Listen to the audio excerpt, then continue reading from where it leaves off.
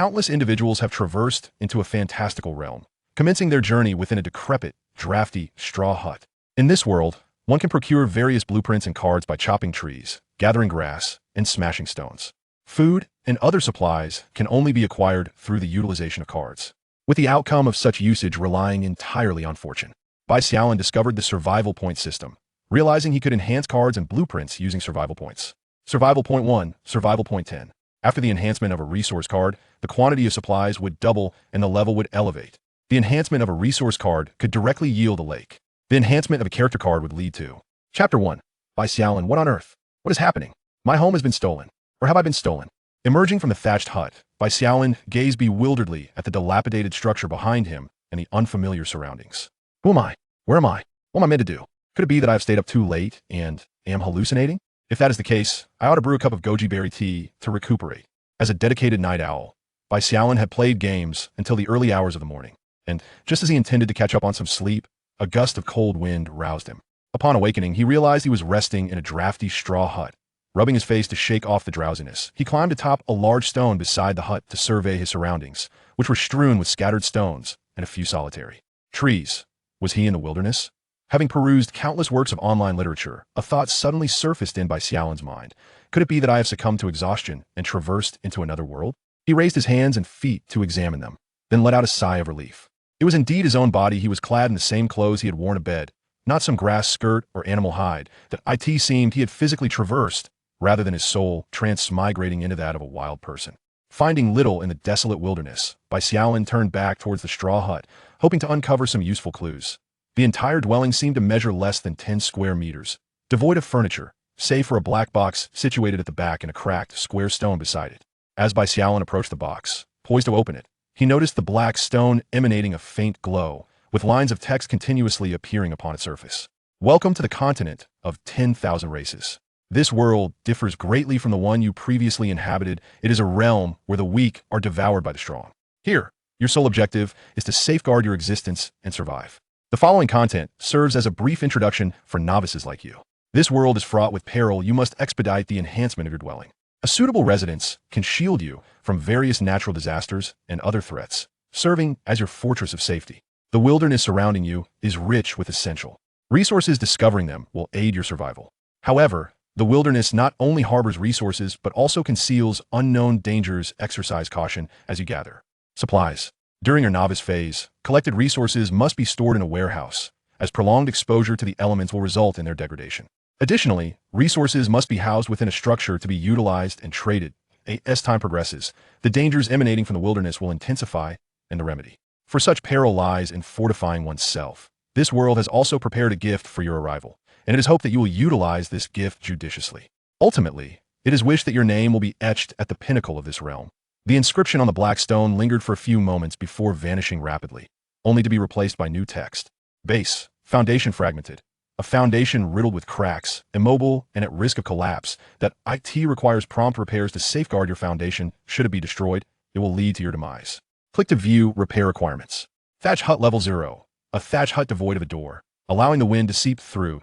It poses a risk of collapsing while you slumber or being attacked by wild beasts. Thus, an upgrade is imperative. Click to view upgrade requirements.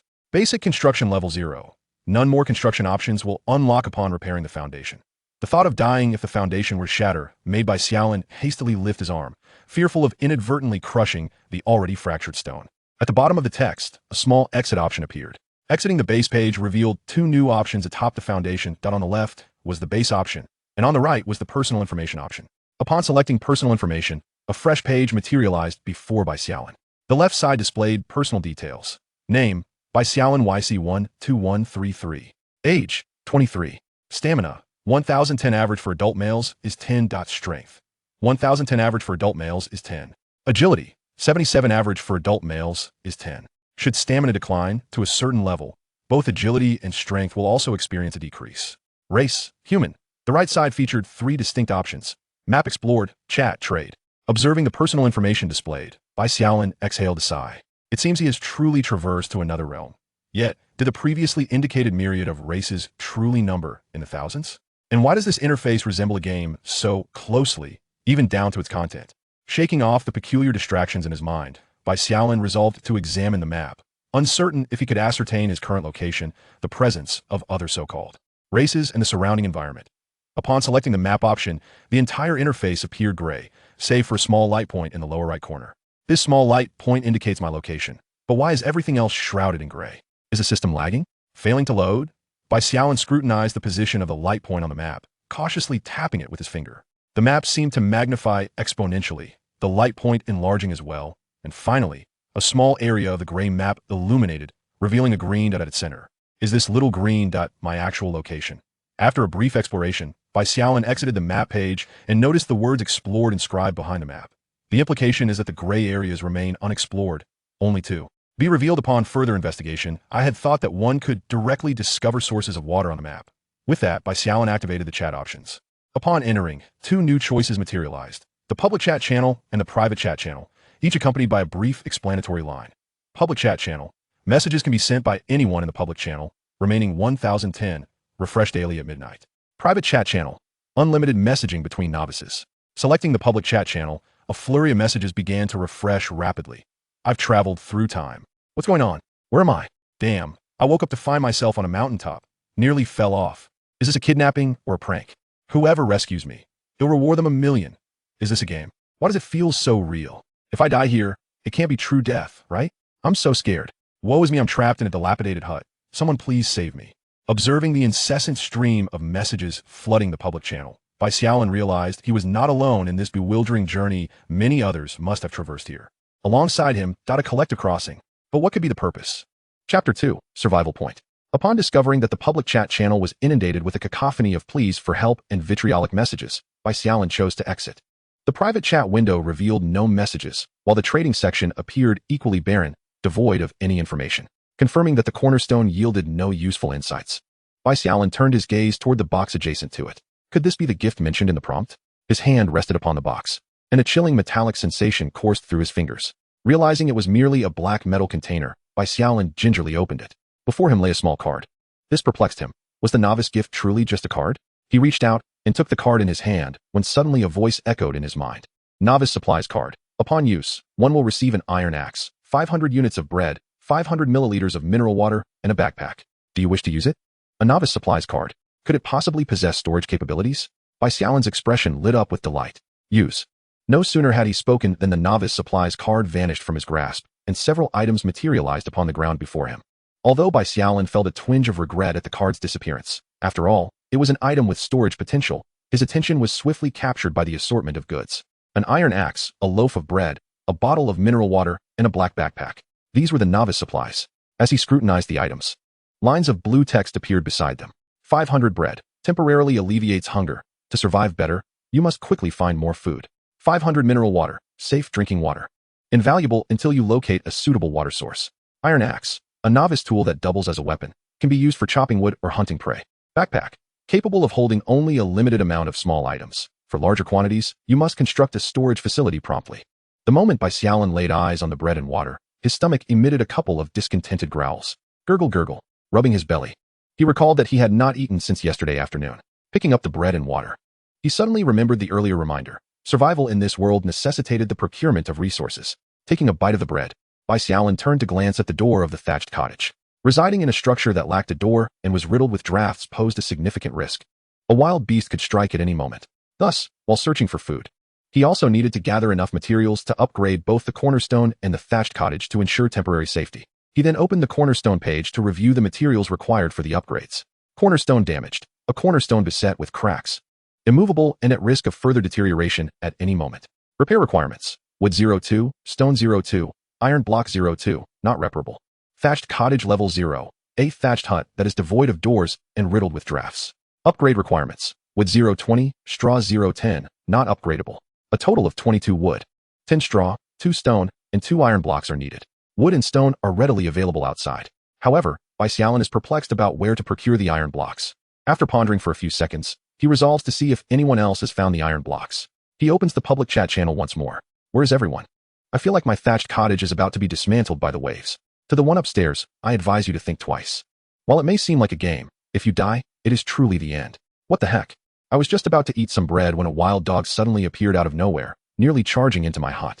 Thankfully, I scared it off with my axe. Brother, How could there possibly be wild dogs in such desolate wilderness? What you encountered was most likely a wolf, and wolves are generally pack animals. If a pack sets its sights on you, the outcome is dire. But look on the bright side. Perhaps it was merely a lone wolf. After what you just said, I can't shake the chills down my spine. If that was indeed a wolf, what should I do now? If it's a pack of wolves, there's little we can do. However, if it's a lone wolf, you can still fend it off with your iron axe. I must remind everyone to upgrade their thatched cottages as soon as possible. Otherwise, there will be nowhere to hide in case of danger. It's too perilous outside. I don't even dare step out of my cottage. Indeed, what if we encounter a beast out there? Although Bai Xiaolin did not glean any information regarding the iron blocks, he noted that others had already faced beastly attacks. Realizing the urgency of upgrading his thatched cottage, he decided to venture out in search of resources, simultaneously gathering other materials while pondering the iron block issue. With his iron axe in hand and a backpack slung over his shoulders, Bai Xiaolin stepped out of the thatched cottage. His first objective was to seek resources, ensuring he had ample food and water. To mitigate potential dangers, he refrained from straying too far and began searching through the nearby grass, behind stones, and among trees for any possible supplies. Regrettably, half an hour passed without any discoveries, leaving Bai Xiaolin perplexed. Could the supplies be hidden so deeply? Surely they are not concealed within stones or underground. After fruitlessly searching for half an hour, Bai Xiaolin resolved to no longer waste time and began clearing the stones and trees surrounding the thatched cottage. By clearing the area around the cottage of trees and stones, he could gather materials while also ensuring the ground was free of obstructions, thus preventing any beast from lurking nearby without his notice. As he scanned his surroundings, Bai Xiaolin casually approached a tree and raised his iron axe to strike. In that instant, as the axe came down, a nearly transparent white circle appeared simultaneously around the tree and the axe, just like the health bar in a game. This led Bai Xiaolin to wonder, could this world truly be a game world? Bang! As the trees fell, they transformed into two 2-meter-long logs and a heap of dry leaves. Wood. 2. Survival points. 1. What exactly are survival points? Upon hearing the final notification tone, Bai Xiaolin was somewhat perplexed. At that moment, a golden, translucent panel materialized before him. Congratulations, host Bai Xiaolin. You have activated the hidden system, survival points system, which possesses a unique quality. Every action conducive to survival will yield an indefinite number of survival points. Survival points can be utilized to enhance the level and quality of resources, as well as to repair tools. Further functionalities await your exploration. Remaining survival points. 1. Uniqueness. A smile crept across Bai Xiaolin's face. With the advent of this survival point system, coupled with this game-like system, he now possessed two systems. Gazing at the single survival point displayed on the screen, his joy was palpable as he swiftly resumed his logging endeavors. Wood. 2. Survival points. 1. As messages flickered by rapidly, logs began to accumulate on the ground. When the logs reached a total of 16, his survival points surged to 8. At this juncture, the translucent white ring on his iron axe had filled 1/5 of its capacity. Bai Xiaolin calculated that, at this rate, his iron axe could fell a maximum of 40 trees before succumbing to wear. While he observed, a line of golden text appeared beside the axe's ring. Iron axe durability decreased. Would you like to expend 1 survival point to repair? Do not repair. Chapter 3. Gathering materials. As he felled the initial trees, he encountered similar repair prompts, each consuming 1 survival point. Bai Xiaolin was reluctant to squander his survival points. He aimed to fell more trees to ascertain how much durability could be restored with just 1 point. Minutes later, Wood. 2. Resource card level 1. 1. Survival points. 1. A resource card? Could it be that using it would yield supplies? No wonder they were hidden within the trees. A white card materialized in Bai Xiaolin's hand, adorned with a small droplet of water. Water resource card level 1. Upon use, it generates a small stream in a designated area. Concurrently, a line of golden text emerged. Would you like to expend 1 survival point to upgrade the resource card to the next level? Resource cards can be upgraded. The resources obtained post-upgrade would undoubtedly be greater. Without hesitation, Bai Xiaolin confirmed the action. Survival points. 1.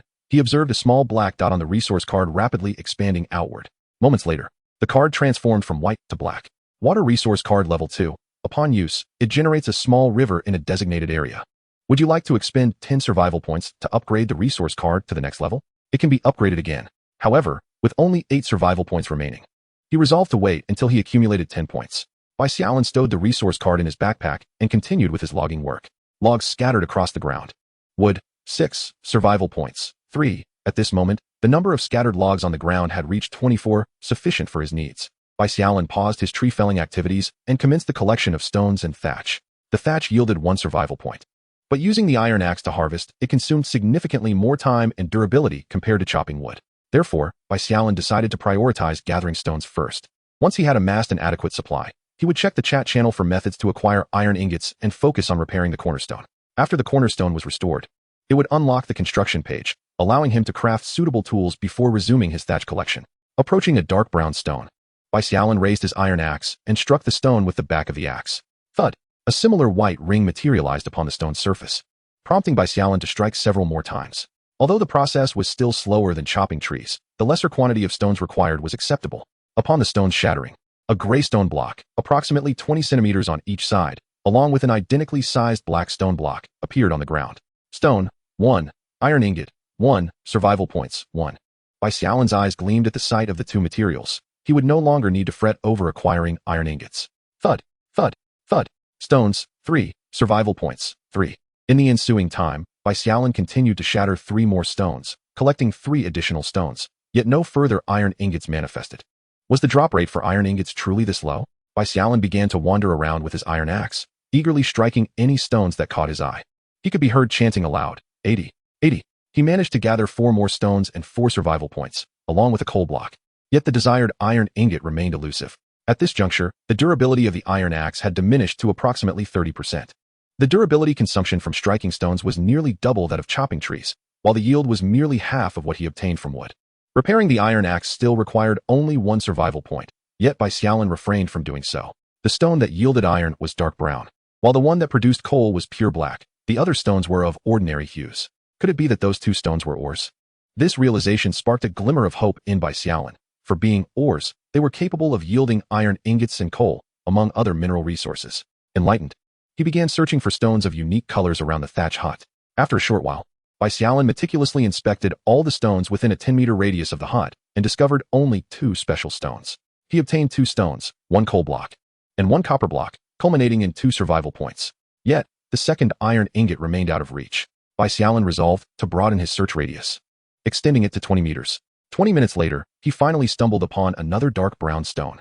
During this time, he had encountered other colored stones, but he chose not to mine them, instead noting their locations for future extraction once he crafted specialized tools. As the white circle on the dark brown stone diminished, he struck again.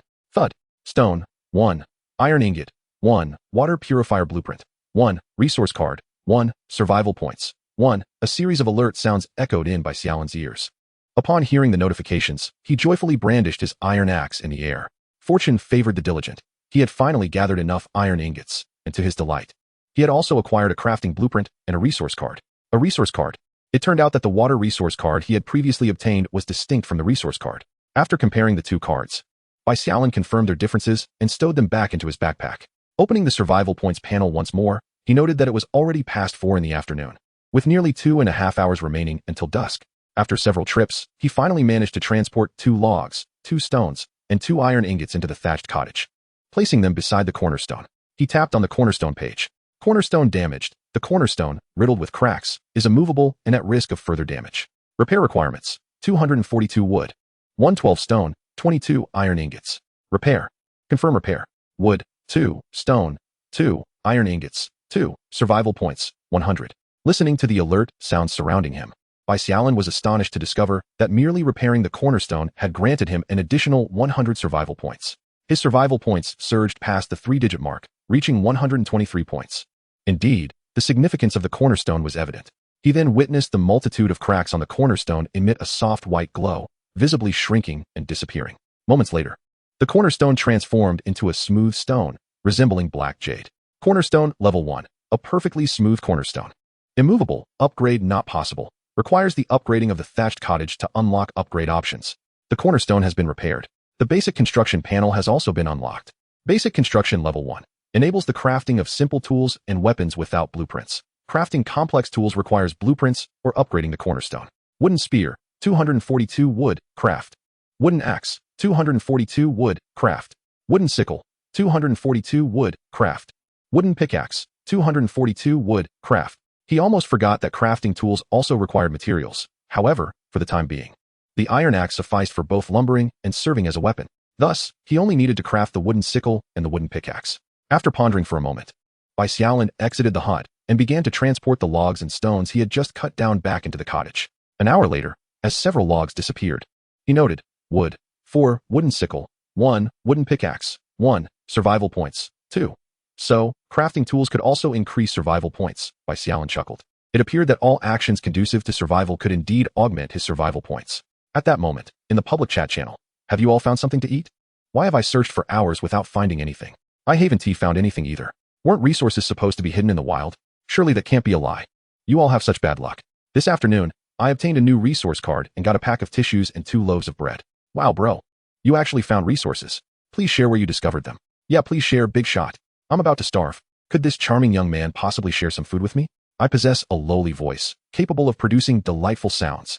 To my surprise, there exists a creature that also emits such sounds. Leave. Chapter 4, Leveling Up. Why is it that my maximum stamina is 10, yet upon entering, I find it has dwindled to merely 4 points, resulting in a notification of insufficient stamina after merely chopping a few trees?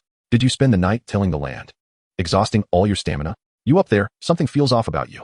Just a few hours have passed, and it's evident from the chat channel that many have already depleted their food supplies, resorting to tricks to obtain sustenance. Those who fail to cherish their resources will find the days ahead quite challenging. Shaking his head, Bai Xiaolin opened the trading page. What was previously devoid of messages at noon now brimmed with countless trade offers. 2 units of wood for 500 units of water. Note, those in need of wood. Hurry. The comments below read, what nonsense are you thinking? 2 units of wood for 200 units of pure water. Note, only pure water. Do not attempt to deceive me with undrinkable water. Brother, what have you been through? Share your story. 100 red sugar for 500 loaves of bread. Note, only this one. Ladies, hurry to purchase. I can't believe you even have that. Can you tell me where you found such resources? Allow me to explain. Chopping trees, gathering grass, and breaking stones all have a chance to yield resource cards containing various supplies. Besides red sugar, I also obtained bread and water. I opened a pack of spicy strips, and now I am proudly enjoying spicy strips with bread. I received a resource card but only extracted shampoo with no food. Why is it that your resource cards yield such bountiful items, while I only received 5 pairs of socks? 500 units of wolf meat for either 500 units of pure water or a lighter. Note, wolf meat is raw and must be cooked before consumption. Those with flint or matches may contact me privately. Brother, you are incredibly brave. On just the first day, you can slay wild wolves alone. I am still chopping trees while you have already begun selling wolf meat. Do wild wolves not have any pride? Observing the trading page. It is now predominantly filled with individuals wishing to exchange materials for sustenance. Bai Xiaolin shook his head and exited the trading page. He then stepped out of the thatched cottage with his tools, commencing the harvest of grass. Bundles of grass appeared on the ground. Grass, 3. Survival points, 3. The durability of the wooden sickle is decreasing. Would you like to consume 1 survival point to repair it? He glanced at the durability bar of the wooden sickle. No repairs. As Bai Xiaolin prepared to continue gathering grass, a blue notification appeared before him. Insufficient stamina. When stamina is too low, work efficiency decreases continuously. You can restore stamina by resting or eating. Stamina, 210. Strength, 410. Agility, 37. Bai Xiaolin furrowed his brow. His stamina had dwindled to 2 points, with both strength and agility dropping below 5 points. If one does not devise a means to restore their stamina, the efficiency of work diminishes, and the pace of harvesting thatch declines, resulting in the necessity to expend several times more effort to gather the remaining bundles of thatch. Yet, if one wishes to regain their vigor, there is surely no time for rest. Should one resort to consuming the remaining bread to recuperate their strength? It remains uncertain whether the survival points can aid in this endeavor. Just as Bai Xiaolin contemplated this, a line of golden text materialized. Consuming 1 survival point can restore 10 stamina points. Would you like to restore? The realization that survival points could indeed replenish stamina caused Bai Xiaolin to beam with delight. With 1 survival point at hand, he did not hesitate to expend it for restoration. Maximum stamina is 10, can be restored to 10. Stamina, 10-10. Strength, 10-10. Agility, 77. After replenishing his stamina, Bai Xiaolin resumed his task of harvesting thatch. Thatched grass, 6. Grass ropes, 2. Survival points, 6. Before long, the quantity of harvested thatch had reached 10 bundles, and he unexpectedly obtained 2 grass ropes. Noticing that nearly half an hour remained until dusk, Bai Xiaolin resolved to gather additional resources for future use. Thatch grass, 1. Survival points, 1. At that moment, the durability of the wooden sickle in his hand was completely exhausted, shattering into several pieces upon falling to the ground. A wooden sickle could harvest 10 bundles of thatch, requiring merely 2 pieces of wood for its creation. Thus, Bai Xiaolin refrained from wasting survival points on repairs. He simply retrieved his iron axe and sought a tree to fell. Wood, 6. Survival points, 3. Iron axe durability decreasing. Would you like to expend 1 survival point for repairs? After felling 3 trees, Bai Xiaolin observed that the durability of the iron axe had plummeted to its lowest point. It was likely that should he attempt to fell another tree, it would shatter like the wooden sickle. This was his sole iron tool, and Bai Xiaolin could not permit it to be destroyed so easily. Therefore, he promptly consumed survival points for repairs. Survival points, 1. He stowed the restored iron axe in his backpack and retrieved his final tool, the wooden pickaxe. While collecting materials, he could also assess the durability of the pickaxe. Stone, 1. Resource card, 1. Survival points, 1. Bai Xiaolin's eyes brightened. He had unexpectedly acquired another resource card, a delightful surprise indeed. Upon inspecting the pickaxe's durability, he noted that it had consumed approximately 1/10 of its capacity, indicating that like the wooden sickle, it could also gather only 10 units of materials. With this unexpected bounty in hand, Bai Xiaolin felt no inclination to continue collecting materials. Thatched cottage level 0. A thatched cottage lacking a door, full of drafts. Upgrade requirements. Wood 2420, thatched grass 1110. Upgradable. Confirm upgrade. Wood 20, thatched grass 10. Survival points 50. As logs and bundles of thatch swiftly vanished, the sounds of hammering echoed. All the thatch surrounding the cottage transformed into sturdy wood. The roof, previously exposed to the wind, was renewed, and most importantly, a brand new wooden door appeared at the entrance. Although the cabin still has some drafts, it effectively wards off the assaults of wild beasts, significantly enhancing safety. The slight leakage of air pales in comparison to the threat of life itself. I no longer need to fear being whisked away by a beast in my sleep. Bai Xiaolin joyfully opened and closed the wooden door, reveling in the playful act. Outside, the sky gradually darkened. At that moment, Bai Xiaolin sensed an ominous presence lurking in the distant shadows, causing a chill to run down his spine. As he approached the cornerstone, a faint glow began to emanate from it, illuminating the otherwise dark cabin. In the public chat channel, voices echoed with frustration about the scarcity of beginner supplies. I barely managed to gather enough wood with just an iron axe, and before I could collect thatch, the axe broke. I share your plight, but fortunately, I gathered enough iron to repair the cornerstone, and now I can craft tools. That is child's play. I chopped down trees at noon and obtained a resource card, which yielded several packs of instant noodles. I didn't venture out in the afternoon. Instead, I traded the noodles for materials and upgraded both the cornerstone and the cabin. Goodness, I worship the lucky one. It's disheartening how people can have such varied fortunes. My resource card only yielded a bottle of hot sauce. How am I supposed to make do with that? I received a fish and can enjoy sashimi tonight. Splendid. Chapter 5. Items of level. What does a resource card look like? Could someone of great stature lend me a glance? Get lost. I see you're unattractive, yet harboring lofty dreams. Bai Xiaolin then opened the trading page. While many in the chat channel flaunted their food, the trading area was inundated with requests for food and water. It appeared that only a fortunate few could obtain sustenance, while the majority lingered on the brink of starvation. Without sufficient food today, I would surely struggle to fully recover my stamina by tomorrow, leading to an even scarcer supply of materials and resources. If I could miraculously procure food, it would be a blessing. Otherwise, I would find myself ensnared in a vicious cycle, ultimately leading to starvation or becoming prey to wild beasts. Shaking his head to dispel such thoughts, Bai Xiaolin began to organize the various supplies he had gathered that day. Apart from assorted materials, he had 2 resource cards. 1 resource card, a blueprint for a water purifier, and, most importantly, 186 survival points. Gazing at the items laid before him, Bai Xiaolin decided to first examine their functions carefully, as he had been too preoccupied with gathering materials earlier. He picked up the 2 resource cards. Resource card, upon use, it grants a random quantity of supplies. Would you like to consume 1 survival point to enhance the resource card? The quantity or quality of supplies within the card will randomly improve after enhancement. Upon reading the 2 lines of prompts, Bai Xiaolin did not hesitate and chose to enhance the card. Enhancement. Survival points. 2. As he consumed 2 survival points, Bai Xiaolin eagerly anticipated a transformation in the resource card. However, after a few seconds, he noticed no change in color akin to the resource card enhancement. Finally, when he inspected the 2 resource cards again, he observed a golden mark in the top right corner of one card, while the other bore a golden 1. What could this signify? What did the 1 mean? Bai Xiaolin picked up the resource card that had appeared before him, feeling a hint of perplexity. At that moment, 2 lines of text materialized in front of his eyes once more, one in blue and the other in gold. Resource card level upon use. It grants a random quantity of resources, with one type of resource being randomly upgraded to a higher level. Would you like to use it? Would you like to expend 10 survival points to enhance the resource card, thereby randomly improving the quantity or quality of resources within it? He chose no for both options. Bai Xiaolin then picked up the resource card marked with the number 1. The same 2 lines of text appeared before him again. Resource card 1. Upon use, it provides a random multiple of resources. Would you like to use it? Would you like to expend 10 survival points to enhance the resource card, thereby randomly improving the quantity or quality of resources within it? He again selected no and put away the resource card. The 1 indicated an increase in quantity, while level implied an enhancement in quality. However, he remained uncertain about the differences between the resources upgraded to a higher level and the ordinary resources. Setting the 2 resource cards aside, Bai Xiaolin once again picked up the blueprint for the water purifier. Water purifier blueprint. The water purifier can filter and purify water sources. ensuring they meet the standards for pure water. It can purify up to 50 units of pure water per hour, with a maximum storage capacity of 1 liter. Click to view the necessary materials for crafting. Would you like to expend 1 survival point to enhance the blueprint? The function of the water purifier will be improved, but the required materials will also increase.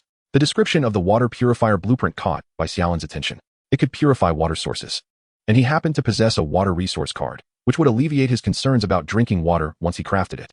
Moreover, with an excess of water, he could sell it for other resources. Water purifier requires 42 wood, 2 charcoal, 2 sand, and 101 stone. After reviewing the materials needed for the water purifier, Bai Xiaolin realized he did not currently possess charcoal or sand. However, he felt no anxiety. Both materials could potentially be found in the trading area or collected the following day. Nevertheless, he could purify only 200 units of pure water daily, which was the average daily consumption for a typical person, leaving no surplus for trade. After some contemplation, Bai Xiaolin decided to enhance the water purifier blueprint. Curious about the effects of the enhancement. Survival points. 1. Water purifier blueprint 1. The water purifier can filter and purify water sources, ensuring they meet the standards for pure water. It can purify up to 100 units of pure water per hour, with a maximum storage capacity of 2 liters. Both the purification and storage capacities had doubled, but so had the required materials. Yet, this was not sufficient. Bai Xiaolin chose to expend 10 survival points to further enhance the water purifier blueprint. Survival points. 10. Water purifier blueprint 2. The water purifier can filter and purify water sources, ensuring they meet the standards for pure water. It can purify up to 200 units of pure water per hour, with a maximum storage capacity of 5 liters. He could now purify approximately 4 liters of pure water daily, which would be ample for both drinking and selling in the short term. Now, he merely awaited the collection of materials to craft it. As for the water resource card, he would wait to use it until after he had created the water purifier. After a moment of contemplation, Bai Xiaolin once again picked up 2 supply cards and resolved to consume 20 survival points to enhance them further. With 20 survival points spent, the 2 supply cards transformed into supply card level 1 and supply card 2. Clutching the cards, Bai Xiaolin began to beseech the deities for their blessings. Hoping to procure valuable resources, he first utilized supply card 2. As the card shimmered and vanished, a plethora of items materialized before him. Staring at the abundance of supplies, Bai Xiaolin was left utterly astonished. The sheer quantity was incomparably greater than that of the novice gift. Next, he activated the level 1 supply card. Another heap of items appeared, though the quantity was noticeably less than the previous one. The smile on Bai Xiaolin's face was unmistakable as he surveyed the assortment of resources. Prosperity was at hand. This was merely from the level 2 supply card. One could only imagine the bounty from a level 3 or even level 4 card. After a brief moment of reflection, Bai Xiaolin began to organize the items before him, with the light of the cornerstone illuminating his surroundings. He reached out with his left hand to grasp something. What was it? Long johns. Would you like to consume 1 survival point to enhance the item? The item will receive a random upgrade upon enhancement. Ignoring the enhancement prompt, he reached out with his right hand again. The texture. More long johns. He grabbed 5 or 6 pairs of long johns, nearly losing his mind. Was he to sell long johns in the market? But who would wear them in this weather? He tossed a few pairs aside and resumed his search. This time, he uncovered a package of hot pot base ingredients. Would you like to consume 1 survival point to enhance the item? The item will receive a random upgrade upon enhancement. What kind of food was this? Was he expected to consume hot pot base directly? That would be even bolder than eating chili paste. Pressing on. Half an hour later, Bai Xiaolin gazed at the mountain of supplies in the corner, letting out a long sigh of relief. Delightful. He deliberately averted his eyes from the 20 pairs of long johns carelessly discarded at the door, preferring to ignore their presence. Aside from the long johns, his 2 supply cards yielded 10 packages of hot pot base, 20 boxes of matches, a case of 50 pieces of Wushuang brand ham sausage, 500 servings of bread, and 500 bottles of mineral water. Most notably, there were 5 bottles of cola. Cola level, 500, which restores 10 stamina points within half an hour when consumed. Would you like to consume 10 survival points to enhance the item? The item will receive a random upgrade upon enhancement. Although the stamina restoration was inferior to using 1 survival point, Bai Xiaolin comprehended the effectiveness of higher level items. He also noticed the enhancement prompt appearing on the cola, identical to that on the long johns and hot pot base. After a moment of hesitation, he chose not to proceed with further enhancements, primarily due to the prudent utilization of survival points. Enhancing supply cards allowed for the simultaneous enhancement of all items contained within, whereas selecting to enhance the long johns or cola would only improve that single item for the same expenditure of survival points. Such behavior is evidently unwise for Bai Xiaolin, who currently lacks resources for survival. Consequently, he resolves to abandon this notion of severe wastefulness. He neatly places the cola aside, noting that the time has nearly reached 8 in the evening. After a long day of toil, Bai Xiaolin decides to indulge himself, retrieving 2 sausages to place within the leftover bread from lunch. Observing others in the chat channel, who incessantly express their hunger. He takes a bite of his bread, savoring the delightful taste. While enjoying his meal, Bai Xiaolin anonymously lists 2 pairs of thermal pants in the trading channel, curious to see if he might exchange them for sand. Thermal pants 1 for 1 sand, 2 remaining. Note: wearing these thermal pants will alleviate your mother's worries about your chronic leg pain. After a few moments without any sales, the trading page begins to fill with comments. During the day, I saw someone selling socks, and now I see someone selling thermal pants. You are all quite the talents. Just as unfortunate as I am. Offering nothing of value. Thermal pants. A massive sale of Arctic thermal pants. I mourn for you. I've listed 2 chocolates. Quite fragrant. Get lost. Chapter 6. The cold night approaches. Seeing a group of people mocked by Xiaolin, he cannot help but comment, "Aren't you afraid of wasting your speaking opportunities? Why gather here to clutter the conversation? Brother upstairs, your information is a bit outdated. There's no limit on comments in the trading area. Come on. Let us surf together. I'm here, I'm leaving. I'm back again." Bai Xiaolin finds himself both exasperated and amused. After a tense day, these netizens have found leisure in banter. Closing the comments, Bai Xiaolin begins to peruse the trading information posted by others. Due to the overwhelming volume of trades, he can directly search for the information he desires. Searching for sand yields several offers. 1 sand for any food 500, 2 sand for bread 500, 1 sand for mineral water 500. Upon seeing the exorbitant prices, Bai Xiaolin frowns, pondering that since he is not in urgent need, he might wait until tomorrow to see if prices decrease. He is not alone in his sentiments. The comments beneath these trade offers express disdain for the excessive food requirements. Finishing his bread and consuming the remaining water from earlier, Bai Xiaolin begins to survey his surroundings, preparing to find a place to sleep, as an early bedtime would allow him to face the uncertainties of the next day. However, he discovers that the entire floor is hard, leaving no suitable place to rest. He can only spread out the last remaining bundle of straw on the ground, finally creating a space to lie down. Yet, it remains uncomfortable. Glancing at the doorway, Bai Xiaolin quickly rises to gather the thermal pants discarded there, layering them atop the straw. Now, at last, it is somewhat more comfortable. Reclining there, Bai Xiaolin reflects on the day's achievements. He has secured enough food and water to last several days, and both his foundation and dwelling have been upgraded to level 1. Additionally, he has learned that an iron axe can fell 40 trees to yield 80 units of wood, and it requires only 1 survival point for repairs, making it far more economical than crafting a wooden axe, thus eliminating the need for immediate replacement. The wooden sickle and wooden pickaxe can each yield 10 materials, making their creation more advantageous than mere repairs. Tomorrow, I plan to craft 2 of each as a precaution.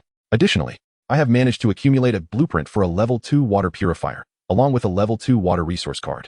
Fortuitously, I encountered no wild beasts today. Thus, the first day of survival draws to a close. Perhaps wearied from the day's efforts, Bai Xiaolin gradually succumbed to slumber.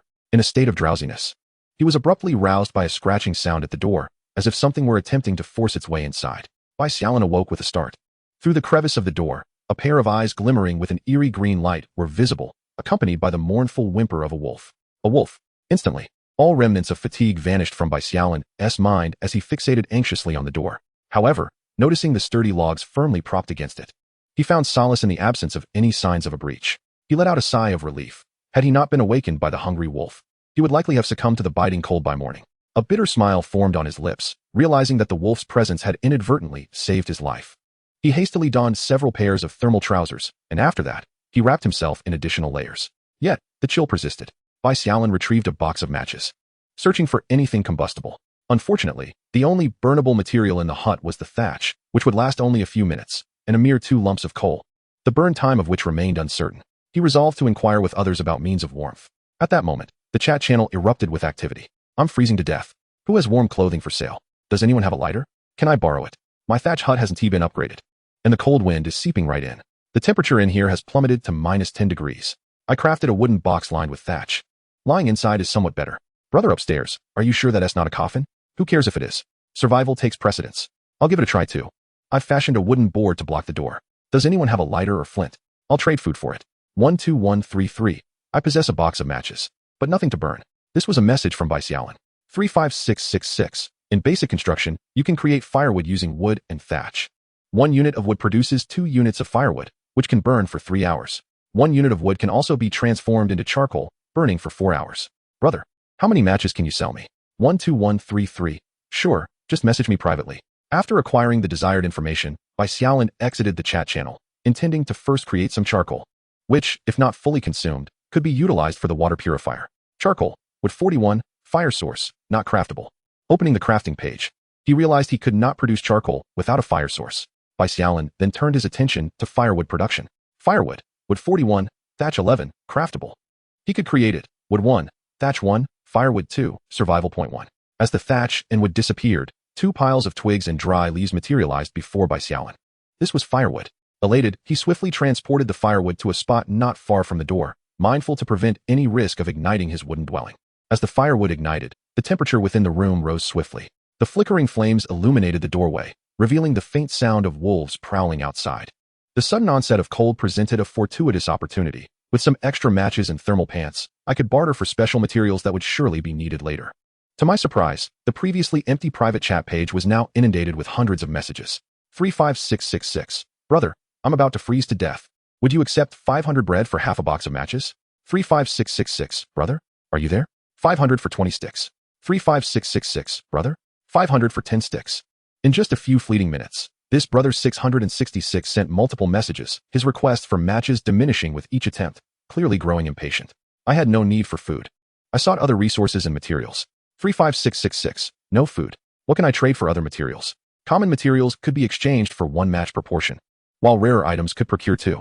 Suddenly, I recalled the water purifier blueprint and resource card I had acquired today. I added, blueprints and cards can also be traded for matches. I also have an extra pair of thermal pants to offer. I reserved a box of matches for myself, then laid out the remaining 19 boxes, each containing 50 matches, totaling 950 matches. I tore open the ignition paper beside the matchboxes, dividing it into 10 portions, which amounted to 190 in total. Each portion of ignition paper could be sold alongside 5 matches, preventing buyers from leaving with matches that wouldn't ignite.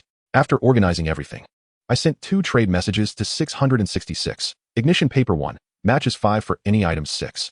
Thermal pants 1 for any materials 2. Chapter 7, bartering for supplies. Next, I began to sift through the remaining private messages.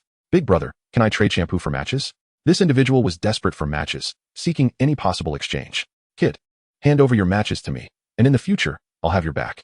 Brother, can I trade wood and stone for your matches? How about a bottle of water and a piece of bread for half a box of matches? Food and water are in short supply. You wouldn't be at a loss. After reviewing the messages, I blacklisted those with unfriendly tones or intentions to deceive. I selected over 100 individuals and forwarded the demand information I had sent to 666. I then sent the trade details privately.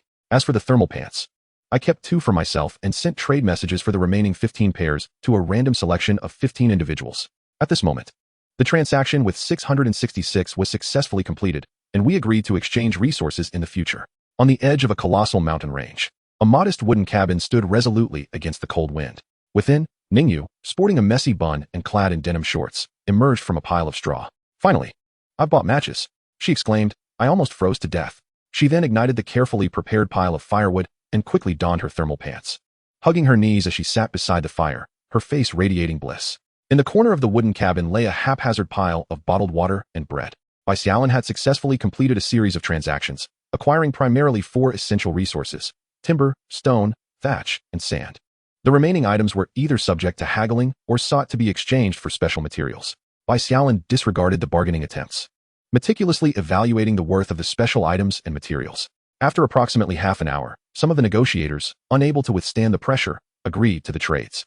By this time, all the thermal pants had been sold, leaving only 23 sets of matches unsold, prompting Bai Xiaolin to cancel the transaction and begin organizing his recent acquisitions. He had secured 167 match sets and 15 thermal pants. The materials collected included 324 units of timber, 206 stones, 197 thatch, 95 sand, 5 iron blocks, 10 coal pieces, 2 glass panes, 14 grass ropes, and 5 plastic items. The first 4 resources were exchanged at the rate of 1 match per unit, while the remaining materials were traded at 2 matches per unit. Not a single resource card was obtained, as they were far more precious than the few matches that could be exchanged for them. In addition to materials, he also acquired 4 blueprints, 1 for crafting a single bed, 1 for armor, 1 for a fireplace, and 1 for a water purifier. The blueprint for the water purifier was the most valuable. The other trader mentioned that had it not been for the extreme cold and lack of surplus resources, he would never have parted with such a blueprint. Ultimately, Bai Xiaolin completed the trade by offering 2 bottles of water and 2 sausages, a price he deemed quite reasonable, considering the promise of an endless supply of clean water once the purifier was constructed. Moreover, he exchanged for various miscellaneous items such as shampoo, a foot bath, pottery, slippers, notebooks, and brushes. His survival points increased by 19, though the method of evaluation for these points from trading remained unclear. Bai Xiaolin had not anticipated that the least valued items, the matches and thermal pants, would yield the most substantial resources. As for the remaining 23 sets of matches, he decided to list them in the trading area. Upon opening the trading section, he discovered that his 2 thermal pants had already been sold, likely during the sudden drop in temperature. The new comments below were filled with expressions of regret, alongside a couple of enthusiastic endorsements. Additionally, items like flint, lighters, matches, and torches had become scarce commodities, vanishing in an instant whenever they appeared in the trading area. It was evident that food remained consistently in short supply. As only a few individuals managed to procure sustenance and water, Bai Xiaolin observed several trading posts for matches, predominantly exchanged for food and water, and his prices were relatively low, given the ease of obtaining the materials. As the clock approached 2 in the morning, he posted a trade offer of 1 fire starter for 5 matchsticks, allowing for the exchange of any 6 items, with 23 sets remaining. After listing his trading information, Bai Xiaolin added the last of his firewood to the pile, ensuring that the fire would continue to burn until 6 or 7 in the morning. Approximately 5 hours of sleep is sufficient to awaken refreshed. After all, tomorrow promises an abundance of activities. To indulge in an extra hour of slumber would be a squander of precious developmental time. Youth is fleeting, and one must seize the moment.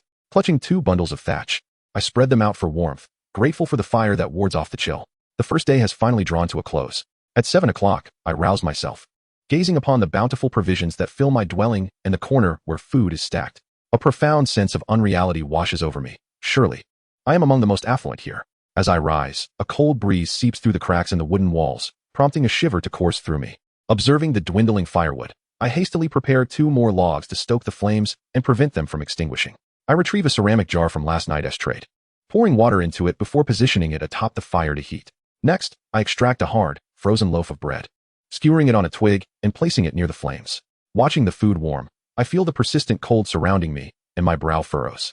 If this frigid weather persists, without proper clothing to shield me from the elements, I will be unable to venture outside.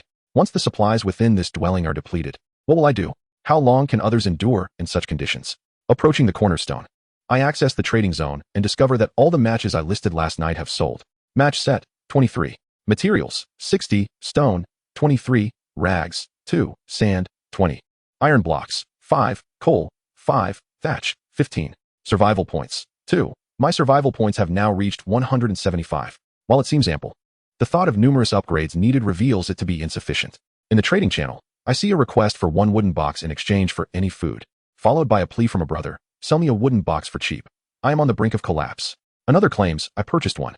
A towering figure like me fits comfortably within. Then, a complaint, 1 wooden board for pure water, but it knocked me down multiple times when blown over. Many individuals have been posting offers for wooden boxes and boards since last night. Clearly a high demand, but short supply. The comments below overflow with requests from those who, on the first day, failed to restore their cornerstone and thatched huts. Without unlocking basic construction, they are compelled to trade precious food for wooden boards and boxes. Chapter 8. A grand single bed. The chatter in the communication channel has noticeably diminished. It appears many did not survive the previous night. There seems to be a black bear lurking outside my abode. What should I do? I am not ready to meet my end. How much longer can I endure? Oh, dear heavens, I am still alive. Haha. Is there anyone with surplus food? I implore you, save me. I must venture out to seek sustenance. I would rather perish in fullness than in hunger. Wish me luck, dear siblings. As I contemplate my dwindling provisions, I realize that I may soon find myself in the same plight as the others. However, every additional moment of life here is a treasure. With that thought dispelling my negative musings, I prepare to face the day. Bai Xiaolin placed a sausage beside the fire to warm it up, while using straw to cushion a clay pot filled with hot water, which he set aside to cool. He then took out some bread and began to eat. Only with a full stomach could he contemplate survival. Hunger would hasten his demise. A piece of bread and a sausage settled in his belly. Bai Xiaolin lifted the clay pot and drank a mouthful of warm water, a comforting warmth enveloping him and dispelling the cold within. After consuming half, he set the pot next to the fire to maintain its temperature and rose to attend to his tasks. He stored the bread, water, sausage, and cola, along with several crafting blueprints and resource cards, in a black box next to the cornerstone for safekeeping. He then navigated to the crafting page for a small wooden box. Small wooden box, a box with a storage capacity of 1 cubic meter. Requires 3671 wood for crafting. It seemed that crafting a wooden box did not yield any survival points, suggesting that not all creations contributed to his survival metrics. Once the small wooden box was completed, Bai Xiaolin stowed away miscellaneous items like hot pot base and shampoo inside it. Various materials obtained from trades the previous night still cluttered the house, and he noticed more piles of materials outside through the door's crack. With an abundance of wood, Bai Xiaolin pondered whether he could upgrade the cornerstone and the small house once more. Without hesitation, He examined the upgrade requirements for the cornerstone. Cornerstone Level 1. A perfectly smooth cornerstone. Immovable. Click to view upgrade materials. Upgrade requirements. 36,850 wood, 23930 stone, 11710 sand, 105 iron blocks. The materials required were not too daunting, so he confirmed the upgrade. A wave of light radiated from the cornerstone as its surface darkened further. He noted his resources diminished: 50 wood, 30 stone, 10 sand, 5 iron blocks, and his survival points increased to 200. The first upgrade had granted him 100 points, and the second yielded 200. The points acquired from this upgrade surpassed the total he had accumulated the previous day, filling Bai Xiaolin with anticipation for the potential points from upgrading the small house. Cornerstone Level 2. A perfectly smooth cornerstone. Immovable. Upgrade unavailable. The small house must first be upgraded to unlock this option. Following the upgrade, the basic construction page revealed a plethora of new tools and items available for crafting. Basic construction Level 2. Simple tools and weapons can be crafted without blueprints. Complex tools require either blueprints or an upgraded cornerstone. Stone sickle. 3,361 wood, 2091 stone, 161 grass rope, craft. Stone pickaxe. 3,361 wood, 2091 stone, 161 grass rope, craft. Wooden fence. 1 meter of fence can be crafted from 1 wood. 3361 wood, craft. Primitive thatched house. 3,365 wood, 21,320 thatch, craft. Could he construct a thatched house now? What purpose would such a dilapidated structure serve? Was it for sale? Who would want it? Exiting the crafting page, Bai Xiaolin began to inspect the upgrade materials required for the small house. Small house Level 1. The small house had sustained minor damage from an attack. Upgrade requirements. Wood 336, 100, straw 21, 310, stone 20, 920, sand 11, 720. No upgrades possible. Upon reading the aforementioned description, Bai Xiaolin was momentarily taken aback. Was the attack on the cabin last night caused by the wolves? As he approached the door, a beam of light streamed through the crack, illuminating the interior. Not perceiving any immediate danger, Bai Xiaolin cautiously removed the log propped against the door and slowly opened it. A chilling gust of wind assaulted him. Standing at the threshold, he gazed outside, noticing that 2 planks of the door had been clawed by wolves, and the ground beneath the wood was littered with paw prints. Evidently, there was not just one wolf outside the cabin last night, but a whole pack. Bai Xiaolin felt an overwhelming sensation that countless eyes were fixated on him from the underbrush, eager to devour him, prompting him to hastily retreat and shut the door. A notification appeared, indicating damage to the cabin. Fortunately, the damage was not severe. Only 2 pieces of wood were needed for repairs. Repair, upgrade. Wood 2, wood 100. Straw 10, stone 20, sand 20. Survival points 100. Another 100 survival points credited, bringing his total to 475 points. Then, the sound of hammering echoed once more. However, it seemed as though Bai Xiaolin and the items within the cabin existed in an alternate dimension, entirely unaffected. As the sounds of construction continued, the interior of the cabin appeared to expand outward. Stones on the floor began to assemble into a foundation, followed by wooden planks being laid down. The wooden boards surrounding the cabin transformed into thicker ones, and the thatched roof was replaced with a wooden one. When the transformation ceased, the entire cabin had undergone a remarkable metamorphosis. Advanced wooden cabin Level 2, a living space with increasingly rational spatial layout, allowing one to relish the charm of nature. The space expanded 5-fold, reaching over 50 square meters, and the structure evolved into a grand living room upon entry. Flanked by 2 small rooms of over 10 square meters each, Bai Xiaolin, hands clasped behind his back, began to survey the interior. He nodded repeatedly, his satisfaction unmistakable. While others still resided in thatched huts, Bai Xiaolin's dwelling had undergone 2 upgrades, embodying luxury and opulence. The 2 small rooms, one serving as a bedroom and the other as a storage room, were perfectly suited. However, with the floor now wooden, starting a fire inside posed a considerable challenge. This thought sparked an idea in Bai Xiaolin's mind. He retrieved the single bed crafting blueprint and the fireplace crafting blueprint from his little black box. Single bed crafting blueprint. A simple wooden single bed, though lacking in comfort, it is far superior to sleeping in a pile of straw. Click to view the materials required for crafting. Will 1 survival point be consumed to enhance the crafting blueprint? Enhance the single bed blueprint? Bai Xiaolin was taken aback. Transforming it into a double bed? What would a single man like him need a double bed for? There was no way he would enhance this. Survival point 1. Survival point 10. A double bed is unnecessary, but Bai Xiaolin, who enjoys rolling around in his sleep, certainly requires a larger bed. Single bed crafting blueprint Level 1. An enhanced single bed that significantly improves sleep quality and facilitates rapid recovery of stamina. Single bed, wood 2346, stone 1892, crafting. After 2 enhancements, is it still merely a single bed? Does a solitary individual not deserve the luxury of a double bed? Crafting, wood 6, stone 2. Survival points 5. With an additional 5 points of survival, The total consumption amounts to merely 6 points. This alleviated the frown on Bai Xiaolin's face slightly. In the small room on the left, a grand bed had already been set up. Gazing at the imposing bed crafted from exceptionally smooth stone blocks and wooden planks, Bai Xiaolin was momentarily taken aback. Such an expansive single bed. Chapter 9. Crafting a Water Purifier. In an instant, all of Bai Xiaolin's discontent vanished. He joyfully flopped onto the bed and rolled about, reveling in the delight of such a splendid single bed. Lying there, he felt a gentle warmth emanating from behind. So comfortable. He opened the trading section to search for bedding sets and quilts, determined not to squander such a magnificent single bed. At this moment, the time was around 8:10. The public chat channel was rapidly inundated with messages. Finally, the moment had arrived. I am ready to venture forth to showcase my skills. Today, I must upgrade the thatched cottage. However, that brother needs to trade me 2 wooden sickles and a wooden pickaxe first, as my iron axe shattered yesterday. Goodness.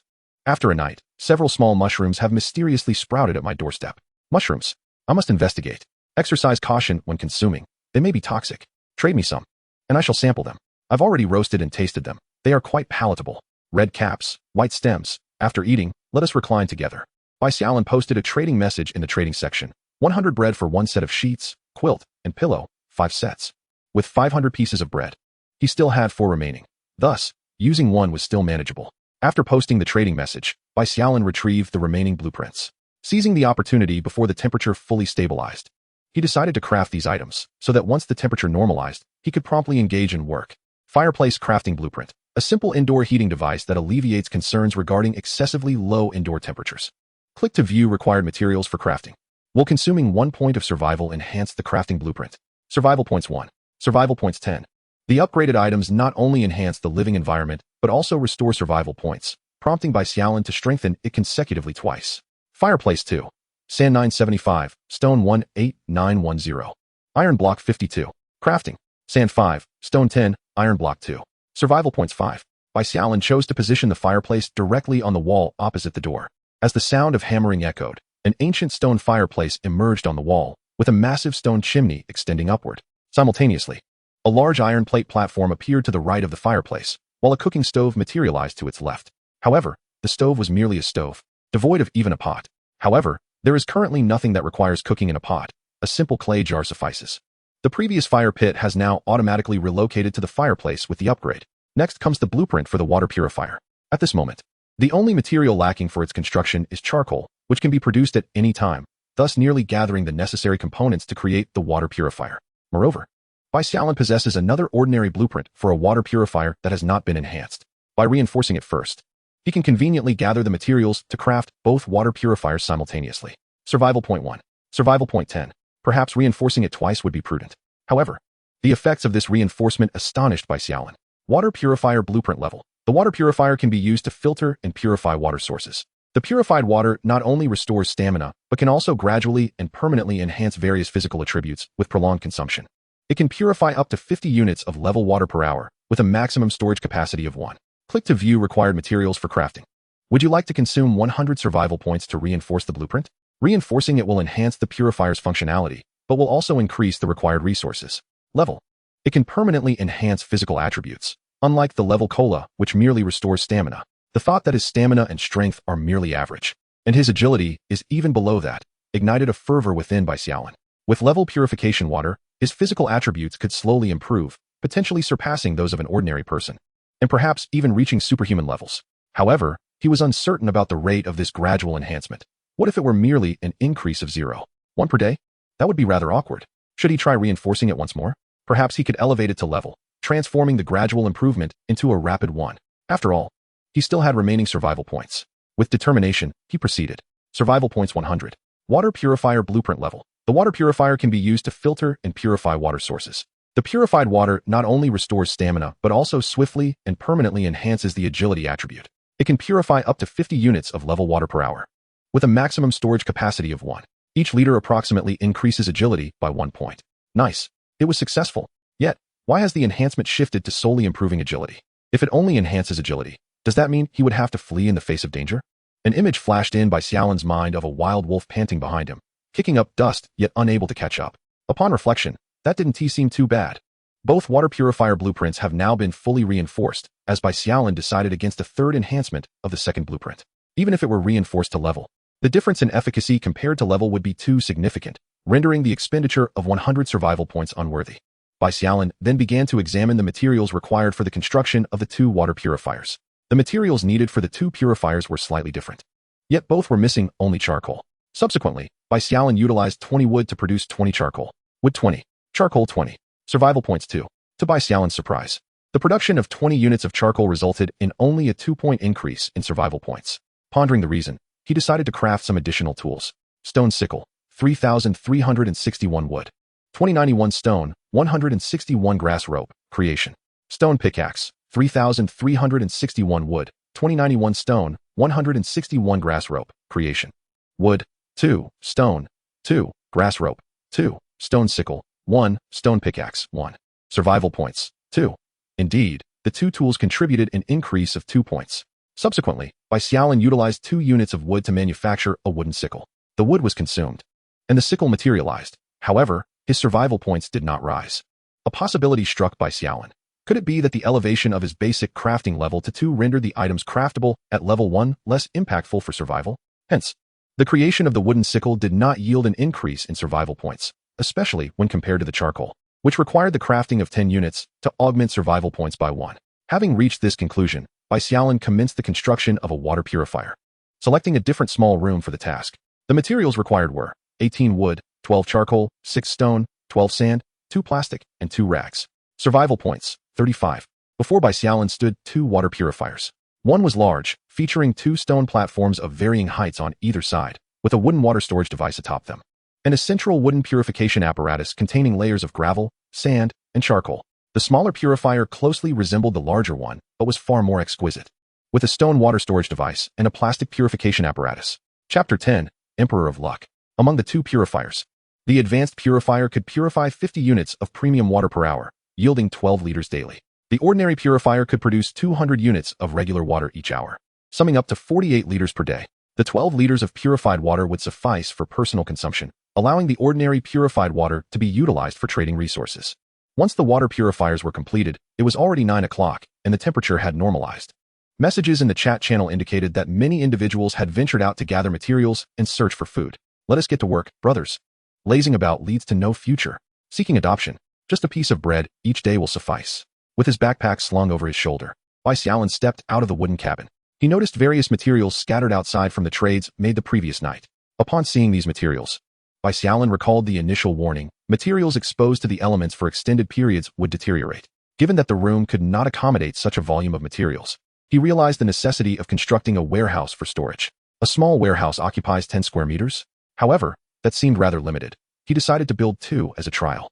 Simultaneously, Bai Xiaolin noticed the option to construct a fence, which inspired him to consider encircling the vicinity of the wooden cabin with a fence, thereby creating a yard while also protecting the newly established warehouse from wild beasts. Without hesitation, Bai Xiaolin set about designating an area to construct the fence, followed by the warehouse. The current dimensions of the house are approximately within the range of 77, while the warehouse measures 25, resulting in a horizontal expanse of just over 10 meters. Furthermore, considering the potential constructions that may need to be erected outside the house, Bai Xiaolin resolved to delineate an area of 2020 as a yard. An area of 400 square meters would suffice even for the next upgrade of the wooden house. This necessitated the creation of 80 fence posts. For the wooden fence, 1 unit of timber can yield 1 meter of fencing. With 2,101 units of timber at hand, Bai Xiaolin clicked to craft. The map above the foundation materialized, vividly displaying the wooden house before him. A line of blue text appeared on the map. Please select the installation location for the wooden fence. Such sophistication. In all, Bai Xiaolin swiftly circled the wooden house and designated a space of 2020, simultaneously setting the position of the entrance and clicking confirm. Materials required: 80 timber, 80 fences, 8 survival points. A circle of wooden fencing emerged around the wooden house on the map. Next came the small warehouse. He selected the construction site, which required 40 timber, 20 stone, and 20 thatch. Warehouse 2. Survival points, 5. Once completed, Bai Xiaolin opened the door, and a brand new wooden fence came into view just over 10 meters away. Adjacent to the wooden house stood the warehouse, with 2 side-by-side structures, each approximately the same size as the initial thatched cottage.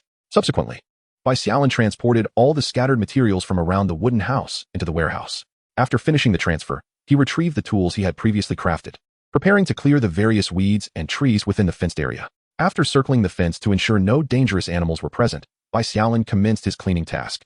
Timber, 2. Survival points, 1. Fortunately, chopping trees also yielded survival points. Otherwise, Bai Xiaolin would have been at his wit's end. For the next 3 hours, until noon, he managed to clear about 1/10 of the area within the fence. Timber, 20, stone, 10, thatch, 20, grass rope, 4, mushrooms, 2. The mushrooms were discovered while clearing the weeds. Aside from these, no resource cards were obtained, but unexpectedly, he found a blueprint for a small trapping device. Gazing at the cleared patch devoid of any weeds, Bai Xiaolin couldn't help but ponder. Such fertile ground would be a shame not to cultivate. He then inexplicably chuckled, realizing that the agricultural instincts ingrained in his heritage were still alive, even in these precarious times. After placing the gathered materials into the warehouse, he was left with only an iron axe, a stone pickaxe, and a blueprint. The other 2 tools were not worth expending survival points for repairs, as they had already shattered.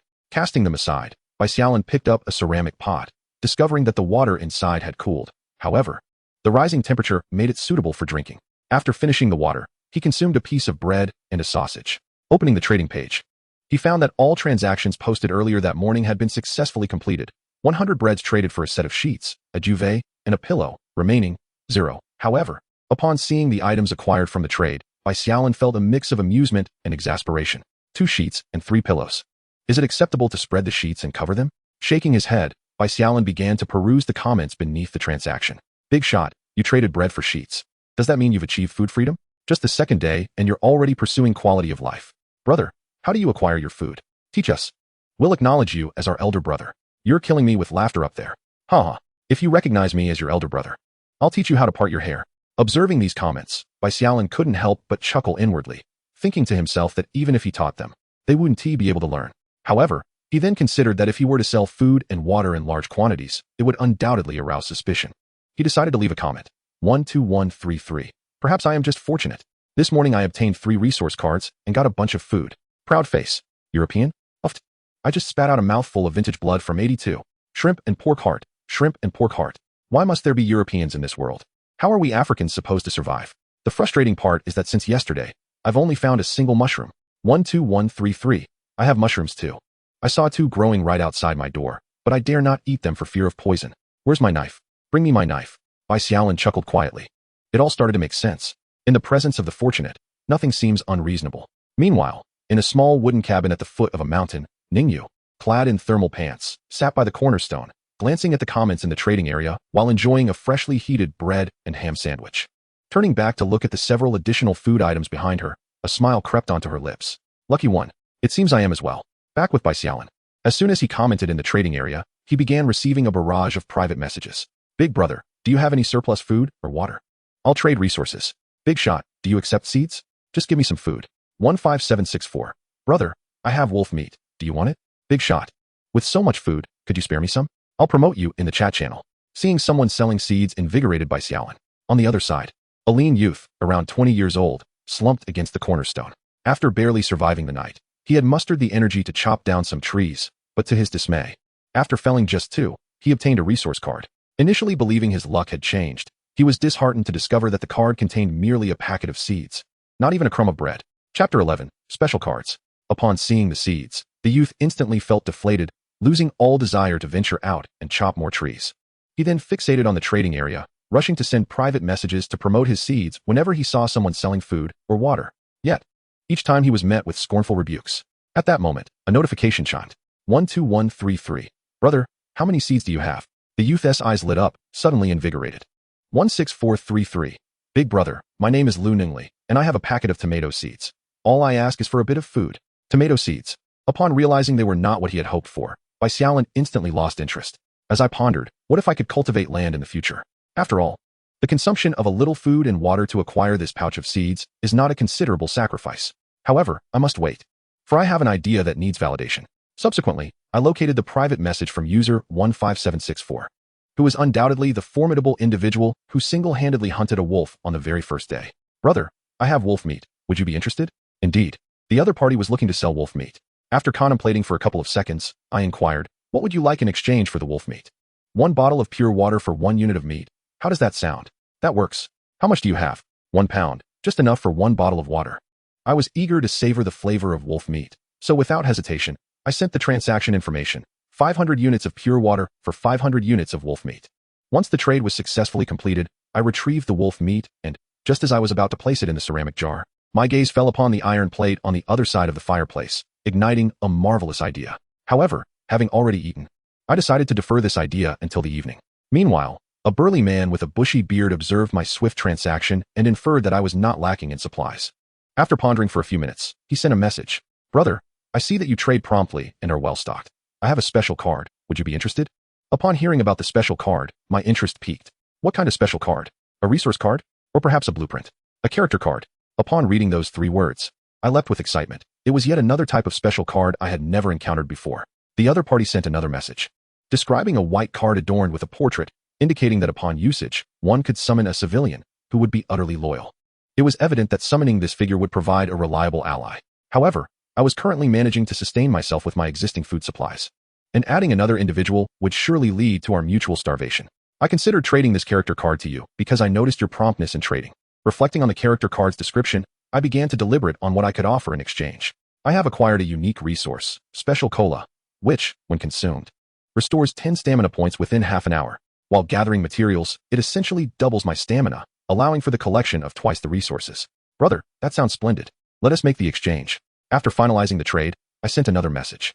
If you find yourself in need of any supplies, or if you come across special items, do not hesitate to reach out to me. Understood.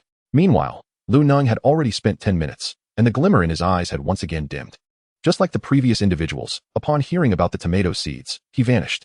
At that moment, a message appeared on the cornerstone, a trade offer from user 12133. 100 units of pure water and 100 units of bread for 1 tomato seed. Lu Neng instantly sat up, tears of joy streaming from the corners of his mouth. Thank you, big brother. Thank you, lucky star. Thank you for the food. Hold on, there is no need for such gratitude. You are well aware that this pouch of seeds holds little value, likely not even worth 50 units of water. Indeed, I've sought many people, and no one wanted them, so I truly appreciate your kindness in saving my life. I purchased your tomato seeds at 4 times the price to convey that. Should you acquire special cards, blueprints, or seeds in the future, you may seek my assistance. After Lu Neng agreed, Bai Xiaolin closed their chat messages and subsequently revisited his prior conversation with Brother 666. He relayed the messages regarding the bearded man and Lu Neng to 666 once more.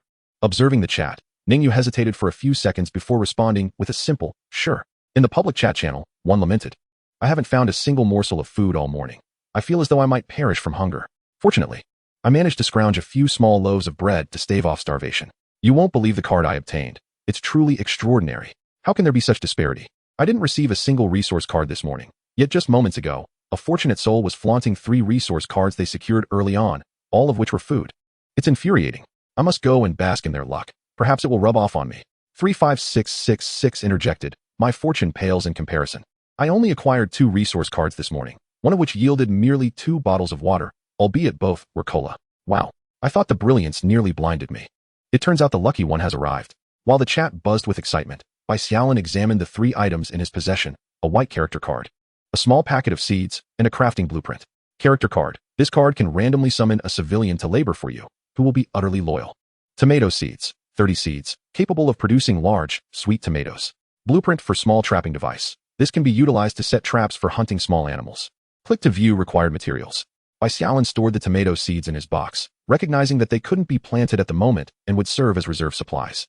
He pondered the effects of enhancing the character card. Would it summon a host of strong men? Survival points 1. Character card 1. This card can randomly summon 2 civilians to labor for you, who will be unwaveringly loyal. An additional person was added. Survival points 10. Character card level 1. This can randomly summon 2 civilians to labor for you, one of whom will be a higher tier character, ensuring absolute loyalty. Still 2 individuals, but one had ascended in rank. What unique abilities might this elevated character possess? He decided to enhance it once more. Survival points 100. Character card level 1. This can randomly summon 2 civilians to labor for you, one of whom will be an advanced character, who will remain utterly loyal. The advanced character had risen to a higher tier. Bai Xiaolin observed that his remaining survival points were insufficient for a 4th upgrade. He then turned his attention to the 3rd item, blueprint for small trapping device. Survival points 1. Survival points 10. Blueprint for small trapping device level 1. This trap can be employed to hunt larger beasts, with the potential to ensnare advanced creatures without damage. Trapping device requires 1502 wood, 32 iron blocks, and 152 grass ropes to craft. After enhancing his skills twice, Bai Xiaolin opted to craft traps using 2 pieces of wood, 2 iron blocks, and 2 strands of grass rope, expending 1 survival point in the process. With the traps ready, he planned to set them up in the afternoon. curious to see if wolves would venture near that night. In Chapter 12, featuring Eugene and Li Ergu, Bai Xiaolin placed the traps aside and began contemplating his next steps. Based on his progress that morning, clearing the entire yard would take at least 4 to 5 days. He knew he could not afford to do nothing but clean for that duration. After some thought, Bai Xiaolin retrieved the water resource card. He decided to upgrade it first. Intending to survey the terrain while placing the traps later that afternoon, considering where it would be most suitable to generate a small river. Water Resource Card Level 2 allows the generation of a small river in a designated area, consuming 10 survival points to elevate the card's level. With 10 survival points, he aimed for a total of 100. After enhancing it twice more, he recognized that water, being an essential resource, was best in abundance. In mere seconds, the card's color transformed from black to bronze, then swiftly to silver. Water Resource Card Level 4 enables the generation of a river and a small lake with a storage capacity of 1 million cubic meters of water, along with a random assortment of fish resources. Seeing the card's new description, Bai Xiaolin leaped with excitement. This upgrade not only provided water, but also a source of food. Even without resource cards in the short term, he no longer needed to worry about food scarcity.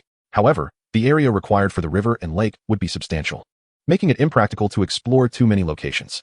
Thus, he resolved to generate it directly. Upon activating the card, his small wooden cabin reappeared on the map. Bai Xiaolin positioned his cabin at the southwestern junction where the river and lake converged, a mere 50 meters from both. This strategic placement would allow him to effectively utilize water resources while using the river and lake to deter beasts from 2 directions. Clicking to generate, he spent 200 survival points, which brought him joy. Just then, he faintly heard the sound of flowing water. Rushing out of the cabin, he was greeted by a river approximately 4 to 5 meters wide and 1 to 2 meters deep, flowing gently from the foot of the distant mountains into the lake east of his cabin. The shimmering surface of the lake resembled a vast mirror, glistening in the sunlight, and he could occasionally see playful fish leaping above the water. Approaching the riverbank, Bai Xiaolin dipped his hand into the cool water, feeling a refreshing chill coursing through him. Watching the small fish swim by, he could not help but swallow in anticipation. This scene prompted an exclamation of joy from him. How delightful! Returning to the cabin, he crafted 2 buckets and made his way back to the river.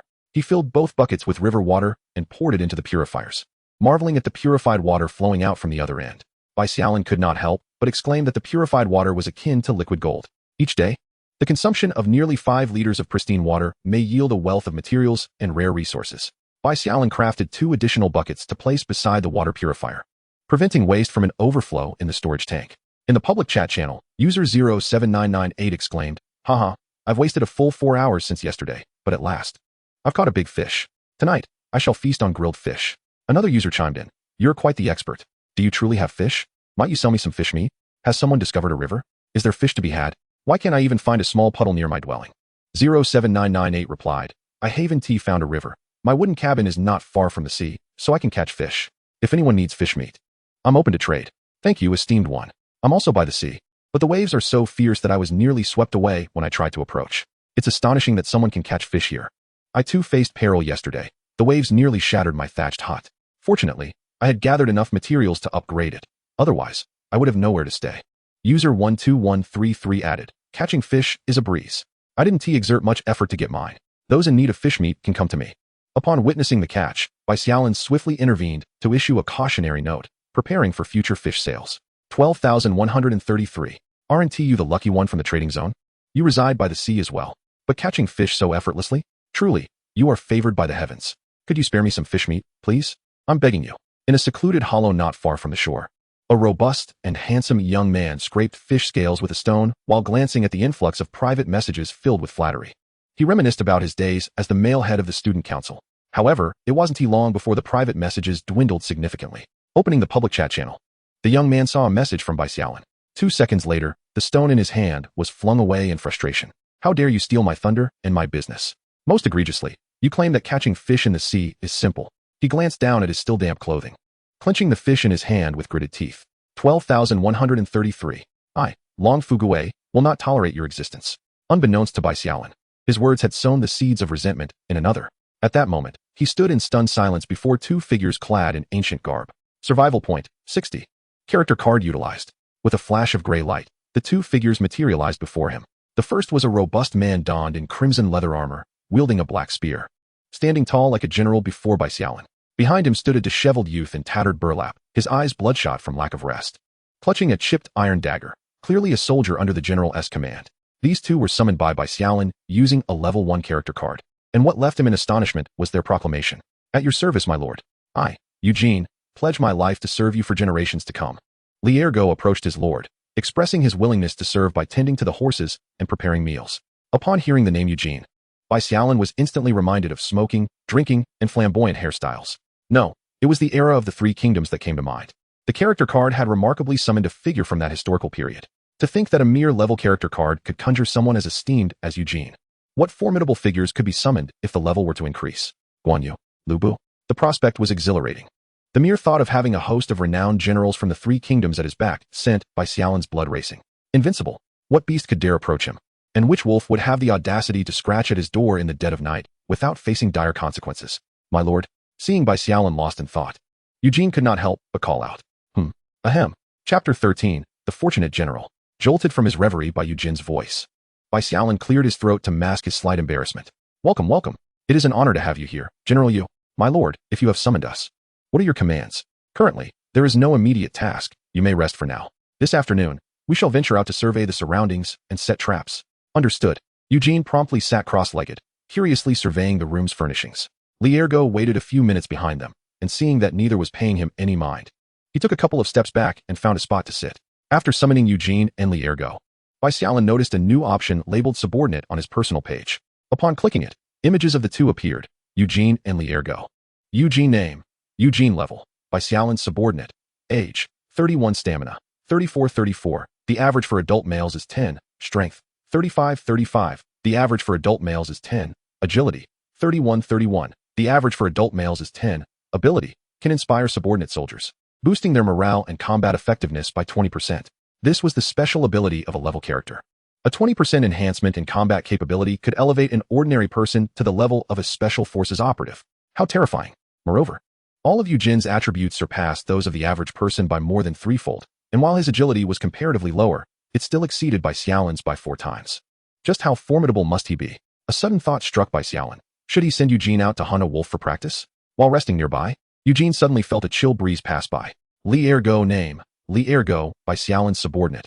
Age, 24 stamina, 16 strength, 13 agility, 15. The attributes of Liergo compelled Bai Xiaolin to glance at him sitting by the door, despite his disheveled appearance resembling that of a weakling. It was surprising to discover that his attributes were significantly higher than his own. Truly, one must not judge by appearances. It would be a perfect opportunity to test their strength when they ventured out in the afternoon.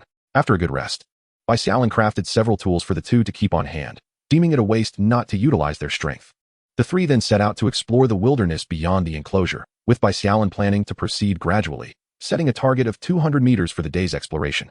In a quest for resources, it is evident that if mushrooms can thrive in this environment, other edible sustenance must also be available. General Yu and Ergo, do not stray too far from my side. We must remain vigilant against any sudden beastly incursions. After half an hour, the trio came to a halt. Upon observing the wolf tracks in the grass, Bai Xiaolin's expression grew grave. A pack of wolves was evidently nearby, and the enclosure was no more than 100 meters away. At this juncture, Eugene instructed Liergo to safeguard Bai Xiaolin while he cautiously ventured forth. Tracing the paw prints of the wolves, Bai Xiaolin, watching Eugene's careful advance, cautioned him against confronting the wolves directly. Approximately 10 minutes later, Eugene returned.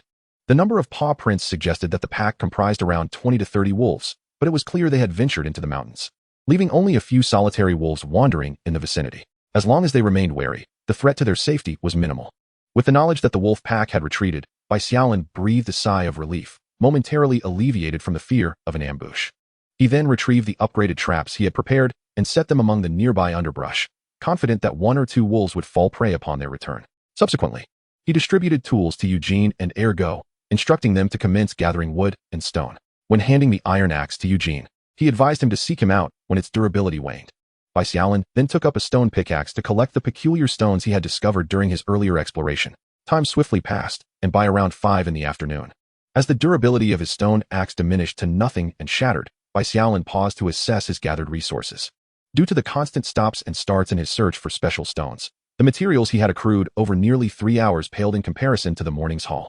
He counted 20 stones, 5 iron blocks, 7 coal pieces, 4 glass shards, and 4 sand grains, along with 20 survival points and an unexpected bounty of 5 mushrooms. Additionally, he had obtained a resource card. Bai Xiaolin then approached Eugene and Ergo, who halted their activities, awaiting his instructions. Noticing his silence, Eugene spoke first. My lord, the 2 stone tools allocated to me have both succumbed to wear. I am now utilizing the iron axe for lumber. Li Ergo chimed in, reporting. My stone axe has also broken. I am presently using the stone pickaxe. Observing the quantities of materials they had gathered, Bai Xiaolin surmised that Li Ergo's pickaxe was nearing its end as well. After about 10 minutes, a resounding crack echoed. Li Ergo's pickaxe shattered entirely. A surprising sight unfolded as they transported their materials. Eugene effortlessly lifted 6 logs, cradling them under his arm as he strode with remarkable speed, while Li Ergo managed to carry 3 or 4 stones at once. In stark contrast, Bai Xiaolin found himself laboriously hauling a single iron block, feeling rather feeble by comparison. Half an hour later, within their shelter, the addition of 2 strong laborers had significantly expedited their progress, prompting Bai Xiaolin to decide on a hearty evening meal.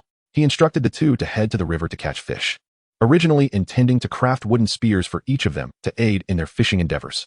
As a result, Eugene brandished the black spear in his hand, demonstrating his possession of a weapon. Li Ergo immediately asserted his capability to use his large knife for fish. The use of a gun was understandable, akin to wielding a wooden spear. As for Li Ergo's thoughts, Bai Xiaolin did not dwell on them excessively. After sending the 2 away, Bai Xiaolin began to assess the day's harvest from his 2 formidable allies. They had both shattered 2 tools, showcasing not only great strength, but also a hand speed exceeding his own by more than double. The tally revealed 100 wood, 40 stone, and 90 survival points. This was the result of felling 50 trees and breaking 40 stones. Such efficiency was unparalleled. In addition, they had gathered 7 mushrooms, 3 supply cards, a blueprint for a fishing rod, and a land enhancement card. The bounty was substantial, indeed.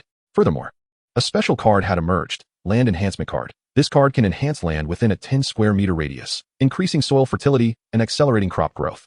Upon reading this description, Bai Xiaolin realized that it was indeed possible to cultivate crops, and that their growth would be expedited. What would typically require several months to mature could now be ready in just a month or even less. Bai Xiaolin felt as if he had stumbled upon a significant secret. Perhaps cultivation would become the primary source of sustenance for himself and his companions. Relying solely on supply cards for food would lead to starvation for all but the luckiest. Moreover, he had also acquired tomato seeds and could attempt to plant some the following day. This would serve as a validation of his theory. If it proved correct, it would be remarkable.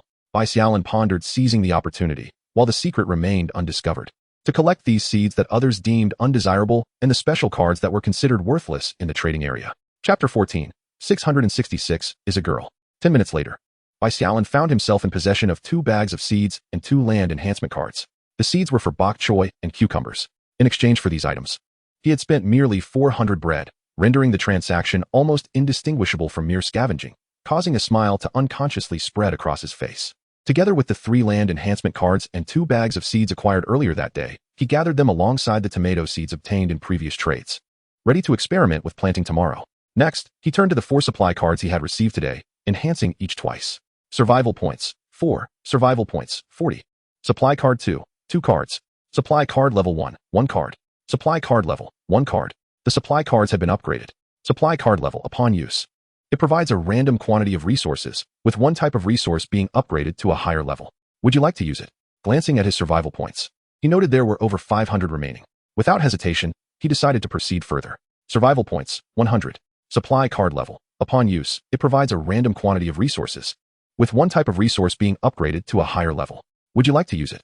The resources were sufficient. Success. He wondered if he might uncover items that could rapidly enhance attribute points, much like the level purification water. With the 4 supply cards clenched in his hand, he chose to use them. Let the resources come forth with greater fervor. Boom. Cough, cough. Cough, cough. With a sudden clamor, Bai Xiaolin emerged from beneath a heap of supplies, his heart racing. Gazing at the towering pile of provisions, which reached nearly half his height, he clutched his chest. Is this what happiness feels like? Happiness is rather painful. Half an hour later, Bai Xiaolin meticulously organized all the supplies. He had acquired 500 loaves of bread, 50 bags, 50 sausages in 2 boxes, 500 bottles of mineral water, 20 blankets, 10 packs of frozen meat, 10 jars of canned yellow peaches, and a packet of watermelon seeds. Among these, the canned yellow peaches were of a superior grade, and the watermelon seeds were also classified as premium.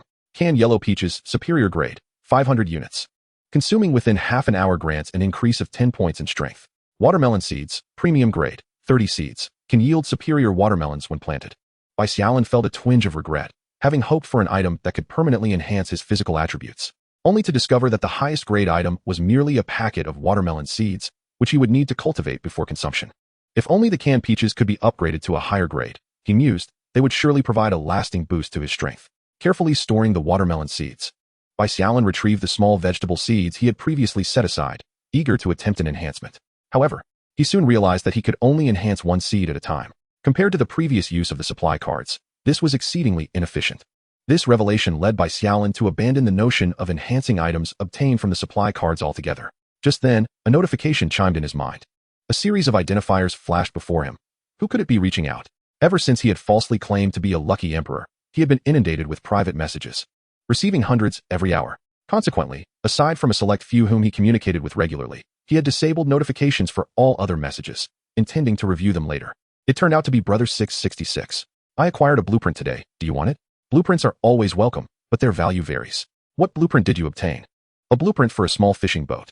Just to clarify, I don't need bread or water. I have plenty. You can trade me a character card or other special items instead.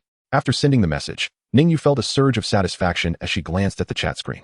If you were unaware of what a character card entailed, this lucky emperor could hardly compare to my fortune. Not far behind Ningyu, a young woman clad in a coarse shirt was savoring a loaf of bread. With an abundance of food at her disposal, she had summoned a character card without hesitation. Relishing the company, as solitude could be quite lonely. On the other side, upon reading Ningyu's message, Bai Xiaolin felt a stir of surprise. You lack food and water. It seems Brother 666 is the true lucky emperor. Since you are in no need of supplies, it seems reasonable for me to negotiate a price, he thought, adhering to his principle of frugality. I've already used my character card, and while I do possess some special items, I lack rivers or seas nearby. Thus, the value of your blueprint is limited to me, so you would need to add something else to your offer. What a deceitful trickster. If it weren't for my keen observations, I might have fallen for your ruse. Is that so? It seems I caught a glimpse at noon of someone in the chat channel boasting about their effortless fishing exploits, claiming to catch fish without a river or sea. Are you fishing in a toilet? What a deceitful individual. Humph. On the other hand, Bai Xiaolin stood there in utter embarrassment. Fishing was a fabrication, and the absence of a river or sea was another falsehood. Ultimately, no one could discern the truth behind their words. Yet, those two lies were witnessed by another. It felt as if my toes were about to penetrate the earth. However, this Brother 666 spoke in a rather peculiar manner, both arrogant and pungent. An image involuntarily surfaced in Bai Xiaolin's mind. A foot-scratching brute awkwardly messaging from within a quaint wooden cabin. After sending the message, he would huff. Humph. How annoying. The hairs on the back of Bai Xiaolin's neck stood on end, prompting thoughts of blocking 666. Just then, another message arrived. This lying man. And I foolishly considered you a good person. This girl, 666, was a female. Bai Xiaolin's excitement surged. A girl?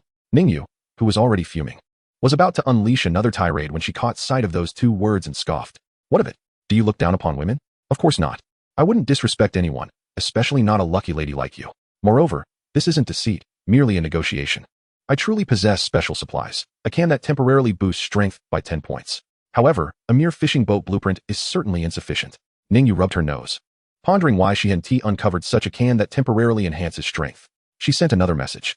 This time, I can offer you an entire bottle of cans for the price of just one blueprint. But if you ever have blueprint cards for sale, you must contact me first. The probability of a lucky lady like her yielding blueprint cards far surpasses that of an ordinary person. One mustn't bite the hand that feeds. I shall win her over with these cans.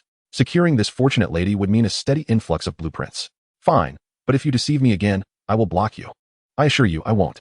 Bai Xiaolin promptly sent a transaction request. 500 level fruit can for one small fishing boat blueprint. After the successful trade, Ningyu gazed at the fruit can now in her possession. Level. A food item with special effects upon consumption. How did that 12,133 obtain it? Is he luckier than I? Safeguarding the can, Ningyu resolved to consume it before stepping out the next day. She was determined to acquire a level of special food. Meanwhile, Bai Xiaolin pondered, is fishing truly that arduous? He glanced toward the river where Eugene and his companion stood like automatons by the water's edge, wielding blade and gun, one after the other. They hadn't caught anything yet. It appeared he needed to take matters into his own hands. Approaching the pair, Bai Xiaolin was about to enter the water to fish when he noticed a pile of 2 or 3 dozen fish on the bank. However, none of them were intact. Nearly a quarter were severed almost in half, while the remaining fish bore gaping holes from gunfire. Chapter 15, the most delicious in the world. Stop, stop, stop, Bai Xiaolin exclaimed, pointing at the heap of fish, looking at Eugene and his companion. Is this the fish you caught? Upon witnessing his own handiwork, Liergo felt a flush of embarrassment. My lord, do not be deceived by the unimpressive appearance of these fish. They are quite delectable when cooked. Seeing Liergo daring to retort, Bai Xiaolin could not help but give him a swift kick on the backside. He then crouched down, contemplating how to process the pile of fish before him. Liergo, feeling the sting of the kick, assumed that Bai Xiaolin would reprimand him further. With a quick glance at Eugene beside him, he stealthily squatted behind Bai Xiaolin. Li Ergo's words left Eugene momentarily stunned, followed by a fierce glare directed at Li Ergo, as if he could not believe this fellow had the audacity to betray him.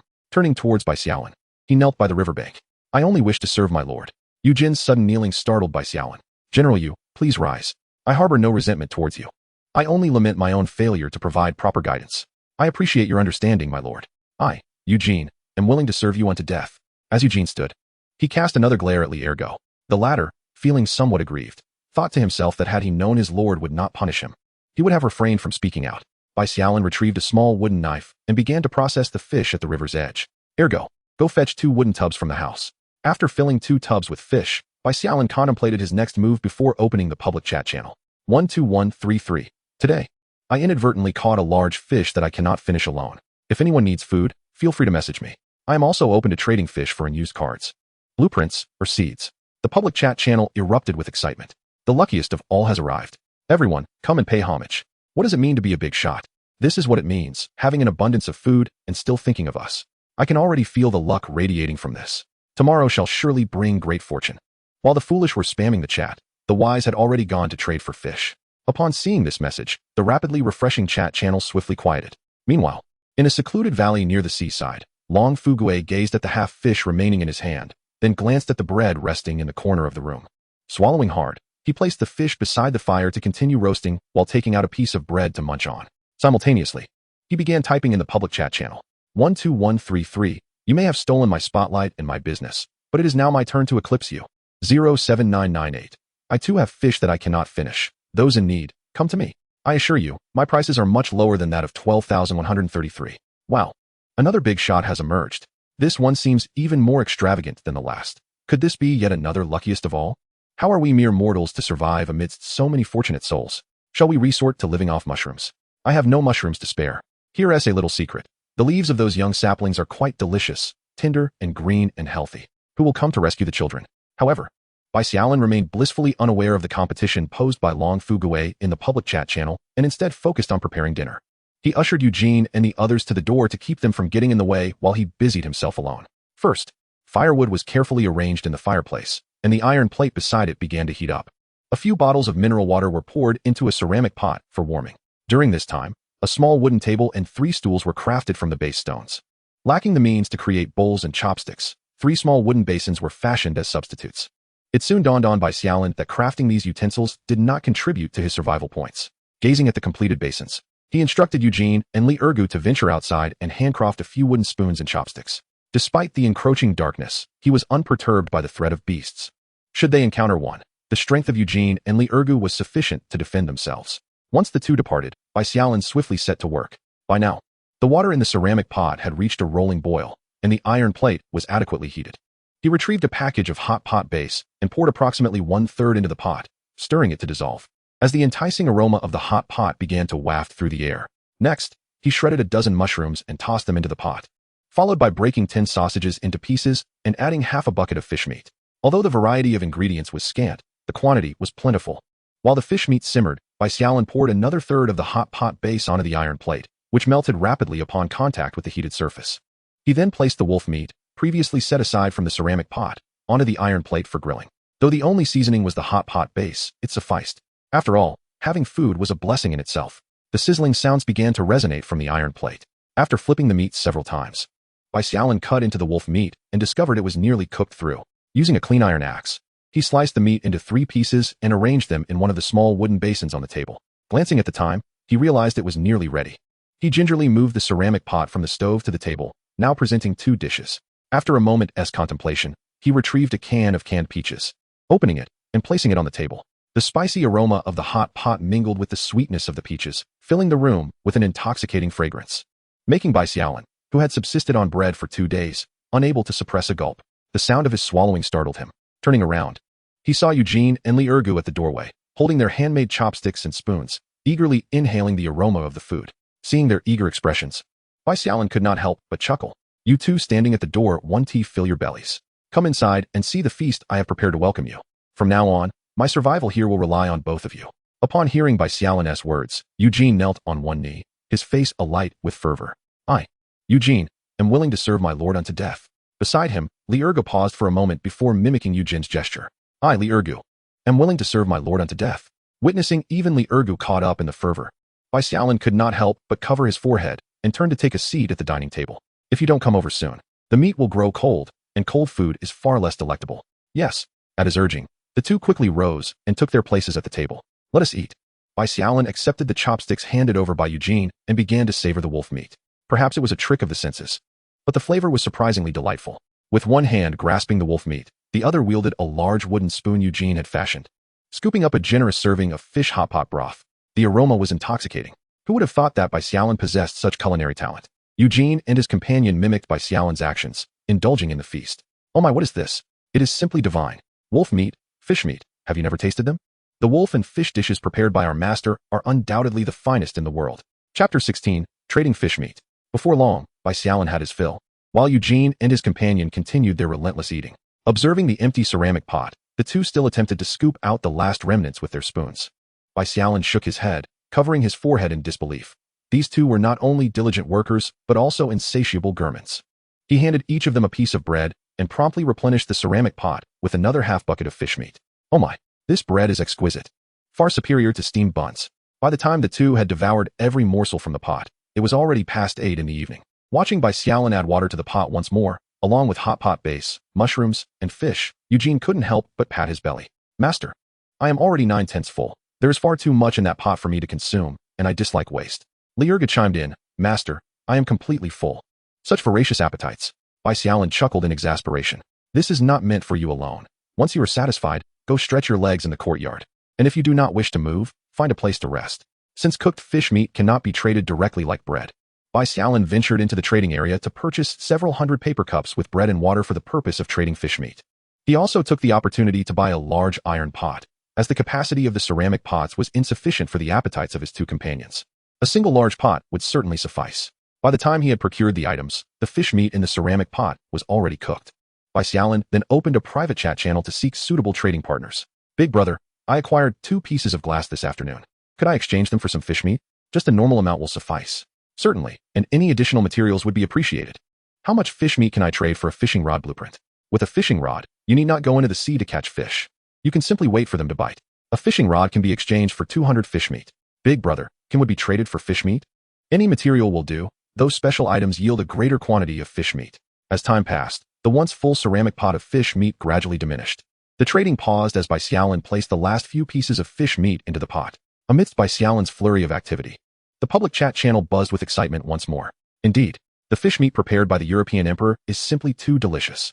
I managed to trade for some 998 fish meat as well, and the difference between the two is like heaven and earth. 998 is lucky to have any food at all, yet you dare to complain about the taste? I nearly bit my tongue off. I hope such a culinary feast occurs every day. What have I missed?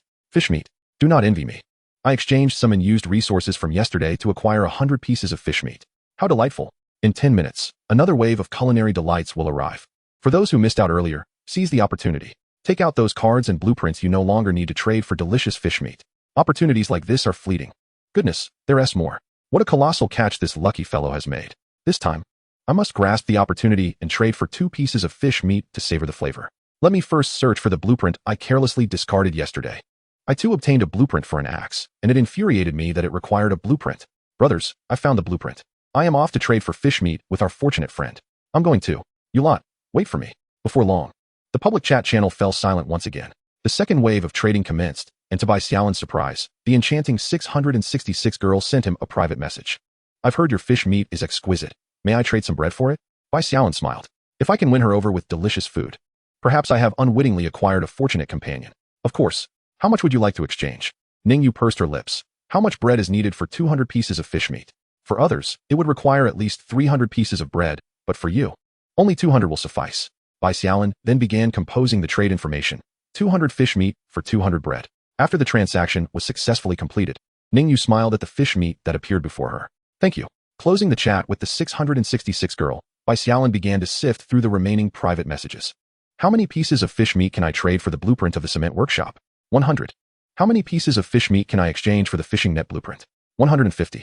By the time Bai Xiaolin had traded all the fish meat for various blueprints and resources, he lay exhausted on the ground like a spent dog. It turns out that trading resources can be so draining. He felt as though everything he had just consumed had been digested. At that moment, His eyes brightened as a bag of frozen buns appeared in his hand. The frozen buns, obtained using resource cards in the afternoon, were no longer as solid as stones and had softened considerably. He took out two and placed them by the fireplace to warm up. Gradually, the buns became tender. Taking one, he bit into it, and succulent juices flowed from the corner of his mouth, filling the air with the delightful aroma of fresh meat buns. Gurgle, gurgle. What sound is that? Bai Xiaolin looked up in the direction of the noise. There stood Eugene and another person he had previously sent out, now at the doorway, gazing longingly at the large meat bun in his hand, drooling like two 3-year-old children. Weren't you two just 9/10 full and 10/10 full? How can you be hungry again so soon? Yet they continued to swallow their saliva, two gluttons. They claimed not to be hungry, but their bodies betrayed them. Bai Xiaolin surveyed the wooden cabin and pointed at the dirty kitchenware and dishes left unwashed. Whoever cleans these up first shall be rewarded with a meat bun. No sooner had he spoken than two figures dashed into the room. Unlike Eugene, who stood helplessly before the table, Li Ergo swiftly seized the ceramic jar and dashed out towards the riverbank. Once Li Ergo vanished from sight, Eugene, regaining his composure, promptly lifted the table and followed suit. Take your time, don't trip. Bai Xiaolin couldn't help but chuckle, then retrieved two more buns to warm by the fireplace. My lord, here. This gesture instantly deflated Eugene's spirits, and feeling somewhat dejected, he placed the table down and sat cross-legged on the ground, deliberately facing away from the two. If he couldn't see them, he wouldn't crave them. However, from the corner of his eye, one could still discern the subtle movement of Eugene's throat. This sight evoked a peculiar sense of melancholy, as if he were somehow wronging him. Bai Xiaolin picked up the last warmed meat bun from the fireplace. General Yu, this meat bun. Before he could finish, he witnessed Eugene swiftly turn and grasp the bun in his hand. Thank you for your generous gift, my lord. I, Eugene, am willing to serve. Stop. Just eat. Bai Xiaolin interjected, halting Eugene, who was about to kneel again. In a short while, all the buns had been devoured. Noticing the longing glances directed at the remaining meat bun, Bai Xiaolin promptly stowed it away. No more thinking about it. That's our breakfast for tomorrow. Realizing the hour was already late, Bai Xiaolin rose to add a few logs to the fire and retrieved two large quilts to hand over to Eugene and Li Ergo. There aren't any extra rooms or beds, so you two will have to make do with a bedding arrangement here tonight. Feeling the warmth of the surrounding atmosphere and gazing at the heat emanating from the fireplace, Eugene shook his head. My lord, I do not require bedding. Neither do I. Li Ergo echoed, asserting his own preferences. Observing that the night's temperature had not dropped, Bai Xiaolin did not press the matter further. He retreated to the small room and lay down on the bed, reflecting on the day's accomplishments. Chapter 17. The cold night descends again. Today could be deemed remarkably fruitful. The wooden cabin and foundation had both been upgraded by 2 levels. A wooden fence encircled a small yard, with rivers and lakes nearby, teeming with fish. The resource card yielded a plethora of food. The days ahead promised a bounty of provisions, and he had also acquired 2 capable aides, albeit both were gluttons. Bai Xiaolin then began to examine the spoils from the recent fish and meat trade. The materials alone had exchanged for over 300 units of wood, more than 200 units of stone, over 200 units of sand and thatch, 35 units of iron ingots, 22 units of glass, 54 units of grass rope, 37 units of plastic, and 12 units of copper ingots. Additionally, he had garnered 2 land enhancement cards, bringing his total to 5. He had also traded for several blueprints, including 1 for an iron axe, 3 for fishing rods, 1 for a fishing net, 2 for armor, and 1 for an arrow tower. Among these, there was a particularly intriguing blueprint, the construction blueprint for a cement workshop. Initially, upon hearing of the cement workshop blueprint, Bai Xiaolin had assumed it would allow for the direct production of cement. To his surprise, upon receiving the blueprints, Bai Xiaolin soon realized that the cement workshop construction plans were intended for the establishment of a cement workshop for the purpose of producing cement, rather than directly yielding cement from materials. This introduced an additional hands-on crafting process. Bai Xiaolin felt a twinge of confusion. Did this mean he had to manufacture the materials himself? Furthermore, the transaction had granted him an additional 25 survival points, bringing his total to 560 points. Tomorrow, he would be able to upgrade numerous items. Before long, Bai Xiaolin, nestled in bed, drifted into a deep slumber as time silently slipped past midnight. In the public chat channel, the chatter erupted. Brothers, why do I feel like the temperature has dropped again? No doubt about it, it's true. Goodness, is life supposed to be this unbearable? I just fell asleep and was jolted awake by the cold. I'm not afraid of the temperature drop. I just found a cotton coat today. No way. I just found a down jacket and traded it for water when the temperature returned to normal. You upstairs are fools, after experiencing a temperature drop last night. You sold your warm clothing. You're the real fool. If I hadn't traded for water, I would have perished from thirst by now. Is it going to drop every night? If so, that would be a disaster. Does anyone have extra warm clothing? I'll trade bread for it. Meanwhile, Bai Xiaolin was blissfully unaware of the temperature decline, sleeping soundly under his covers. However, in the living room, Eugene and Li Ergu had awakened from their dreams. Feeling the chill in the air, Eugene touched his frozen leather armor and shifted closer to the fireplace, snuggling in beside Li Ergu, sitting before the fire. Both found sleep elusive. Shortly after 7 a.m., Bai Xiaolin lazily opened his eyes, stretching as he sat up in bed. A sharp intake of breath followed. It's dropped again. Suddenly recalling something, he hastily exited his small room. Hearing footsteps by the fireplace, Eugene and Li Ergu slowly opened their eyes, locking gazes before quickly releasing their hold on each other and standing up. "Good morning, my lord. Did you two sleep like that last night?" Bai Xiaolin inquired, astonished. "My lord, it's cold." Both men's faces flushed with embarrassment. "Why didn't you come to me for blankets? The cold is your own doing. When the temperature dropped, my lord had already retired. I dared not disturb you." Bai Xiaolin shook his head, finding these two genuinely honest and endearing. "The outside temperature hasn't returned to normal yet. You two should sleep in my room." "We wouldn't dare." "What do you mean you wouldn't dare? Hurry up. How can you work if you don't rest well?" Upon hearing this, the two obediently stepped into the small room. However, they tacitly refrained from climbing into the bed. Instead, each took a blanket and wrapped themselves up, lying on the floor on either side of the large bed. Seated before the fireplace, Bai Xiaolin retrieved several crafting blueprints obtained from the previous day's transaction. Blueprint for small fishing boat, a small wooden vessel accommodating 2 people. Remember to avoid navigating in rough waters to prevent capsizing. Click to view required materials for crafting. Blueprint for fishing rod, a novice fishing rod, easy to use and handle. Blueprint for fishing net, a rudimentary fishing net, suitable solely for the capture of small fish. Exercise caution, as the net is prone to tearing. Witnessing the fishing techniques of Eugene and Li Ergu yesterday, Bai Xiaolin felt an urgent need to craft both a fishing rod and a fishing net. Additionally, a small fishing boat could also be constructed. When time permits in the future, he could indulge in the joys of rowing across the lake. Survival points, 6. Survival points, 60. With all blueprints enhanced twice, he clicked to create, but discovered a shortage of boat fabric, rendering the construction of the fishing boat impossible. Thus, he temporarily shelved the idea of leisurely lake outings and commenced the crafting of the fishing rod and net. Materials required: 8 wood for iron blocks, 10 plastic, 20 grass rope. Survival points, 10. 2 level 2 fishing rods, 2 level fishing rods, and 1 level fishing net. Fishing rod, an advanced fishing rod that has undergone enhancement with improved material strength. Fishing rod level, an advanced fishing rod that has been strengthened, possessing a certain chance to catch higher level fish. Fishing net level, an enhanced fishing net, increasing the weight limit for a single catch, while also providing a possibility of capturing higher level fish. After securing the crafted fishing net and rod, Bai Xiaolin retrieved a land enhancement card, preparing to experiment today to see if he could successfully cultivate crops. Should he succeed, he would utilize all enhancement cards to embark on a large-scale agricultural endeavor. Survival points, 1. Survival points, 10. Land enhancement card 2. This card can enhance land within 500 square meters, increasing fertility and reducing the growth time of crops by 1/10. Bai Xiaolin furrowed his brow. While the cultivation area had expanded, the growth time was merely reduced by 1/10. His various vegetable seeds, notably the fast-maturing bok choy, still required about 20 days from planting to harvest, while the higher-grade watermelon would take around 90 days to mature. With a 1/10 reduction in growth time, bok choy would still need 18 days, and watermelons over 80 days to ripen. In this world, no one could predict what the coming days would bring, nor would anyone dare to proclaim they could survive for 72 days. After pondering for a few seconds, Bai Xiaolin decided to utilize all 4 remaining land enhancement cards, opting to enhance the highest level card for his planting experiment. Survival points, 4. Land enhancement card 1, 2 cards. Land enhancement card level, 2 cards. Survival points, 40. Land enhancement card 2, 1 card. Land enhancement card level 1, 2 cards. Land enhancement card level, 1 card. Fortune smiled upon him, as 1 card had enhanced to a level. Land enhancement card level. This card can enhance land within 10 square meters, increasing fertility and reducing crop growth time by 1/2. A reduction of 1/2 is significant, yet still insufficient. Survival points, 100. Land enhancement card level. This card can enhance land within 10 square meters, increasing fertility and reducing crop growth time by 7/10. Splendid. A reduction of 7/10 is quite acceptable. Thus, bok choy would only require around 6 days from planting to maturity. However, even with a 7/10 reduction, the watermelon would still need over 20 days, rendering it temporarily unattainable.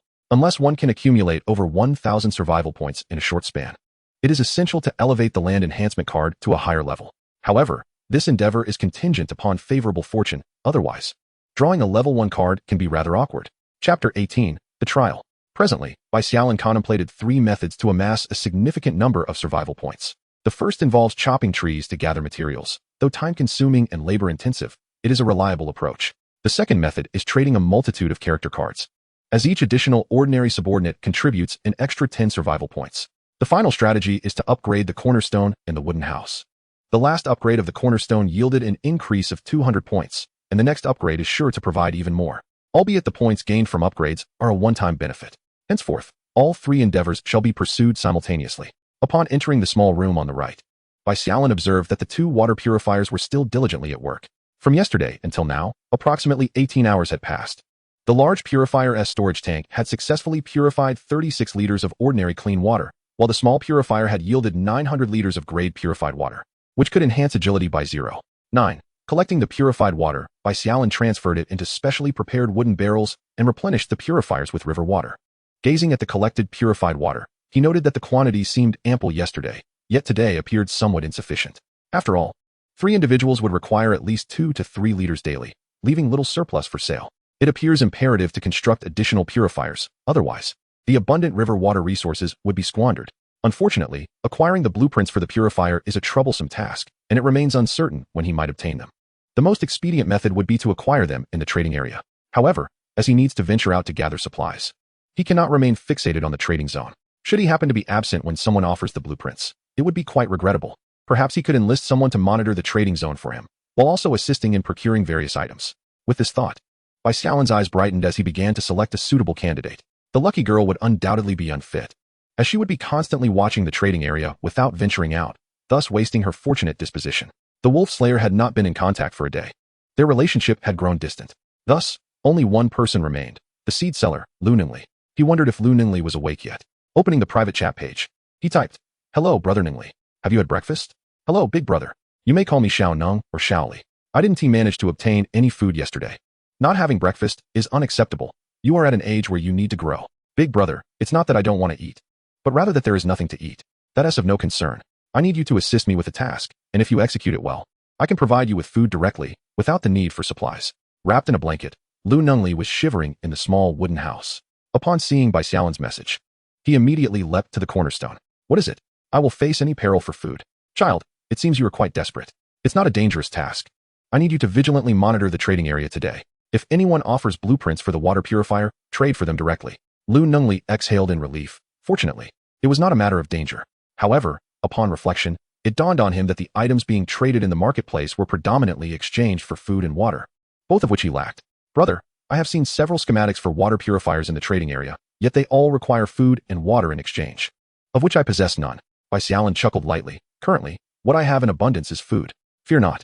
I assure you that you will not need to dip into your own pockets." This message was relayed from 12133. 1 liter of purified water for 1 kilogram of bread in exchange for timber. I will give you this bread and water. In return, I would like you to procure a schematic for a water purifier. The remainder shall be considered your reward. Lu Ningli was taken aback, then immediately straightened his posture. He vividly recalled that the schematics for water purifiers were among the most expensive items in the trading area. And if luck favored him with a seller asking a reasonable price, he could save himself 500 units of bread or water. "Rest assured, as soon as I secure the water purifier schematic, I will contact you without delay." "All right, I await your news." With the transaction concluded, Bai Xiaolin exited the chat interface. For Bai Xiaolin, 1 liter of water and 1 kilogram of food held little value, yet for someone like Lu Ningli, who was on the brink of starvation, they were exceedingly precious. Thus, this transaction served as a test for Lu Ningli. Should he successfully acquire the schematic, Bai Xiaolin would be inclined to offer him greater supplies. Conversely, if Lu Ningli were to vanish after obtaining the goods, it would signify a missed opportunity, but Bai Xiaolin would manage to mitigate his losses. Such a trial was imperative. After all, Bai Xiaolin sought someone dedicated to procuring various schematics, cards, and rare materials for him. And he would need to provide the individual with substantial food. To hand over a large quantity of food without a test would be folly. After contacting Lu Ningli, Bai Xiaolin began to prepare breakfast. First, he took the 6 leftover meat buns from the previous night, propping them on 2 sticks over the fireplace entrance to roast. Next, he boiled the remaining mushrooms to make soup. Before long, the enticing aroma of roasting buns wafted through the small room. "My lord, we are ready to resume." Yujin and his companion emerged from the small chamber, brimming with energy. "You smell that delightful fragrance, don't you?" Bai Xiaolin teased. "Hee. All right, let us eat." Each was served a bowl of mushroom soup and 2 roasted buns. Considering their appetite from the previous night, Bai Xiaolin placed 2 additional pieces of bread on the table. With a bun in each hand, Yujin eagerly took a bite, the golden, crispy exterior giving way to succulent meat filling that burst in his mouth. Delicious. Even better than last night's. Observing Yujin's delight, Bai Xiaolin and Li Ergu also indulged in the roasted buns. Indeed, they were tastier. Hee. After breakfast, the temperature had returned to a comfortable level. The morning task was to continue clearing the yard. As the three stepped outside, Eugen's nose twitched and his expression shifted. There's a scent of blood in the air. He raised his stone pick defensively, casting his gaze toward the yard's perimeter. Upon hearing Eugen's words, Bai Xiaolin and Li Ergu instantly lifted their tools in readiness. It's from the direction where we set the traps yesterday. Bai Xiaolin's eyes brightened. The traps had been effective. The trio stealthily advanced towards the location of the trap, the scent of blood growing increasingly pungent as they drew near. It appeared that the trap had indeed ensnared its prey the previous night. Upon reaching the edge of the trap, they observed that the grassy ground was littered with wolf paw prints, an abundance of tracks encircling the trap. Unlike the previous day, the wolf pack's tracks did not lead into the mountains, but rather dispersed in all directions. They needed to exercise utmost caution today to prevent a sudden ambush from the wolves. However, Bai Xiaolin exhibited no signs of trepidation. Instead, he gazed at the trap with palpable excitement. I finally caught you wild wolves that dared to disturb my peace in the dead of night. Ergu, come help me retrieve the wolf from the trap. Eugen, keep watch. The two approached the trap for a closer inspection and found a wolf carcass ensnared within. A sharp spike had pierced through the creature's neck, the blood seeping out, staining its grayish-white for a vivid red. Survival point 10. Is this the survival point gained from the trap's kill? No wonder the stench of blood is so overwhelming. As Ergu lifted the wolf, he remarked, Lord, this wolf is quite hefty. I estimate it weighs at least 50 pounds. Is that so? Bai Xiaolin mused, poking at the wolf's belly with his finger. Tonight, we shall feast like kings. Chapter 19, A Paradise Beyond Reach. Given that the wolf pack had scattered near the courtyard, an attack could happen at any moment. Bai Xiaolin resolved to construct an arrow tower. Initially, he had hesitated, considering that with only 3 individuals, stationing one person on the tower would be a severe misuse of manpower. However, for the sake of safety, erecting the arrow tower became imperative. If necessary, he could always procure additional character cards with more food. While Eugen and Ergu might not fear the wolves, he himself was wary. What if the wolves chose to target the vulnerable? That would be quite embarrassing. With an arrow tower in place, they could detect the wolves' approach and avert an ambush. Returning to the courtyard, Ergu declared that he had previously hunted wolves and set off towards the river, carrying the wolf carcass with his large knife in hand. The wolf skin can be fashioned into leather armor or used as bedding. Be careful not to damage it, Bai Xiaolin cautioned, watching Ergu's retreating figure. Arrow Tower Construction Blueprint. A 3-meter-tall wooden arrow tower, capable of detecting approaching enemies and beasts. Bai Xiaolin did not hesitate to reinforce it twice as a safety measure. Survival Point 1. Survival Point 10. Arrow Tower Construction Blueprint Level 1. A 5-meter-tall wooden arrow tower, accommodating 2 individuals for lookout duty, with increased visibility from within. Materials required: 20 wood, 5 iron blocks, 30 survival points. To Bai Xiaolin's astonishment, constructing the arrow tower yielded an increase of 30 survival points, netting him a profit of 19 points after accounting for the reinforcements. What could be the reason for this? Perhaps it was due to the looming threat of the wolf pack, adding significant value to the arrow tower's role in his survival. This was the only plausible explanation he could conceive at the moment. As the materials were consumed, a tower swiftly materialized within the confines of the wooden fence.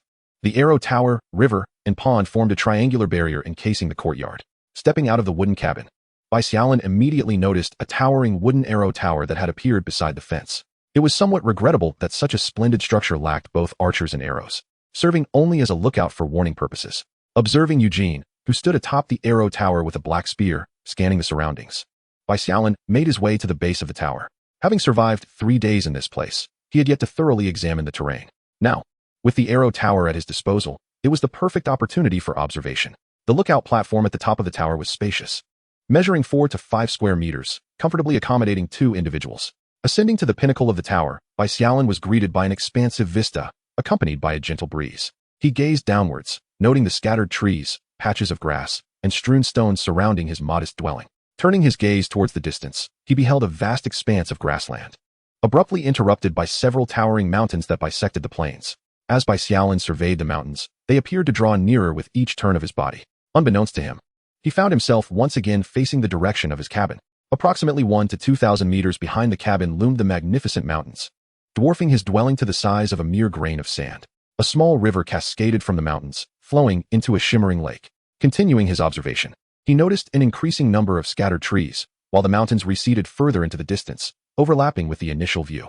Bai Xiaolin felt a tinge of astonishment. This indicated that his current position was on the edge of a vast basin encircled by mountains, close to their base. The basin housed both plains and forests. This location was indeed promising.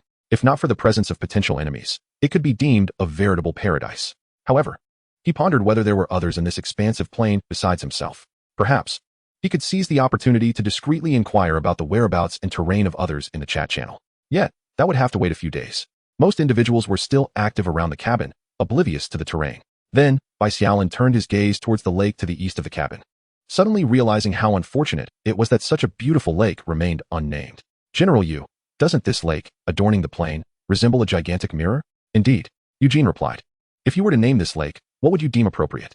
Eugene cautiously glanced at Bai Xiaolin. Mirror Lake, he suggested.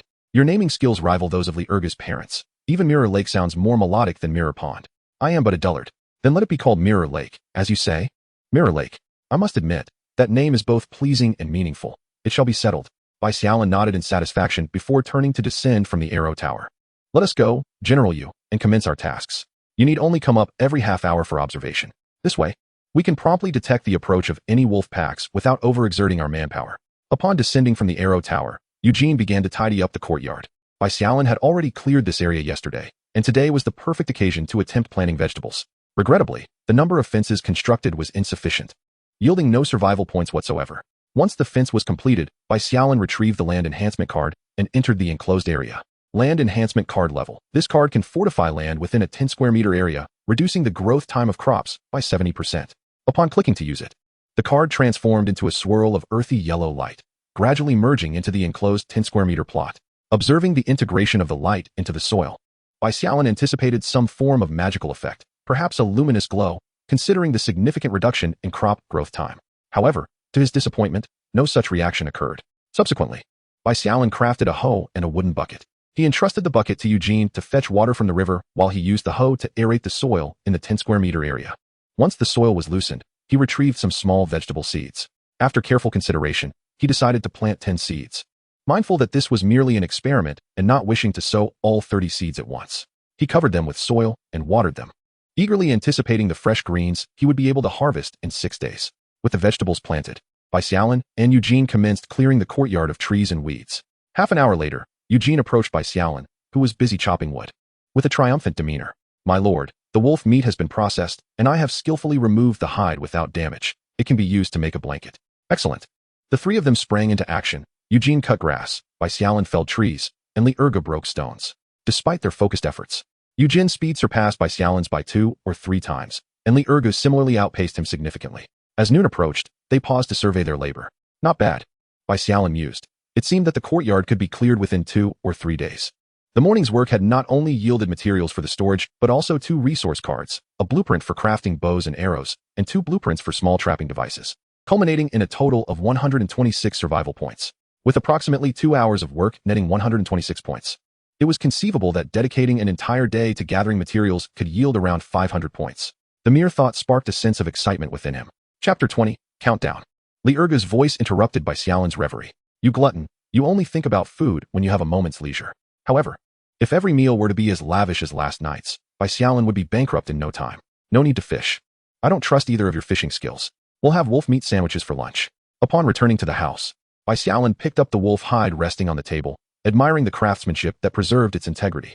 Beside the hide lay 2 sinews. He tugged at them, noting their good elasticity, which might prove useful for crafting bows and arrows.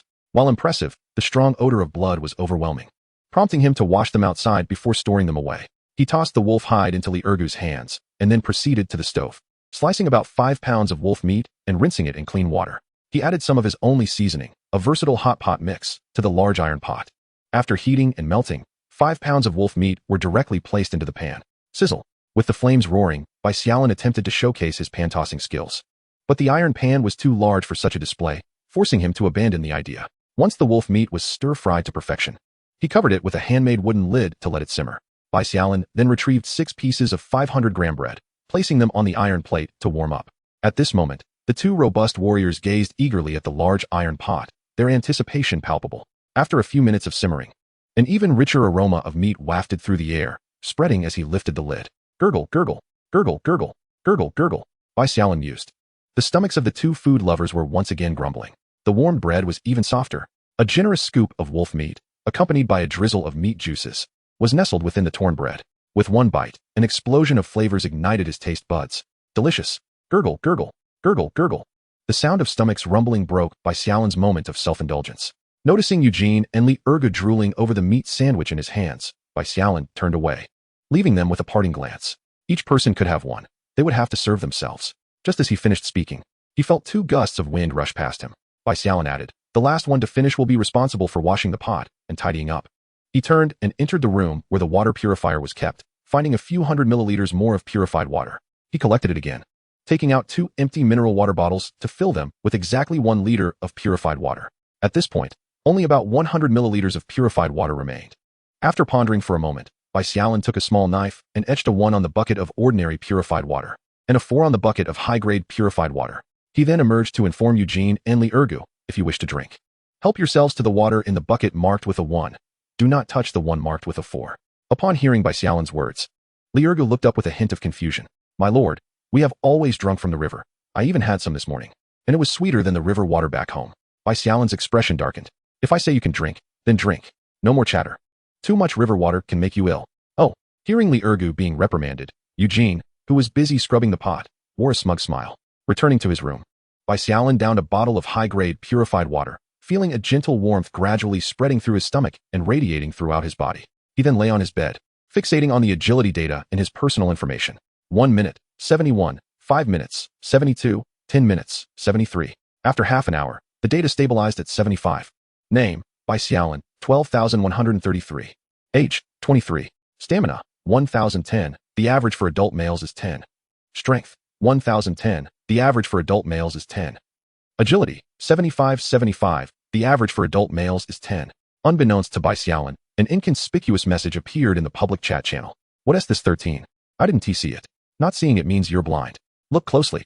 There's an almost transparent light gray number in the lower left corner of the basic construction page. I see it now. So what does this number mean? I discovered this yesterday, but didn't pay much attention to it. By the way, the number from yesterday was 14. I believe it is indeed possible. That means if we endure for just another 13 days, we can finally escape this wretched world. I yearn for my Qin-style meal. I crave my extremely spicy hot pot. I miss my beloved Xiang sisters. You are all too naive. What if the countdown ends and monsters descend upon us?" Gradually, the chat channel fell silent. Half an hour later, the awakened Bai Xiaolin approached the cornerstone and saw the message Lu Nengli had sent him. "Are you there, big brother? I have received the blueprint for the water purifier." Accompanying it was a trading message, "Water purifier blueprint for 1 unit of wood." Bai Xiaolin was somewhat taken aback. He received the blueprint so swiftly. Moreover, Lu Nengli had not vanished with bread and water, which can be considered a preliminary passing of the test. Meanwhile, Lu Nengli was savoring his bread. 12133. "You're doing well, Xiaoli.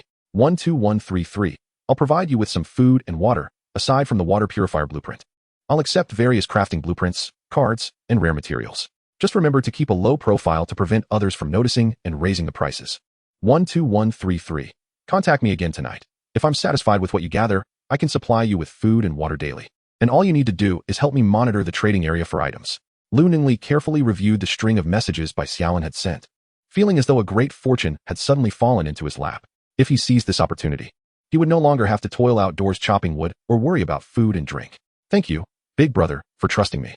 Rest assured, I will ensure that the minimal food I expend will yield the maximum resources." 12133. Keep in mind the items I mentioned. Prioritize trading character cards, land enhancement cards, and various crop seeds. Then the water purifier blueprints and weapon crafting blueprints, and lastly, various rare materials. "Understood, big brother. I have memorized all these items." After sending his message, Bai Xiaolin traded 10 pieces of bread and 10 bottles of water to Lu Nengli, then exited the chat channel. He retrieved the water purifier blueprint along with the 2 resource cards he had received that morning, 1 bow and arrow crafting blueprint, and 2 small animal trap crafting blueprints. Chapter 21. The couple's outfit of Eugene and the 2 of them. Bai Xiaolin decided not to enhance the small animal traps, as the enhanced traps would only be suitable for capturing large beasts, and their high damage made them unsuitable for live captures. He hoped to use the small animal traps to catch smaller creatures, such as rabbits and wild chickens.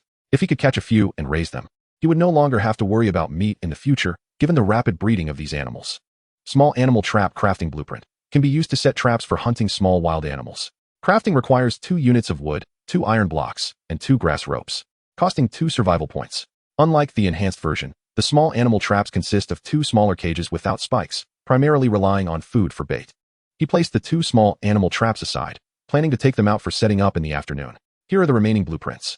Bamboo bow crafting blueprint. A single-piece bamboo bow with a maximum range of approximately 70 meters, albeit with relatively low power. Required materials: bamboo 01, beast tendon 21. Due to insufficient materials, I cannot proceed with the crafting and must wait until I find more bamboo. Water Purifier Crafting Blueprint. This purifier is designed to filter and purify river water, rendering it suitable for regular consumption, capable of purifying 50 liters per hour, with a maximum storage capacity of 1 liter. Click to view required materials. Naturally, a higher tier blueprint for the purifier is preferable, prompting Bai Xiaolin to enhance it 3 times consecutively. Survival points: 1, 10, 100.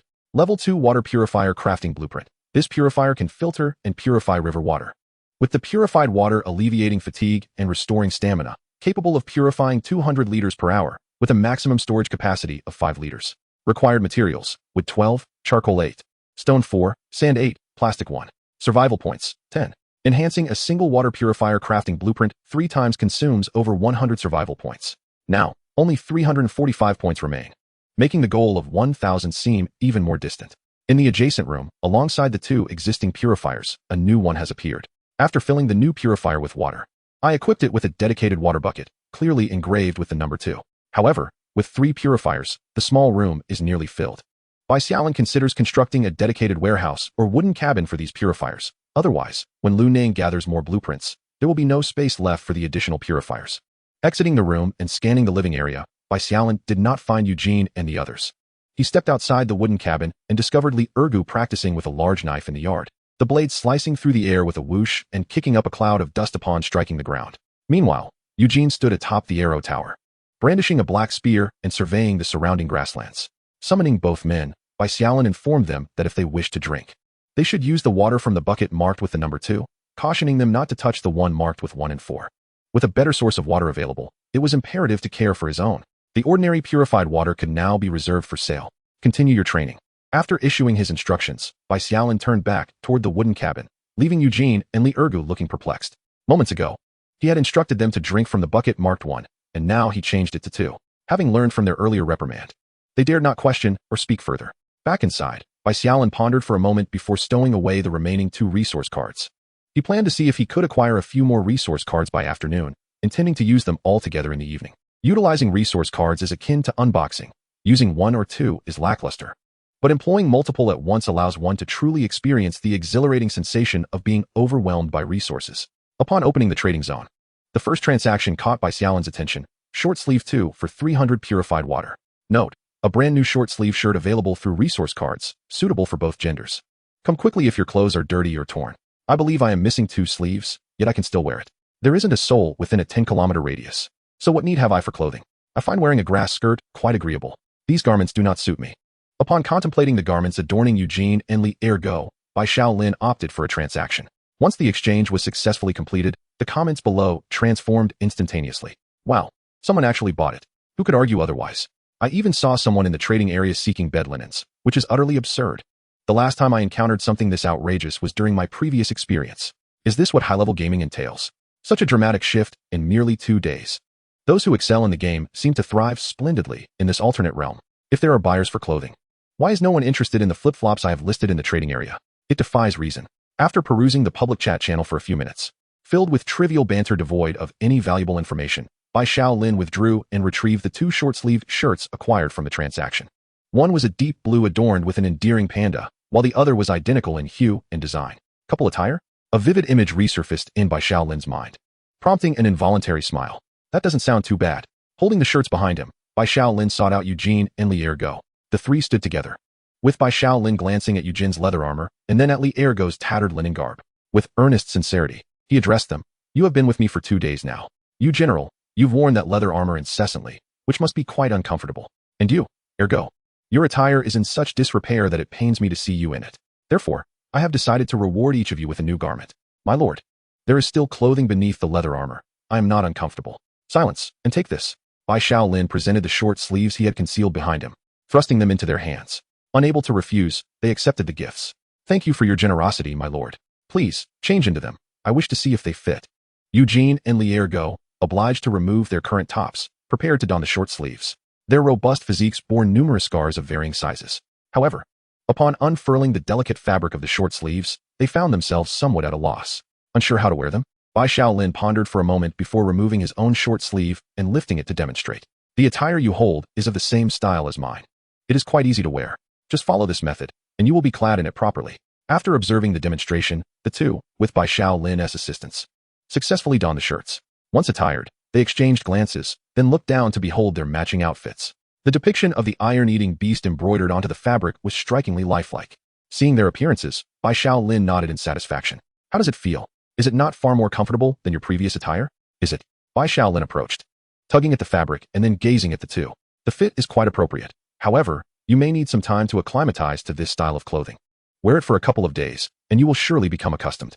Dressed in modern short sleeves paired with ancient trousers, the duo appeared somewhat mismatched. Nevertheless, for the time being, they would have to make do until they could procure new trousers later that evening or the following day. After a restful midday break, they set out to explore their surroundings in the afternoon. 3 individuals, armed with weapons and tools, ventured to the rear of a small courtyard, commencing their exploration along the riverbank towards the Great Mountains. One of their objectives was to set up small trapping devices near the river. Chapter 22. The Pack of Wolves Strikes. As they proceeded along the river, they occasionally spotted various animal tracks, both large and small, and Bai Xiaolin even recognized familiar wolf prints on several occasions. After walking approximately 500 meters along the river, Bai Xiaolin suddenly noticed a small thicket of low trees not far from the riverbank, some adorned with clusters of green berries. What could this be? Bai Xiaolin approached with excitement. Indeed, wild grapevines. Before Bai Xiaolin stood a modest cluster of wild grapevines, their diminutive stature a result of neglect, with many vines bearing no fruit. However, it mattered not. He simply desired to taste. Plucking a green grape, he popped it into his mouth. Ouch! Bai Xiaolin winced, his teeth aching. Yet he did not spit it out. Instead, he swallowed it whole. This was precisely the sensation he sought.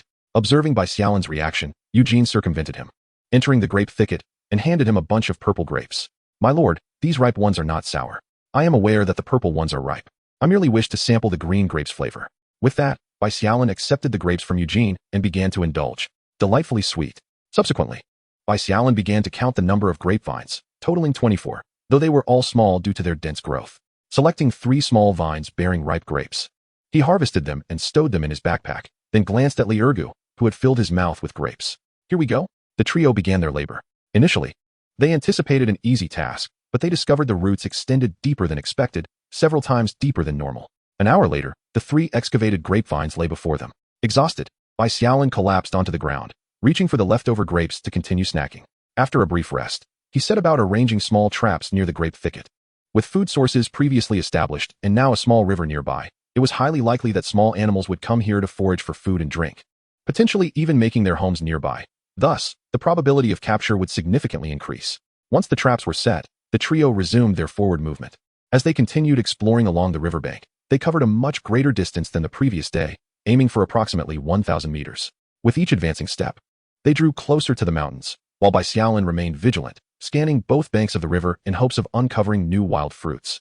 Alas, aside from the initial grapes, no further discoveries were made. Just then, Bai Xiaolin perceived what seemed to be a black and white stone tumbling down the mountainside in the distance.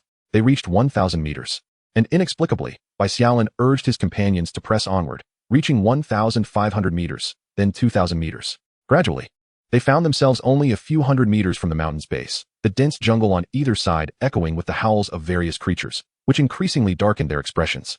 Awoo! Awoo! At that moment, a series of tender cries reached Bai Xiaolin's ears. The cries of young beasts. The 3 individuals swiftly departed from the riverbank, racing towards the source of the sounds, Li Ergu leading the way, Bai Xiaolin in the middle, and Eugene bringing up the rear. Before long, the owner of the cries emerged before Bai Xiaolin, a delicate little iron-eating beast. The creature was trembling under a large rock, while beside it stood 2 massive black wolves, each towering over a meter in height and nearly 1.8 meters in length, completely different in size from the gray wolves caught in the earlier traps. At that moment, the 2 black wolves also noticed the sudden appearance of the trio and began to advance towards them. Ergu, protect our lord! Eugene shouted as he dashed past his companions, brandishing his spear and charging towards the 2 black wolves. Upon seeing Eugene, the 2 wolves instinctively split apart, flanking him in a coordinated attack.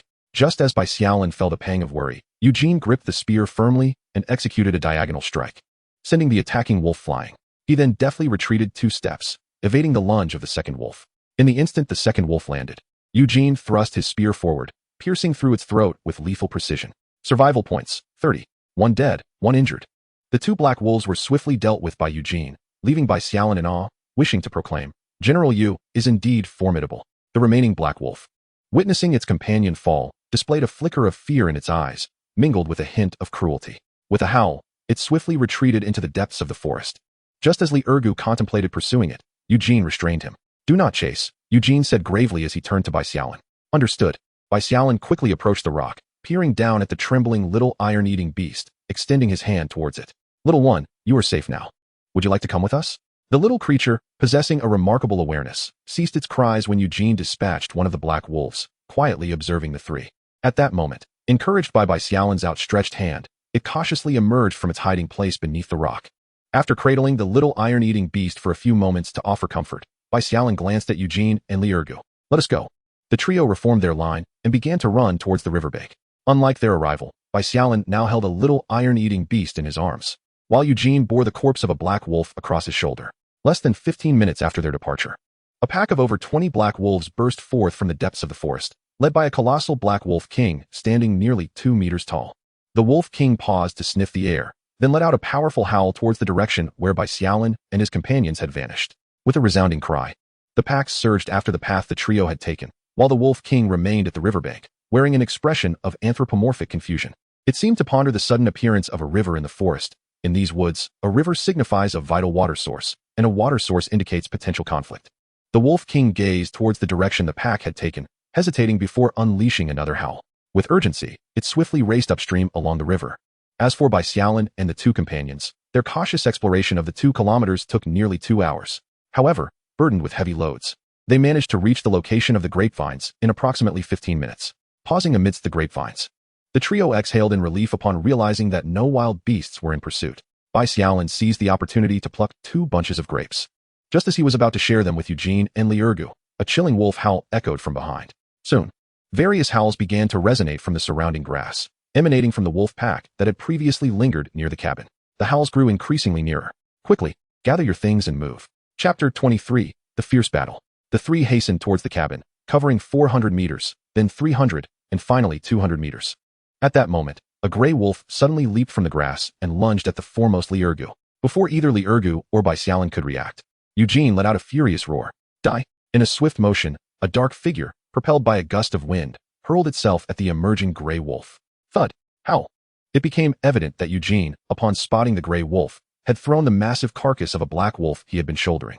The nearly 100-pound black wolf's body struck the gray wolf with tremendous force, killing it instantly. "That scared me to death," Li Ergu exclaimed, finally regaining his composure and patting his chest. Just as he turned to express his gratitude to Eugene, Bai Xiaolin interrupted.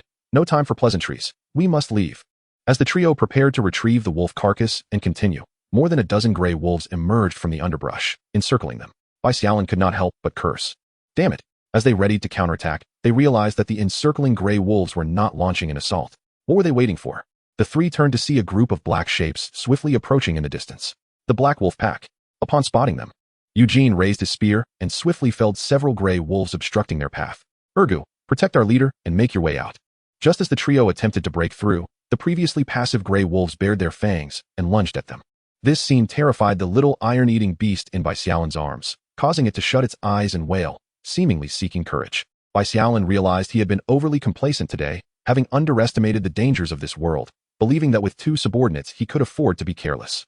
Alone, he would never venture even 200 meters from the fence, let alone 2 kilometers. Observing the increasing number of gray wolves surrounding them, Bai Xiaolin swiftly retreated, knowing that staying behind would only hinder Eugene, leading to their mutual demise.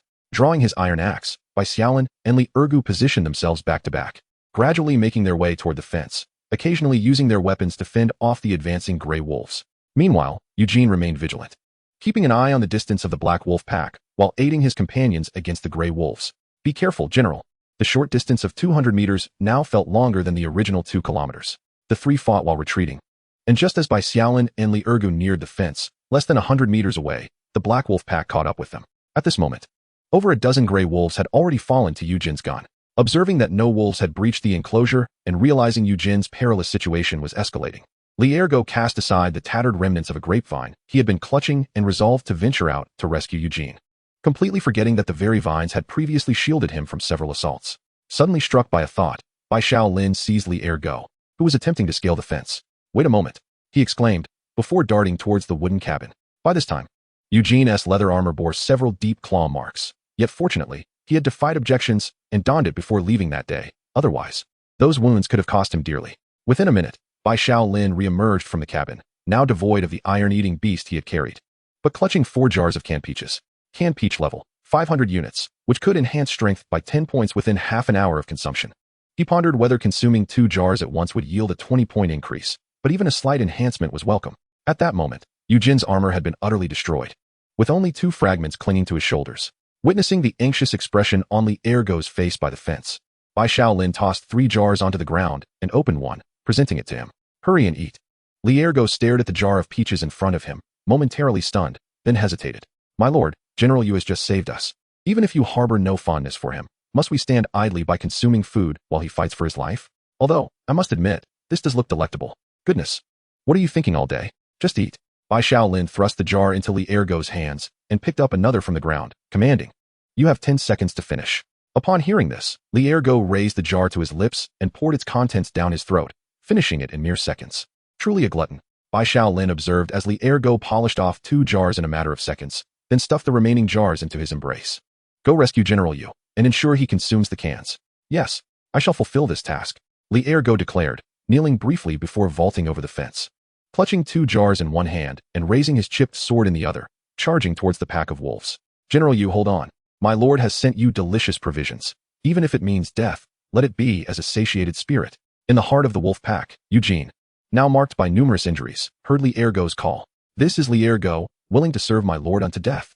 And with that, he too vanished into the throng of wolves. General Yu, Li Ergo, you must believe in yourselves, endure, and you shall survive. 10 minutes later, bloodied and with his sword shattered into 2 pieces, Li Ergo presented the intact cans he had safeguarded to Eugene. With one hand wielding his spear for protection, Eugene shielded Li Ergo behind him while using the other to tilt the can towards his mouth. Haha, I hope to savor my lord's cooking once more, roasted wolf meat, fish soup, and meat-filled buns. After consuming the canned food, Eugene felt an exhilarating surge of strength coursing through him, and his damage to the black wolves was steadily increasing. He excitedly turned to Li Ergo behind him, who had also noticed a significant enhancement in his own power, unable to suppress a chuckle. General Yu, my strength has also amplified, approximately by 2/3. Haha, if I were in the army now, I could easily secure a position as a 50, or with a stroke of luck, perhaps even a Tunshin commander. However, it soon became apparent that the pack of wolves had intensified their assault, no longer toying with them as they had before. But it was too late for the wolves. After surpassing 40 points of strength, Eugene leaped into action, his black spear swiftly striking down a black wolf that lunged at him. The creature collapsed to the ground, struggling futilely to rise again. Seizing the moment before the pack could react, Eugene dragged the nearly unconscious Li Ergo towards the outskirts of the wolves. As they forged ahead, both gray and black wolves fell before Eugene's spear. Chapter 24, Treating the Wounds. After leaving behind more than 20 gray wolf carcasses and 5 black wolf bodies, the remaining wolves finally showed signs of trepidation, evading Eugene's sweeping spear. When Bai Xiaolin saw Eugene and Li Ergo, both covered in blood, he was overjoyed. He rushed forward, hoisting the nearly fainting Li Ergo onto his back, and assisted Eugene towards the wooden cabin. The wolf pack lingered around the courtyard, neither retreating nor entering the fenced area, after the 3 vanished into the cabin. Once safely inside, Li Ergo finally relaxed, leaving Bai Xiaolin with a grim smile, before he completely lost consciousness. Eugene managed to force a hoarse smile, saying, My lord, there is no need for concern. Observing Eugene's pale complexion from blood loss, Bai Xiaolin urged, quickly, cleanse the wounds to prevent infection. He poured some purified water into a large iron pot to heat it. Then, he retrieved 2 brand new blankets, laying them on the ground before placing Li Ergo gently atop them. After setting Li Ergo down, Bai Xiaolin intended to assist Eugene, but saw him slowly rise. Gritting his teeth, My lord, you should tend to Ergo's wounds. I can manage on my own. Seeing Eugene's determination, Bai Xiaolin did not press the matter further. He turned to pour the heated water into a wooden tub, adding 10 bottles of mineral water. Once satisfied with the temperature, he found 2 towels from their previous trade, handing one to Eugene while keeping one for himself to clean the blood from Li Ergo's wounds. General Yu, the wounds must be thoroughly cleaned to prevent infection. Yes. Though Li Ergo was unconscious, his face twitched upon contact with water. Eugene, fully conscious, grimaced as Bai Xiaolin tended to his injuries. After finding a piece of wood for Eugene to bite down on, Bai Xiaolin focused on cleansing Li Ergo's wounds. It took nearly an hour to meticulously clean all of Li Ergo's injuries, bringing relief to Bai Xiaolin as he noted that, despite their number, none were fatal. Once Li Ergo was settled, Bai Xiaolin turned his attention to assisting Eugene with the wounds on his back. After tending to the wound, Eugene lay beneath the covers, gradually drifting into slumber. Observing the 2 slumbering figures, Bai Xiaolin's brow furrowed in concern. The cleansing of the wound was merely the initial step. The paramount focus lay in disinfection and infection prevention. Contemplating this, Bai Xiaolin approached the cornerstone and opened the trading interface. He searched for baijiu, gauze, and medicinal supplies. Regrettably, he could only procure 2 rolls of gauze. Subsequently, Bai Xiaolin accessed the public chat channel. As it neared 6 o'clock, the chatter was sparse. Many players were still out gathering materials, and the channel would likely become busier around 6:30 or 7. Despite the low turnout, some individuals were attentively monitoring the chat. 12133. I was accidentally attacked by a wild wolf. Any brothers with baijiu, medicinal supplies, or gauze, please message me privately. I can trade food and water. Wow. The lucky player was attacked. 07998. Serves you right. Who told you to flaunt all the time? Even the heavens couldn't stand it. Wow. 998. Clearly not a fan of 12,133, immediately lashed out. This dog-eat-dog scenario amused Bai Xiaolin, who relished the drama of those flaunting their riches in the chat. 12133. I was accidentally attacked by a wild wolf. Any brothers with baijiu, medicinal supplies, or gauze, please message me privately. I can trade food and water.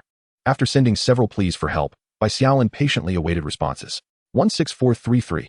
Brother, are you injured? Is it serious? Do you need me to help you acquire medical supplies? The external injuries are not grave. However, in addition to what you previously collected, I'll need all the medical supplies you can find. Following this incident, Bai Xiaolin resolved to stockpile more healing items for future emergencies.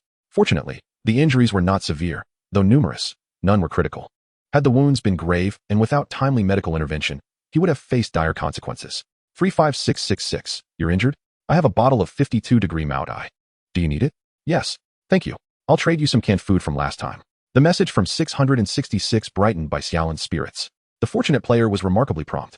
Level 500 fruit can. 1. Trade baijiu. 1. Upon a successful transaction, a white liquor bottle materialized in Bai Xiaolin's hands. 35666. Do you have more of these cans? How many did you actually find? Not many, just 10 bottles. 35666. Fraud. I only found 2 level tomatoes today. With that, the conversation ceased. Bai Xiaolin was momentarily stunned by the message from the fortunate player. He realized that had it not been for the existence of survival points, he might have been left waiting indefinitely for level items, while the fortunate player had directly acquired them today. However, this was not the time for astonishment. Bai Xiaolin focused on reviewing his private messages. 79144. I have a bottle of 42-degree baijiu. What do you intend to offer in exchange? How about 2 100-gram sausages? 79144. That is too little. This is a whole bottle of baijiu. I want 5 sausages. All right. Seeing the counteroffer, Bai Xiaolin did not hesitate, as he still had 2.5 boxes of sausages. Continuing, Bai Xiaolin sent a transaction message to the other party, awaiting the successful completion of the trade. 100 sausages in exchange for 1 bottle of liquor. However, after nearly a minute, there was still no agreement from the other side. Brother, what do you mean? Meanwhile, in a small wooden cabin, a lecherous man greedily gazed at the chat messages, swiftly typing a response. I've changed my mind. I want 10 sausages. With all that food you have, you shouldn't mind a few extra. This message infuriated Bai Xiaolin. Damn it, what a blatant attempt at extortion. At the same time, he felt a sense of relief for not directly accepting the blueprint, instead seeking help from Luningli. Had he accepted the blueprint himself, many would likely have attempted to raise the price in a similar manner. Under normal circumstances, Bai Xiaolin might have simply given up and blocked the individual. However, given the dire situation, he gritted his teeth and responded, I can give you 10 sausages, but how can you assure me this will be your final price hike? 79144. Truly the luckiest of all, so generous. The other party quickly sent a transaction message. 1 bottle of liquor in exchange for 10 sausages. Once the transaction was completed, Bai Xiaolin immediately blocked the individual. Meanwhile, the lecherous man, who had prepared to feign consolation, saw the message rejected, and his fleeting joy over receiving 10 sausages evaporated. A sly smile crept across his face. Dare to block me? Don't blame me for promoting my wares. On the other side, Bai Xiaolin promptly offered 5 sausages to negotiate a trade for a bottle of liquor with another individual, only to discover that the other party had disappeared once again. Luckiest of all, the price of 5 sausages is too low. You should check the public chat channel, you'll understand what I mean. Confused, Bai Xiaolin wondered if someone was outbidding him for liquor in the trading area. Chapter 25. Human Nature. In the public chat channel, 79144 exclaimed, 12133 is so generous. I offered a bottle of liquor for a piece of bread, and unexpectedly, the luckiest one gave me 10 sausages. Those with liquor and medicine should hurry to trade. This opportunity is fleeting. 12133 is so generous. I offered a bottle of. Is that true? I'll try my luck too. How wonderful. I just opened a roll of bandages yesterday. I'm envious. 10 sausages can last several days if rationed. I also want to trade, but unfortunately, I don't possess the items that the luckiest one seeks. I wonder if the big shot would accept toilet paper. I'll go ask. Such sentiments were echoed multiple times in the public chat channel, and many took notice, including Bai Xiaolin, who finally understood what the earlier individual meant. He felt a mix of anger and amusement, perplexed as to how he had offended 79,144, especially since he had acquiesced to 2 price increases. Bai Xiaolin completed the transaction once more with 10 sausages, then proceeded to purchase several rolls of bandages at a steep markup, depleting his entire stock of sausages. Using the liquor, he treated the wounds of Eugene and another individual, then carefully wrapped them in bandages like mummies. Once finished, he moved the 2 into a small room and laid them on the bed. As the clock approached 7, Bai Xiaolin, utterly fatigued and disinclined to cook, retrieved a piece of bread and devoured it with 2 sausages, simultaneously finishing off the remaining bottle of water from lunch. At that moment, a faint sound emerged from beneath the fireplace. Ow! Bai Xiaolin glanced down to discover a diminutive iron eater nestled at the base of the hearth, its large eyes fixed intently upon him. A wave of realization washed over Bai Xiaolin as he slapped his forehead. He had completely forgotten about this little creature. Noticing the iron eater's eager gaze fixed on the bread, Bai Xiaolin mused, "Ah, little one, are you hungry too? Alas, I have no bamboo to offer." Gently lifting the tiny creature into his embrace, he pondered whether he ought to check the trading channel for bamboo. However, given the iron eater's small teeth, he questioned whether it could even gnaw on bamboo. The iron eater lay in Bai Xiaolin's arms for a few moments, but upon realizing that food was not forthcoming, it let out a plaintive cry, clinging to Bai Xiaolin's clothing and reaching out with its tiny claws to snatch at the sausage embedded in the bread. Observing the creature's antics, Bai Xiaolin waved a sausage tantalizingly in front of it. "Would you like this?" The iron eater's gaze began to follow the sausage's movement.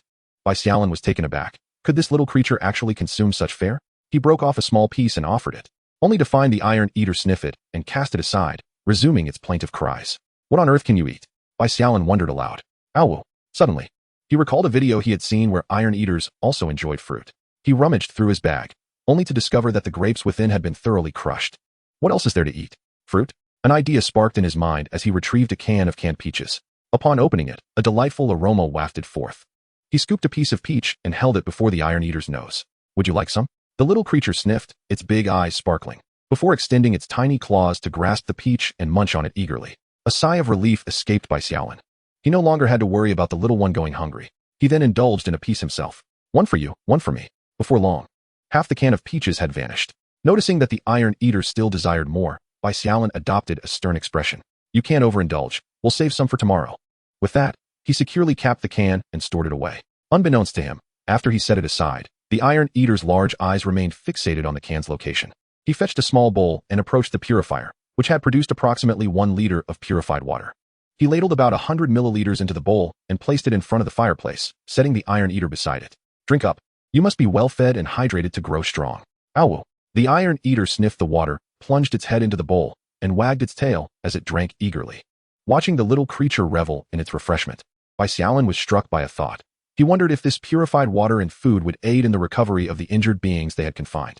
Perhaps they could test it once they awoke. Outside, the night had fully descended, and the howls of wolves began to echo in the darkness. At first, Bai Xiaolin paid little heed, intending to explore the trading area, only to find the sound drawing ever closer.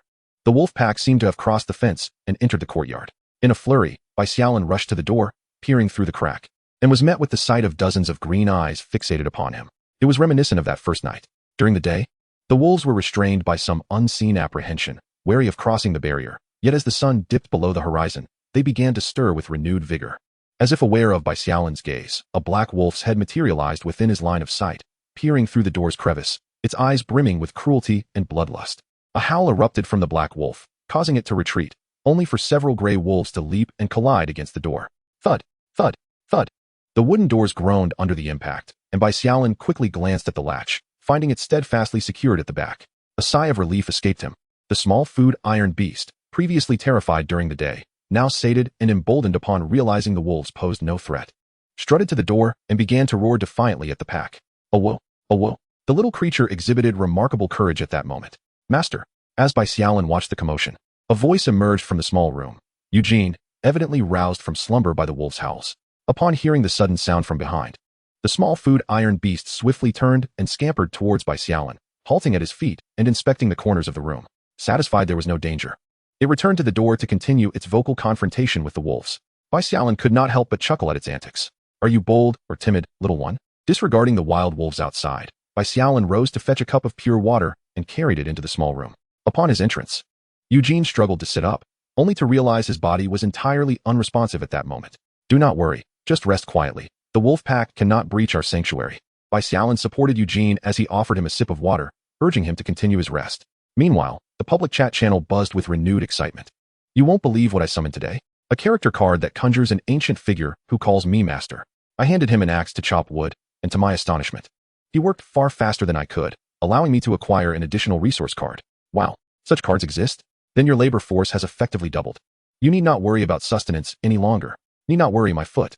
I acquired a similar card yesterday, and while the hulking figure was indeed industrious, his appetite is voracious, nearly twice that of myself. Now, I am effectively 2 workers laboring for the consumption of 3. It's a nightmare with food supply growing tighter.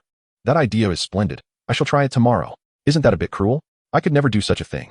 I also received a character card. But after hearing your tales, I am too apprehensive to use it. 07998. If you're hesitant, sell it to me. I'll trade you fish for it. 35666. Such a person is utterly vile. Do not trade with him. Exchange with me. I have no shortage of food. 07998. This is merely a reflection of human nature. Moreover, I am not in want of sustenance, as I currently have 2 individuals gathering supplies. Others, witnessing the standoff between the 2, have come to recognize the significance of character cards. Even if they have no use for them themselves, they can be sold for a substantial amount of food. Bai Xiaolin, observing this, sent a private message to the lucky girl. Chapter 26. Can fish and meat. If you dare to compete with me for character cards, I shall compensate you for the lack of food. Ningyu was focused on the public chat channel, poised to type a message when she momentarily paused at the message from Bai Xiaolin. Does this fellow look down upon me? After all, I am a fortunate one. Would I truly lack such a trifling amount of food? No need. Does he believe that catching a few fish allows him to compare resources with me? Let me show him that I can crush him without even using food. Bai Xiaolin, still contemplating whether to leverage the lucky girl's influence to acquire the character card, realized that her lack of food meant his hopes were dashed. Just then, Lu Ningli sent a message. Brother, is your injury feeling any better? All the food and water have been traded. I will send you what I've received. Upon seeing that everything had been traded, Bai Xiaolin began to anticipate the acquisition of valuable items. Thank you for your hard work. But did you not save any food for yourself after trading all the food and water? Brother, the 500 loaves of bread you gave me this morning for trading the blueprint of the water purifier are sufficient. I had some for lunch and will have more for dinner. Upon reading this, Bai Xiaolin realized he had indeed chosen wisely. Do not fret about food. As long as you diligently assist me in gathering supplies, I shall ensure you are well taken care of regarding food and water. Pure water 500, sausage 1. Trading timber 1. Lu Ningli, munching on bread, gazed in disbelief at the sausage that appeared in his hand after the successful trade. Thank you, brother. No need for thanks. Go ahead and eat. After exchanging a few more words with Lu Ningli, Bai Xiaolin began to review the trade information that Lu Ningli had just sent. Resource Card 2. Red Brick Workshop Construction Blueprint 1. Land Enhancement Card 2. Iron Knife Manufacturing Blueprint 1. Single Bed Construction Blueprint 1. Chicken Coop Construction Blueprint 1. Water Purifier Manufacturing Blueprint 1. Trading Timber 1. Bai Xiaolin was somewhat astonished to have received such an abundance of blueprint cards. It appeared that many blueprints and cards held little value in the eyes of others, prompting them to exchange them for food and water instead. For instance, the Red Brick Workshop Construction Blueprint and the Cement Workshop Construction Blueprint he had previously obtained. Houses upgrade directly. So what use are these blueprints? Similarly, the Chicken Coop Construction Blueprint. One cannot simply build a coop and wait for chickens to move in. At present, the most significant items for Bai Xiaolin are the Land Enhancement Card and the Water Purifier Blueprint, along with the 2 unexpectedly acquired resource cards. Bai Xiaolin was puzzled, as the chat channel was filled with complaints about the scarcity of resource cards. How could there still be individuals selling them? With this thought, Bai Xiaolin sent another message to Lu Ningli. How did you come by the 2 resource cards? Is it possible that there are still individuals selling resource cards? Brother, you may not be aware, but occasionally the trading channel does feature offers for resource cards. Some individuals, unfortunately beset by ill fortune, find that their resource cards yield only a meager assortment of clothing and daily necessities. Consequently, they hesitate to utilize these cards, opting instead to exchange them directly for food and water in the trading zone.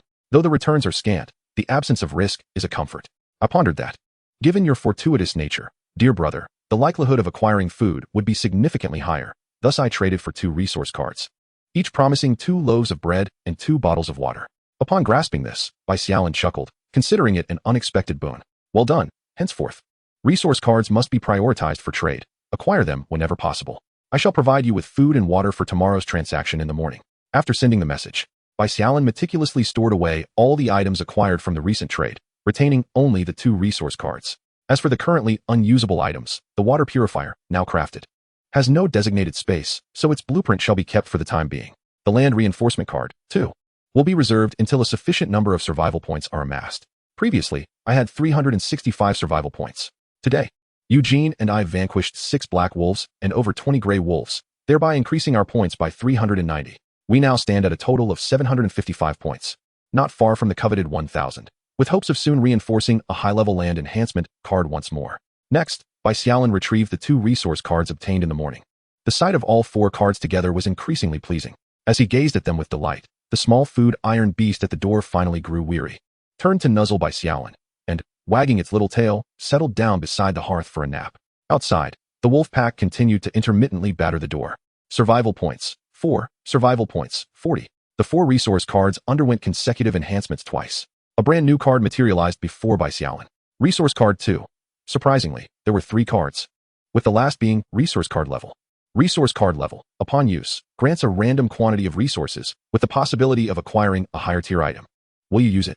Will you expend 100 survival points to enhance the resource card, thereby randomly improving the quantity or quality of the resources within? It was time to test my luck once more. I hoped that enhancing it to a higher tier would yield food capable of rapidly increasing my strength attributes, thus sparing me from the current state of disarray. Survival points, 100. Resource card level 1, upon use, grants a random doubled quantity of resources, with the potential for a higher tier item. Will you use it? Upon reading the description of the new card, Bai Xiaolin felt a twinge of discouragement. A failure. Yet, a doubled higher tier item is still acceptable. I shall proceed to use it. Bang, bang, bang. A small heap of items materialized atop the table before Bai Xiaolin. The first to catch his eye were several long knives, sheathed and ready. Weapons. Bai Xiaolin picked up the nearest long knife to examine its details. Tang knife, a standard iron weapon, with an ordinary sharpness. This is splendid. It's just right as Li Ergu's large knife broke today, and I can gift this to him. Counting, there were 5 Tang knives in total, with the remainder serving as backup weapons. Aside from the Tang knives, there remained a collection of iron canned goods. Given that the Tang knives bore no level, the cans must surely be of a higher tier. As expected, in the realm of canned delicacies, the herring can, packaged in a set of 500, promises a modest yet permanent enhancement to one's strength attribute upon consumption. Bai Xiaolin meticulously counted the boxes, arriving at a total of 10. Even if each can merely augment strength by a mere 0. 1. The cumulative effect of 10 cans would yield an increase of 1 point. A commendable gain indeed. Yet, the name of this canned product struck a familiar chord in his memory. After a minute of contemplation, he could not recall where he had encountered it before. Resolving to set aside this puzzling thought, Bai Xiaolin decided to store the cans, planning to consume 1 each morning, noon, and night starting tomorrow, thus anticipating a slight increase in strength over 3 days. At this juncture, his agility attribute had already risen from 7 to 8, and with another 2 days, he could achieve an average level. Next, he turned his attention to the remaining 3 level 2 resource cards. However, Bai Xiaolin chose not to further enhance these cards, as he currently lacked neither common items nor advanced supplies, deeming it unnecessary to squander hundreds of survival points for a meager increase in resources. Upon utilizing the 3 level 2 resource cards, a plethora of items materialized within the confines of the room. Bai Xiaolin commenced sorting through the amassed goods. 20 packets of radish seeds, which he deemed a fine addition, as radishes are known to whet the appetite. 10 bags of 10-pound flour, 50 loaves of bread, 20 bottles of mineral water, 10 barrels of 5-liter canola oil, 10 packets of salt, 50 clothes hangers, 20 men's shirts, and 20 pairs of athletic shoes. Thankfully, he had not expended any survival points. Hangers? Shirts? Sneakers? What a disarray of items. Nevertheless, with the presence of oil and flour, he could certainly prepare some pasta. After categorizing the items, Bai Xiaolin retreated to the small room, covering Eugene and the other with a blanket, while laying out 2 more in the living room to be used at bedtime. He made sure to stoke the fireplace with firewood. As he nestled into his bed, he covered his head, attempting to drown out the howls of wolves outside, reassured by the thought that they could not breach his sanctuary. Chapter 27. A captivating flavor. The following morning, Bai Xiaolin awoke with the peculiar sensation that his arm was being restrained, rendering it immobile. With great effort, he opened his eyes and lifted the covers, revealing the little iron-eating beast lazily sprawled in his embrace, sleeping soundly. So it was you, my little companion. After a few minutes of playful coaxing, he discovered that the creature merely turned over, showing no signs of waking. Gently, Bai Xiaolin placed the iron-eating beast back in the bed and extricated himself. Peering through the crack of the door, he noted that the pack of wolves had vacated the yard, now lounging in clusters outside the fence amidst the grass. A frown creased Bai Xiaolin's brow. It seemed these creatures were intent on guarding him, a troubling predicament indeed. Being confined within the wooden cabin would prevent him from gathering supplies, particularly the vital water. Should the water supply run dry, both he and his companions would find themselves in peril, either succumbing to thirst or starvation. Master? A voice resonated from the living room, belonging to Eugene. Upon entering, Bai Xiaolin found both mummies had awakened, their eyes wide with curiosity as they gazed at him. You are awake. How do you feel? Master, has the wolf pack not yet departed? There is no need for you two to concern yourselves with this matter. Your primary task now is to recuperate. I cannot expect 2 mummies to assist me in driving away the wolves. I regret causing the Lord distress yesterday and wasting such precious provisions. Yu Jin's words prompted Bai Xiaolin to adopt a stern expression. What waste? You two saved my life yesterday. You are my saviors. What is a little food in comparison? Furthermore, you are my only 2 generals. I am not at all troubled by how much you consume. He continued. Moreover, I have decided that upon your recovery, I shall appoint you as my left and right generals. Here, aside from myself, all others will be under your command. Upon hearing this, Eugene and his companion's eyes glistened with emotion as they spoke in unison. Thank you, my lord. Just as the 2 were touched by this sentiment, 2 sounds emanated from beneath the bandages. Gurgle, gurgle, gurgle, gurgle. Realizing the source of the sound, Bai Xiaolin suddenly remembered that the 2 had eaten nothing but a few grapes since yesterday afternoon. You both should rest. I shall prepare breakfast. Once Bai Xiaolin departed, Li Ergu turned to Eugene. Thank you, my lord. I, Li Ergu, have been made a general as well. I wonder if this counts as bringing honor to my family. General Li, that sounds splendid. Haha. Li Ergu continued. By the way, General Yu, the Lord only mentioned appointing us as left and right generals, without specifying who is to be the left and who the right. However, I am willing to cede the position of left general to you. Eugene replied, I appreciate your generosity. Unlike the exuberant Li Ergu, Eugene began to ponder who else might be present aside from the 3 of them. Returning to the living room, Bai Xiaolin placed the small food iron beast aside after wrapping it in a blanket, and just as he was about to prepare breakfast, a long howl from the mountains echoed. A woo. Following that, a chorus of howls erupted, prompting Bai Xiaolin to rush to the door for a better view. He observed over a dozen black wolves swiftly rising and darting toward the mountains, while the remaining gray wolves, save for a few, had entirely vanished into the underbrush. This left Bai Xiaolin puzzled. Had the black wolf pack been summoned by their king? However, he refrained from venturing outside, continuing instead with breakfast preparations. He first retrieved a tin of herring and placed it beside the fireplace to warm, followed by several pieces of bread on the iron plate. Since Eugene and his companion could not tolerate spicy food due to their injuries, Bai Xiaolin merely cut some wolf meat and boiled it in plain water, adding just a pinch of salt. At that moment, a sound of a bottle cap dropping echoed from the adjacent small room. Following the noise, Bai Xiaolin approached to find the small food iron beast sitting on the ground, clutching yesterday's leftover half bottle of canned fruit, its tiny paw poised to reach inside for peaches. Upon noticing Bai Xiaolin's presence, it immediately halted its motion, gazing up innocently with wide eyes, as if to say, you must believe me. It was the can that initiated this act. You little glutton, quite clever you are, having learned the art of pilfering. Bai Xiaolin lifted the small food iron beast by its neck, giving its large ears a gentle twist. Nevertheless, the small creature stubbornly clung to the canister. Bringing the small food iron beast into the living room, Bai Xiaolin set it upon the table and, after a moment of thought, chuckled as he spoke. Shall I give you a name? Since you seem so gluttonous, how about calling you little glutton? It appears that the little creature understood Bai Xiaolin's words, wriggling and grunting in protest. Not satisfied? Then let us call you little foodie. The struggles became even more vigorous. All right, I'll stop joking and earnestly name you. After a moment of contemplation, Bai Xiaolin suggested, how about Yellow Peach? A woo, great treasure. Woo, dragon hero. Woo, iron-eating beast. What do you think of Little Iron? Ha. Suddenly struck by inspiration, Bai Xiaolin burst into laughter. Little Iron is settled, and 666 is here. Together you shall be known as Little Iron 666. It is decided, from now on, you shall be called Little Iron. Ruffling the protesting Little Iron S head a couple of times, Bai Xiaolin approached the fireplace, ready for breakfast.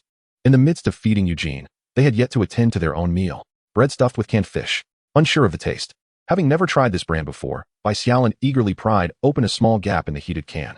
Instantly, a powerful aroma filled the entire room. Bai Xiaolin, ugh. Little Iron, awo. Eugene and Li Ergu, ugh ugh. Finally, Bai Xiaolin remembered why the name of this canned fish felt so familiar, ugh. Holding the can, Bai Xiaolin dashed to the door, intending to throw it over the fence. Yet, curiosity got the better of them, and they pinched a piece of fish to taste, ugh. Throwing the can away, Bai Xiaolin quickly turned around. Inside the wooden house, Little Iron lay at the door, their small bare face expressing shock. In the room, two mummies were now dry heaving. Back in the wooden house, Bai Xiaolin glanced at the yellow peach can on the floor, but Little Iron had vanished, with the pungent scent still lingering. Bai Xiaolin wrapped a towel around their nose and fully opened the door. Half an hour later, the odor finally dissipated, and Bai Xiaolin contemplated the remaining 9 cans of fish. They would have to be sold. For those in need of food, this flavor should be somewhat acceptable. Opening the private chat channel, Bai Xiaolin first traded 20 bags of bread and 10 bottles of mineral water to Lu Nunli, instructing him to start gathering supplies.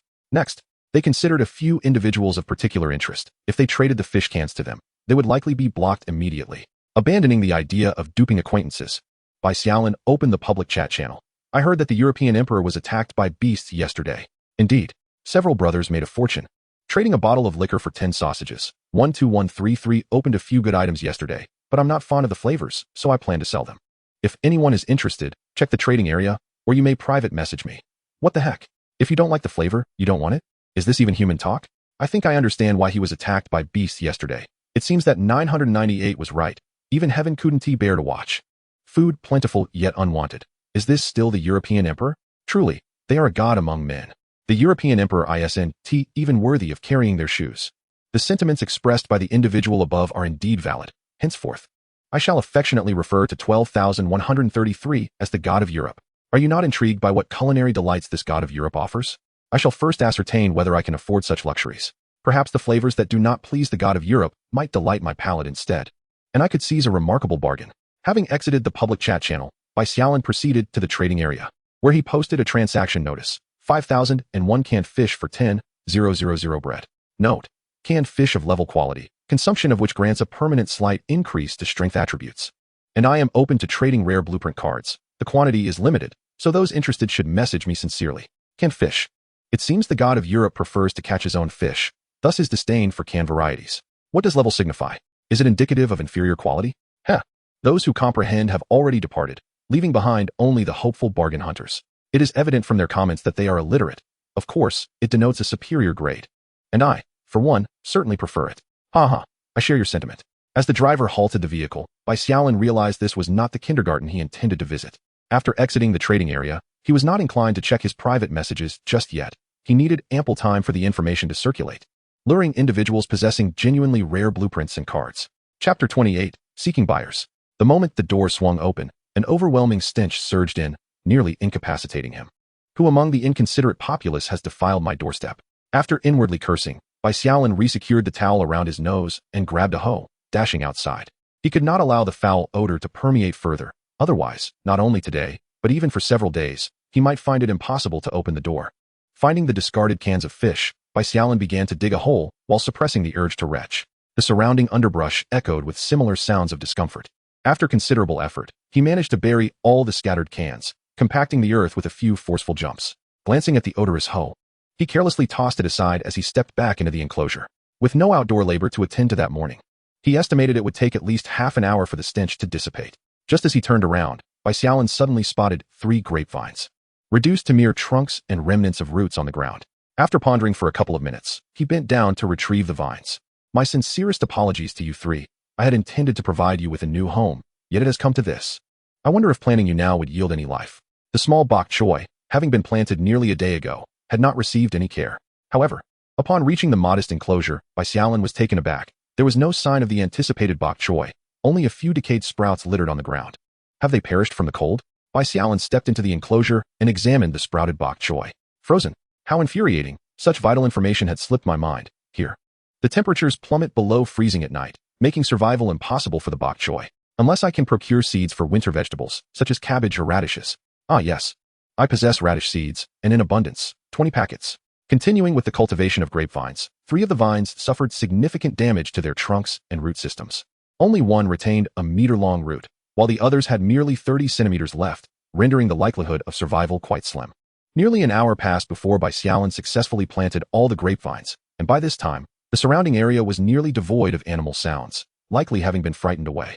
As he approached the riverbank, Bai Xiaolin suddenly perceived what seemed to be a wild beast lurking within the grass nearby, prompting him to drop his bucket and flee in haste. Upon reaching the enclosure, he exhaled in relief, only to turn and discover that no beast was in pursuit. Had he merely misjudged the situation, or was there something else? Could it be the carcasses of animals hunted by the wolf pack the previous night?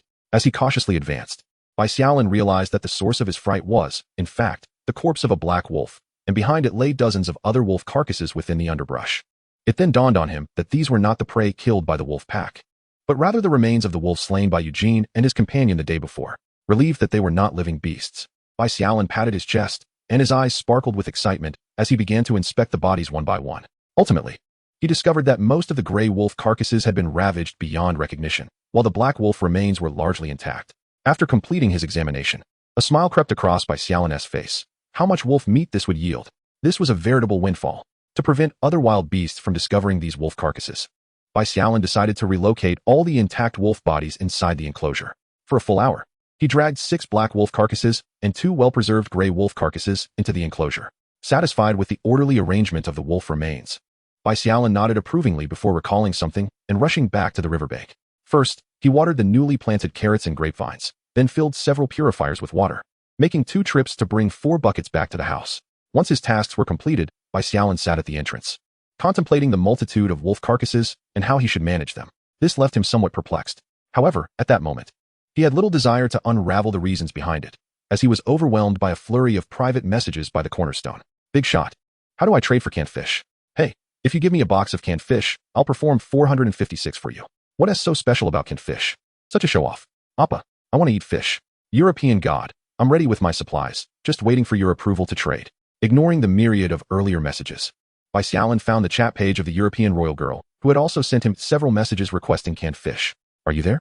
Can I trade my great potatoes for your canned fish? You're injured, right? These potatoes can speed up recovery. You wouldn't be at a loss for trading. Silence. I can always add more. Great potatoes that enhance recovery effects were practically a treasure. As long as he could cultivate them, he would no longer need to worry about a lack of medicinal supplies when someone was injured. Bai Xiaolin instinctively contemplated agreeing. However, after much deliberation, he ultimately abandoned the notion of trading canned herring for potatoes. The thought of exchanging the herring with the luckiest girl, only to find himself blocked, was less than appealing. Canned fish may not suit your palate, he reasoned. Thus I shall offer something else in exchange for your superior potatoes. Meanwhile, the quaint little cabin had transformed into a grand wooden abode, where Ningyu stood by the cornerstone, muttering to herself. This level potato was hard-earned, yet you remain unsatisfied. Upon spotting Bai Xiaolin's message in the public chat channel earlier that morning, Ningyu had swiftly reached out to him, believing she could secure the canned fish without delay. Just as she prepared to abandon her weight, the notification sound chimed. Reading the message, she resumed her grumbling. What do you mean it's unsuitable? That deceitful trickster must think my potatoes are worthless, selling the cans to others instead. Upon closer inspection, canned herring? Ugh. Ningyu recalled the time in her freshman year when a group of her friends, out of curiosity, purchased canned herring. The entire girls' dormitory was engulfed in a foul stench, culminating in a reprimand from the dormitory supervisor and leaving Ningyu and her friends unable to eat for an entire day. With this memory, she hastily closed the chat window, seized an axe, and stormed out of the cabin. To hell with canned fish. I shall trade wolf meat for your potatoes. She resolved to contact her later at noon, determined to obtain those coveted level potatoes. Bai Xiaolin continued to sift through private messages. Oh God, can I exchange a supply card for a can? Just one? You must be dreaming, he mused. A blueprint for a water purifier could surely be traded for a box of cans, right? That is acceptable. But wait until I gather all the buyers. I'll trade with you all at once to prevent any leaks about the herring. Oh God, how many loaves of bread would it take to swap for a can? Let us skip that. I'm not in want of food at the moment. As the clock approached 11, Bai Xiaolin had successfully arranged 4 trades. At that moment, he noticed a familiar ID again. Chapter 29, all sold out. 07998 12133. What is your offer for the canned fish? This was the individual who had previously sold fish and lambasted himself in the public chat. Bai Xiaolin chuckled, thinking, since you've come to me, don't blame me for taking advantage. For supply cards. In a secluded valley near the seaside, Long Fugue had reduced his daily work hours by 1, dedicating that time to rest ever since summoning a subordinate. What a dream, he thought. That damned 12133 is so greedy. Doesn't he realize how many valuable items can be procured with supply cards? To demand 4 outright. Despite cursing Bai Xiaolin internally countless times, Long Fugue was unwilling to miss out on the level canned fish. Glancing back at his prized water purifier, he acknowledged its worth. It was a level item capable of continuously producing pure water, far superior to a mere can of fish. If I were to trade with high-grade purified water, 12133 would undoubtedly acquiesce. Perhaps I would merely offer him a few hundred milliliters more. What you propose is akin to a lion's demand. Even high-grade water amounts to only 500 grams. I would be willing to exchange a loaf of bread along with 500 milliliters of high-grade purified water for your goods, which possess unique attributes that rival your canned fish and meat. Bai Xiaolin was somewhat astonished by the number of individuals who could directly propose high-grade items, while he himself had only managed to produce ordinary goods, requiring survival points to enhance them to a higher grade. Was his luck truly that poor? Meanwhile, Long Fugue initially believed that his offer of high-grade purified water would be instantly accepted. However, upon reading Bai Xiaolin's message, he was infuriated to the point where he nearly ignited the wooden cabin in his wrath. High-grade? What rubbish! I loathe even keeping it in my dwelling as it occupies space. To clarify, I discard items below high-grade without a second thought.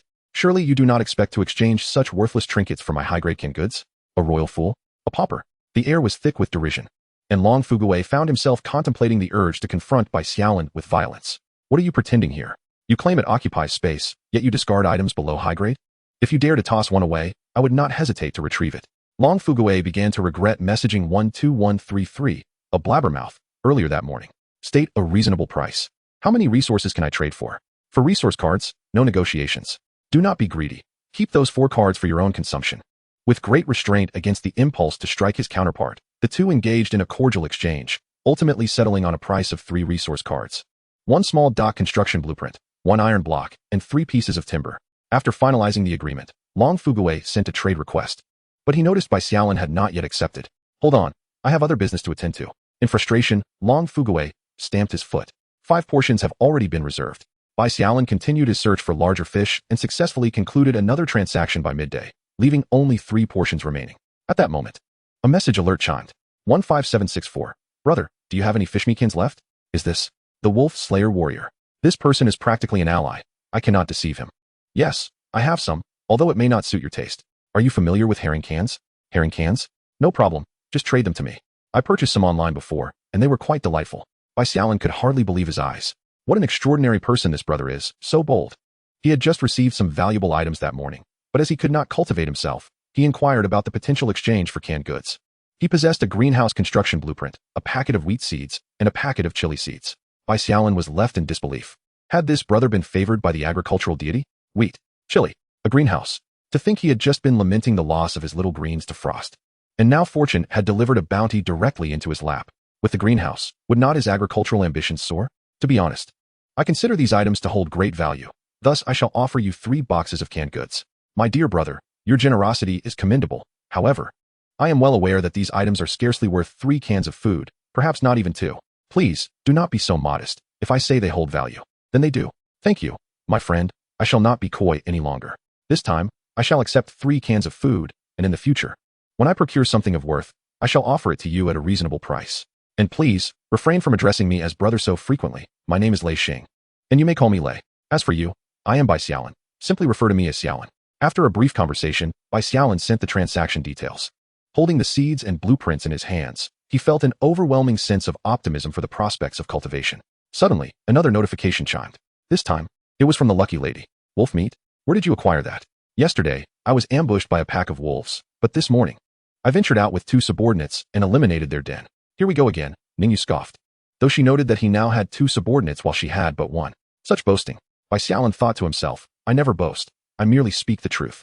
He proposed a trade of 5 pounds of wolf meat for 1 grade A potato. After all, in Bai Xiaolin's eyes, potatoes were far more valuable than other vegetable seeds, as they could serve as both food and crop. Upon seeing the trade proposal, Ningyu instinctively accepted. Moments later, she was confronted with the gruesome sight of a half-mangled wolf leg, prompting her to scream. Nearby, a woman who was preparing food turned swiftly at the sound of Ningyu's cry. After a minute, their screams subsided.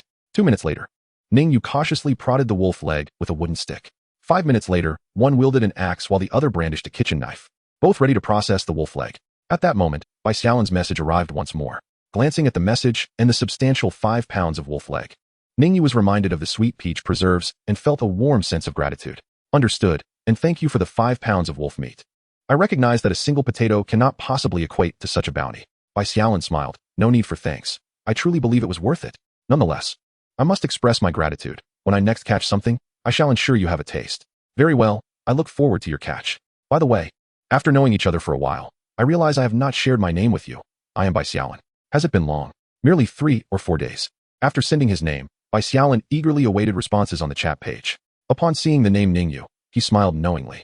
He then resumed communication with Lu Nengli, offering the gray wolf carcass that was missing a leg, advising him to trade the wolf meat for goods, and assuring him he could eat as much as he desired, provided he did not overindulge. Lu Nengli was profoundly touched by this gesture. Once all arrangements were complete, Bai Xiaolin sent trade information to the 6 individuals he had contacted earlier.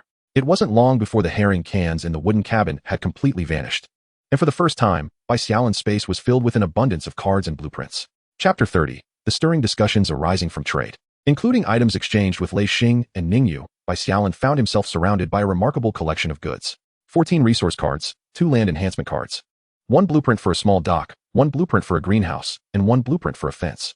A packet of wheat seeds, a packet of chili seeds, A packet of green bean seeds, 2 cloves of garlic, and 1 potato. This truly signifies a bountiful harvest, equivalent to the special items obtained over 3 or 4 days.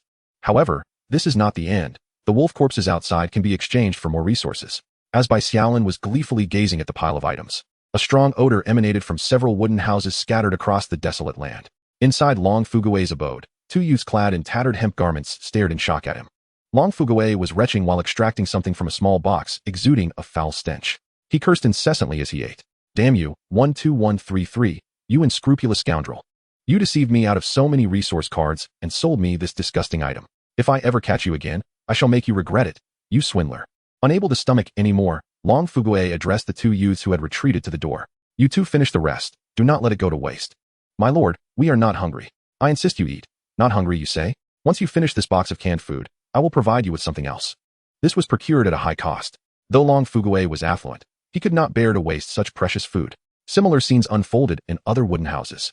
After organizing everything, Bai Xiaolin began preparing lunch. There was still a small portion of the wolf meat he had hunted earlier, which needed to be consumed entirely by noon.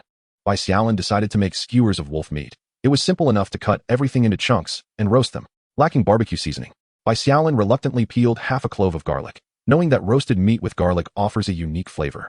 And it also possesses antibacterial properties to aid Eugene and the others in their recovery. As for Xiaotai's meal, it consisted of a half bottle of peach preserves discarded that morning. Whether it was due to the energy required for recovery or merely the gluttonous instincts, Bai Xiaolin consumed only about a pound of the several pounds of wolf meat skewers, feeding the remainder to Eugene and the others, who relished every bite. After they were satiated, he provided them with several hundred milliliters of purified water, while he himself drank 500 milliliters. Once fully nourished, Bai Xiaolin armed himself with a large kitchen knife and 2 buckets of water, ready to begin processing the wolf corpses outside. Meanwhile, unbeknownst to him, the chat channel was filled with merriment. 07998. That scoundrel 12,133 sold me herring canned food. It was utterly revolting. I too feel nauseated just thinking about food now. I suffered a great loss. I could only take 2 bites of the canned food before I couldn't eat any more. I didn't touch it at all. Does anyone want to buy it cheap? Will you trade it for 2 pieces of wood? I want to see if it truly tastes as you described. 2 pieces of wood. You must be joking. I exchanged 2 resource cards for this. 07998. You only used 2 resource cards? Certainly not. I also added 2 cloves of garlic. 07998. 2 resource cards, 2 cloves of garlic. Damn you 12133. You unscrupulous merchant. Ha ha ha, herring in a can. I now understand why the European god expressed that it did not suit his palate. Fortunately, I bid low, and the European god did not sell it to me. I managed to procure some as well, and I find the flavor quite acceptable. After consuming it, my strength has increased by 0.1. This herring feast is of no concern to us impoverished souls. It is the affluent who have fallen prey. Ha! After nearly an hour, Bai Xiaolin finally managed to process the relatively small corpse of the gray wolf. However, due to his inadequate technique, he only obtained 30 pounds of wolf meat and 20 pounds of meaty bones, while the wolf pelt was utterly ruined. Seeing Bai Xiaolin covered in blood, Xiaotai called out a few times before retreating to the bedroom. First, he opened the public chat channel to warm things up. 12133. This morning, I ventured out and eliminated the wolf den that ambushed me yesterday, acquiring a substantial amount of wolf meat that I cannot consume alone. Thus, I made a decision against my better judgment and will sell the wolf meat at a low price, allowing everyone to enjoy some meat. 12133. From now on, every hour, I will be listing large quantities of wolf meat in the trading area. Friends in need may come and take a look. Thanks to the European god for the generous benefit, I am ready to seize the opportunity to purchase wolf meat. At last, I can improve my diet and no longer have to subsist on plain bread. Have you not noticed the strength of the European god? To single-handedly slay a pack of wolves, one must possess incredible power. Could the European god have once been a special forces soldier? As someone who has long been entrenched in the mercenary life of the Igua, I must clarify that special forces soldiers are not this formidable. The European god might well be a king of soldiers. 07998. 12133. Return my resource card. While the chat channel was buzzing with excitement, Bai Xiaolin listed 3 distinct trades in the trading area. Wolf meat for 100 in exchange for any materials 10, 50 remaining. Wolf meat for 100 in exchange for one of several materials. Iron, glass, plastic, or grass rope 5, 100 remaining. Wolf meat with bones for 500 in exchange for any materials 20, 20 remaining. Within a minute of listing, all trades were snatched up. Public chat channel. I exchanged 20 pieces of wood for 200 wolf meat. Thank you, European god. I traded for 500 meaty bones. A pot of soup will last several days. Brother, your idea is quite good. I shall give it a try as well. Darn it. I was too slow and missed out completely. I was still pondering which to exchange, and in the blink of an eye, they were all gone. 12133. Friends who did not manage to seize any need not worry. Keep an eye on the trading area in an hour, as new products will be listed. Thank you. European God. An hour later, Bai Xiaolin returned with 50 pounds of wolf meat and 30 pounds of meaty bones, listing 3 new trades. Unlike before, this time the chat channel and trading area were in a complete frenzy. Level wolf meat for 50 in exchange for any materials 20, 200 remaining. Level wolf meat for 50 in exchange for one of several materials. Iron, glass, plastic, or grass rope 10, 300 remaining. Level wolf meat with bones for 200 in exchange for any materials 30, 75 remaining. Note, the meat of the advanced wolf is rich in energy, worth 3 times more than regular meat, and is truly a treasure you deserve. Indeed, it is the advanced wolf meat. Bai Xiaolin was astonished to discover that the black wolf was, in fact, a formidable beast. The potency of advanced wolf meat lies in its energy content, which is thrice that of ordinary meat. Thus, 50 units of advanced wolf meat is equivalent to approximately 150 units of regular wolf meat. The price Bai Xiaolin set for this meat, when converted, was even lower than that of ordinary wolf meat. This attracted individuals who possessed the capability to hunt beasts and were uninterested in regular wolf meat to the trading area.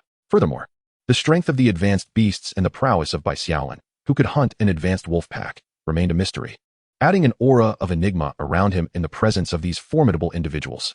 For the next few hours, Bai Xiaolin busied himself with a wooden barrel, repeatedly entering and exiting, while the materials outside the wooden cabin accumulated in increasing quantities.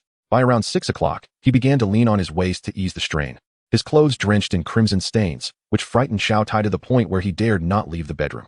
After reserving 20 pounds of advanced wolf meat and 10 pounds of meat bones, Bai Xiaolin placed the remainder of the wolf meat in the trading area. He then equipped himself with a shovel and a tang knife and stepped out of the wooden cabin once more. Chapter 31. The Level 3 Courtyard. Upon arriving at the site where he dealt with the wolf pack's remains, Bai Xiaolin discarded the leftover bones and pelts outside the enclosure, knowing that various carnivorous creatures would come during the night to carry them away. Once everything was processed, he made his way to the lakeside, where the water had turned somewhat chilly as the clock approached 7. Bai Xiaolin washed away the bloodstains from his body and rinsed his pants slightly before donning them again, discarding his short sleeves, for there were still dozens of shirts in the cabin to wear, whereas he had only this one pair of pants. The materials he had gathered in just a few hours were sufficient to elevate his wooden cabin by several levels. That evening, he simmered a pot of bone broth. After a simple meal with the 2 others, Bai Xiaolin promptly crawled into bed and fell into a deep slumber. After spending an exhausting afternoon processing wolf meat, he slept for nearly 12 hours. The following morning, just past 7, Bai Xiaolin, still groggy, felt as though something was pressing down on his chest, making it difficult to breathe. Struggling to open his eyes, he caught sight of a white figure swaying before him. A mummy. Bai Xiaolin instantly sprang up and recoiled. Thud. Woof. Xiao Tai, who had fallen from Bai Xiaolin, let out a pitiful cry, and the swaying white figure stumbled back in surprise at Bai Xiaolin's sudden movement. Finally discerning what the mummy was, Bai Xiaolin let out a sigh of relief. It was Eugene. He approached Eugene and poked him gently with his finger. General you have recovered? Eugene attempted to raise his hand, but found it bound by bandages, rendering him unable to lift it. He sensed that he had nearly healed, yet the enhanced strength he had previously gained had vanished. The disappearance of his increased strength? Bai Xiaolin pondered this. Could it be a result of injuries to his meridians causing a regression in his power? It was the day before yesterday when the Lord Commander instructed the right general to deliver food to me. After consuming it, I felt my strength increase by approximately 1/3. However, that enhancement has now vanished. The food brought by the right general? The increase in strength? Suddenly, Bai Xiaolin realized it was the canned peaches. You are referring to the temporary boost provided by the canned peaches, which lasts only about half an hour. Its disappearance is entirely normal. As Bai Xiaolin began to unwrap the bandages on Eugene's wounds, he carefully examined the injuries. Indeed, they were nearly healed. Could this be the advantage of possessing a robust physique? A regular person would likely take 10 days to half a month to recover from such injuries. Though it is also possible that this world possesses its own peculiarities. The wounds were indeed almost healed, but let's take a rest today. There is no need for labor. At this juncture, Bai Xiaolin shifted the conversation. By the way, General Yu, whom do you refer to as the right general? Li Ergu, General Li. Bai Xiaolin suddenly recalled that he had mentioned yesterday he would appoint them both as the left and right generals upon their recovery. To his surprise, they had already divided the titles amongst themselves. Truly, they are like the sleeping dragon and the phoenix chick. How is Ergu's condition? How long until he fully recovers? No sooner had he spoken than they heard Li Ergu's resounding voice from the bedroom. The clarity of his voice left no doubt of his truthfulness. Once the bandages on his upper body were completely removed, Eugene walked to the corner of the room and donned a short-sleeved shirt. At that moment, Bai Xiaolin noticed that the couple's shirt Eugene had worn for only a few hours yesterday had been torn to shreds by the wolf pack. It was indeed a pity. Bai Xiaolin instructed Eugene to discard the torn shirt and handed him a fresh shirt instead. He then pointed at the leftover meat bones and addressed Eugene. If you have nothing to do, please boil these bones. We shall have them for breakfast. Certainly. Watching Eugene busily at work, Bai Xiaolin began to organize the spoils from yesterday's trade. In total, they had exchanged for over 32,000 units of ordinary materials, with wood and stone being the most abundant, each amounting to around 10,000 units. Sand and thatch were about 5,000 units each, while other assorted materials summed up to nearly 2,000 units. Additionally, there were over 15,000 units of rare materials, with iron blocks, plastic, and glass each around 3,000 units, and grass ropes reaching a maximum of 5,000 units. Furthermore, the transactions from yesterday had granted an increase of 327 survival points, bringing Bai Xiaolin's total survival points to an impressive 928. Once the bone soup was ready, Bai Xiaolin and Eugene each gnawed on several meat bones, and they fed some bone soup to Liurgu. After breakfast, Bai Xiaolin received several blueprints and 3 resource cards from Lu Ningli, including 2 land enhancement cards, and most importantly, a character card that Bai Xiaolin had long desired. Gazing at the cards and blueprints, along with the mountain of assorted materials piled outside, Bai Xiaolin felt it was time to upgrade the wooden house and the cornerstone once more. Otherwise, if he summoned more individuals next time, there would be nowhere for them to sleep, nor could he allow his left and right generals to continue sleeping on the living room floor. With this thought in mind, Bai Xiaolin began to review the upgrade requirements for the cornerstone and the wooden house. Level 2 Foundation, a flawlessly smooth foundation, immovable, upgrade. Upgrade requirements: wood 10, 786, 100. Stone 10, 438, 100. Sand 5, 247, 100. Iron blocks 304, 550. Glass 299, 650. Plastic 311, 250. Upgrade. Compared to the previous upgrade, not only has the variety of materials increased, but the quantities required have also multiplied several times. However, in relation to Bai Xiaolin's current inventory, this is merely a drop in the ocean. Click to upgrade. Wood 100, stone 100, sand 100, iron blocks 50, glass 50. Survival points 500. With a single upgrade, 500 survival points have been added, and Bai Xiaolin is beaming with joy, even starting to anticipate how many survival points the next upgrade of the foundation will yield. As the materials are consumed, the foundation gradually transforms into a silvery hue, reminiscent of a resource card enhancement. It has become more aesthetically pleasing, resembling a gleaming piece of silver jade. One wonders how much it would fetch if sold.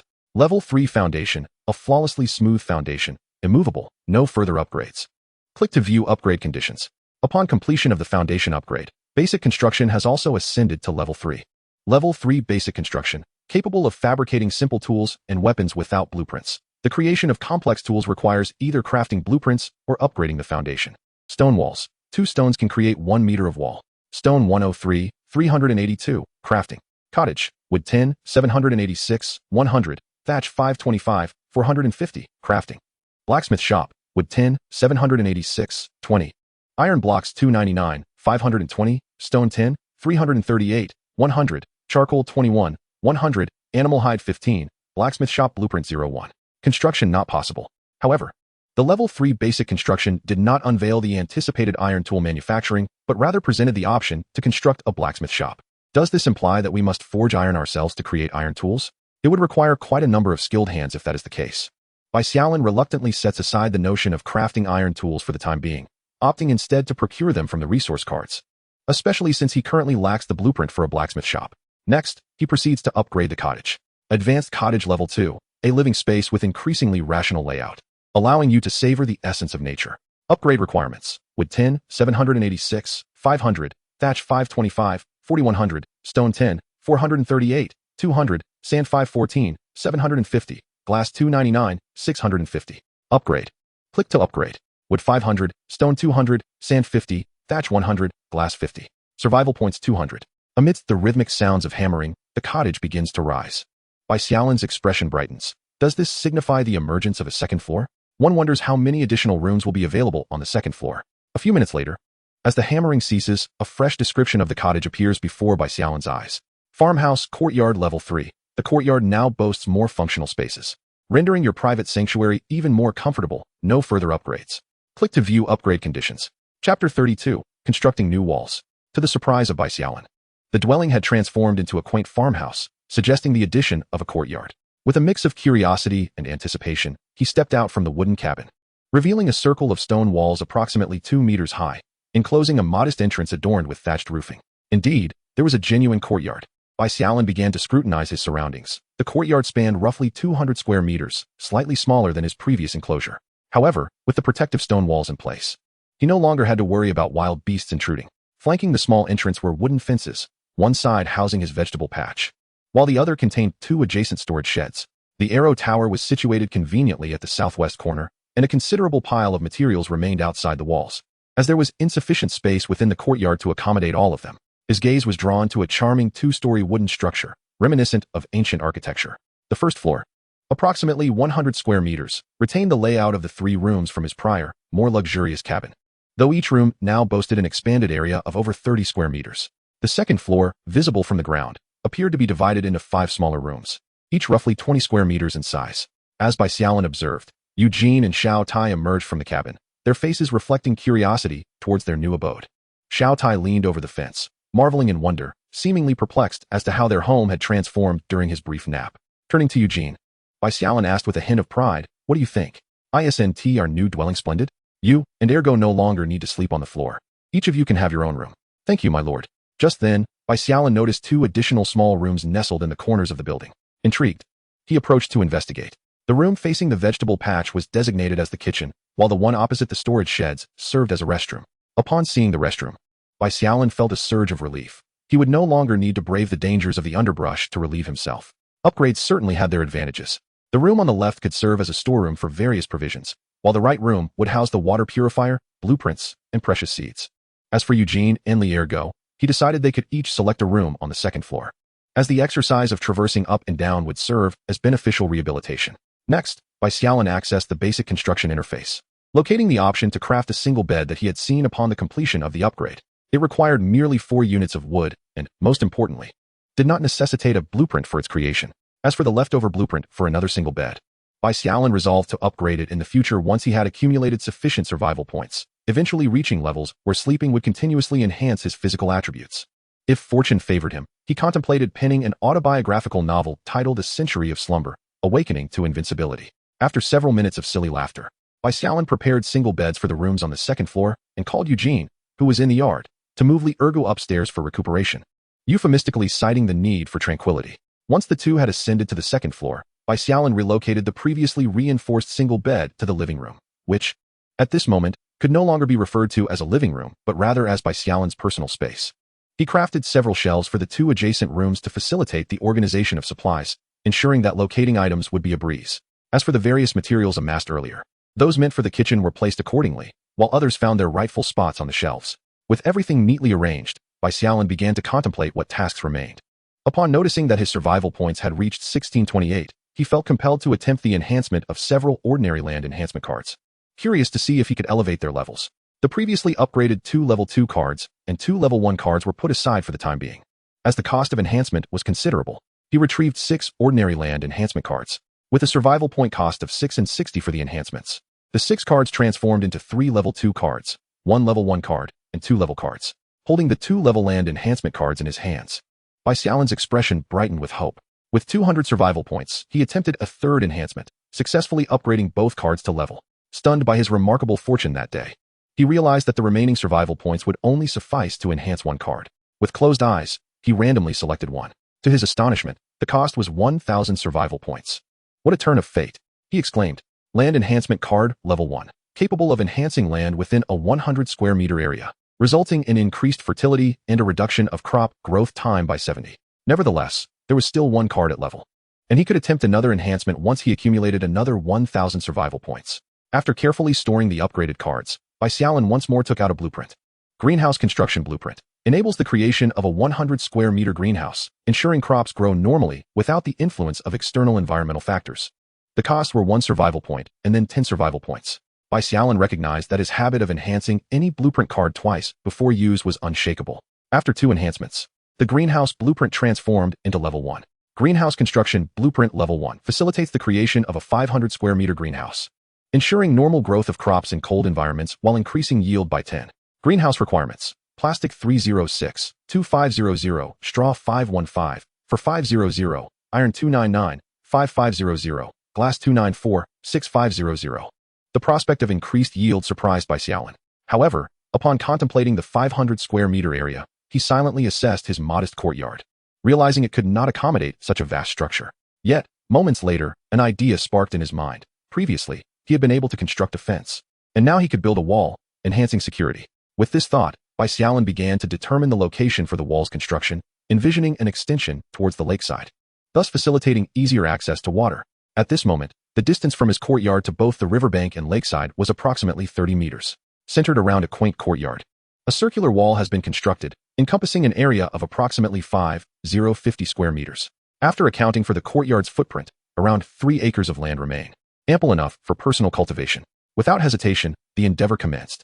The map began to reveal the image of the courtyard, and unlike before, the illuminated expanse had significantly increased. Beyond the vicinity of the courtyard, a luminous strip of 2,000 meters along the river emerged. The construction site was confirmed, and various materials from the warehouse swiftly diminished. 400 stones, for woods, and 40 survival points. A new stone wall materialized around the courtyard, accompanied by 2 wooden gates, one positioned by Mirror Lake and the other facing the main entrance of the courtyard, facilitating future access for water collection and entry. However, while the wall was complete, clearing the trees and weeds within its confines would be a time-consuming task. With 3 individuals laboring from dawn until dusk, it was estimated that the entire area would be cleared in about 3 to 4 days.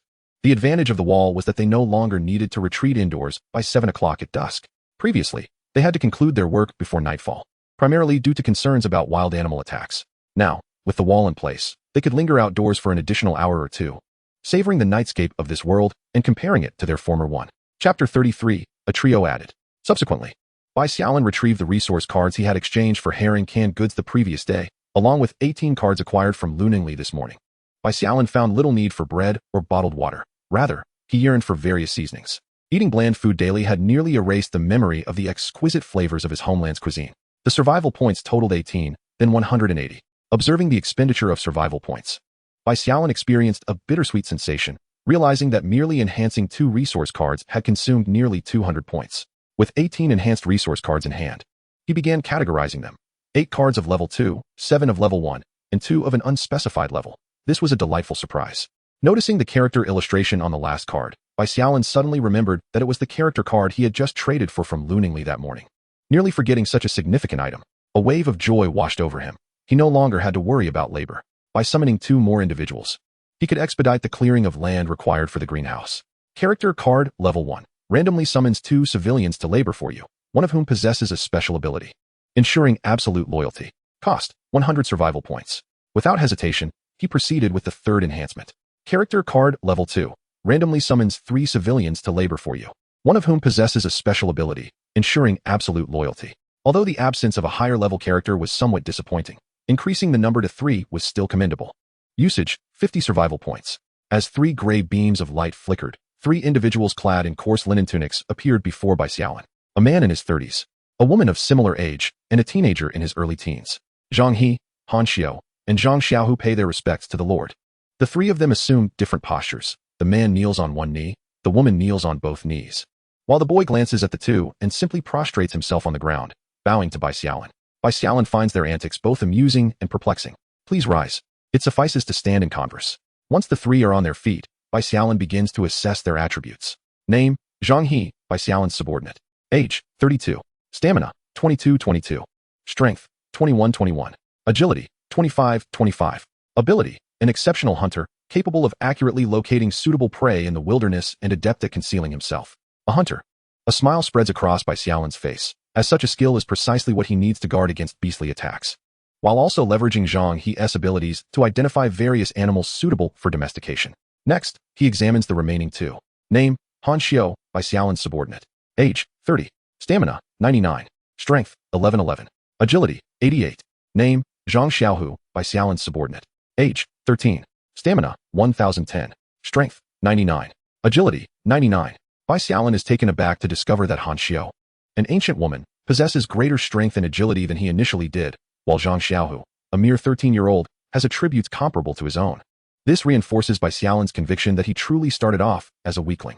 However, he is relieved that, after consuming pure water for the past 2 days, his agility has now reached 9 points. Moreover, once he cultivates watermelon, his strength will begin to increase rapidly. After reviewing their attributes, Bai Xiaolin suddenly looks at the 3. A man, a woman, and a child. This prompts him to ponder a possible connection. Zhang He, what is your relationship with them? As suspected, they are indeed a family. Previously, among Eugene and his companion, Eugene was the general, while Li Ergu was merely his subordinate. This time, it is a husband accompanied by his wife and child, a family of 3. Bai Xiaolin contemplates, suddenly realizing that characters summoned from the same card must share some connection. Once this understanding dawns upon him, Bai Xiaolin leads the 3 out of the room. Allow me to introduce you to the others here, apart from myself. Yes. First, there is Eugene in the courtyard. This is General Eugene, the strongest among us. Greetings, General Yu. The 3 of them greet him while curiously observing the robust figure of Eugene. Hello. Eugene, in turn, focuses his gaze on the bow and arrows slung across Zhang He's back. As the group engages in conversation, a mummy-like figure, Li Ergu, peering over the balcony on the 2nd floor, reveals a slight smirk beneath his bandages. Once he has recovered, he shall ensure these newcomers witness the might of this right general. Ha, ha, ha. It seems he has caught their attention, for the individuals below simultaneously glance upwards, spotting Li Ergu, who is swathed in bandages like a dumpling. Unlike Bai Xiaolin, who was well-informed, the uninformed Zhang He and his family stood frozen in place. Soon after, Zhang He regained his composure and reached behind him, preparing to draw the bow and arrows he had slung across his back. Zhang Xiaohu, startled, leaped back and shouted in alarm, "What kind of monster is that?" Bai Xiaolin's expression darkened at the outburst. He hastily intervened to prevent Zhang He from mistakenly shooting at his right general, who might be mistaken for a beast. He then clarified, "The individual upstairs is General Li Ergu. 2 days ago, we were ambushed by a pack of wolves during our exploration. General Li sustained grave injuries while protecting me, and is yet to fully recover." Upon understanding the situation, Zhang He and his family quickly apologized to General Li. "We are terribly sorry, General Li." Initially, Li Ergu had been somewhat irked, but upon hearing the title of general, all his irritation dissipated. With a haughty demeanor, he replied, "No need for apologies. I have not taken it to heart." Once they became more acquainted, Bai Xiaolin began to assign tasks. Eugene took Zhang He to explore the area within the walls, checking for any wild beasts trapped inside, while Han Xiao and Zhang Xiaohu remained behind to assist Bai Xiaolin in organizing supplies. Upon returning indoors, Bai Xiaolin utilized 7 level 1 resource cards, and in an instant, an array of items materialized within the room. "Chocolate!"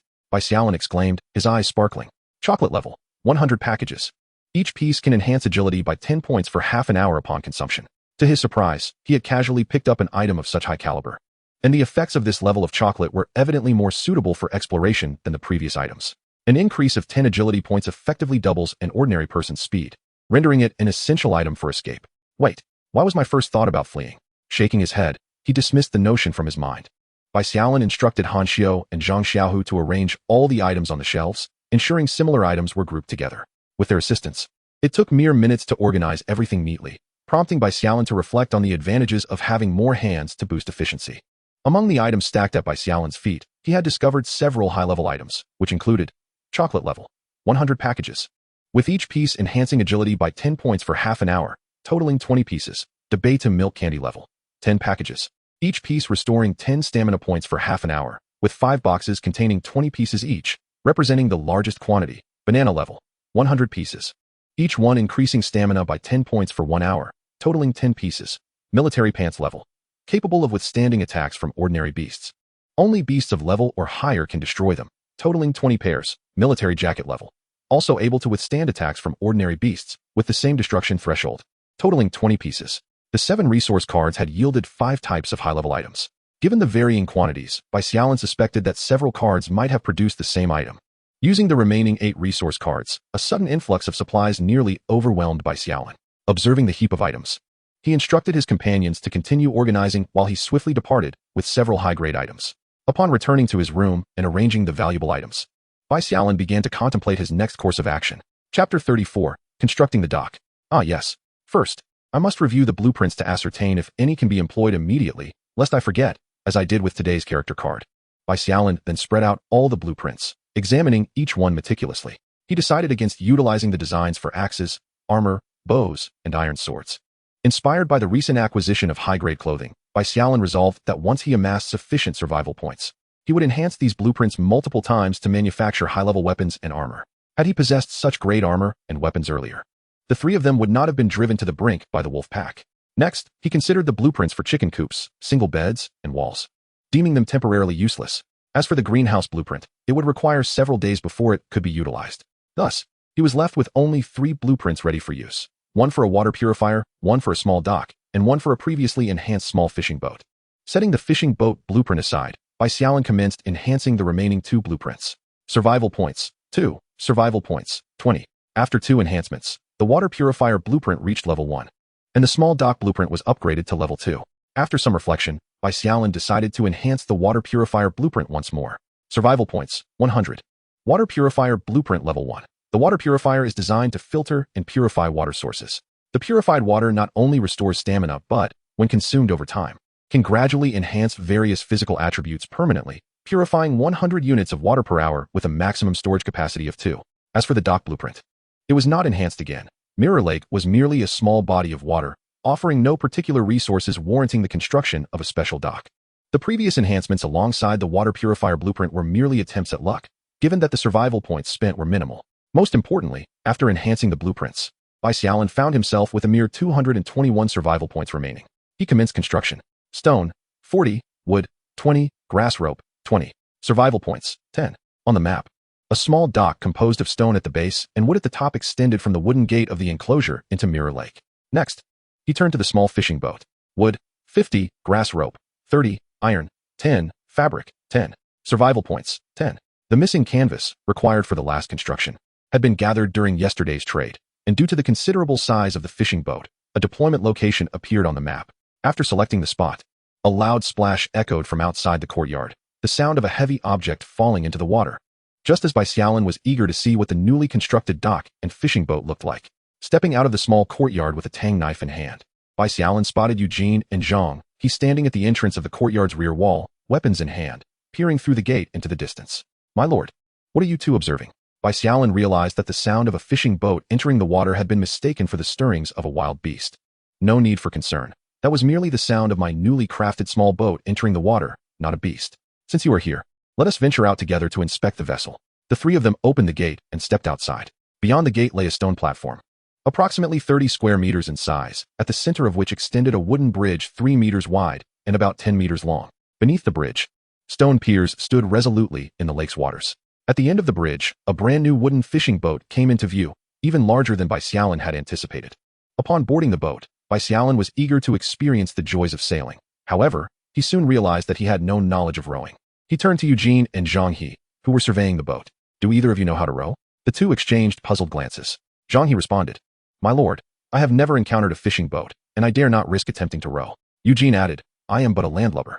I can ride a horse but struggle with anything involving water. It was rather exasperating that the newly constructed vessel had no one capable of navigating it. Bai Xiaolin picked up or resting by the side of the boat, examined it, and then set it down. Abandoning the idea of attempting to row himself, he certainly did not want to risk capsizing the boat. He then declared to Eugene and Zhang He, If you do not know how, then you must learn. The first of you to master it will be appointed captain. Upon hearing this, Eugene muttered softly, I am already the left general. Bai Xiaolin, somewhat irked, kicked Eugene lightly and turned to Zhang He. Since one of you is reluctant to learn, Zhang He, you shall be the one to learn how to row. If you can control this fishing boat freely within 3 days, I will reward you with an item that will increase your agility by 1 point. The rationale behind his offer was clear. The advanced water purifier produced 12 liters of purified water daily, and Bai Xiaolin consumed 1 liter himself, leaving 200 liters. After 2 days, he had accumulated 400 liters. Within 3 days, he could amass another 1 liter, which he intended to reward to his subordinates rather than consume himself. This plan would similarly apply to other future items of varying levels. After all, enhancing the abilities of his subordinates was tantamount to enhancing his own. Upon hearing Bai Xiaolin's words, both men widened their eyes in astonishment. Zhang He, regaining his composure, knelt on one knee with a broad grin, exclaiming, Thank you, my lord. Zhang He guarantees he will master the boat's navigation within 3 days. In stark contrast to Zhang He's exuberance, Eugene stood frozen for a moment before also kneeling. I too can assure you that I will learn within 3 days. Bai Xiaolin found the situation amusing. Had he not previously dismissed the role of captain? Now, do not compete. There will be many opportunities like this in the future. As long as you perform well, I will reward you with items to enhance your strength. As they moved forward, Bai Xiaolin noted that the number of meals to be prepared had indeed doubled. Yet he realized that Eugene and Zhang He had not followed closely behind. Upon glancing back, he observed 2 individuals gripping their oars, striking awkward poses as they prepared to practice rowing, seemingly racing against time. They exchanged glances, relinquished their paddles, and trailed after Bai Xiaolin. On their return journey, Bai Xiaolin began to ponder what to have for lunch, uncertain if the plethora of supplies he had just unearthed included any seasonings. If they did, he could whip up a variety of delectable dishes. Chapter 35. Xiao Tai was upset. As Bai Xiaolin stepped into the small courtyard, he spotted Han Xiu wielding a small shovel, digging in the vegetable patch. Could she be uprooting radishes? The radishes had only been planted a day prior, causing Bai Xiaolin to rush over in alarm. Stop! Don't dig them up. The sudden exclamation startled both Xiao Tai and Zhang Xiaohu, who were nearby, causing them to shudder in surprise. Ow!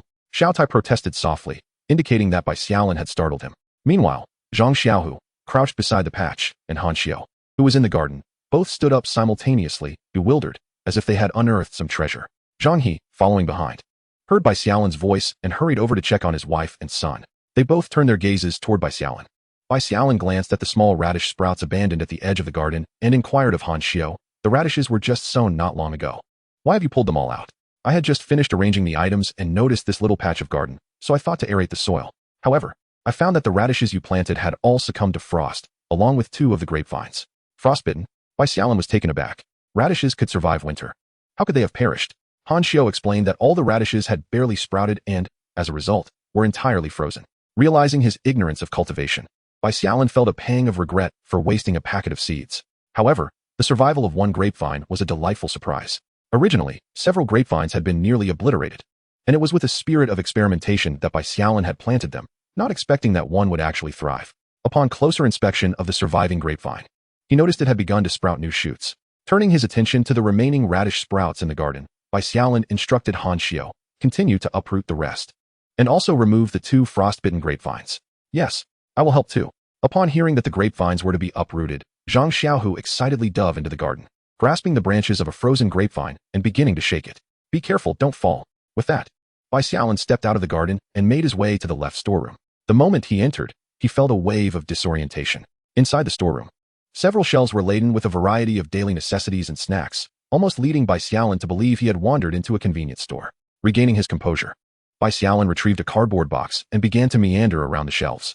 Canned meat, sausages, meatballs, mushrooms, and 2 packets of prepared dishes filled the box. Surveying the bounty of food, Bai Xiaolin felt a surge of excitement at the prospect of enjoying another sumptuous Bai family's hot pot for lunch. After moving all the selected items into the kitchen, Bai Xiaolin turned his gaze towards Eugene in the courtyard. After a moment of hesitation, he glanced at Zhang He. Can you catch fish? Yes. With your bare hands? Upon hearing this, Zhang Xiaohu, whose hands were still smeared with mud, rushed over and proudly pointed at the hunting bow slung on Zhang He's back. My father can shoot fish in the river from dozens of meters away. Relieved that it wasn't a matter of using a large knife to chop, Bai Xiaolin let out a sigh of relief. However, to be on the safe side, he retrieved a small knife from the house and handed it to Zhang He. Use this to catch them. Just remember to grab 2. Understood. It was only after Zhang He had exited the courtyard that Bai Xiaolin processed what Zhang Xiaohu had just said. Is your father's archery skill exceptional? Of course. My father used to take me hunting. Not only can he shoot fish, but he can also shoot an arrow right into a wolf's mouth from dozens of meters away. He is a marksman. He has the potential of a sniper. Moreover, long-range attacks were precisely what he currently lacked. Among the 3 of them, he had been the weakest. Eugene and Li Ergu were both adept in close combat. Now, with Zhang He, it felt as though he had compensated for a significant shortcoming. Bai Xiaolin suddenly wondered if it was a waste of Zhang He's talent to have him learn how to row a boat. As for the others, Li Ergu seemed to lack any notable skills and was considerably weaker. Perhaps it would be wise to consider having him change professions from warrior to fisherman. However, that decision could wait for a couple of days until Li Ergu had recovered. At that moment, Li Ergu, who was basking in the sun on the 2nd floor, inexplicably sneezed. Continuing with the cooking, Bai Xiaolin instructed Eugene and the others to build a campfire in the courtyard, arranging stones around the fire pit. And then he found a medium-sized iron pot to set over it to boil water.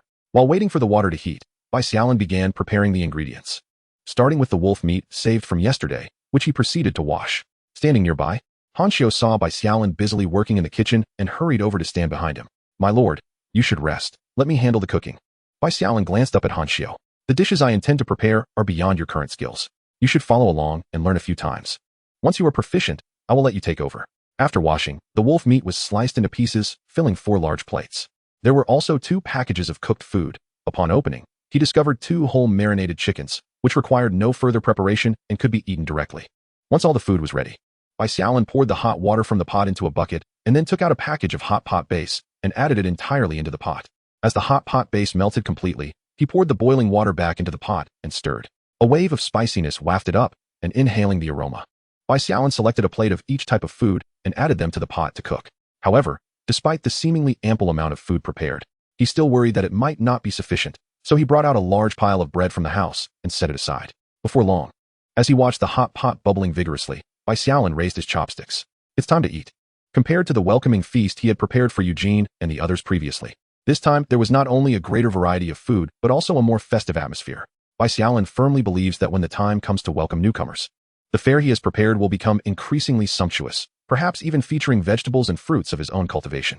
He reached out to grab 2 slices of wolf meat, blew on them gently, and popped them into his mouth, unable to suppress his admiration. How delightful!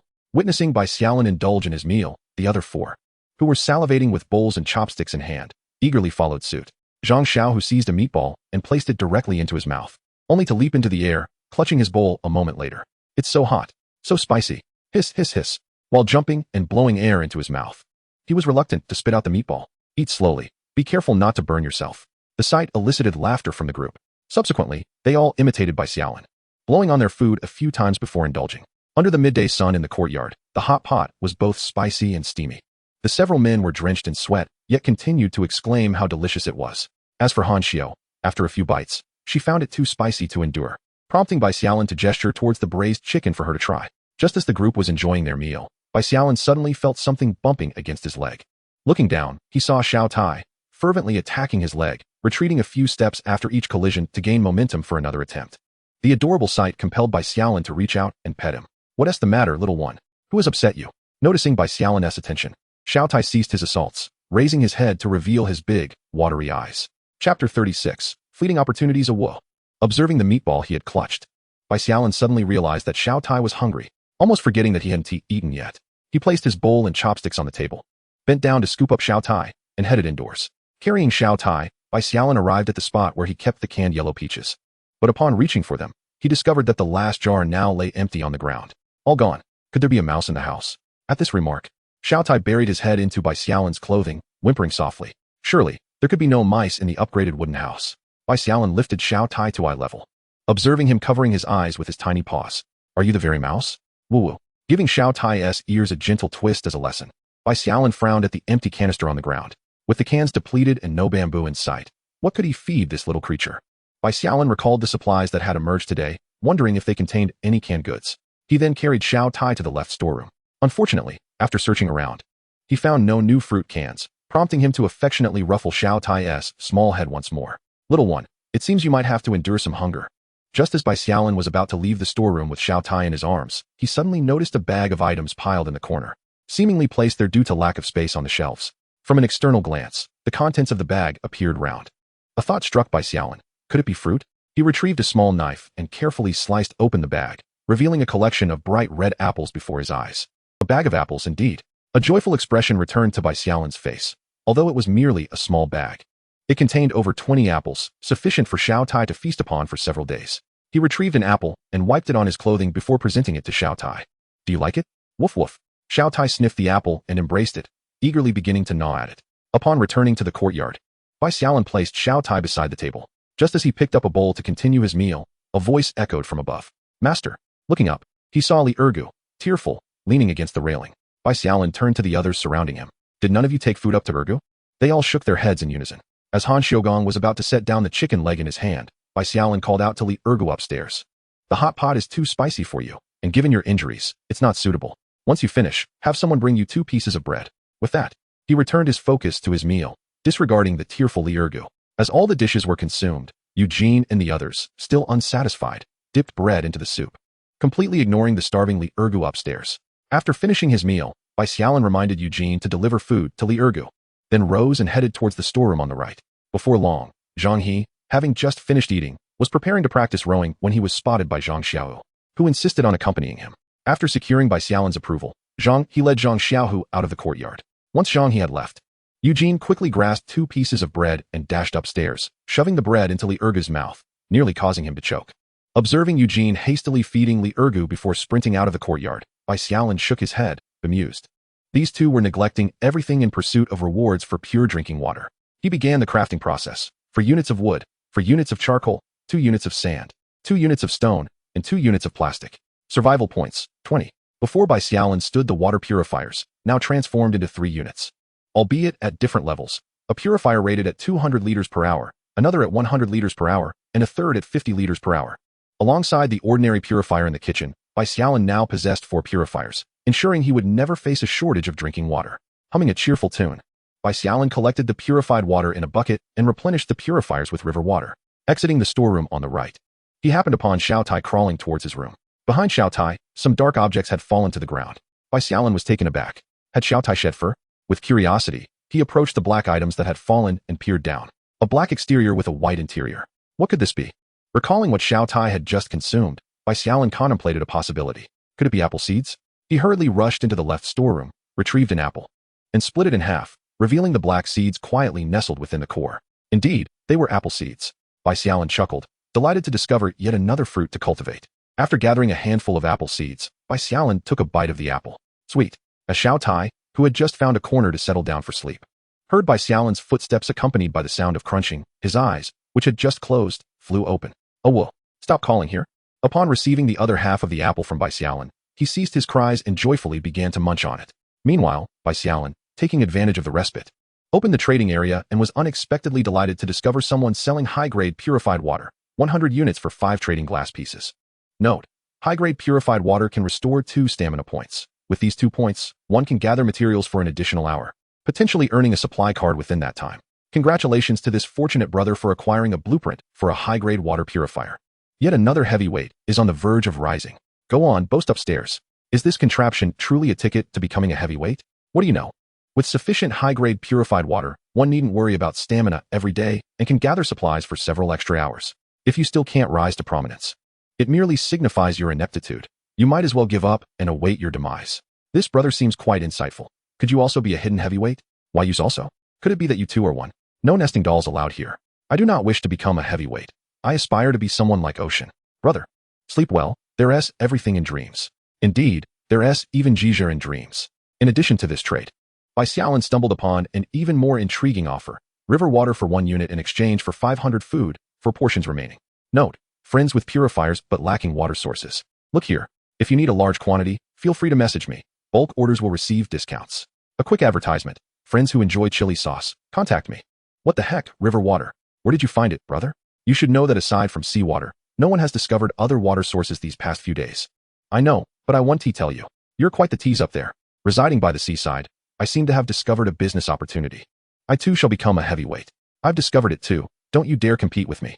Gazing towards the mirror lake, Bai Xiaolin pondered whether he might also consider introducing this venture. Just as he was deep in thought, several trading posts appeared in the trading area almost simultaneously. Seawater for 1 unit in exchange for 400 food, 10 portions remaining. Note: friends in need of seawater, come here. It's cheaper than river water. What the heck? I just discovered this opportunity, and it's already for sale. Seawater for 1 unit in exchange for 300 food, 10 portions remaining. Note: bulk orders preferred. Seawater available in abundance. You're trying to steal my business, huh? Is there really a surplus of seawater to sell? Are you claiming ownership over it? Is it only permissible for you to sell, and not for others? Does the seawater belong to your family? Just call out and see if it responds. Seawater for 1 unit in exchange for 100 purified water, 10 portions remaining. Note: I only require 1/10 of the purified water. The rest is yours. Brother, you are disrupting the market. Enough. The competition in this business is exceedingly fierce, making it unsuitable for personal endeavor. Chapter 37. Oil Splash Noodles. After observing the lively scene for a few minutes, Bai Xiaolin navigated to the crafting page, preparing to create some tools. It had been a day and a half since he last ventured out to explore and tidy up the yard. Action was imperative in the afternoon. And he also needed to construct the greenhouse promptly. While crafting the tools, Bai Xiaolin realized that after upgrading his basic construction to level 3, crafting wooden tools would no longer yield any survival points. Even for stone tools, only after crafting over a dozen would he receive an increase in survival points. This realization left him somewhat regretful for not having created more tools as backups earlier. However, it was too late for regrets. He could only pay more attention moving forward. At 2 o'clock in the afternoon, Bai Xiaolin stood at the entrance, gazing at the 4 individuals standing in an orderly fashion before him, nodding his head in satisfaction. Each of them was clad in a complete camouflage outfit, and if not for the axes and sickles they held, one might have mistaken them for military trainees. Bai Xiaolin himself was also dressed in camouflage. Having crafted the attire in the morning, it would have been a waste to leave them unused. So he had provided each person with a set. With everyone equipped with tools, their mission was to clear this plot of land within the walls, removing all trees, stones, and weeds. After explaining the task, Bai Xiaolin raised his iron axe and swung it forward with great vigor. Let us go. The group instinctively walked out of the small courtyard with heads held high, but as soon as they stepped outside, Eugene and Zhang Xiaohu bent down to begin their work, their earlier enthusiasm dissipating entirely. Bai Xiaolin kicked at their legs. Step aside. How can we get out if you block the entrance? Zhang Xiaohu quickly jumped up and moved aside, while Eugene shuffled to the side, making way. He then began to strike with his stone pickaxe. Circumventing Eugene, Bai Xiaolin and the others dispersed, commencing the clearing of the area within the walls from various directions. Wood. 2. Survival points. 1. Before long, the clock approached 7 in the evening, and Bai Xiaolin and the others paused. By this time, nearly 400 square meters of land had been cleared. As for other rewards, they had amassed significantly more than before. 418 wood, 110 stone, 106 thatch, 7 iron blocks, 9 coal blocks, 12 copper blocks, and 23 grass ropes. Additionally, they acquired 4 resource cards, 2 land enhancement cards, 1 blueprint for a repeating crossbow, and 1 blueprint for a barn. Furthermore, they had accumulated 425 survival points. The bounty was indeed substantial, though it was not merely the materials that pleased him, but rather the collection of cards, blueprints, and survival points. Due to their industriousness, each individual had managed to break several tools, so during their break, Bai Xiaolin rewarded each of them with a premium banana. However, looking at the scattered materials strewn across the ground, Bai Xiaolin felt a twinge of helplessness.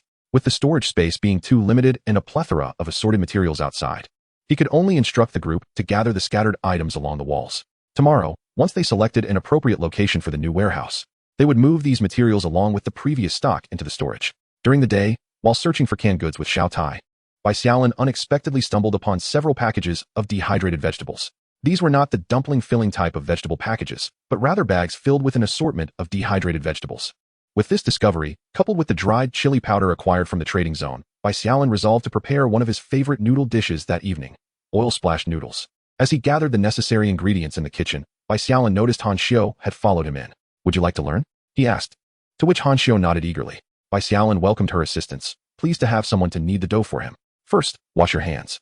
Then come help me knead the dough." In the past, when Bai Xiaolin made oil-splashed noodles, he had always opted for pre-made noodles, as kneading the dough was a laborious task. Given the number of people present, Bai Xiaolin poured an entire 10-kilogram bag of flour into a large wooden basin.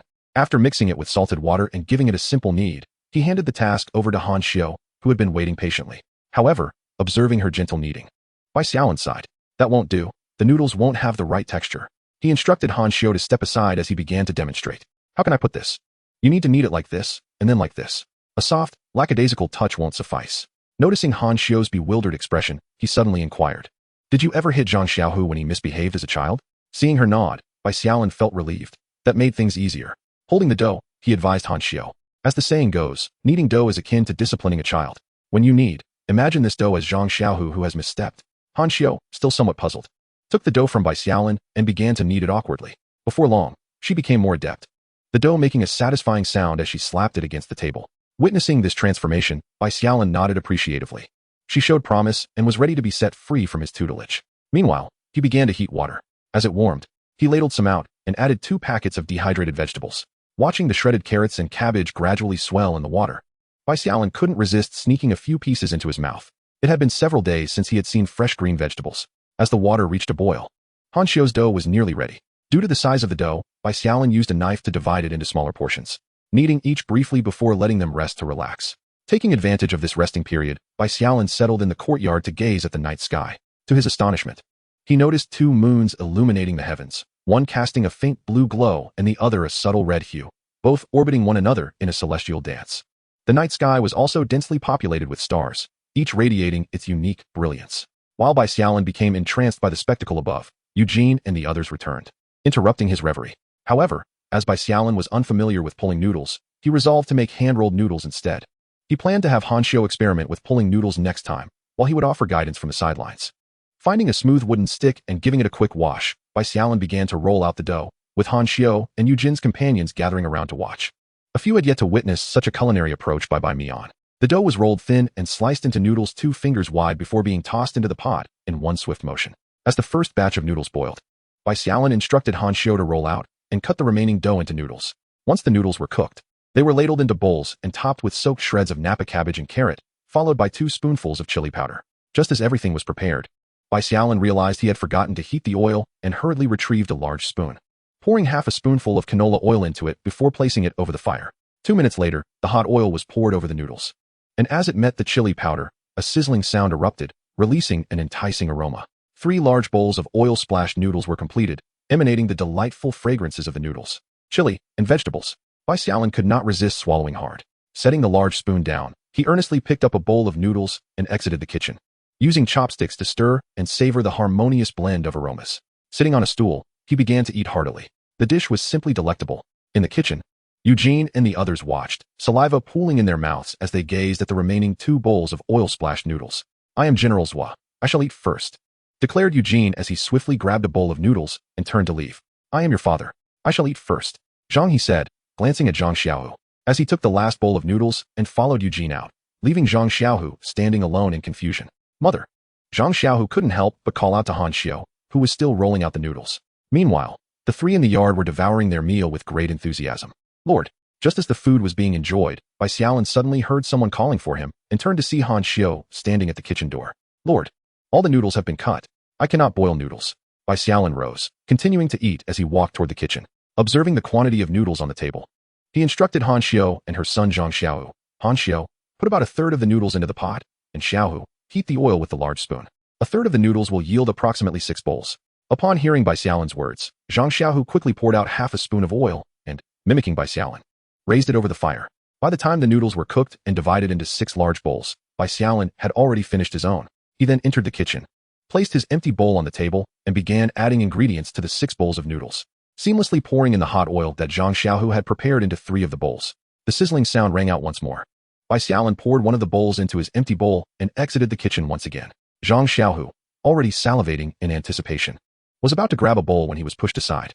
Eugene and Zhang He, emulating Bai Xiaolin, poured 2 bowls of the prepared oil-splashed noodles into their own bowls and, without a second glance at the forlorn Zhang Xiaohu, walked out. Watching 3 bowls of noodles vanish before his eyes, Zhang Xiaohu succumbed to despondency. "Mother." Upon finishing the call, Bai Xiaolin discovered Zhang Xiaohu standing at the kitchen doorway, holding a bowl of noodles. "Hurry up and continue heating the oil. Your father and the others will finish their second bowl soon. 2 minutes later, it's ready." Zhang Xiaohu quickly seized a ladle and glanced at Bai Xiaolin. With noodles in his mouth, Bai Xiaolin mumbled indistinctly, "Pour 1/3 of the hot oil over the noodles." Gazing at the 3 bowls of oil-splashed noodles before him, Zhang Xiaohu swallowed hard and peered towards the kitchen doorway, confirming that no one was watching. He swiftly picked up a bowl and began to eat. Slurp, slurp. So delicious. Noticing that Han Xiao was about to continue serving noodles, Bai Xiaolin hurriedly intervened. "Finish the prepared noodles first. The oil-splashed noodles will lose their appeal if they cool down." "How fragrant," he exclaimed as he quickly devoured his meal. Casting a glance at the small portion of noodles left in his bowl, Bai Xiaolin realized that the remaining bowl could not possibly belong to him. He was uncertain who among Eugene and Zhang he would finish first. Just then, a sorrowful voice resonated from behind him. "My lord." Startled, Bai Xiaolin turned around and staggered back 2 steps. "Half a zongzi. My lord. You all are eating without acknowledging my presence." Under the moonlight, Bai Xiaolin scrutinized the figure. Li Ergu. At that moment, Li Ergu's bandages had all unraveled, leaving only those on his body and head intact. He had run down from the 2nd floor. Bai Xiaolin's eyes twinkled. "I saved some for you. I was about to have Eugene finish before serving you. Is that so?" "Of course. Look." Bai Xiaolin pointed to the remaining bowl of oil-splashed noodles on the table. Li Ergu circumvented Bai Xiaolin and peered into the kitchen, indeed spotting a bowl of freshly prepared oil-splashed noodles. "You truly think of me, my lord. But there's no need to trouble General Yu. I shall serve myself." With that, Li Ergu entered the kitchen. Zhang Xiaohu, squatting and eating noodles, noticed someone entering and quickly looked up. Just as he was about to exclaim monster, he realized it was the right general he had seen earlier in the day. Cough, cough. He was nearly choked by the noodles. Li Ergu disregarded Zhang Xiaohu and ravenously devoured the oil-splashed noodles. "So delicious. The meals prepared by my lord are simply exquisite." Observing the two, Han Xiao intended to set down her bowl, but then she heard Bai Xiaolin say, "Eugene, you all can prepare the noodles yourselves. It's quite simple." Without hesitation, Eugene stepped into the kitchen and promptly ushered everyone else out. Having seen how delectable Bai Xiaolin's creations were, Eugene had longed to try his hand at it. Once Han Xiao and the others exited, Eugene washed his hands and aimed to dump all the remaining noodles from the table into the pot, prompting Bai Xiaolin to quickly intervene. "Just half for now. If you add too much at once, it won't be finished." Upon hearing this, Eugene divided the noodles in half and tossed them into the pot, then attempted to cover it with a lid. Bai Xiaolin spoke up once more. "First, separate the noodles with chopsticks. If you throw them all in like that, they'll clump together when cooked. Do you want to eat a lump of noodles?" Feeling somewhat aggrieved, Eugene thought, is preparing noodles really this troublesome? Once the lid was back in place, Eugene exhaled in relief, realizing that had he known it would be this complicated, he would not have come to do it himself. At this point, Bai Xiaolin had finished eating and began to focus on directing Eugene. As the noodles neared completion, Bai Xiaolin instructed Zhang He to add hot oil. Observing the 2 burly men bustling about in the kitchen, Bai Xiaolin couldn't help but chuckle. Before long, Both Eugene and Zhang He sighed in relief, for preparing noodles was quite a cumbersome task, gazing at the several large bowls of oil-splashed noodles that were now ready. Eugene picked up a bowl, stirred it haphazardly, and took a mouthful, subsequently praising his culinary skills. I never imagined old you, could cook this deliciously. Zhang He also picked up a third bowl to indulge, while the others gradually finished their first bowls and moved on to their second. Bai Xiaolin, having already consumed 2 bowls, felt no desire for more. However, upon seeing the remaining bowl left after everyone had finished, he decided to take it. With that thought, Bai Xiaolin picked up the last bowl of oil-splashed noodles and addressed Eugene and the others as he walked towards the room. As he passed the left storage room, Bai Xiaolin ventured inside to grab 2 apples, nearly forgetting about Xiao Tai. Sure enough, when he pushed open the door, he found Xiao Tai sulking in the corner. Dinner's ready, Xiao Tai? Sweet and crunchy apples. Noticing Xiao Tai's indifference, Bai Xiaolin waved the apple in front of him, prompting 2 tiny paws to swiftly rise and snatch the apple away, followed by the sound of crunching. Bai Xiaolin carried the oil-splashed noodles to the cornerstone and sent a message to the lucky girl, Ningyu. Good evening. Have you had dinner yet? Meanwhile, Ningyu was staring vacantly at the charred wolf meat skewers in her hands, cautiously tearing off a small piece to taste. Still tastes terrible. She couldn't help but lament her culinary skills. She then hung the remaining wolf meat skewers in the trading area. Give me another skewer. I refuse to believe I can't even manage a simple grilled skewer. A young woman nearby, already prepared, skillfully picked a raw skewer from the plate and handed it to Ningyu. Just as she was about to continue practicing her grilling skills, a message notification chimed. Turning her head, she saw the message from Bai Xiaolin. I'm about to eat. Is there something you need? I made an extra portion for dinner. Would you like to trade for it at a discount? Dinner? Ningyu glanced down at the wolf meat skewer in her hand. What are you serving? Grilled wolf meat. Of course not. It's authentic oil-splashed noodles. Would you care to try? Upon reading the words oil-splashed noodles, Ningyu instinctively rubbed her eyes to ensure she wasn't mistaken. After several days of eating bread, she truly wished to avoid that flavor any longer. Yet, she found it hard to believe that such a dish could be prepared in this setting. Just as her doubts lingered, a trade notification appeared on the chat page. Oil-splashed noodles for 1 wood. It was indeed oil-splashed noodles. Ningyu's eyes widened in astonishment. She cautiously accepted the trade, and within 2 seconds, a spicy aroma enveloped the entire room. Gazing at the generous bowl of noodles that appeared before her, Ningyu could scarcely believe her eyes. Bai Xiaolin, that fellow, astonishingly managed to prepare the delightful dish of yu pamian while others were still nibbling on their bread. Carefully lifting the large bowl before her, Ningyu inhaled deeply. How fragrant. Could it be that she was merely dreaming? Just then, she heard a gurgling sound from beside her and noticed Xiaolin blushing and lowering her head. Swallowing hard, Ningyu cautiously stirred the contents and took a gentle taste. The flavor was unmistakable. It was indeed the taste of yu pamian. Finally savoring the noodles of her homeland once more. Tears of joy streamed from the corners of Ningyu's mouth. Unable to resist, she continued to indulge in several more bites, only to catch a glimpse of Xiaolin gazing at her with a pitiful expression, her eyes fixed on the bowl brimming with yu pamian. Go fetch a smaller bowl. At last, those words prompted Xiaolin to spring up and rummage through a heap of miscellaneous items in the corner of the room. After a brief wipe, she cautiously extended a porcelain bowl towards Ningyu. However, it was clear that this bowl was even larger than the one Ningyu held. Observing the porcelain bowl being offered, Ningyu couldn't help but furrow her brow before placing a single noodle inside. It barely covered the bottom. Another. Still insufficient, so one more. When she realized that her bowl was nearly half empty, Ningyu hastily ceased her actions and lightly tapped the porcelain bowl in irritation. Eat up. With half a bowl of noodles in hand, Xiaolin happily began to eat. How delicious. Within 10 minutes, the two sat side by side, contentedly licking the chili oil clinging to the corners of their mouths. However, what could they offer in exchange? A bowl this large could not be traded for something ordinary. After some contemplation, Ningyu rose and retrieved a card she had received earlier that afternoon. A copy card. Since her current supplies were of little value, and Bai Xiaolin might possess something worthwhile to replicate, offering this copy card in exchange for a bowl of yu pamian woon tea be a disadvantage for her. Holding the copy card, Ningyu began to compose her message. Thank you. The yu pamian is exquisite. As a token of appreciation, I would like to trade this copy card with you. Copy card 1 for 1 bowl of yu pamian. On Bai Xiaolin's side, after witnessing the yu pamian vanish, he eagerly anticipated what good item Ningyu would offer in return. Perhaps a rare blueprint or another card. After waiting for over 10 minutes, a notification chimed, indicating a message from Ningyu. Upon reading the content, Bai Xiaolin's eyes widened in astonishment. A copy card. A brand new card he had never encountered before. Eagerly accepting the trade, a white card materialized in Bai Xiaolin's hand. Copy card. Allows the user to replicate any item they possess. Gazing at the description of the copy card, Bai Xiaolin couldn't help but smile. This bowl of yu pamian had proven to be an exceptional trait. The ability to replicate any item meant that if he enhanced other cards to level 1 or even level 2, he could use the copy card to obtain 2 level cards directly. Bai Xiaolin couldn't help but marvel at the fortune of the lucky ones. As he had acquired such a remarkable card, he carefully stowed the copy card away. Bai Xiaolin pondered for a moment before sending another message to Ningyu. This replication card holds great significance for me. I shall treat you to breakfast free of charge tomorrow morning. Bai Xiaolin, it seems, possesses an astute understanding of the card's considerable worth. Then I shall eagerly await your breakfast tomorrow. Fear not. After concluding his conversation with Ningyu, Bai Xiaolin opened the public chat channel, which appeared to be as lively as ever. Haha, now I understand how the waters in the trading area came to be. Today, I obtained a level 2 water resource card that can conjure a small river from thin air. With this river, I shall never be short of water again. So that's how it works. I previously acquired a resource card capable of generating coal mines. I can't believe I overlooked the fact that water could be generated in a similar manner. I am on the verge of starvation, and you all are discussing this. Upon hearing your mention of hunger, I am reminded of the delectable braised beef noodles I just consumed. How exquisite they were.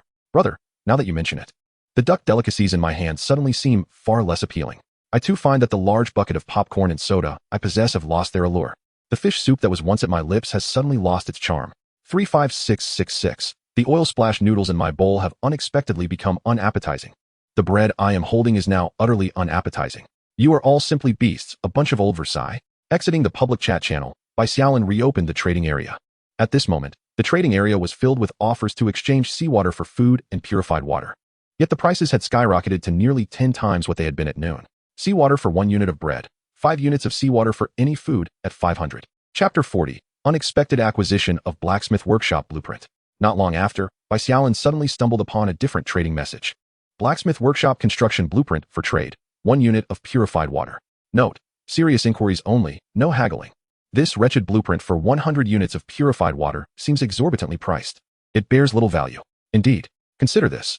A level 1 cornerstone can craft wooden tools, a level 2 can forge stone tools, and a level 3 might very well allow for the creation of iron implements. Even if level 3 produces copper tools, level 4 should surely yield iron. Must we labor to forge iron ourselves? I believe this blueprint's appearance suggests a significant purpose. It may indeed enable us to forge tools ourselves in the future. The person upstairs is a fool. Conclusion reached. If you deem it useful, simply purchase it. Why continue to speak? I lack surplus water. Had I any, I would have bought it outright. Upon glimpsing the blacksmith workshop blueprint, Bai Xiaolin did not hesitate and promptly opted for the trade. As 2 bottles of purified water vanished, the blueprint for the blacksmith workshop materialized in Bai Xiaolin's hands. However, despite the successful transaction, the comments below continued to multiply. Wow, someone has traded for the blueprint. Wealthy individual, you truly made the trade. That was 1 liter of purified water. It was not I who traded. I merely spoke, and to my surprise, a fool actually believed it. The blueprint is too rigid. It would be better to wash it with water. Safeguarding the blacksmith workshop blueprint. Bai Xiaolin intended to seek out Xiao Tai, only to discover that Xiao Tai had already fallen asleep. Hearing the lively chatter in the courtyard, Bai Xiaolin stepped out of his room, only to discover that Eugene and his companions had already satisfied their appetites, lounging on the ground while engaging in conversation. As the group contentedly rubbed their bellies, they occasionally cast glances toward the kitchen. Following their gaze, Bai Xiaolin entered the kitchen to find Han Xiu tidying up. With a bowl of oil splash noodles still remaining on the table, he was somewhat perplexed. It was surprising to see leftover noodles, which contradicted his expectations of gluttony. Peering from the kitchen, Bai Xiaolin inquired of the group outside, "Have you all had your fill?" Just as he posed the question, Li Ergus stood up, clutching his stomach. "My lord, I am not yet full. There's just no room left in my belly. Give me half an hour to digest, and I shall continue." He lamented his lingering injury, cautioning against overexertion. "Digest? Nonsense. Can you really eat again after half an hour? Besides, your wounds are not fully healed. After dinner, you should promptly retire upstairs and refrain from lounging about here." After addressing Li Ergu, Bai Xiaolin turned to Zhang He and his family. "You all should head to the 2nd floor tonight, just like the others. When you go upstairs, please grab a few blankets from the left storeroom. It can get quite chilly here at night." "Thank you, my lord." Zhang He responded. Bai Xiaolin had exchanged for a replication card from Ningyu and wondered if Lei Xing possessed anything of value. He decided to trade 1 bowl of oil splash noodles for 1 unit of wood. "Brother Lei, do give the oil splash noodles a try." On the other side, Lei Xing, who was munching on bread, could not help but swallow hard when he saw the trade offer appear before him. Yet he hesitated, aware of the high value of a bowl of noodles, and lamented his lack of anything worthwhile to exchange. After some internal conflict, he ultimately declined the trade and sent a message to Bai Xiaolin instead. "Brother Bai, I currently have nothing to trade. Please enjoy the noodles first. You can always trade me something good next time." Upon reading Lei Xing's message, he felt relieved and quickly accepted the trade. Lifting the bowl of noodles before him to indulge, Bai Xiaolin smiled at the message. Although Lei Xing had not acquired anything immediately, it could be considered a form of advance payment. He pondered whether Lei Xing would appreciate the flavor of the oil-splashed noodles, given his fondness for herring canned goods. Chuckling softly, Bai Xiaolin then reached out to Lu Nengli. "Xiaoli, are you there? What have you collected today, and how much of the supplies I provided remains?" "Good evening, Brother Bai. As for the bread you gave me yesterday, 5 pieces remain, and I have 2 bottles of water left. I processed that wolf and obtained 32 pounds of meat.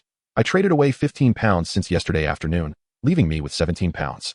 Additionally, I have acquired a total of 7 blueprints, for cards, and 1 seed since this morning. The blueprints include designs for a water tower, a heated Kong, a Fontaine painting halberd, a wheelbarrow, a recliner, a septic tank, and a horse-repelling stake. The cards consist of 2 resource cards, 1 land enhancement card, and 1 iron or resource card, while the seed is for green onion." Upon reading Lu Nengli's report, Bai Xiaolin couldn't help but burst into laughter. "Xiaoli, you are truly my fortunate star. The water tower is precisely what I need at this moment. With the water purification system in place, I no longer have to toil back and forth with buckets for both drinking water and future greenhouse irrigation. Well done. Brother Bai, I have a gift for you." Once Lu Nengli has exchanged those blueprint cards, Bai Xiaolin trades him 10 loaves of bread and 10 bottles of water, culminating in a small bowl of oil-splashed noodles.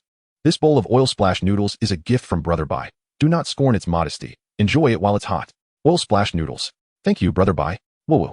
The gaunt Lu Nengli gazes at the bowl of oil-splashed noodles that has appeared before him, unable to restrain his tears as he eats. When he first arrived here, he was perpetually hungry. The sensation of exhaustion coupled with hunger made each day feel interminable. Ever since he fortuitously met Brother Bai, not only has he had an abundance of bread and water, but he has also prepared bone broth in the mornings, and now he is even savoring oil-splashed noodles. All of this fills Lu Nengli with an almost surreal sense of gratitude. Meanwhile, Bai Xiaolin tidies up the blueprints and examines the iron or resource card, curious to discern the difference between it and the scattered iron or fragments outside. It is yet another white card, but unlike the water resource card, this one bears the image of a piece of iron ore. Iron or resource card, level 1. Upon use, it generates a mine with a reserve of 100,000 tons at a designated location. Will consuming 1 survival point elevate the resource level by 1 tier? Indeed, it generates directly. However, there is no urgency to use it now. If iron blocks are needed, they can be acquired in the trading area without wasting the resource card. Yet, as Bai Xiaolin gazes at this resource card, he increasingly believes that a certain notion he harbors may indeed be correct. For the time being, Bai Xiaolin does not dwell on it, as today marks only the 5th day, and he has ample time to validate his hypothesis. After sorting the blueprints, cards, and seeds, he collapses onto his bed, ready for slumber. The small iron creature that Bai Xiaolin had placed on the bed is soundly asleep and unable to resist. He gently rubs its soft, fluffy body. Oof! The little creature stirs, kicking its short legs in the air before rolling over to continue its slumber. The following morning, just past 7 o'clock, Ningyu awakens, feeling as though she had dreamt the previous night. In her dream, she cradled a bowl filled with an unknown substance, exclaiming how delicious it was. The dream felt so vivid. Just as Ningyu turns over, intending to drift back to sleep, her eyes widen in astonishment at the sight of a large, empty bowl before her, identical to the one in her dream.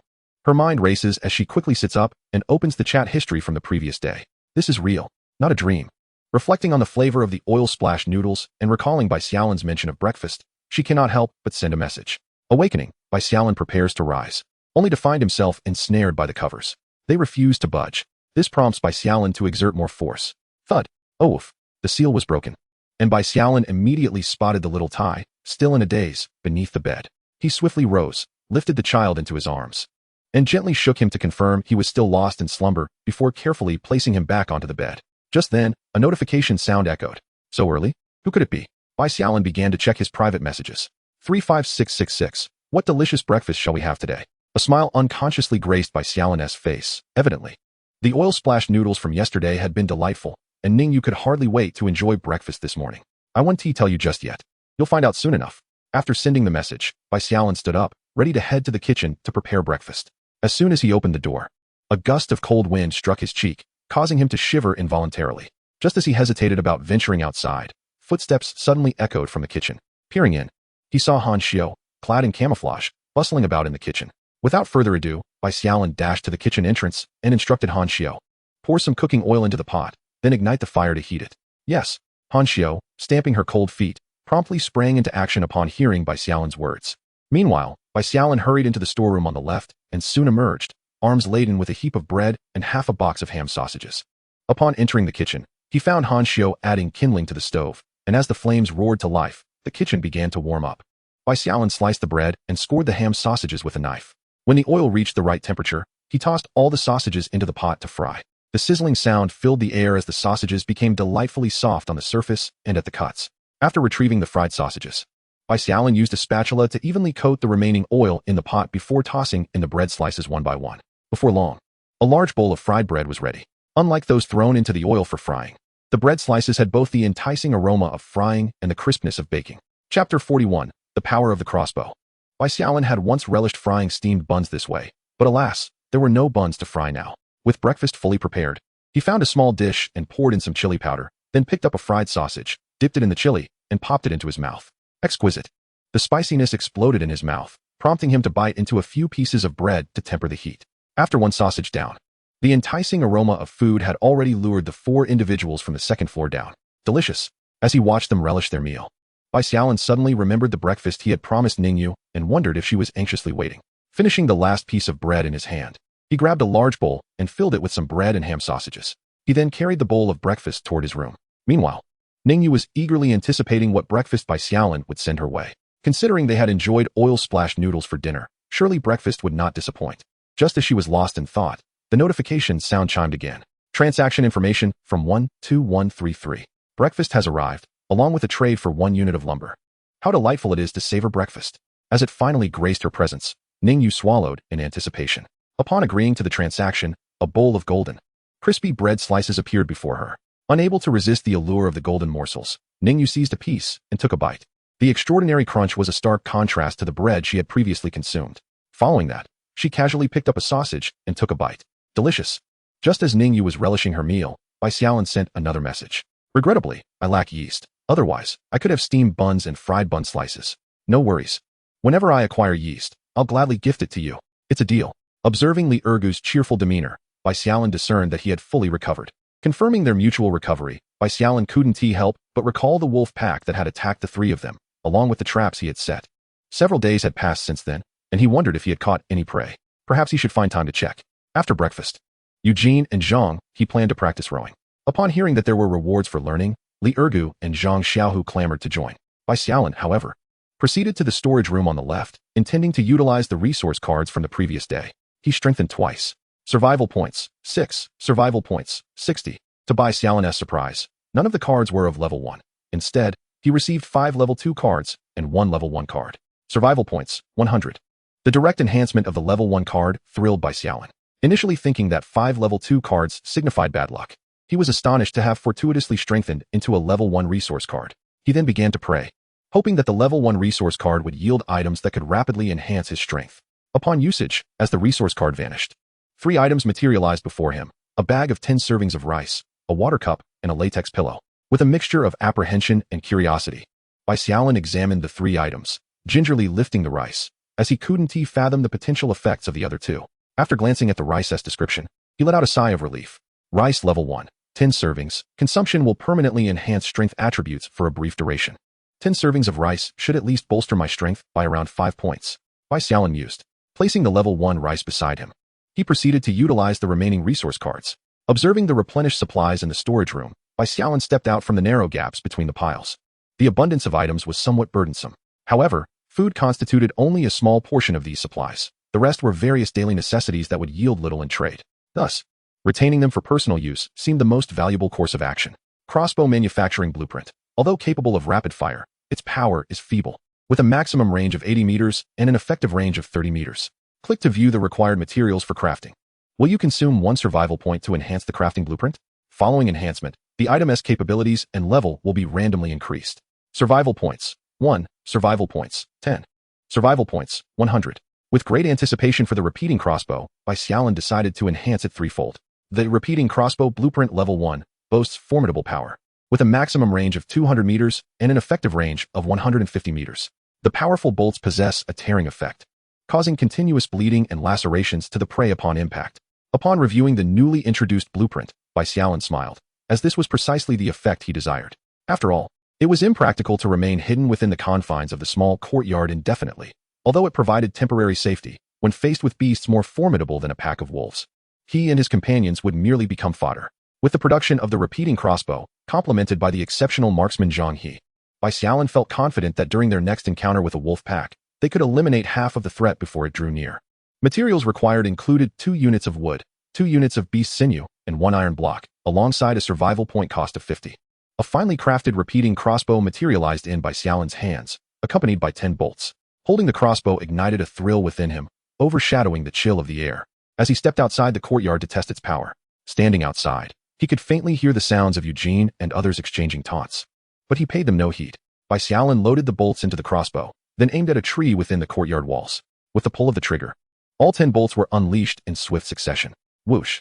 In less than a second, a resounding thud echoed as he observed not the tree he aimed at being struck, but rather a tree further away, its trunk exploding upon impact. Embarrassed, Bai Xiaolin glanced around to ensure no one had witnessed his blunder, then marveled at the crossbow's power. The tree he aimed at was approximately 30 meters distant, while the one that had been hit was over 40 meters away, nearly against the opposite wall. He hadn't anticipated such devastation. Rushing over to inspect the damage, he found only a white log and a scattering of shattered tree fragments remaining. Instant materials. Just as Bai Xiaolin was examining the scene, 4 figures dashed in from beyond the walls, likely drawn by the sound of the tree's explosion. The 4 gathered around Bai Xiaolin. With Zhang He fixated intently on the crossbow in his hands. "Master, is this the repeating crossbow?" Zhang He inquired, his eyes gleaming with curiosity.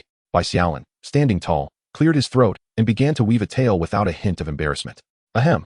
I just crafted it to test its power, and to my surprise, my aim was commendable, shattering the trunk from over 40 meters away. Master, may I give it a try?" Zhang He looked at Bai Xiaolin with eager anticipation. Chapter 42, Level Rice. This repeating crossbow was originally intended for Zhang He, the sole archer among them and a master marksman, making it the most fitting choice for him. "Here, take this boulder crusher," Bai Xiaolin said, naming the crossbow on a whim. "However, we need to find more bolts nearby. I used up the 10 I had for testing." Bai Xiaolin resolved that all future weapons he crafted would bear names that sounded both grand and formidable, bestowing upon them an aura of lethality. As Bai Xiaolin cast his gaze towards the surrounding Eugene and others, he urged, "Quickly search the vicinity. See if we can locate any crossbow bolts." "Yes." After meticulous observation, Zhang He meticulously assembled several crossbow bolts, and then turned to Bai Xiaolin. "My lord, there is no need for concern regarding the bolts. These crossbows are not overly complex, and I can fabricate them myself, albeit with a slight reduction in their power."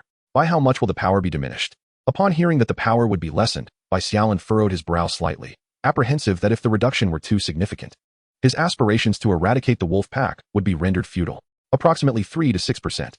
Fortunately, the reduction was not too severe, and Bai Xiaolin exhaled in relief. "That is acceptable. Henceforth, this broken mountain crossbow shall be entrusted to you, and you shall craft the bolts yourself." "Thank you, my lord." Zhang He, filled with excitement at the prospect of wielding the crossbow, knelt on one knee. In stark contrast to Zhang He's exuberance, Li Ergu wore a face of melancholy and, in the next moment, knelt down as well. "My lord, I, Li Ergu, am willing to sacrifice my life for you." The joy of the others was abruptly interrupted by Li Ergu's reaction, leaving them bewildered. "Ergu, what troubles you?" Upon hearing the inquiry, Li Ergu gazed enviously at the repeating crossbow in Zhang He's possession. "My lord, my weapon has been damaged for several days. I am left with nothing." Bai Xiaolin could only chuckle at Li Ergu's plight. "Rise. I have prepared a new weapon for you long ago. You shall see it during the midday break." At these words, Li Ergu broke into a broad smile, realizing that his lord had not forgotten him. Seeing Li Ergu stand, Bai Xiaolin felt a sense of relief. He had initially intended to provide Li Ergu with a tang saber, but later reconsidered, believing that Li Ergu, accustomed to wielding a broadsword, might find the saber cumbersome. However, he still possessed a blueprint for crafting an iron sword, which could serve as a fitting weapon for Li Ergu. Observing that Li Ergu had quickly acquired a new weapon, Zhang Xiaohu's eyes glinted with mischief, and he promptly knelt down as well. "I, Zhang Xiaohu, am willing to serve." Before he could finish his sentence, his head was playfully tapped several times by Zhang He, who then handed his hunting bow to Zhang Xiaohu. "Rest assured, father, I shall practice diligently and soon become a master archer." Zhang Xiaohu cradled the hunting bow in his hands, unable to conceal his delight.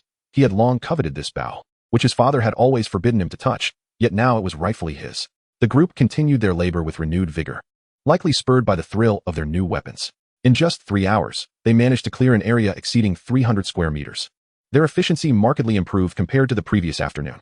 The morning's endeavors yielded various materials, not to mention an increase of 305 survival points. They also acquired 2 resource cards, one for fish and another for bridge construction blueprints.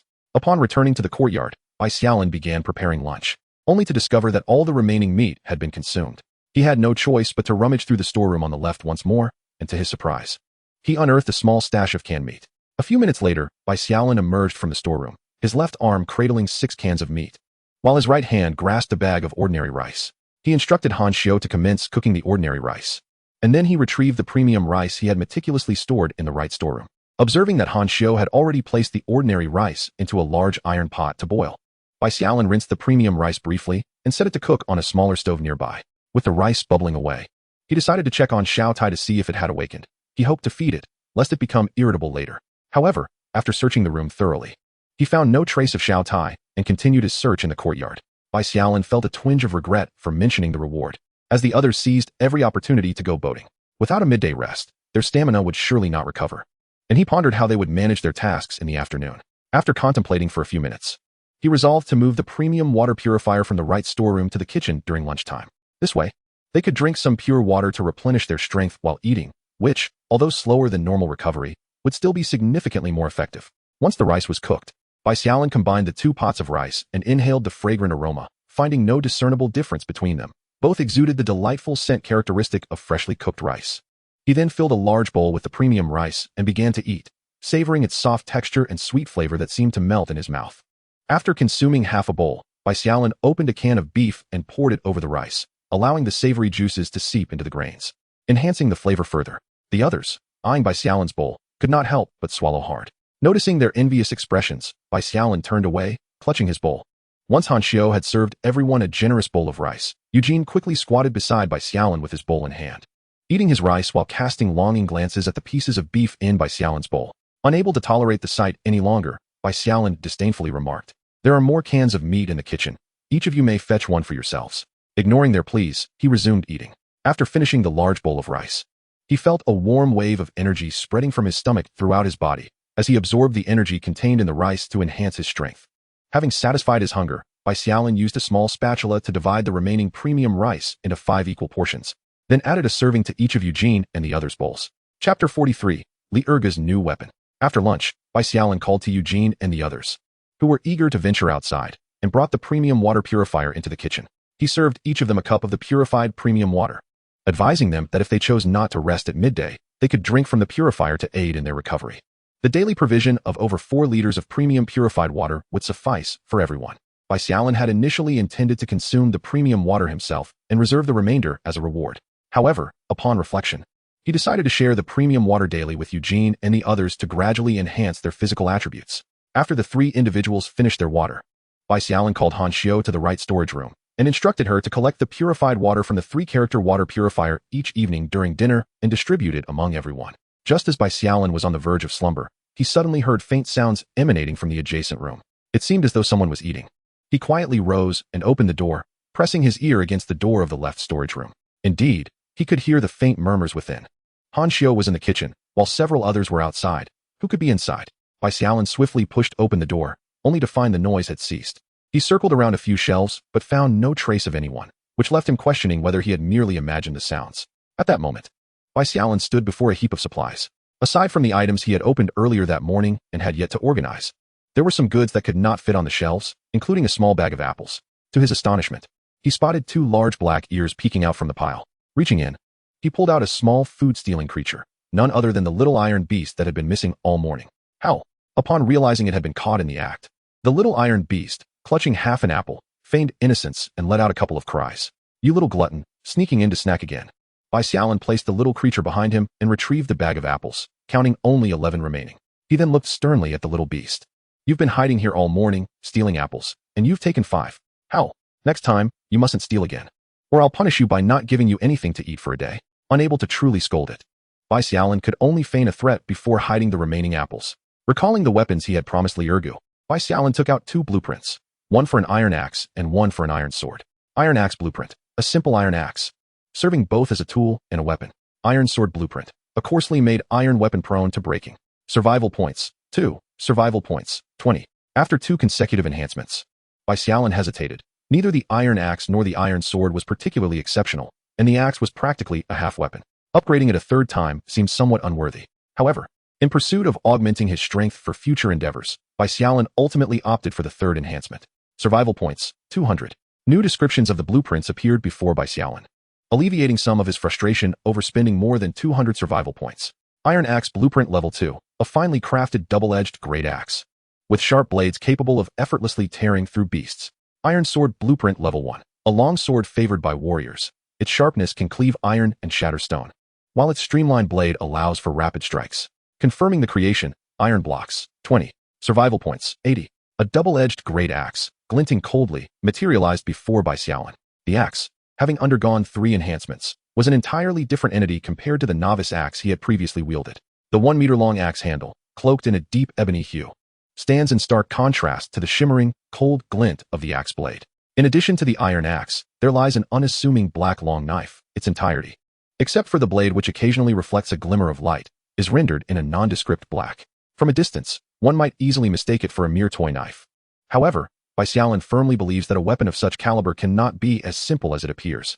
Yet, a promise made cannot be retracted.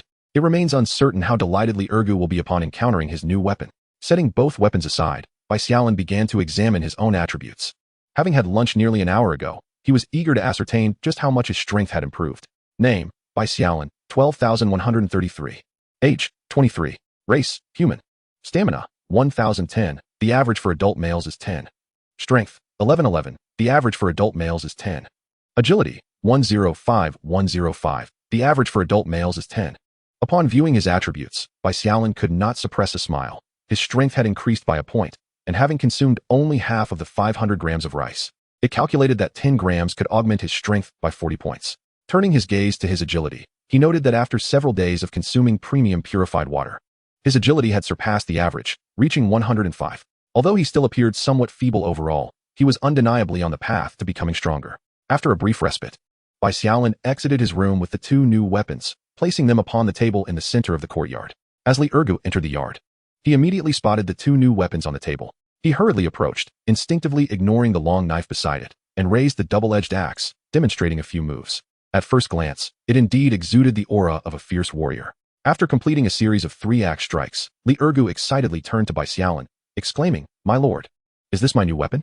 Observing Li Ergu's wide grin, Bai Xiaolin could not help but inquire, "Aren't you a knife wielder? Why the sudden fondness for axes?"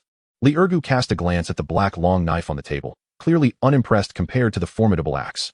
"The previous knife was merely something I picked up on the battlefield. It was comfortable to use, but in comparison, I prefer this axe. It's simple yet powerful." "Very well. This double-edged axe shall henceforth be your weapon." Upon hearing the name of the axe, Li Ergu could not resist comparing his new weapon to his former crossbow. Breaking Mountain Axe.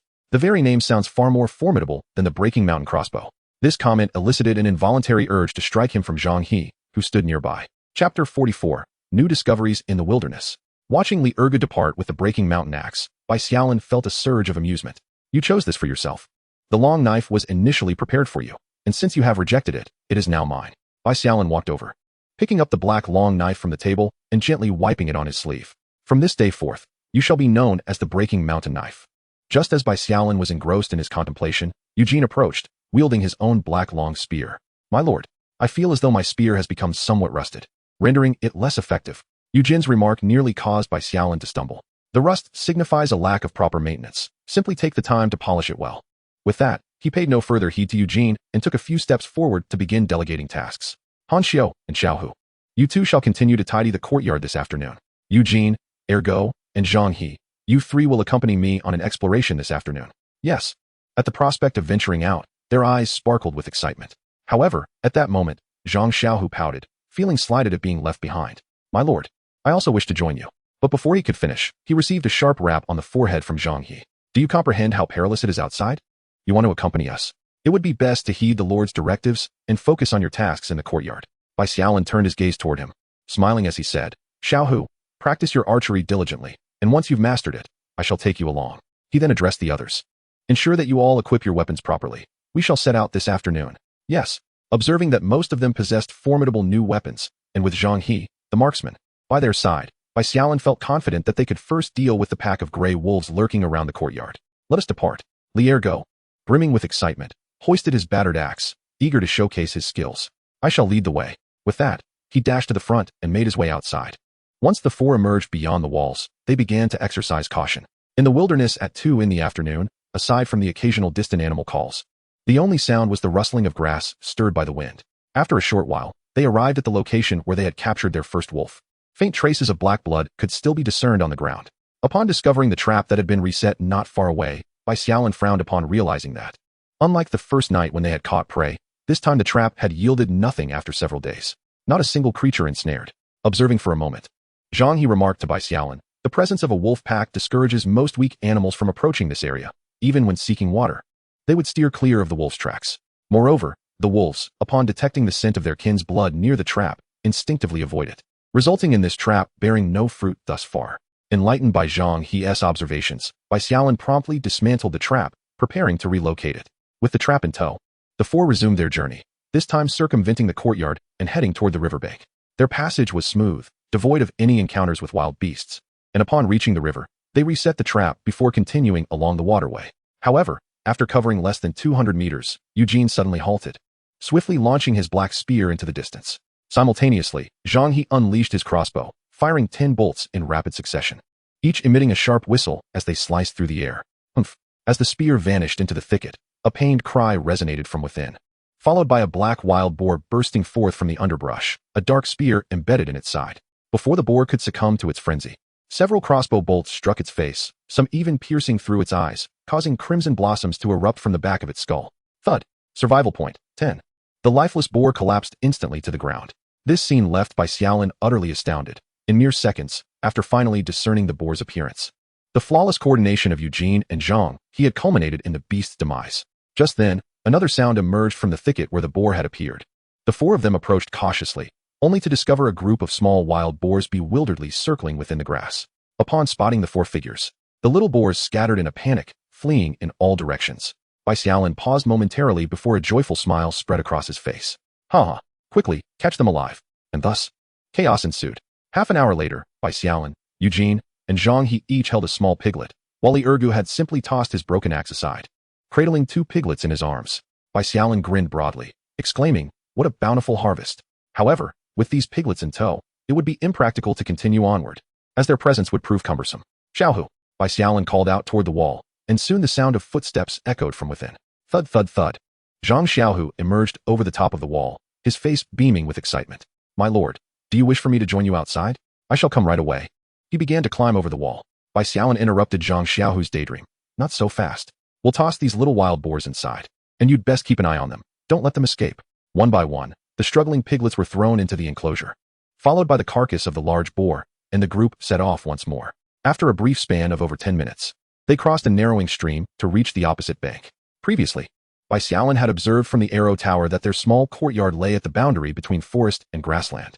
To the west and south of the courtyard, the trees became increasingly sparse, while beyond the stream to the east and north, the foliage grew denser and taller. Bai Xiaolin dared not venture deep into the forest, reminiscent of his previous encounter at the foot of the Great Mountain, where he had faced black wolves and narrowly escaped their pursuit. This time, he intended to delve only a few hundred meters, exploring the outskirts, hoping to uncover something of value. After meandering for over 300 meters, the four ceased their advance, instead wandering about, searching the ground, the grass, and even the trees for useful items. Unbeknownst to them, 2 hours had slipped by, and they found themselves at the edge of Mirror Lake, where they could still glimpse the small enclosure from afar. With the cool breeze wafting over the lake, Bai Xiaolin noted the time was nearing 5 in the afternoon. Aside from a few small mushrooms, they had not made any other notable finds. "What do you see over there?" Bai Xiaolin gazed towards the direction indicated by Zhang He, noticing a cluster of trees in the distance, where green leaves were subtly interspersed with hints of yellow. Was it fruit, or merely yellow leaves? Bai Xiaolin strained to widen his eyes, yearning for clarity. Yet the distance rendered his vision inadequate. "My lord, shall we proceed? Remember the location. We shall return tomorrow morning." Bai Xiaolin deemed it prudent to temporarily abandon the endeavor, for they would have ample time to investigate the following day. Upon returning to the riverbank, he recalled the 2 small traps he had set among the grapevines. Turning to the other 3, he suggested, "Let us check the other 2 traps for any gains." With that, the quartet began their journey along the river, finding the path near the riverbank considerably easier to traverse. Before long, they arrived near the grapevines. "My lord, there are 2 small creatures." Upon hearing this, Bai Xiaolin's spirits lifted. Could this mean he could commence domestication? "What kind of creatures?" he inquired. "I don't recognize them, but it seems they perished from starvation." The smile on Bai Xiaolin's face froze instantly. Starved to death? Rushing over, he indeed found 2 unfamiliar creatures rigidly entangled in the traps. This sight provoked an expletive from Bai Xiaolin. Damn it! After all that effort to capture them, they died from hunger. Nevertheless, Bai Xiaolin refrained from dismantling the traps. Instead, he placed 2 mushrooms he had recently gathered into each trap, hoping to lure additional creatures.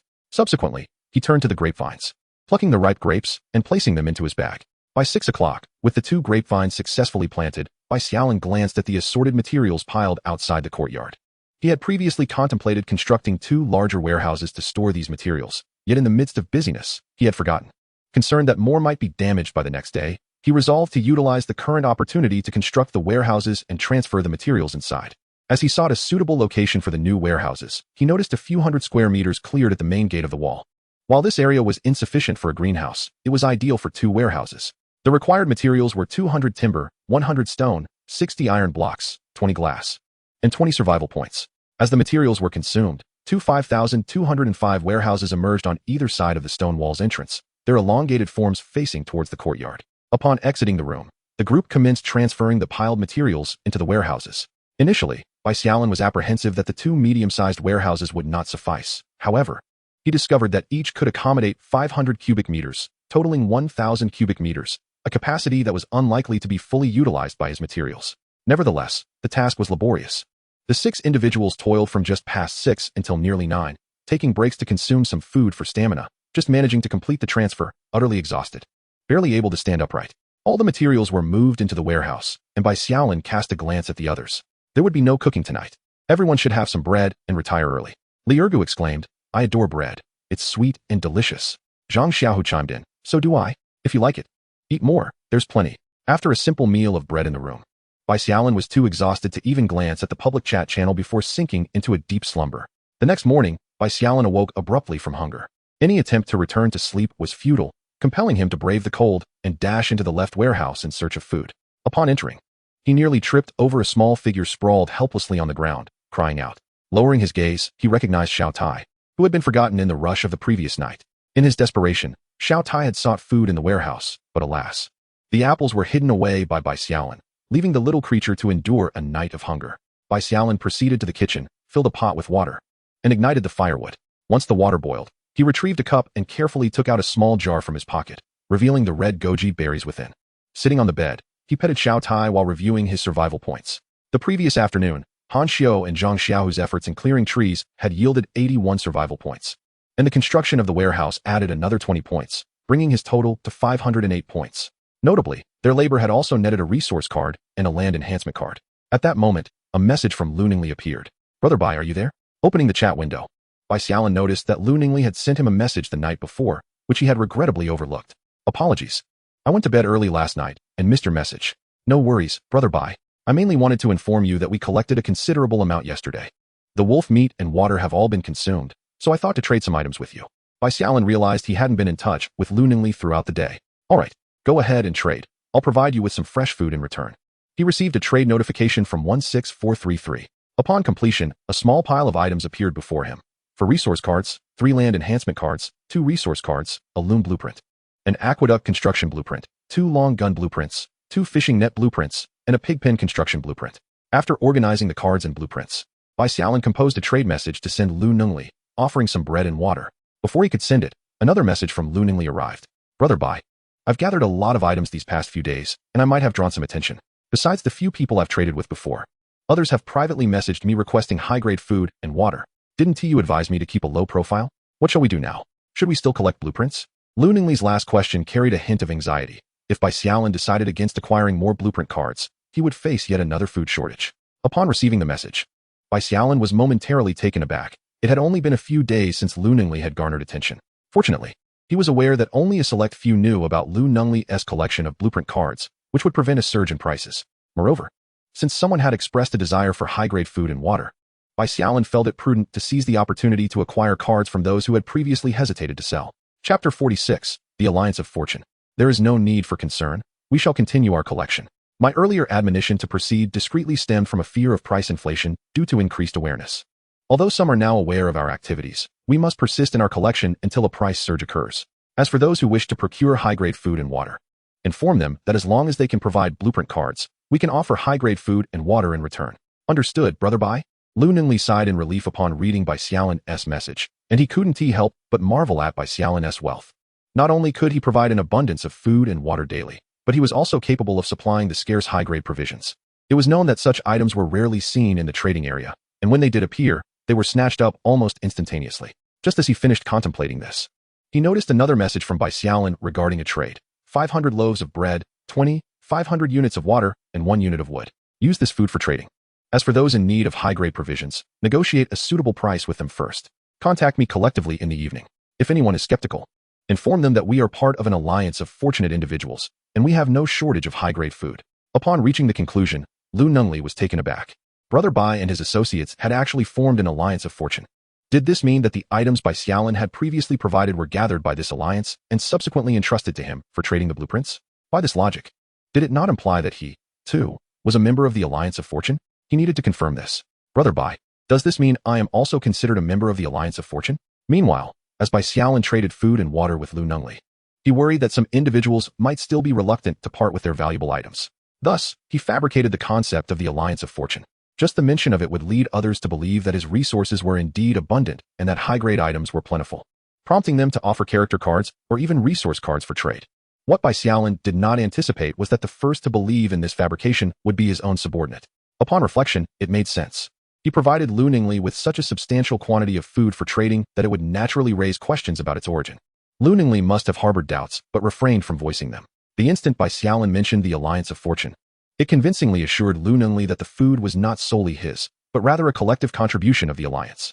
With this realization, Bai Xiaolin considered it perhaps a fortuitous development. After all, to gain others' trust, one must first establish credibility. Since Lu Nungli believed in the existence of the alliance of fortune, he would communicate with others without revealing any inconsistencies. I am the founder of the alliance of fortune, and as you are both my friend and my ally in resource collection, you are undoubtedly a part of this alliance. Upon receiving the news, Lu Nungli's thigh made a resounding clap. The European Emperor Alliance.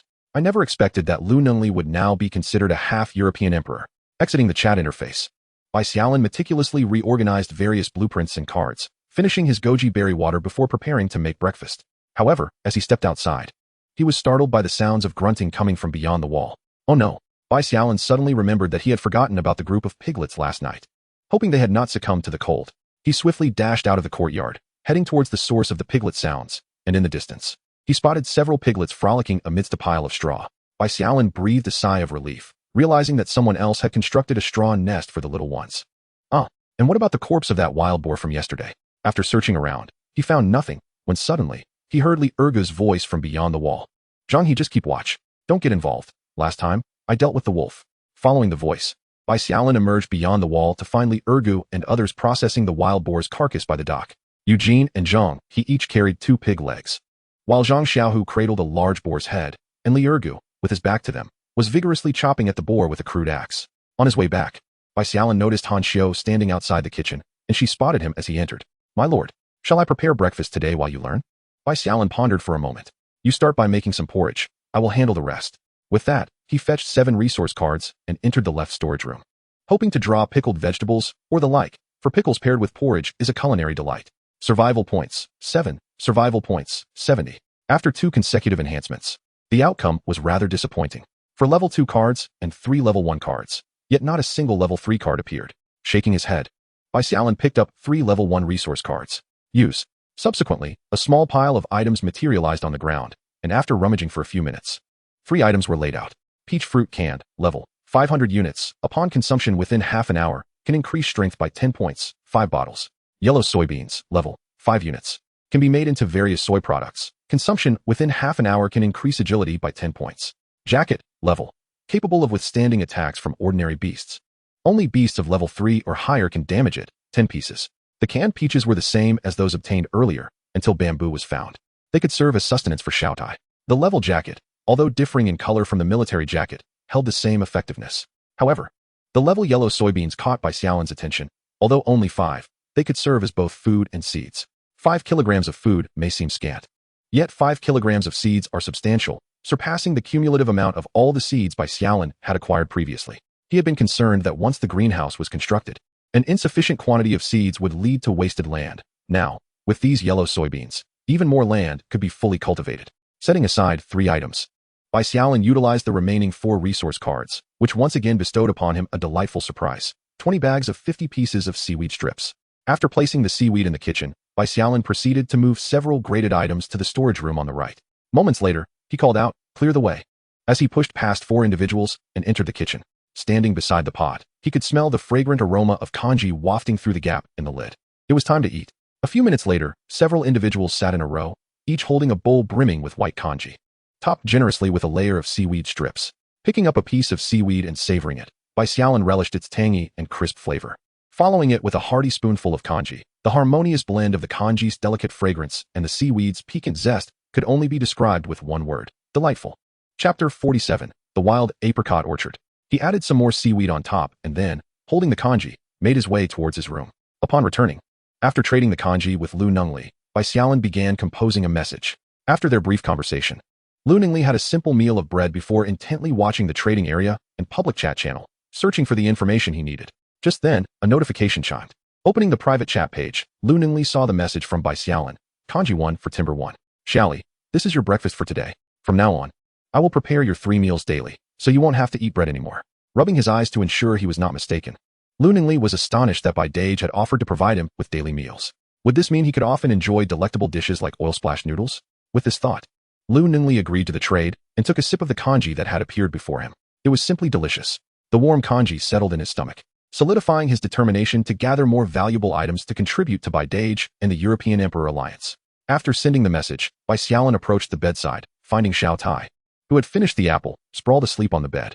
His adorably clumsy appearance prompted Bai Xiaolin to gently ruffle his hair. After amusing Xiao Tai for a couple of minutes, Bai Xiaolin retrieved the bridge construction blueprint he had previously acquired. This would allow for a direct crossing to the opposite bank, eliminating the need for the lengthy detour he had taken the day before, and would greatly facilitate future explorations across the river.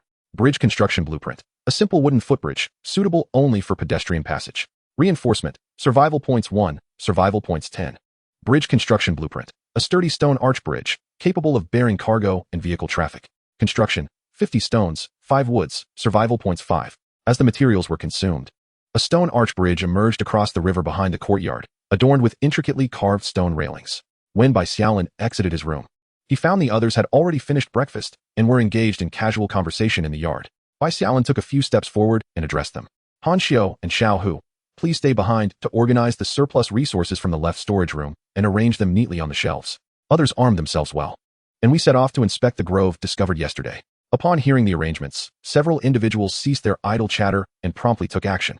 Bai Xiaolin, on the other hand, slung his backpack over his shoulder and began rummaging through the left storage room. Shortly thereafter, Bai Xiaolin and his 3 companions emerged from the small courtyard. They circumvented the wall and soon spotted the small bridge spanning the river. Standing on the 5-meter-wide stone arch bridge, Bai Xiaolin gazed at the exquisite patterns on the stone railings, instantly conjuring memories of his previous visit to an ancient town where a similar stone bridge stood, albeit in a wholly different world. Without lingering too long, the 4 figures gradually vanished into the grass on the opposite bank. Half an hour later, they reappeared at the lakeside near the grove they had observed yesterday, where the sporadic hints of yellow leaves were still visible from afar.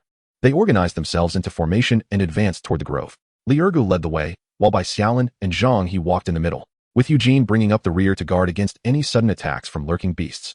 As they progressed, the underbrush thickened, and despite the distance of merely 400 or 500 meters, it took them nearly an hour to arrive. Fortunately, no beasts had emerged along their path.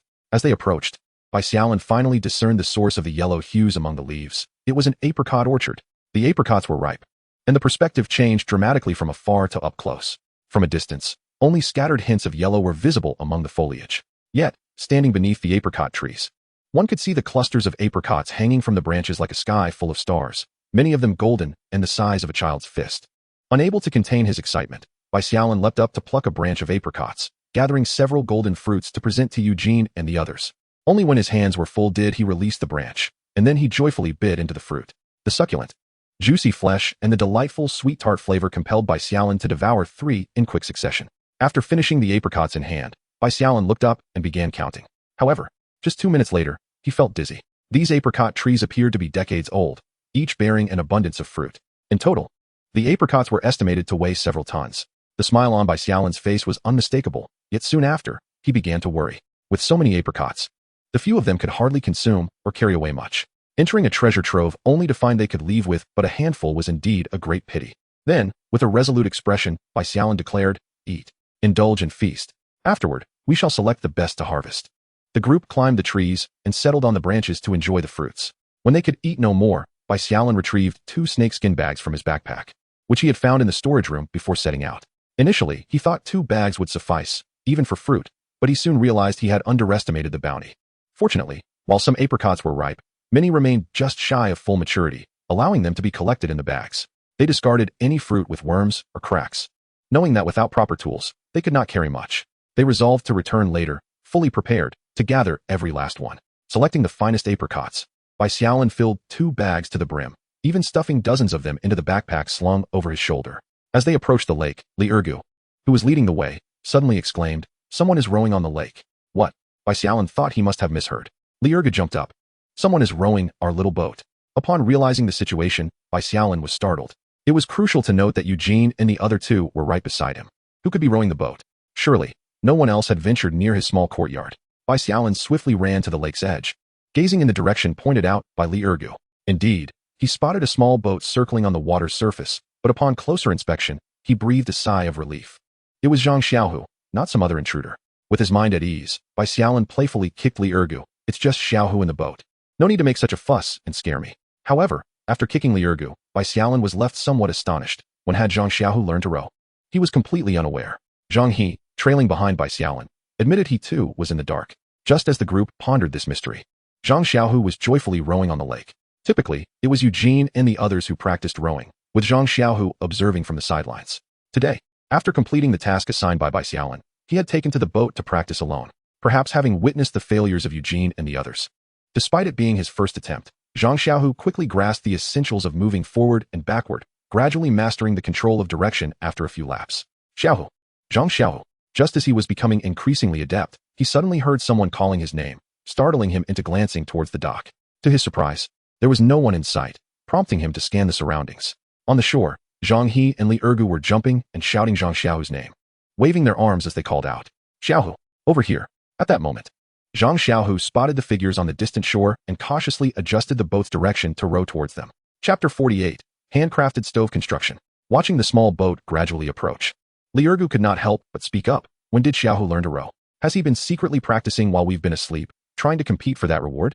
Li Ergu's words caused the smiles on Eugene and Zhang He's faces to freeze instantly. After a few seconds, Eugene, adopting a concerned tone, remarked, "Old Zhang, you really ought to keep a closer eye on this boy Xiaohu. It's quite dangerous for him to be rowing alone on the lake." Zhang He concurred, particularly upon witnessing Zhang Xiaohu's rowing skills surpassing his own as a father. It was indeed time for some guidance. Meanwhile, Bai Xiaolin couldn't help but internally mourn for Zhang Xiaohu, thinking how these 3 elders were putting the poor child through so much. Yet, in the next moment, he wore an expression of amusement, eagerly anticipating the approaching small boat. Xiaohu's rowing skills are indeed commendable, and I believe it is only fitting to reward him with a boost to his agility attributes. Unbeknownst to Zhang Xiaohu, who was approaching the shore in his small boat, the better he rowed, the more the individuals on the bank wished to reprimand him. Moments later, the little boat finally reached the shore. "My lord, father," Zhang Xiaohu joyfully waved to the 4, who responded with beaming smiles as they walked along the lakeside stones towards his vessel. To Zhang Xiaohu's surprise, once the 4 boarded, aside from Bai Xiaolin, the other 3 each gave him a light smack on the head. "Ha!" Seeing Zhang Xiaohu's bewildered expression, Bai Xiaolin could not help but chuckle, then pulled out an apricot from his backpack and handed it to Zhang Xiaohu. "Try this. It's freshly picked by your father and a few uncles. It's so sweet." After saying this, he cleared his throat to draw the attention of the others. "Since Xiaohu has demonstrated the best rowing among you, if no one objects, the reward I mentioned earlier will belong to him." Although Eugene and the others wore expressions of discontent, none voiced any opposition. It seemed their annoyance from the earlier smacks had dissipated. Bai Xiaolin, stifling a laugh at their disgruntled faces, found joy in the fact that the reward they had been vying for over the past 2 days had been claimed by a child they had underestimated. Regaining his composure, Bai Xiaolin instructed Zhang Xiaohu to steer the boat. As the oars moved rhythmically, the little boat glided slowly towards the dock. Upon returning to the courtyard, Bai Xiaolin fashioned several wooden baskets, lining them with straw. He instructed Eugene and the others to place the apricots from their bags into the baskets, while also sorting out any that had been damaged during transport. Bai Xiaolin then joined Han Xiu in the kitchen to prepare lunch. As soon as he entered, his eyes fell upon the wild boar meat, particularly the marbled pork belly, which made his mouth water. Without hesitation, Bai Xiaolin sliced off a generous chunk of the pork belly. He then directed Han Xiu to cut it into pieces roughly the size of half a finger, while he rummaged through the storeroom. "Salt, check. Soy sauce, check. No scallions or ginger, but I found a packet of spices as a substitute. No rock sugar, but white sugar will do. No cooking wine, but white wine can replace it." Gazing at the neatly cut pieces of pork belly, Bai Xiaolin felt a surge of anticipation. Once the water boiled, he slowly added the meat pieces into the pot, blanching them for about 3 minutes before transferring them to a prepared wooden bowl. He then poured the water from the pot into a nearby wooden barrel and added some rapeseed oil to the pot. Once the oil was heated, Bai Xiaolin added the white sugar to start caramelizing it. As the sugar melted into a deep brown hue, he tossed in a handful of bay leaves, star anise, and Sichuan pepper from the spice packet, briefly stir-frying them before reintroducing the blanched pork belly to the pot. Watching as the meat gradually took on color and approached a semi-cooked state, Bai Xiaolin added enough water to fully submerge the meat pieces, followed by the salt, soy sauce, and white wine. With everything in place, he covered the pot with its lid. As I prepared to cook rice, I discovered that the kitchen stove was insufficient.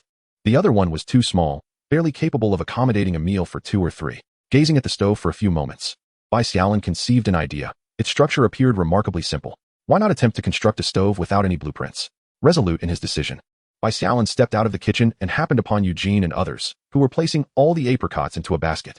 He promptly began assigning tasks. Eugene, fetch a few buckets of water. Ergo, gather some small stones. Zhang He, search for some dry earth to mix with mud. Li Ergo looked at Bai Xiaolin with confusion. My lord, what are we attempting to do? The kitchen stove is lacking, so I aim to build a new one in the courtyard. Just as Bai Xiaolin concluded his statement, Zhang Xiaohu excitedly dashed over to him. My lord, my father can construct a stove. Our family stove was built by him. Is that so? Bai Xiaolin's eyes brightened. Then he turned to Zhang He. If Zhang He possessed such a skill, there would be no need for him to undertake the task himself, given his complete lack of knowledge in this area. Bai Xiaolin chuckled, pleasantly surprised by Zhang He's capabilities, and addressed the group. Then Zhang He will be in charge of the stove construction. Ergo, you and the others assist him. Yes, my lord, rest assured, we shall build an excellent stove. With renewed vigor, the group sprang into action. Bai Xiaolin approached the 2 baskets of apricots and noticed a dozen or so that had been crushed and set aside. I wonder if Xiao Tai will eat these. There are none in the courtyard, none in the room. Could it have sneaked into the storeroom for a snack? No, I just checked the storeroom, and it was empty. Perhaps it has ventured outside the small courtyard? Bai Xiaolin stepped out to search and, within moments, discovered Xiao Tai rolling amidst a pile of straw, accompanied by 5 little wild boars. The sight left him both amused and exasperated. Are you here making friends?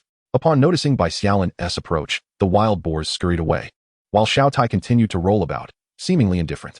Seeing that Xiao Tai ignored him, Bai Xiaolin extended a hand from behind, revealing 3 apricots in his palm. Just as Xiao Tai was about to continue its playful rolling, it abruptly halted, stretching its neck to gaze at the apricots. Its eyes gleamed, and with an enthusiastic roll, it tumbled down from the straw pile, scampering towards Bai Xiaolin with its short legs, eager for a hug. As Xiao Tai prepared to wrap its filthy body around his leg, Bai Xiaolin gently placed a hand on the little creature's head.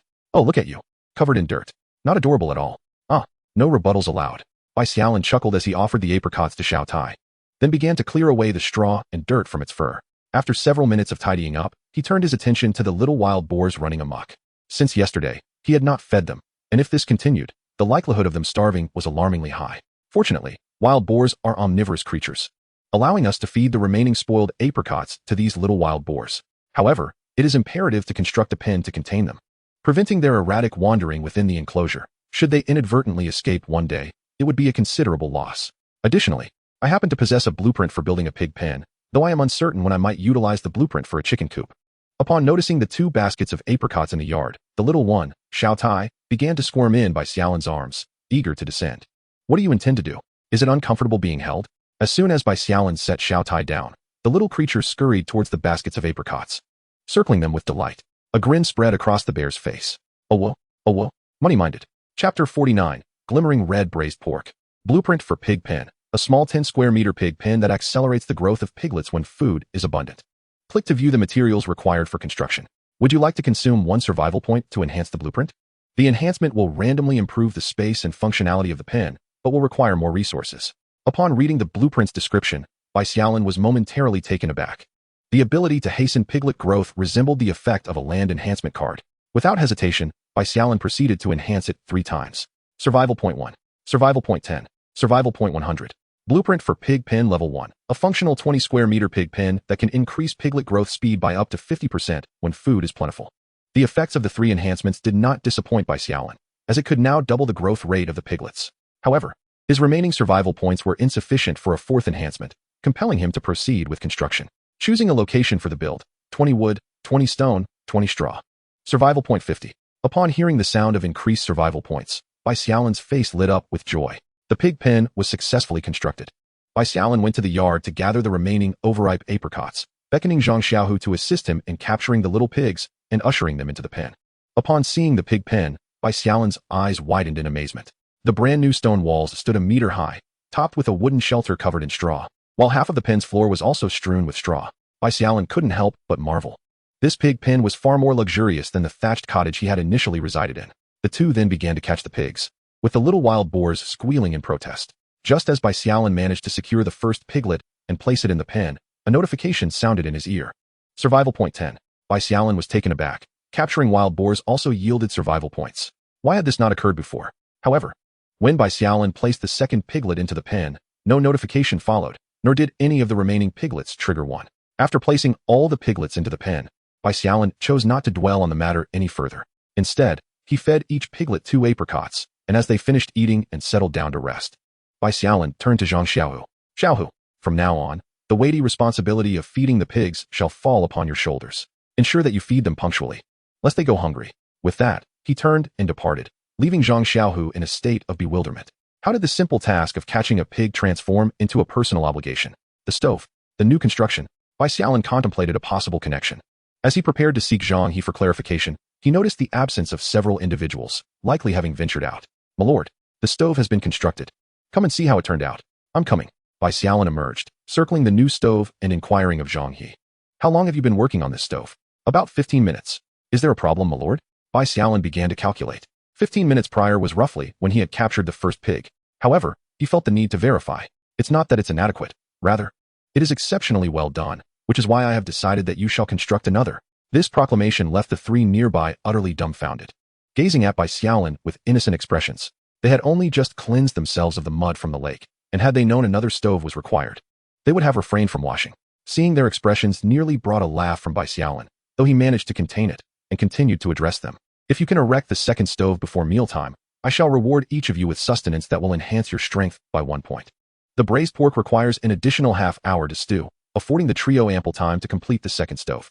Furthermore, validating that self-constructed buildings can augment survival points would establish a vital source for Bai Xiaolin's future sustenance. With this significant discovery, it is only fitting to reward the trio with a bowl of fine rice each. Upon hearing of the reward, the bewildered trio exchanged glances and promptly raced outside, tools in hand. Just as they departed, a voice called out from behind Bai Xiaolin. My lord, what about me? Am I not receiving a reward? You rascal. Bai Xiaolin chuckled, giving Zhang Xiaohu a light tap on the forehead. You have already been rewarded. Since you were the quickest to learn how to row, I shall grant you a water reward that enhances your agility by 1 point, and I appoint you the captain of the small boat. Thank you, my lord. Upon hearing of his reward and new title, Zhang Xiaohu leaped for joy, as if to say that his father held no position of authority at present. Leaving the exuberant Zhang Xiaohu behind, Bai Xiaolin proceeded to the storeroom on the right, meticulously measuring out 1 portion of his treasured fine rice. Based on previous calculations, 1 portion of rice, once cooked, would increase strength by 4 points, providing a reward for Zhang He and the others, leaving him with 1 portion remaining. Next, Bai Xiaolin approached the water purifier. After several days of accumulation, 2 liters of pure water had gathered beside the purifier. Aside from the liter he required for himself today, the remaining liter was a fitting reward for Zhang Xiaohu. After consuming 500 milliliters of the pure water, Bai Xiaolin filled 2 mineral water bottles and prepared to carry them along with the rice. At this moment, the kitchen was suffused with a faint aroma of meat wafting from the large iron pot, indicating that it would be ready in approximately 20 minutes. Outside the kitchen, Zhang He and 2 others were busy constructing a stove while unable to resist the enticing aroma of meat wafting through the air. They rinsed the premium rice in clean water before placing it in a small pot to cook. Bai Xiaolin stepped outside to observe their progress. As the savory scent intensified, a brand new stove emerged in the courtyard, granting him an additional 10 survival points. A smile broke across Bai Xiaolin's face. Indeed, self-constructed buildings could increase survival points. Once Zhang He and the others finished setting up the second stove, they looked at Bai Xiaolin with eager anticipation. You've done well. Once we finish, rewards await you. But first, go wash off the mud. Bai Xiaolin couldn't resist picking up a piece of the tender, sweet, and savory braised pork with his chopsticks, savoring the delightful taste that brought him immense happiness. After relishing the flavor for a few moments, he instructed Han Xiao, who had been salivating quietly, to place the braised pork into wooden bowls. The 2 bowls filled with braised pork glistened under the sunlight, resembling something that radiated light. After a quick wash of the large iron pot, the 2 began cooking ordinary rice within it. At that moment, the rice in the small pot was already cooked. Bai Xiaolin used a spatula to divide the rice into 4 equal portions, filling 4 large bowls. He then picked up his share. Chapter 50, The Formal Alliance Idea. He ladled some pork gravy over his rice, watching the savory sauce meld with the grains, and took a satisfied bite. He then added half a spoonful of braised pork on top, mindful that a full spoon wouldn't fit in the bowl. Bai Xiaolin approached the 3 gesturing toward the 3 bowls of rice. Each of you may have 1 bowl, and upon finishing, you will gain an increase of 1 point to your strength attribute. At that moment, Li Ergu, overwhelmed by the aroma, was nearly drooling. Upon hearing Bai Xiaolin's words, he quickly pushed past Zhang Xiaohu, who was blocking the kitchen door, and dashed inside. He grabbed a bowl and took a few bites before slathering it with a generous spoonful of braised pork, then joined Bai Xiaolin to indulge in his meal. Eugene and Zhang he followed suit, retrieving their own portions. Seeing his companions enjoying their delicious meal, Zhang Xiaohu swallowed hard and couldn't help but ask, "My lord, do I not get any? I helped set up the stove too." Bai Xiaolin swallowed the piece of braised pork in his mouth and pointed to 2 bottles of premium water on the table. "This is your reward. You may drink it first. If you're truly hungry, you can have some braised pork, and the rice will be ready shortly." "Oh." Zhang Xiaohu shuffled over to the table, opened a bottle of water, and took a sip. However, unable to restrain himself, he dashed back into the kitchen to fill a bowl with braised pork. A minute later, he returned with half a bowl of meat, alternating between sipping water and savoring the pork with delight. This manner of eating left Eugene and the others in astonishment. Even Han Xiao, who had snuck a few pieces of braised pork in the kitchen, stared wide-eyed at her son, marveling at his extravagance. As Bai Xiaolin and his companions neared the conclusion of their first bowl, the rice in the large iron pot finally reached perfection. Zhang Xiaohu, having devoured half a bowl of braised pork, eagerly dashed in to serve himself a generous portion of rice, then, emulating his friends, ladled gravy atop it and began to eat with satisfaction. By the time everyone had their fill, the clock had approached 2 in the afternoon. However, perhaps due to the excessive consumption of apricots in the morning, Eugene and the others partook in less than usual. Observing the remaining braised pork in the bowl and the leftover rice in the pot, Bai Xiaolin retrieved 3 large bowls. He first sent a trade offer to Lu Nengli, 1 braised pork rice bowl for 1 empty bowl. Meanwhile, Lu Nengli, having finished his bread at noon, was intently watching the trading area, pleasantly surprised to receive another food offer from Bai Xiaolin. As he gazed at the succulent braised pork resting atop the rice, tears of gratitude welled in his eyes. Such generosity was overwhelming. The braised pork was exquisite. "Thank you, Brother Bai." After sending the message to Lu Nengli, an idea suddenly struck Bai Xiaolin to establish the previously discussed European Emperor alliance. However, even if the alliance were formed now, it would only facilitate mutual exchanges to a limited extent.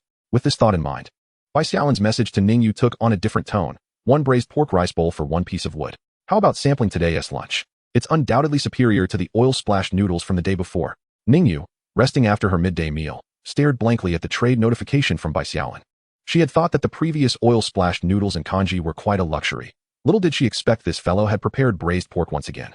How affluent must he be? Observing the mountain of bread and water piled in the corner of her cabin, along with her 2 bustling subordinates, Ningyu once considered herself among the most prosperous individuals, yet she was continually surpassed by Bai Xiaolin.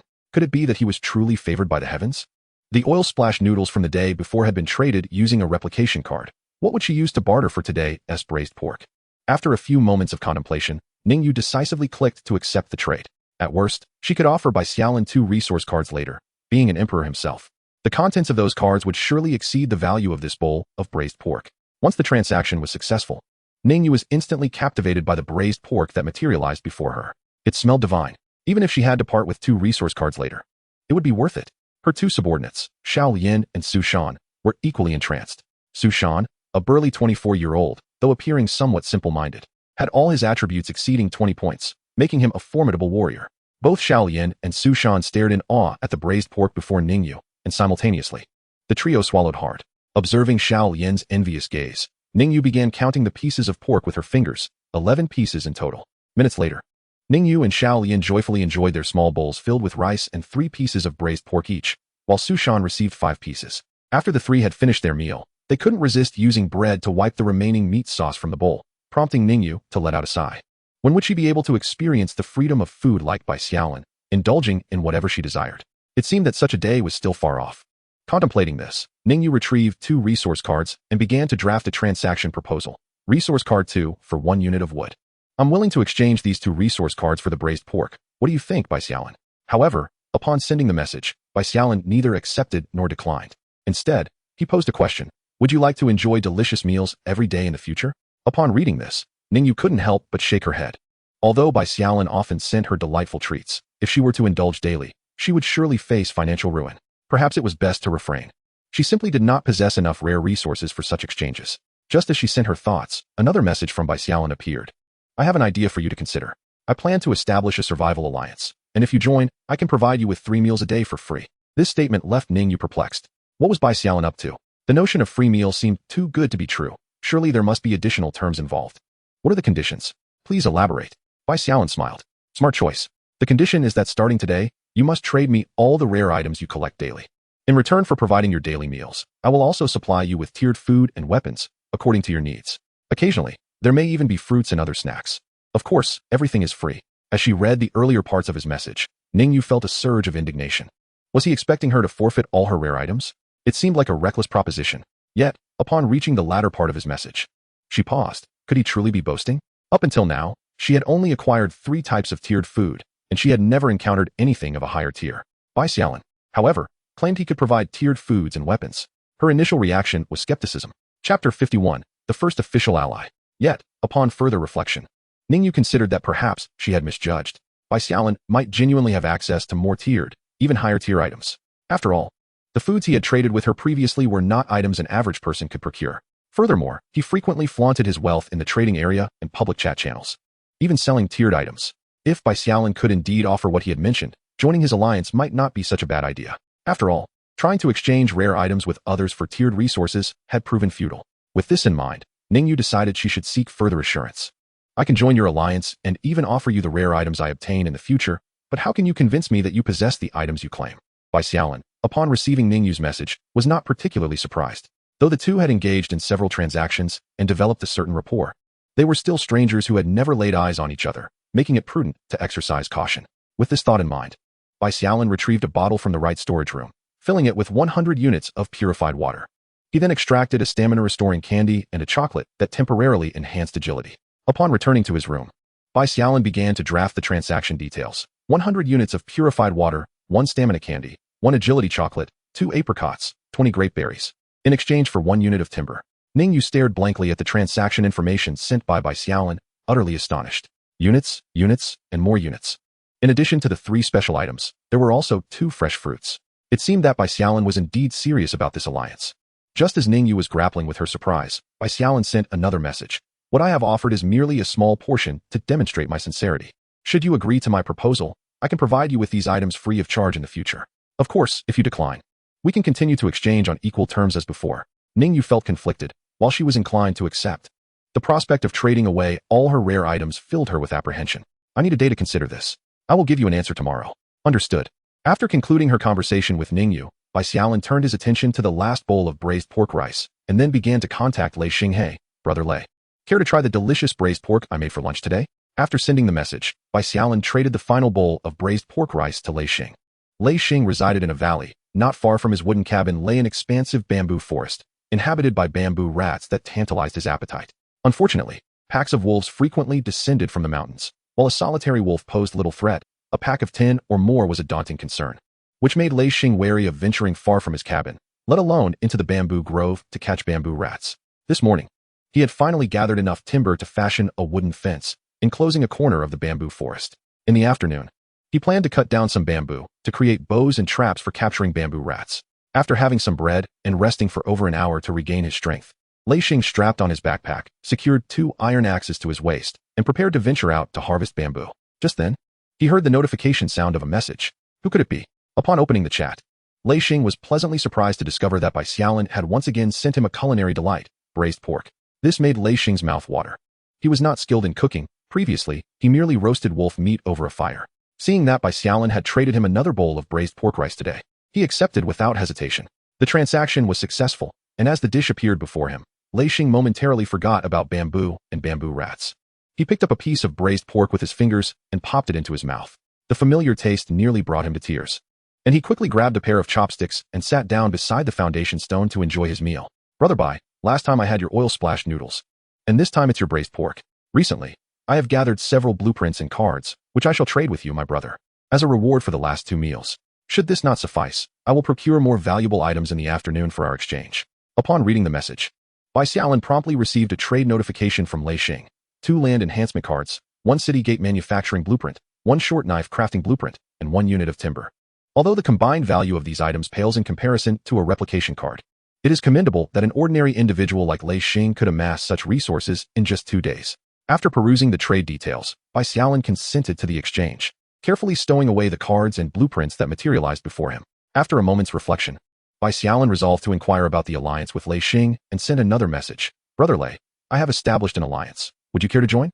The condition for joining is that you must trade the rare resources you collect daily with me. In return, I shall provide you with 3 meals a day, along with some level 3 food and weaponry. On the other end, upon witnessing the successful trade, Lei Xing lifted his bowl and began to eat heartily. Brother Bai, I can only gather 1 or 2 cards and blueprints at most each day. On days when luck eludes me, I might not even secure a single resource card. You trading 3 meals for such meager offerings clearly puts you at a disadvantage, not to mention providing level 3 items. At these words, Bai Xiaolin smiled. Rest assured, Brother Lei, as long as you agree, neither of us will suffer a loss. I require the cards and blueprints you provide, while you will gain access to the various food items I offer. This is undeniably a mutually beneficial arrangement. Provided that Brother Bai is not concerned about being at a loss, I shall agree. With Lei Xing's consent, a joyful smile adorned Bai Xiaolin's face. As Bai Xiaolin had conveyed to Lei Xing, this was indeed a win-win situation. With the sustenance provided by Bai Xiaolin, Lei Xing would no longer need to worry daily about food. Furthermore, the level 3 items offered by Bai Xiaolin would afford Lei Xing additional hours to labor, enabling him to gather more resources and expedite the upgrading of his wooden cabin. Of course, the foundation of this win-win scenario hinged upon mutual trust. With Lei Xing's agreement, he became the first official member of Bai Xiaolin's alliance, aside from Bai Xiaolin himself. In his excitement, Bai Xiaolin pondered for a moment and then traded 4 level 3 chocolates and milk candies to Lei Xing. After all, this was his first official ally, and he could not afford to be stingy, especially since Lei Xing required sustenance to maintain his strength. Just as Lei Xing finished his braised pork rice bowl, he noticed the new trade notification from Bai Xiaolin. The 2 items offered elicited a sense of admiration for Bai Xiaolin's generosity. Having just agreed to join the alliance, he was already receiving 4 level 3 items from Bai Xiaolin. The description of the chocolate, which increased agility by 10 points for half an hour, filled Lei Xing with joy. It effectively doubled his speed, rendering him less fearful of wild beasts. Even in the presence of a wolf pack, he believed he could escape safely. Chapter 52. A windfall from the heavens. I am profoundly grateful, Brother Bai. These 2 items will prove invaluable to me. No need for thanks, Brother Lei. Feel free to utilize these items without reservation. Once you have used them, do reach out to me for more. After a moment of contemplation, Lei Xing decided to trade his remaining 2 supply cards to Bai Xiaolin. Since Bai Xiaolin had promised to provide him with 3 meals a day, retaining the supply cards seemed superfluous. Bai Xiaolin, upon receiving the 2 supply cards, could not suppress a smile. He carefully put them away and exited the room, ready to commence his tasks. This afternoon, he had no intention of venturing out for exploration. Rather, he aimed to diligently clear the land within the walls and construct the greenhouse, planting his vegetable seeds. After all, it had been several days since he had enjoyed fresh greens, aside from dehydrated vegetables. As he stepped outside, Bai Xiaolin noticed Eugene showcasing his arm muscles in front of the 3 others, while Liurgu, not to be outdone, also flexed his strength. It appeared that all had experienced an increase in power. Upon seeing Bai Xiaolin, the trio immediately adopted a facade of seriousness. With their newfound strength, they resolved to work diligently that afternoon, striving to clear even more land. Distributing the tools, the group turned their gazes toward Bai Xiaolin. Rest assured, my lord, we shall clear more land this afternoon than we did yesterday. Very well, I shall observe your performance. With that, Bai Xiaolin took the lead and stepped outside. Grasping an iron axe, he approached a tree and began to chop. In no time, 2 logs lay on the ground. Wood, 2 water purifier blueprint, 1 survival points. 1 to Bai Xiaolin's astonishment, the very first tree yielded a blueprint for a water purifier. It seemed that a cheerful disposition brought forth good fortune. The group then set to work with great efficiency. 2 hours later, they had cleared over 200 square meters, with approximately half of the area within the walls now open. Notably, the northeastern section near the Mirror Lake, encompassing over 600 square meters, had been entirely cleared. Bai Xiaolin retrieved the previously enhanced blueprint. Greenhouse construction blueprint. 1. Construct a 500 square meter greenhouse, ensuring the normal growth of crops in cold environments, while increasing yield by 10%. Selecting a 2025 area on the map, Bai Xiaolin initiated the construction. Plastic, 500 thatch, 500 iron, 500 glass, 500 survival points, 200 to Bai Xiaolin's surprise. The construction of the 500 square meter greenhouse granted him an additional 200 survival points. With the greenhouse completed, Bai Xiaolin took out the 9 ordinary land enhancement cards he had accumulated over the past 2 days and began the enhancement process. Survival points. 9 survival points. 90 after 2 enhancements. He surprisingly obtained 4 level 2 land enhancement cards, alongside 3 level 1 cards and 2 level 0 cards. It appeared that fortune was indeed smiling upon him today. Could it be that he had transformed into a true lucky sovereign? However, this also left Bai Xiaolin in a quandary. Enhancing the 4 level 2 cards once more would require 400 survival points. Embracing the notion that one must be willing to sacrifice in order to gain, Bai Xiaolin embarked on his 3rd enhancement. With a mere 248 survival points remaining, he faced the daunting task ahead. His 4 cards had evolved into 3 level 1 cards and 1 level 2 card. Coupled with the enhancement of land enhancement cards, Bai Xiaolin now possessed a total of 19 such cards: 8 level 2 land enhancement cards, 5 level 1 cards, 3 level 1 cards, 2 level 2 cards, and 1 additional level 1 card. Today, he intended to utilize 3 level 1 cards along with 1 level 2 card, which would augment 400 square meters of land. As for the remaining 100 square meters in the greenhouse, he planned to reserve it for the 2 level 2 land enhancement cards. Once he accumulated another 1,000 survival points, he could choose to enhance one of them. Should one of the 2 succeed in reaching level 2, he could employ a duplication card, thereby instantly acquiring 2 level 2 cards. Stepping out of his room, Bai Xiaolin's gaze was immediately drawn to the newly appeared transparent roof outside the courtyard. As he rounded the entrance, a colossal transparent greenhouse, measuring 25 meters in length and 20 meters in width, came into view. The immense steel framework within the greenhouse was clearly visible, robustly supporting the outer glass and plastic. Upon entering the greenhouse, Bai Xiaolin discovered an irrigation system on the ground. Yet regrettably, it was not connected to a water source. After a thorough inspection, he retrieved a level 1 land enhancement card and applied it to the rightmost 100 square meters of land. He then utilized 3 level 1 land enhancement cards on the subsequent 300 square meters. Thus, within the 500 square meters of land in the greenhouse, 300 square meters would reduce the growth time of crops by half, while the 100 square meters would decrease growth time by 70. The final 100 square meters remained vacant. The blueprint for the water tower appeared before him, a 3-meter-tall stone edifice designed to enhance internal water pressure, enabling the water source to be delivered to greater distances. Bai Xiaolin understood that the water tower would be one of the most crucial constructions in his future, as it would supply both potable water and irrigation. Therefore, such an essential structure required enhancement. Even with an increase in planting area, water would no longer be a concern. Yet, gazing at his dwindling survival points, now less than 300, Bai Xiaolin felt a pang of regret, for further expenditure would leave him bereft. Survival points: 1, 10, 100. After 3 consecutive enhancements, a brand new blueprint materialized before Bai Xiaolin. The Level 1 Water Tower Blueprint, a 5-meter-tall special water tower capable of converting water sources into potable pure water and purifying a portion into Level 2 pure water, with a daily conversion capacity of 1 ton. Upon reading the new description of the water tower blueprint, Bai Xiaolin felt as if he had been struck by a windfall from the heavens. A daily yield of 1 ton of Level 2 pure water was not merely sufficient for drinking, but also ample for bathing. In an instant, Bai Xiaolin was struck by the notion of discarding both the advanced water purifier and the basic one at home, as they merely occupied space. Unable to contain his excitement, he swiftly selected the location for constructing the water tower beside the dock and clicked to build. The requirements were 50 stones, 50 iron blocks, 20 pieces of wood, 20 bags of sand, and 20 units of plastic, along with 100 survival points. Once the water tower was erected, new pipe designs appeared on the map, with 2 pipes extending from the tower, flowing seamlessly into the ground as Bai Xiaolin guided his finger. The pipe representing purified water was directly laid into the kitchen of the courtyard, while the other, for regular purified water, connected to the greenhouse. As he maneuvered his finger, a branch emerged from the end of the pipe, extending towards the small vegetable garden within the courtyard. With the piping completed, Bai Xiaolin returned to the basic construction interface, which required 30 stones and 2 pieces of wood.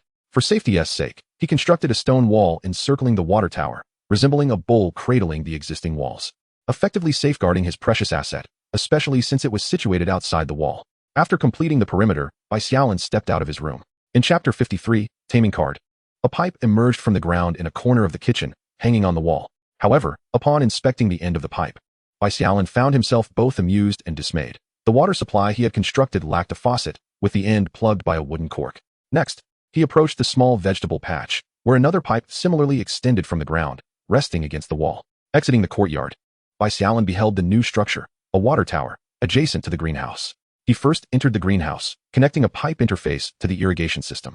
Upon activating the system, 5 automatic sprinklers within the greenhouse began to spray clear water, nourishing the soil. The ordinary seeds included tomatoes, scallions, bok choy, cucumbers, peppers, green beans, radishes, and wheat. Among these, the radish seeds were the most abundant, with 19 packets remaining, while the others had only 1 packet each, and the bok choy seeds dwindled to a mere 20 grains. Additionally, there were 5 packets of advanced soybeans, 1 advanced potato, and 1 packet of advanced watermelon seeds. Besides these, there was half a bulb of garlic and some apple seeds and apricot pits. After spending over 20 minutes, Bai Xiaolin divided the seeds into 2 portions, one set to be stored away, and the other to be planted in the greenhouse shortly. However, he decided to retain the advanced potato for later, intending to enhance its cultivation when he acquired advanced soil, as the growth cycle for such soil was considerably longer.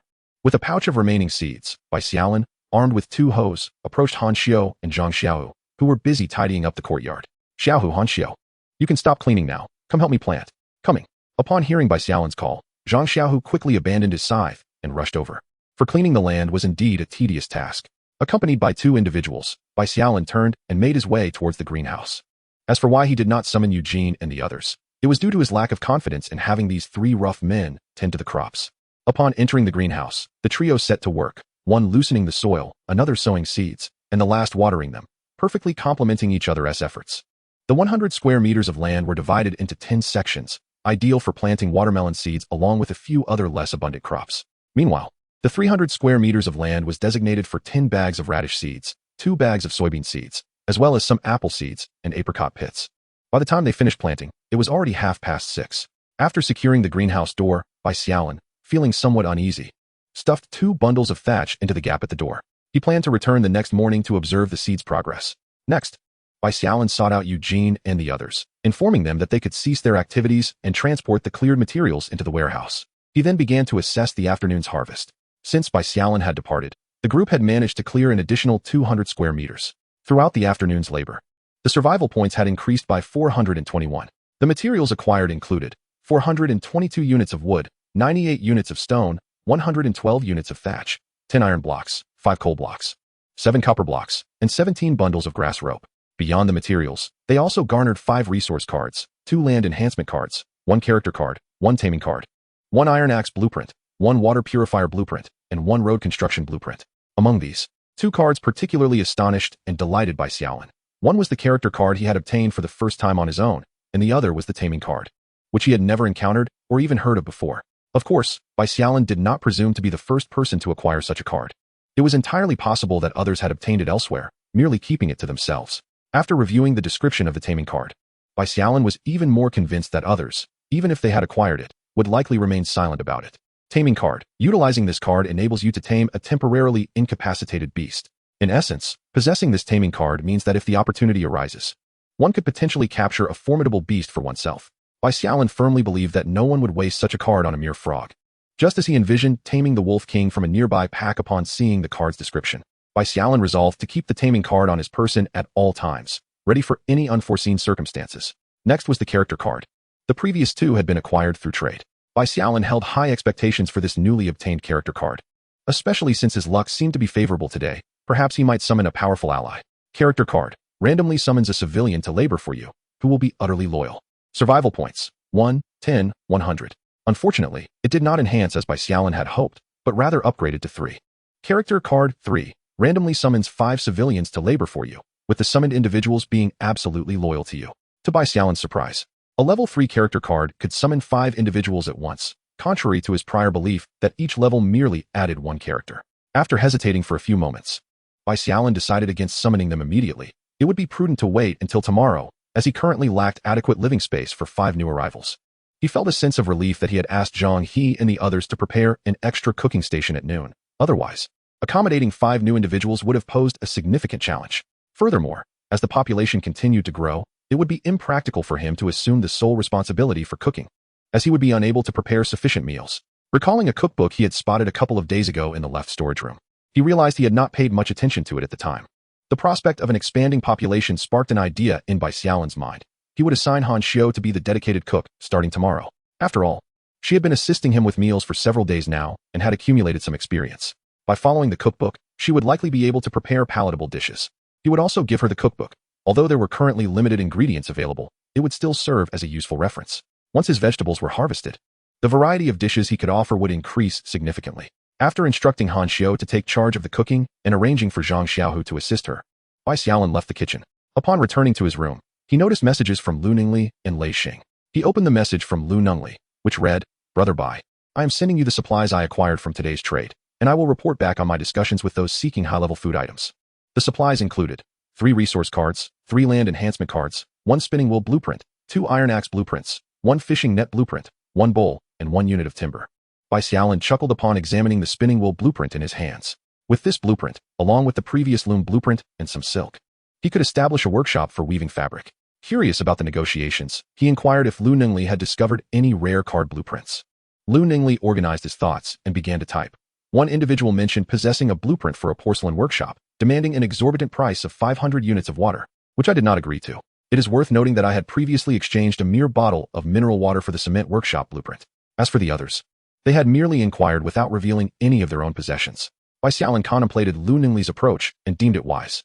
Although he now had a water tower capable of purifying 1 ton of water daily, along with several smaller purifiers producing limited amounts of purified water, high-grade purified water remained a scarce resource among others. If he were to purchase the porcelain workshop blueprint for 500 units of water, it could lead to a situation akin to his earlier experience with the liquor, where the price would skyrocket due to publicity, leaving him at a disadvantage. Chapter 54. The Affluent Dragon. Well done. In the future, for those who inflate prices excessively, simply cut them down to size. If they demand 500, offer 50 and negotiate. Ultimately, aim to acquire the items at the best possible price. You have the discretion to determine the final terms. Understood. Indeed, Brother Bai. Today I discovered in the trading zone that there seems to be someone, much like ourselves, engaged in the acquisition of goods, with numerous supplies being traded away by the same individual. Upon reading this message, Bai Xiaolin exhibited a contemplative expression. I see. I shall investigate the trading zone. You continue to monitor both the trading area and the chat channels. Should such a situation arise again, promptly inform me. Closing the chat window, Bai Xiaolin accessed the trading zone. After filtering through the listings, Bai Xiaolin indeed found several transactions for water and food had been completed by the same person, and he recognized this individual's number with great familiarity, 07998. It was somewhat astonishing to see that 998, who had previously traded canned herring with him using 3 supply cards and a blueprint, had now accumulated such wealth, possessing surplus food and water to exchange for resources. It appeared that he needed to take action and reap another harvest, especially since the water tower could continuously purify fresh water. As Bai Xiaolin pondered this, nestled in a coastal hollow was an elegant wooden cottage, flanked by 2 small warehouses and 3 thatched cottages, all surrounded by a wooden fence. Inside the cottage, Long Fuguwei and his 3 subordinates gathered around a table, feasting on grilled fish. In the adjacent small hut, 3 purifiers were diligently at work, beside which stood 2 large wooden barrels filled with struggling sea fish. These represented the bounty Long Fuguwei had amassed over the past 2 days. This tale begins 2 days prior, when Long Fuguwei summoned an elderly man using a character card, initially hoping to conjure a robust laborer to assist him, only to be met with an elderly gentleman of limited physical strength, much to Long Fuguwei's frustration. To Long Fuguwei's surprise, however, this elder turned out to be a merchant. After assessing Long Fuguwei's circumstances, the elder proposed an idea to leverage the food and water in his possession to trade for fishing nets and rods in the trading zone, thereby abandoning the pursuit of timber and resource gathering and dedicating all his time to fishing.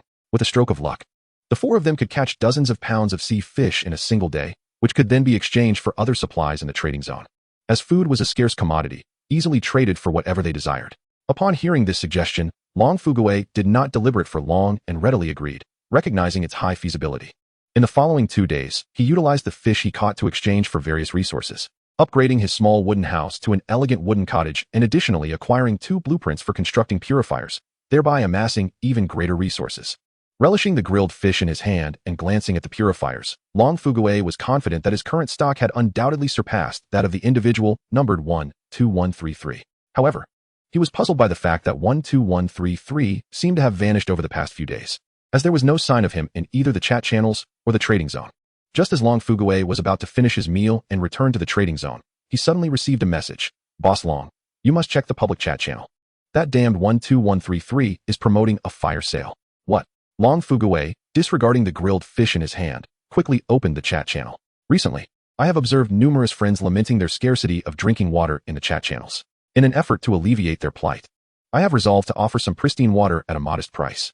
This evening at 9 p.m., I shall make available a limited quantity of pure water in the trading area. Those in need are encouraged to take a look, as supplies are scarce and will be allocated on a first-come, first-served basis. Lo and behold, the illustrious EU God has resurfaced after several days of absence.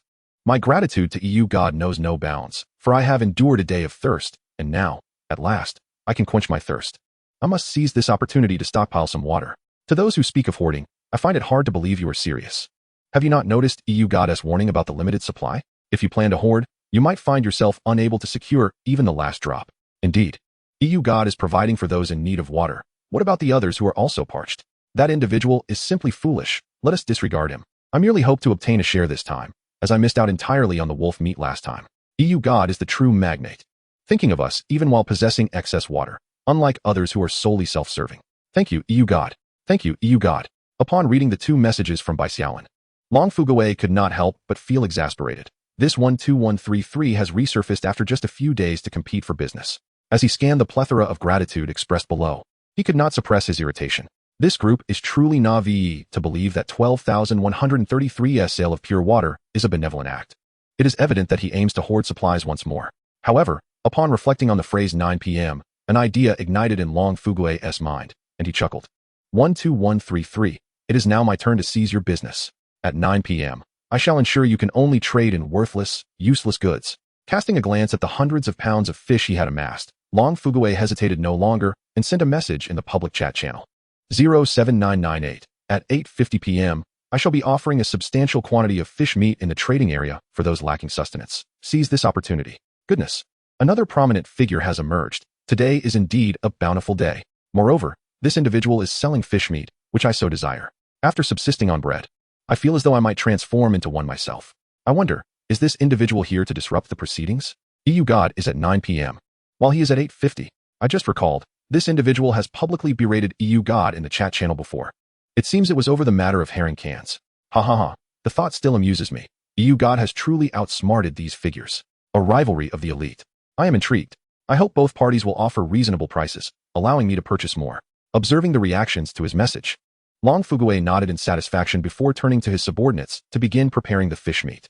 On Bai Xiaolin's end, having acquired a water tower, he decided to sell all the pristine water he had previously stockpiled. He even contemplated selling several water purifiers, aside from the top-tier one, but ultimately decided against it for the time being. He published his intent to sell pure water in the chat channel to generate interest. Bai Xiaolin opened the message sent by Lei Xing. Brother Bai, I must apologize. Today I received your chocolate and milk candies, which have somewhat expanded. I underestimated the beasts. While I was preoccupied with pursuing the bamboo rat, I ended up being blocked by a pack of wolves after running several hundred meters. How are you, Lei Lao? Are your injuries severe? It's merely some superficial wounds, nothing serious. Regrettably, I only have 2 axes in my possession. If I had a more suitable weapon, I would surely leave a few wolves behind, teaching these beasts that blocking my path comes at a cost. Bai Xiaolin couldn't help but click his tongue at Lei Xing's audacity. This brother was indeed the type who, on the first day, single-handedly took down wolves with an iron axe. That he sustained only minor injuries while being cornered by wolves was remarkable. However, for the sake of safety, Bai Xiaolin decided to enhance a level 1 iron axe to give to Lei Xing. As long as your injuries are not severe, safety is paramount. During dinner, I shall provide you with a weapon of higher caliber so that you may better safeguard yourself. A weapon of higher caliber. Thank you, Brother Bai. Lei Xing was taken aback by Bai Xiaolin's message. He had assumed that Bai Xiaolin would be displeased with the lack of spoils, yet here he was, offering another weapon. Lei Xing had no intention of refusing. After all, possessing a weapon would afford him the opportunity to retaliate against the wolves. As Bai Xiaolin prepared to enhance a weapon for Lei Xing, he recalled Lu Ning, considering also enhancing a weapon for his younger brother. Lu Ning was still residing in the small cabin. Having a weapon for self-defense would ensure his safety. Chapter 55, 2 Styles of Spears. Just as Bai Xiaolin was contemplating this, he received another message from Lu Ning. Brother Bai, quickly check the public chat channel. The person who previously purchased supplies in the trading area has announced that he will be selling fish and meat tonight, and he will do so 10 minutes before you. This message stunned Bai Xiaolin momentarily. He then opened the public chat channel and indeed found a message posted by Long Fugaway. Was this fellow attempting to undermine his efforts? Rushing to acquire rare supplies before him? However, Bai Xiaolin paid it little heed. This 998 had been consuming fish and gathering supplies in the trading area for days. Even if he had amassed some fish, how much could it amount to? Tossed into the trading area, it would create merely a small ripple, hardly affecting him. Replying to Lu Ning not to worry, Bai Xiaolin retrieved several weapon crafting blueprints. 1 for a short knife, 3 for iron axes, 1 for a fang tianhuaji, and 2 for long spears. He then resolved to enhance and craft all blueprints except for the fang tianhuaji, as the 5 additional individuals arriving tomorrow would require weapons. Moreover, he could replace the rusted black spear belonging to Eugene. Survival points, 6. Survival points, 60. With only a little over 600 survival points remaining, Bai Xiaolin enhanced all the weapons just twice. To his surprise, all 6 blueprints were upgraded to level 1, with none attaining a higher level. Iron Axe Blueprint Level 1, a fine mountain axe. Its sharp blade can effortlessly tear apart beasts. Short Knife Blueprint Level 1, twin daggers favored by assassins. Their gossamer blades can easily slice through an enemy's throat. Long Spear Manufacturing Blueprint Level 1, an inch long, an inch strong. The long spear can pierce anything it points at. After a moment's contemplation, Bai Xiaolin resolved to enhance 2 long spear blueprints once more. Crafting a superior weapon for Eugene. Survival points, 200. Long Spear Manufacturing Blueprint Level 1. The long spear can shatter all it targets. Its sharp tip can fracture an enemy's bones. Long Spear Manufacturing Blueprint Level 2. The twin long spears render the enemy defenseless, a formidable challenge to counter. Astonishingly, the two blueprints produce two distinct enhancements. This, however, could serve as a boon for Eugene, allowing him to select a weapon of his preference. With the enhancement complete, the next step was production. Iron blocks, 70. Survival points, 200. As the materials were consumed, 6 gleaming weapons lined up before Bai Xiaolin. First, 3 identical iron axes appeared. Their overall design reminiscent of the previous mountain-crushing axe, differing only in possessing a single blade. Next emerged a slender knife, approximately 50 centimeters in length. Upon drawing it from its sheath, the blade unfolded into 2 layers resembling wings. Bai Xiaolin gazed in astonishment, recalling the earlier description of the twin short knives. After some contemplation, the 2 symmetrical short knives materialized in his grasp, the previous dual-layered blade indeed belonging to the 2 short knives. 2 identical black long spears emerged, their shafts and tips entirely obsidian, revealing a hidden glint only upon closer inspection. In stark contrast, the final long spear gleamed with a bright silver hue, its tip radiating a captivating brilliance, and its overall length exceeding the black spears by approximately 50 centimeters. As Bai Xiaolin surveyed these weapons, he mused that perhaps he should consider opening a weapon shop. After arranging the weapons, Bai Xiaolin stepped outside, only to be greeted by a delightful aroma wafting from the kitchen. The scent was quite appetizing. It seemed Han Xiao possessed a notable culinary talent, allowing Bai Xiaolin to confidently entrust the kitchen into her capable hands. Turning his head, he noticed Eugene and the others eagerly gathered outside the kitchen. What delectable dish were they preparing? Bai Xiaolin approached and joined them, peering into the kitchen, waiting for the meal to be served. Upon hearing Bai Xiaolin's inquiry, a perspiring Han Xiao paused her work to wipe her brow. Bai Xiaolin glanced at the open recipe in the kitchen, confirming it was indeed braised fish. Standing beside Bai Xiaolin, Eugene spoke up, a hint of pride in his voice. It was my suggestion. Just look at the picture of this braised fish. It's bound to be delicious. Hearing this, Li Ergu and Zhang Xiaohu chimed in. We caught the fish together, 12 in just a quarter of an hour. It was mainly my father and I who caught them. You merely stood by with your axe causing chaos. If I hadn't stunned the fish with my mountain-crushing axe, would you have caught any? And had you not clumsily frightened the fish away, we could have caught 20. That's your own ineptitude. Don't blame me. You're the inept one. Bai Xiaolin rubbed his ears and distanced himself from the group. After taking a few steps, Bai Xiaolin spotted the little creature named Xiao Tai nestled between 2 baskets of apricots. Could this little rascal have been lounging here all afternoon? As Bai Xiaolin approached, he noticed several apricot pits strewn around Xiao Tai, along with numerous paw prints marking the fruits in the wooden crates. Infuriated, Bai Xiaolin picked up the sprawled Xiao Tai. How? You little rascal, have you truly digested all those apricots? He exclaimed. Woof. Next time, you mustn't eat so many. He twisted Xiao Tai's ears a few times, contemplating the necessity of building a storage facility for the apricots by tomorrow. Otherwise, given Xiao Tai's gluttonous tendencies, the fruits would surely spoil within days. Cradling Xiao Tai, Bai Xiaolin turned his attention to the raucous Zhang Xiaohu and Li Ergu. You two, stop the commotion. Come over and help. Upon hearing this, they hurried over, eager to assist. Master, what work shall we undertake? Bai Xiaolin pointed at the damaged apricots. Separate these ruined ones caused by Xiao Tai and take them out to feed the pigs. Understood. At this command, Xiao Tai in Bai Xiaolin's arms couldn't help but let out a few yelps. How? Quiet down, you little glutton. Bai Xiaolin twisted Xiao Tai's ears again before placing him on the table. Yet, mere minutes later, the little creature crawled off the table and began to play beneath it. Before long, a tantalizing aroma wafted from the kitchen. Bai Xiaolin approached, peering in to find a pot full of braised fish and broth bubbling away. Han Xiao looked at Bai Xiaolin and asked, Master, would you like to taste it first? Bai Xiaolin inhaled the fragrant air. It smells so delightful. No need to taste it.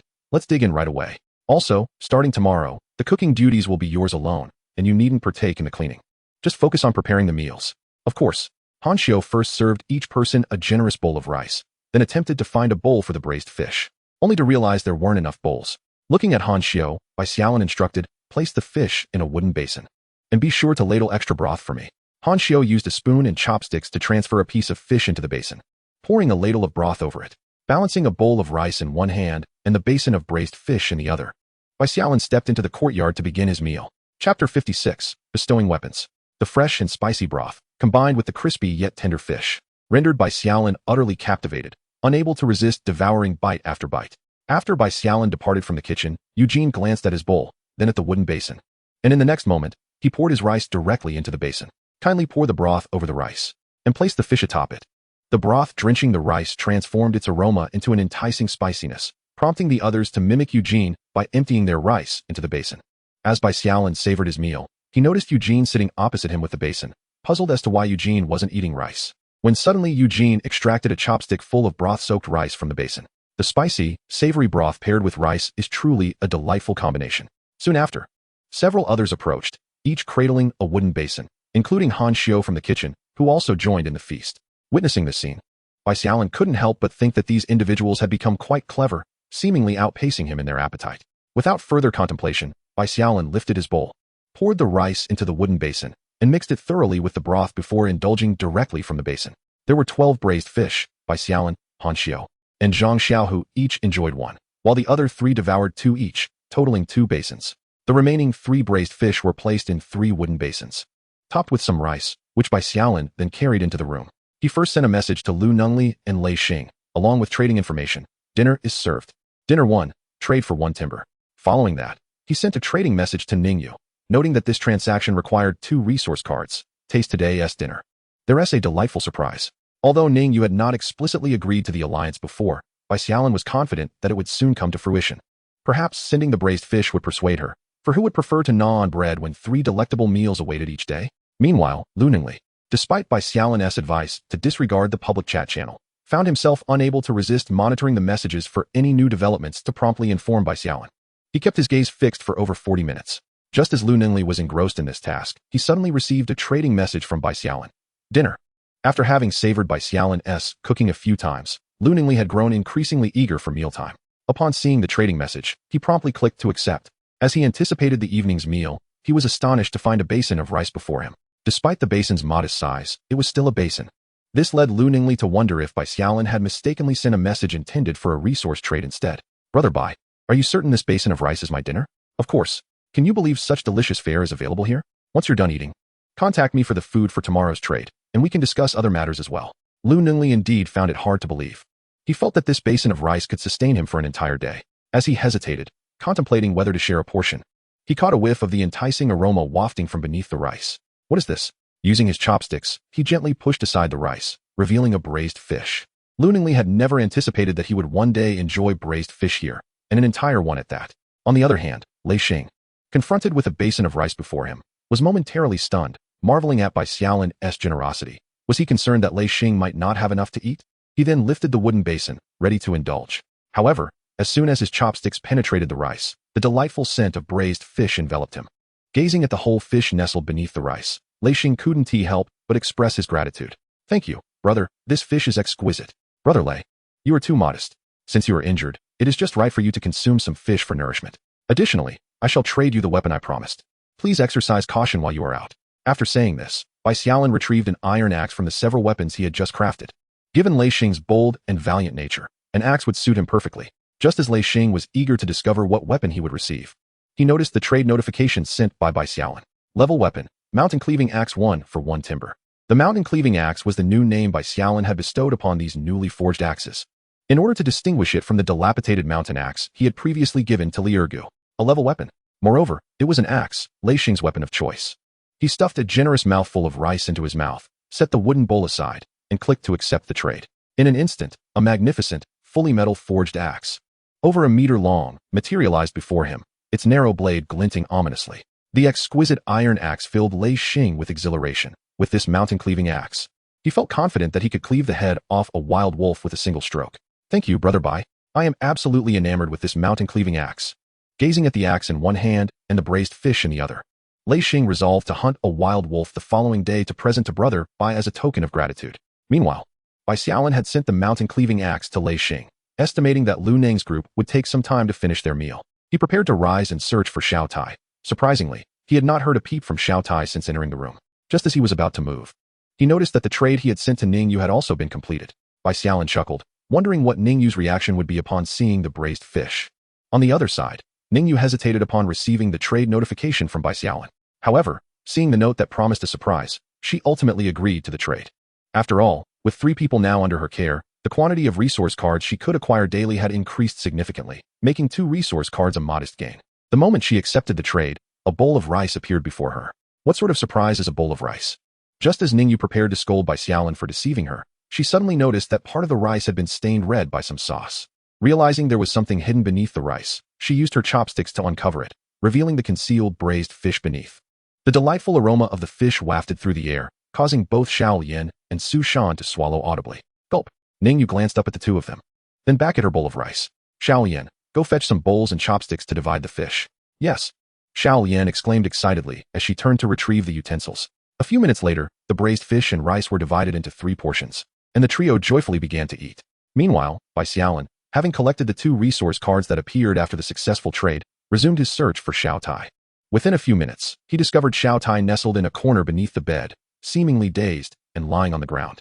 Observing this state, Bai Xiaolin wondered if Xiao Tai had overindulged in apricots and upset her stomach. He gently picked her up. Ow!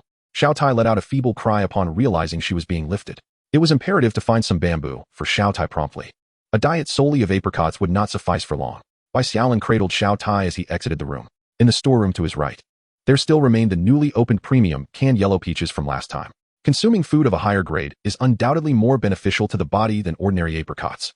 Remembering the matter of the premium purified water, Bai Xiaolin proceeded into the kitchen, calling over Han Xiao and pointing at the water pipe affixed to the wall. From now on, the water from this pipe would be provided daily to Eugene and the others to restore their physical strength. This water not only replenishes energy, but also enhances their physical attributes. As for the water purified by the purifier, it can be collected daily, and I will request it from you when necessary. Upon concluding his remarks, Bai Xiaolin glanced outside, where Eugene and the others had fallen silent and were now listening intently. He knew they had heard his previous words and boldly declared, from now on, whenever you need to regain your strength or quench your thirst, you may draw water from the kitchen pipe. This water can gradually enhance your physical attributes, with normal daily consumption potentially increasing them by approximately 0.1. Confirming they had not misheard him, the others ceased their chatter and quickly crowded outside the kitchen. Li Ergo looked at Bai Xiaolin with eager anticipation. My lord, does that mean the more water we drink daily, the faster our strength will increase? After all, among the few adults, except for Bai Xiaolin and Han Xiao, Li Ergo possessed the lowest strength. Upon hearing Li Ergo's inquiry, Bai Xiaolin hesitated. You will find out by trying, but do not drink excessively. It is detrimental to your health. With that, he disregarded the group, turning to carry Xiao Tai back into the house. Chapter 57. The Disparity of Item Grades. Once inside, Bai Xiaolin set Xiao Tai down and opened the lid of the canned yellow peaches. With a satisfying pop, the previously lethargic Xiao Tai perked up his little ears and gazed at Bai Xiaolin's hands. Upon spotting the yellow peaches, Xiao Tai's eyes widened with excitement, and he scrambled up Bai Xiaolin's body, extending his tiny paws toward the can. Amused by the scene, Bai Xiaolin playfully tapped Xiao Tai's outstretched paw with the lid. Sit properly. If you keep fussing, you won't get any. Oh, Xiao Tai yelped, then obediently settled in front of Bai Xiaolin, though his big eyes remained fixated on the can. Once Xiao Tai was seated, Bai Xiaolin retrieved a wooden basin he had prepared earlier and poured half the can of yellow peaches into it. Watching Xiao Tai devour the peaches with his little rear in the air, Bai Xiaolin set aside the remaining half can for him to enjoy the following day. At that moment, a message from Lu Ningli pinged through. Brother Bai, I've finished eating, and the braised fish was absolutely delicious. I think it's even better than the braised pork from lunchtime. What does this kid mean? Is he implying that my braised pork is inferior to Han Xiao's braised fish? Bai Xiaolin felt a surge of indignation. Is that so? I share your sentiments. He then proceeded to trade the prepared bread and water to Lu Ningli, and upon successful transaction, Lu Ningli sent another message. By the way, Brother Bai, didn't you mention there were other matters to discuss with me? Are we strategizing against that fish and meat vendor? Is there? Indeed there is. Brother Bai, have you forgotten? With a few light-hearted jests, Bai Xiaolin ceased his antics. It was not the matter you might think. I was merely concerned for your safety living alone in the cabin. In the event of an encounter with wild beasts, I intended to gift you a weapon for self-defense. Brother Bai, you are overthinking it. I scarcely leave the cabin, except for the occasional trip to the restroom. What danger could there possibly be? You should keep the weapon for your own protection. All right, I shall heed your advice. Observing the tone in Bai Xiaolin's messages, Lu Ningli did not refuse any longer and soon received another trading notification from Bai Xiaolin. Grade 1 weapon, twin daggers for trade, 1 unit of lumber. A grade 1 weapon. Lu Ningli's eyes widened. Brother Bai, is it not a bit extravagant to gift me such a weapon? Take it. Practice with it during your free time, and it shall not go to waste. The transaction was successful. Lu Ningli gazed at the sheathed dagger that appeared before him. Gently drawing the blade from its scabbard, the gleaming edge sent a shiver down his spine. After conversing with Lu Ningli, Bai Xiaolin glanced at the time. It was already 8:32. With some time remaining until 8:50, he opened the trading section to browse. To his delight, he discovered 2 additional packets of seasoning available for trade. Before long, the clock struck 8:50, and 2 new trades appeared in the trading area. Fish meat 100 for any 10 materials, remaining 100 units. Note, any materials will suffice. Wow, fish meat, I'm coming for it. Why are there only 100 units? It disappeared the moment I saw it. I too, lost everything with a single twitch of my finger. Haha, I managed to snag one. I'm going to grill it right away. Grilling takes too long. I shall eat it as sashimi. Finally, a chance to enhance my meals. Eating bread every day has become tiresome. Goodness, there's a wealthy individual upstairs.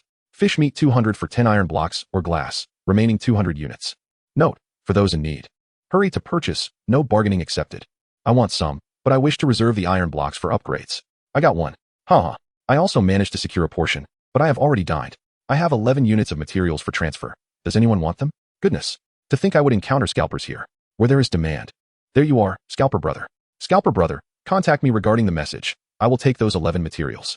Bai Xiaolin calculated that the 998 units of fish meat totaled an astonishing 100 pounds, all snatched up in under a minute. Perusing the comments below, he noted that among those trading for fish meat, some were genuinely in need of food, while others simply sought an alternative to their monotonous bread. The emergence of scalpers intrigued him. This revelation sparked a new idea within Bai Xiaolin. Perhaps he could trade some of his apricots, for rarity commands value, and this unique, fresh fruit could fetch a high price. Noticing that it was nearly 9 o'clock, Bai Xiaolin stepped outside, filled 2 buckets with water from the pipe beside his small vegetable garden, and also gathered 10 apricots. 2 barrels of ordinary purified water totaled 40 liters. Recently, a few individuals consumed the remaining 5 liters of purified water, alongside an additional 5 liters accumulated from the water purifier, culminating in a total of 50 liters. Bai Xiaolin chuckled, noting that it amounted to a weight of 100 jin. However, he possessed not only high-grade purified water, but also post-meal fruits, which were incomparable to mere fish and meat. Subsequently, Bai Xiaolin commenced editing the transaction information. 100 units of purified water in exchange for any material, 400 units remaining. Note, friends in need of ordinary purified water should seize the opportunity to trade. The god of Europe appeared, urging friends to act swiftly. 100 units of high-grade purified water in exchange for one of several materials: iron, glass, plastic, or rope, 50 units remaining.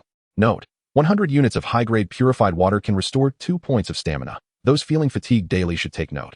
Amidst the awe of those treating high-grade purified water as a treasure, the god of Europe astonishingly offered 5 liters for sale. Look below. The following 2 transactions are truly remarkable. 200 units of high-grade purified water in exchange for any blueprint or card, 25 units remaining. Note, you read that correctly. It is indeed high-grade purified water, and not only can it restore 4 points of stamina, but it also enhances physical attributes. My mother inquired why I was gaping. I was simply astonished beyond words. Thanks to the god of Europe, I witnessed the legendary high-grade item. Brothers, I managed to procure a portion. I shall first sample the taste of high-grade water. You would not believe it. I exchanged a useless iron axe blueprint for a portion of high-grade water. I too am in a similar situation, having traded a land enhancement for mine. To those who have acquired, does anyone wish to trade? I offer 500 units of purified water. I shall exchange 500 loaves of bread. If anyone has received something they do not desire, please message me privately. My goodness. Brothers upstairs, you have struck it rich. Fresh apricots for 1 unit in exchange for any blueprint or card, 10 units remaining. Note, these freshly picked apricots are the perfect choice for your post-meal fruit. Freshly picked apricots. The god of Europe has discovered an apricot tree. Could it be that the god of Europe hails from a paradise, finding fruit trees as well? I am now curious about what else the god of Europe does not possess. I too desire apricots. Upon seeing Bai Xiaolin's transaction announcement, countless individuals behind the foundation were utterly astonished. Ordinary water, high-grade water, even fruit. This transcended what one might expect from the god of Europe, leading many to question whether Bai Xiaolin and they inhabited the same world. Of course, after the initial surprise, a rapid purchasing frenzy ensued. After all, both high-grade and superior water were limited in quantity, with the apricots being particularly scarce at just 10 units. Many hesitated for a mere second only to realize that the items had already vanished. Dragon Fugaway, who had been eagerly awaiting Bai Xiaolin's transaction information to mock him, was also left dumbfounded. This was the same individual who previously sold superior food and was now offering high-grade purified water. Dragon Fugaway had no doubt that this fellow was concealing even more extraordinary items. Without hesitation, in a split second, Dragon Fugaway reacted and managed to purchase a portion of high-grade purified water. Lu Nengli, who had been attentively observing the movements on both sides, leaped up in excitement. You little rascal, daring to oppose the European Emperor and Brother Bai. One strike and I shall crush you. Chapter 58. Ningyu, who requires provisions for 3. On the other side, Ningyu had finished her portion of braised fish. Although it was still delectable, she felt a tinge of regret as she watched Su Shan dipping bread into the remnants of broth in the wooden basin. Had she agreed to Bai Xiaolin's alliance earlier, she would not need to expend 2 resource cards for her fish, considering the special resources she acquired daily. Bai Xiaolin ought to provide each of the 3 with a whole braised fish, rather than the pitiful division of a single fish among them, leaving them all unsatisfied. Turning away from Su Shan, Ningyu continued to observe the trading area. Upon witnessing the value of the various purified waters Bai Xiaolin was selling, which surpassed her entire savings, she realized that Bai Xiaolin was indeed quite affluent. Just as she was reflecting on this, The public chat channel erupted once more. Haha. I've discovered that my luck seems to be holding up. Not only did I snag some fish, but I also managed to grab a portion of purified water. You wouldn't believe it, but I'm currently feasting on fruit, large, sweet apricots. If even wild fruits can be found, do you think the European emperor can now roam freely in the wilderness? I think it's quite possible. After all, the European emperor has vanquished wolf dens. What beast could possibly intimidate him in the wild? Feeling a genuine envy, Lu Ningli shifted his focus to the public chat channel after all transactions were completed. He was immediately captivated by the messages appearing on the screen. What do you think the European emperor is eating right now? Surely he doesn't have to gnaw on bread like us every day. Of course, he must be gorging on apricots today. Just thinking about it makes me envious. Perhaps the European emperor is indulging in braised fish, or maybe even braised pork. Brother upstairs, you must be dreaming. No matter how impressive the European emperor is, he cannot possibly be eating braised pork right now. That is something only in dreams. Feeling a mix of irritation and the realization that no one believed his honest words, Lu Ningli could only reply, believe it or not. Haha, this brother is quite serious. He might actually think what he says is true. Not to mention the European emperor. There is no way anyone could be enjoying braised fish or braised pork at this moment. If so, I would eat dung upside down. Wow, brother. That is quite a skill. Most people cannot manage that. That is for sure. Eating dung is not something just anyone can do. Meanwhile, Ningyu, who was eavesdropping, couldn't help but smile at the unfolding messages. That bet about eating dung, are you serious? Upon receiving this message, Lu Ningli suddenly conceived an idea. Could this 666 Euro Emperor possibly be a member of his own Euro Emperor alliance? Indeed, the subsequent content confirmed this notion. Haha. Such a sensational topic has captured the attention of the Euro Emperor. However, what does the Euro Emperor mean by this? Could it be 35666? Indeed. What I had today was braised fish. What a shock. If not for my insufficient cultural knowledge, I would have undoubtedly wanted to respond. Have the big shots now reached the point where they can indulge in braised fish? Truly, the world of the elite is beyond the imagination of us impoverished souls. I too desire braised fish. Brother, you should stop dreaming. You are better suited to dine with the earlier companions on something less savory. After all his transactions were completed, Bai Xiaolin was inundated with countless private messages from those who had failed to secure any items, inquiring if he had any remaining pure water for sale. Ignoring these messages, Bai Xiaolin began to focus on reviewing the rewards from this transaction. In addition to 50 survival points, he had acquired thousands of various materials and dozens of blueprints. Among the ordinary materials were 1,350 units of wood, 1,050 units of stone, 900 units of sand, and 700 units of thatch. The rare materials included 230 iron blocks, 250 units of glass, 130 units of plastic, 210 units of grass rope, and 180 copper blocks. He also received 3 resource cards and 5 land enhancement cards. The blueprints comprised 11 blueprints for crafting iron axes, 5 for armor, 4 for small traps, 2 for arrow towers, 2 for fishing nets, 1 for a caltrip, 1 for road construction, and 1 for dock construction. However, upon reviewing all the items, Bai Xiaolin discovered that the rewards consisted solely of ordinary blueprints, with not a single special one among them. It was to be expected. Only 2 types of individuals would sell special blueprint cards. One type would be those lacking food and water, seeking to exchange for more sustenance, while the other would be those with ample food, desiring to trade for higher tier items. Such a significant volume of transactions effectively excluded both groups. Those in need of food and water would not seek to exchange for a mere quantity of tiered resources, while those wanting tiered resources could complete their trades with ordinary blueprints. It appears that in the future, he must rely on Lu Ningli to procure more special items. After categorizing the blueprint cards, Bai Xiaolin stood to stretch his body, only to find Xiao Tai still squatting beside him, devouring canned food. Has Xiao Tai not finished yet after all this time? With a sense of curiosity, Bai Xiaolin approached and was immediately met with an amusing sight. Xiao Tai had finished the can but had not altered his position and had fallen asleep right there. Gently lifting Xiao Tai and placing him on the bed, Bai Xiaolin realized he should find time to craft a small bed for this little fellow. Otherwise, each morning he would either wake up under pressure from Xiao Tai or be smothered by the blankets. Stroking the peacefully slumbering Xiao Tai, Bai Xiaolin glanced at the time and noticed it had unwittingly surpassed 10:30. After moving Xiao Tai to the foot of the bed and providing him with a separate blanket, Bai Xiaolin lay down. He must adhere to an early bedtime, for there were numerous matters to attend to the following day. The next morning at 7 o'clock, Bai Xiaolin awoke promptly. As I was preparing to rise and make breakfast, it suddenly dawned on me that the task of cooking had been entrusted to Han Xiao, rendering my culinary efforts unnecessary. After lying in bed in a daze for a few moments, Bai Xiaolin decided to turn over and indulge in an additional half-hour of slumber. Meanwhile, Ningyu had intended to agree to Bai Xiaolin's proposal for an alliance the previous night, but she became so engrossed in the public chat channel that she completely forgot. Thus, upon waking that morning, the first thing she did was to open the chat interface. Just as she closed her eyes, Bai Xiaolin was startled by the sound of a message notification. Who could it be at this early hour? Bai Xiaolin rose and approached the cornerstone. 35666. I agree to the alliance you proposed yesterday, but I have one stipulation. Apart from what you mentioned yesterday, you must provide me with 3 portions of food each day. Upon seeing Ning Yu's agreement, Bai Xiaolin felt a surge of joy, receiving such delightful news right after waking up. However, upon reading the latter part of the message, Bai Xiaolin couldn't help but entertain a thought. Could Ning Yu possibly be a hefty girl who eats for 3 at every meal? Bai Xiaolin sighed, realizing that such good fortune must surely be indicative of a blessed life. Nevertheless, upon further reflection, it was not beyond the realm of possibility, considering Ning Yu's extraordinary luck, to provide her with 3 portions of food. All right, I can supply you with 3 servings. Seeing Bai Xiaolin's consent, Ning Yu let out a sigh of relief. I would also like to exchange some items using the rare materials I previously collected. Would that be acceptable? Certainly. What do you wish to trade? Without hesitation, Bai Xiaolin agreed to Ning Yu's proposal for an exchange. He eagerly anticipated what treasures this female luckbringer had accumulated over the past few days, wondering if there might be any replication cards or potatoes among them. Noticing Bai Xiaolin's agreement to the trade, Ning Yu glanced at the weapon hammer that Su Shan had left aside, which was now quite battered. I saw you selling high-grade purified water in the trading area yesterday. Do you have any left? In addition to water, I would like to exchange for a high-grade weapon you mentioned before. How much can my materials get me?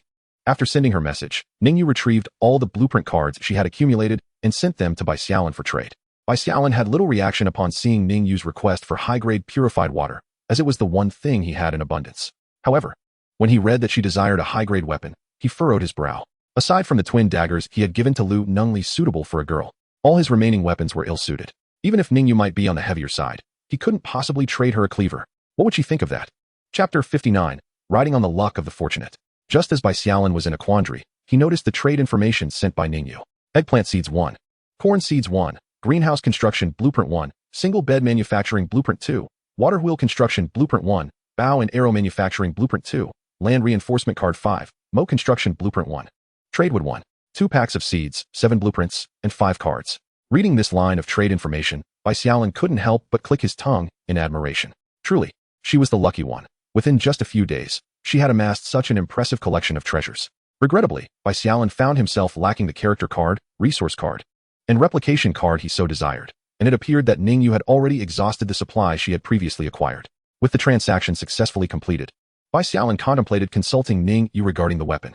He pondered whether it would be prudent to wait until he had procured a suitable weapon before presenting it to her, as hastily trading a mountain axe seemed ill-advised. At present, he possessed no weapons appropriate for a female, and thus proposed a brief delay until he could acquire a fitting one. Any weapon suitable for men will suffice. Ning Yu's response caused Bai Xiaolin to inhale sharply. He felt a pang of indecision, realizing that had he known this would be the case, he could have simply traded the mountain axe outright. Please hold on, he exclaimed, rising to open the door and step outside in preparation for acquiring what Ning Yu desired. In the kitchen, Han Xiu was busily preparing breakfast. Upon seeing Bai Xiaolin approach, she mistakenly assumed he was concerned about her cooking alone and had come to offer guidance. Based on the prices Bai Xiaolin had encountered in the trading district the previous night, he calculated that he could exchange his items for 28 liters of purified water at the rate of 200 per card or blueprint. After deducting the amount required for a weapon, he believed he could still secure an additional liter or 2. Just then, Ning Yu noticed the transaction notification Bai Xiaolin had sent. Level 1 mountain axe for 10 liters of purified water and 1 unit of timber. Did you mistakenly input 10 liters instead of 1? She inquired, perplexed. I did not err. Consider the surplus of benefit from the alliance. Moreover, you should try the mountain axe to see how it suits you. If it proves unwieldy, I can exchange it for another weapon, he replied. Once Ning Yu confirmed the transaction, she beheld a shimmering iron axe and a wooden barrel materialize before her. The barrel contained a full half-barrel of purified water. Ning Yu was momentarily taken aback by Bai Xiaolin's decision to transport the precious purified water in a barrel. What if it were to leak? She hurriedly retrieved her collection of mineral water bottles, intending to enlist Xiaolin to assist her in transferring the water into the bottles for safety. Remembering Bai Xiaolin's suggestion to test the weapon first, she called out to the 2 other rooms, Xiaolin, Su Shan, rise and shine. Within the advanced wooden lodge, Ning Yu shared a room with Xiaolin, while Su Shan resided in a separate room filled with assorted supplies. Upon hearing Ning Yu's summons, both rooms responded in unison. Miss, I am coming right away. Hearing them both awake, Ning Yu carefully set the water barrel in a corner of the cabin, mindful to prevent it from being knocked over. Once secured, Xiaolin and Su Shan emerged from their rooms simultaneously. Miss, observing Ning Yu's flurry of activity, Xiaolin quickly remarked, Miss, I am just about to prepare breakfast. There is no need for breakfast. I called you out for another matter, Ning Yu interjected, halting Xiaolin's preparations to toast bread. She gestured towards the barrel, continuing, Xiaolin, please pour the water from the barrel into the bottles. Being careful not to waste any. Yes. Seeing Xiaolin busy with her tasks, Ningyu turned around and lifted the mountain axe from the ground, directing her gaze towards Sushan. Sushan, come over and give this new weapon a try. If it suits you, it's yours. If not, we can exchange it. Sushan, noticing the gleaming axe in Ningyu's hand, felt a surge of joy and disbelief. Miss, is this for me? Of course, it was specifically traded for you. Besides, your previous weapon is nearly beyond repair. Thank you, miss. Sushan exclaimed, taking the axe from Ningyu and, disregarding the cold, dashed outside, brandishing the axe in the air with fervor. What a mighty wind. Thank you for the bestowed weapon, Mississippi.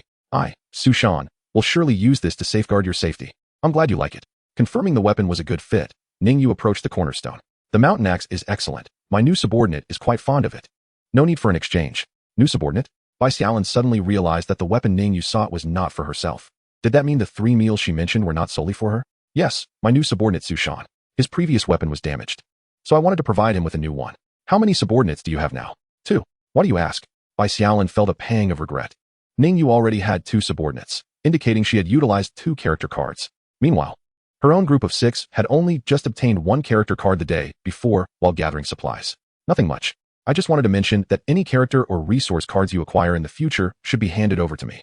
I understand, no need to emphasize. By the way, when can we have breakfast? Breakfast isn't ready yet. Upon hearing Ningyu's inquiry about breakfast, Bai Xiaolin realized she had overlooked something important. She had forgotten to inform Han Xiu to prepare meals for an additional 10 people, on top of her own 6. Bai Xiaolin quickly exited the house. Meanwhile, Eugene and Li Ergu had begun their morning exercises in the courtyard. These folks truly have no fear of the cold. Upon seeing Bai Xiaolin rush towards the kitchen, Eugene paused his movements and chuckled. My lord, breakfast isn't ready. Would you like to join us for practice? I'm not ill. I just woke up and don't fancy freezing in the courtyard. Enjoy yourselves, but don't catch a cold.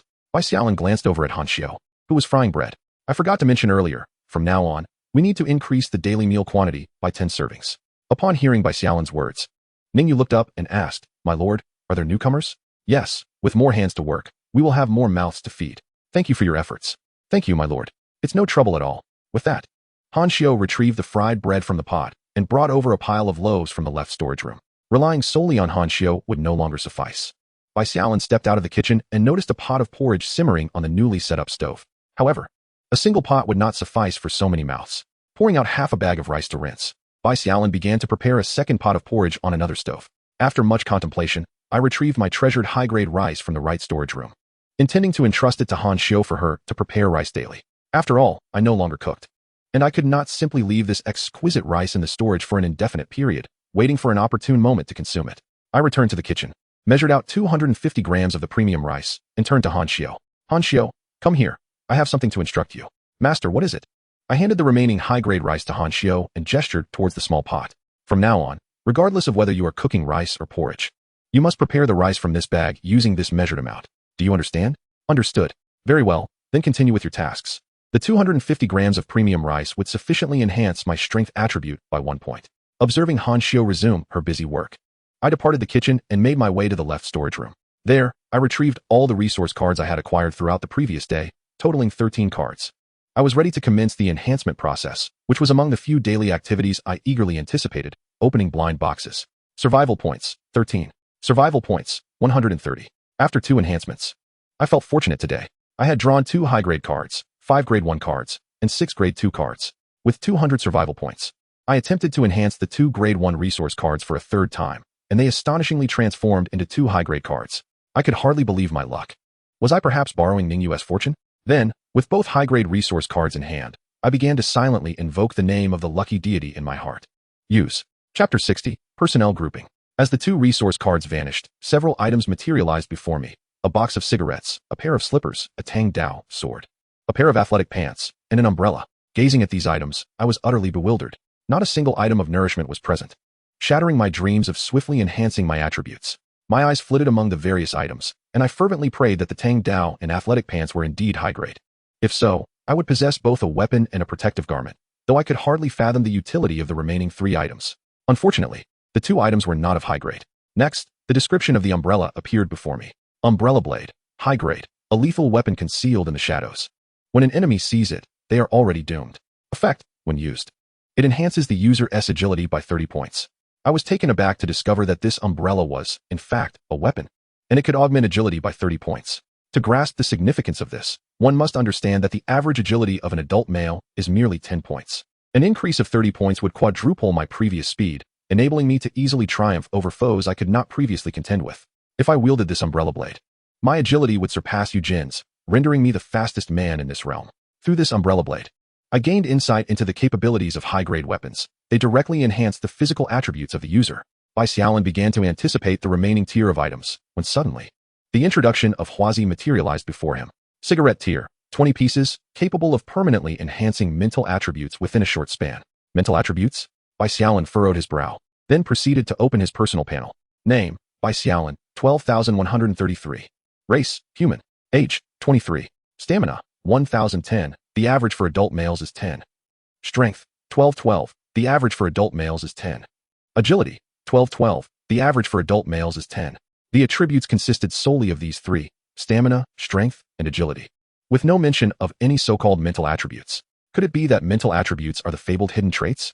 Upon contemplating this possibility, Bai Xiaolin was nearly compelled to light a cigarette immediately. However, gazing at the warehouse brimming with supplies, he reconsidered. There was no rush, and he wouldn't want to ignite a catastrophe in the storage. Subsequently, he tucked the cigarettes into his pocket, positioned the umbrella behind him, and began to utilize the remaining 5 Tier 1 resource cards. Upon usage, an array of materials emerged, from which Bai Xiaolin selected 5 tier items. Cola tier, 500. Consuming it restores 10 stamina points within half an hour, 5 bottles. Stainless steel basin tier, capable of withstanding attacks below tier level, 5 pieces. Baijiu tier, 200. Drinking it increases strength by 10 points within half an hour, 2 bottles. Bread tier, 500. Consuming it restores 10 stamina points within half an hour, 5 pieces. The cola tier was the first tier item Bai Xiaolin had drawn, and to his surprise, he had drawn it once more. As for the lotus root, he mused that it could be cultivated like soybeans, perhaps planted in the mirror lake to see if it would thrive. Regarding the remaining 3 items, Baijiu and bread seemed reasonable, but the stainless steel basin truly astounded Bai Xiaolin. This item could withstand the destruction caused by beasts below tier level. Was he to wear the basin on his head as a helmet? After utilizing the remaining 6 resource cards, Bai Xiaolin retrieved a lighter and the cigarettes together. Carrying an assortment of tier items along with the umbrella and knife, he tossed the stainless steel basin into the kitchen. Character card 3. Can randomly summon 5 civilians to serve you. These summoned individuals will be utterly loyal. Usage, survival points 50. As several beams of gray light flashed, 5 individuals clad in short robes appeared before Bai Xiaolin. He curiously observed the 5 before him: a middle-aged man in his 40s, 2 robust young men in their 20s, and 2 young women aged 18 or 19. Were they a family? As Bai Xiaolin pondered this, the 5 simultaneously bowed deeply. We, the Lin family, Lin Shang, Lin Sulong, Lin Suhu, Lin Suying, and Lin Susu, pay our respects to our lord. The names alone indicated they were indeed a family, and a vegetarian one at that. Please rise. After helping them to their feet, Bai Xiaolin took the opportunity to examine their attributes. Name, Lin Shang, Bai Xiaolin's subordinate. Age, 42. Stamina, 1919. Strength, 1717. Agility, 1818.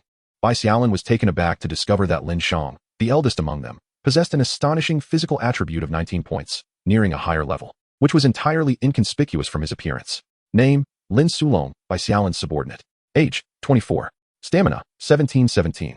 Strength, 1515. Agility, 1313. Name, Lin Suhu, Bai Xiaolin's subordinate. Age, 23. Stamina, 1717. Strength, 1313.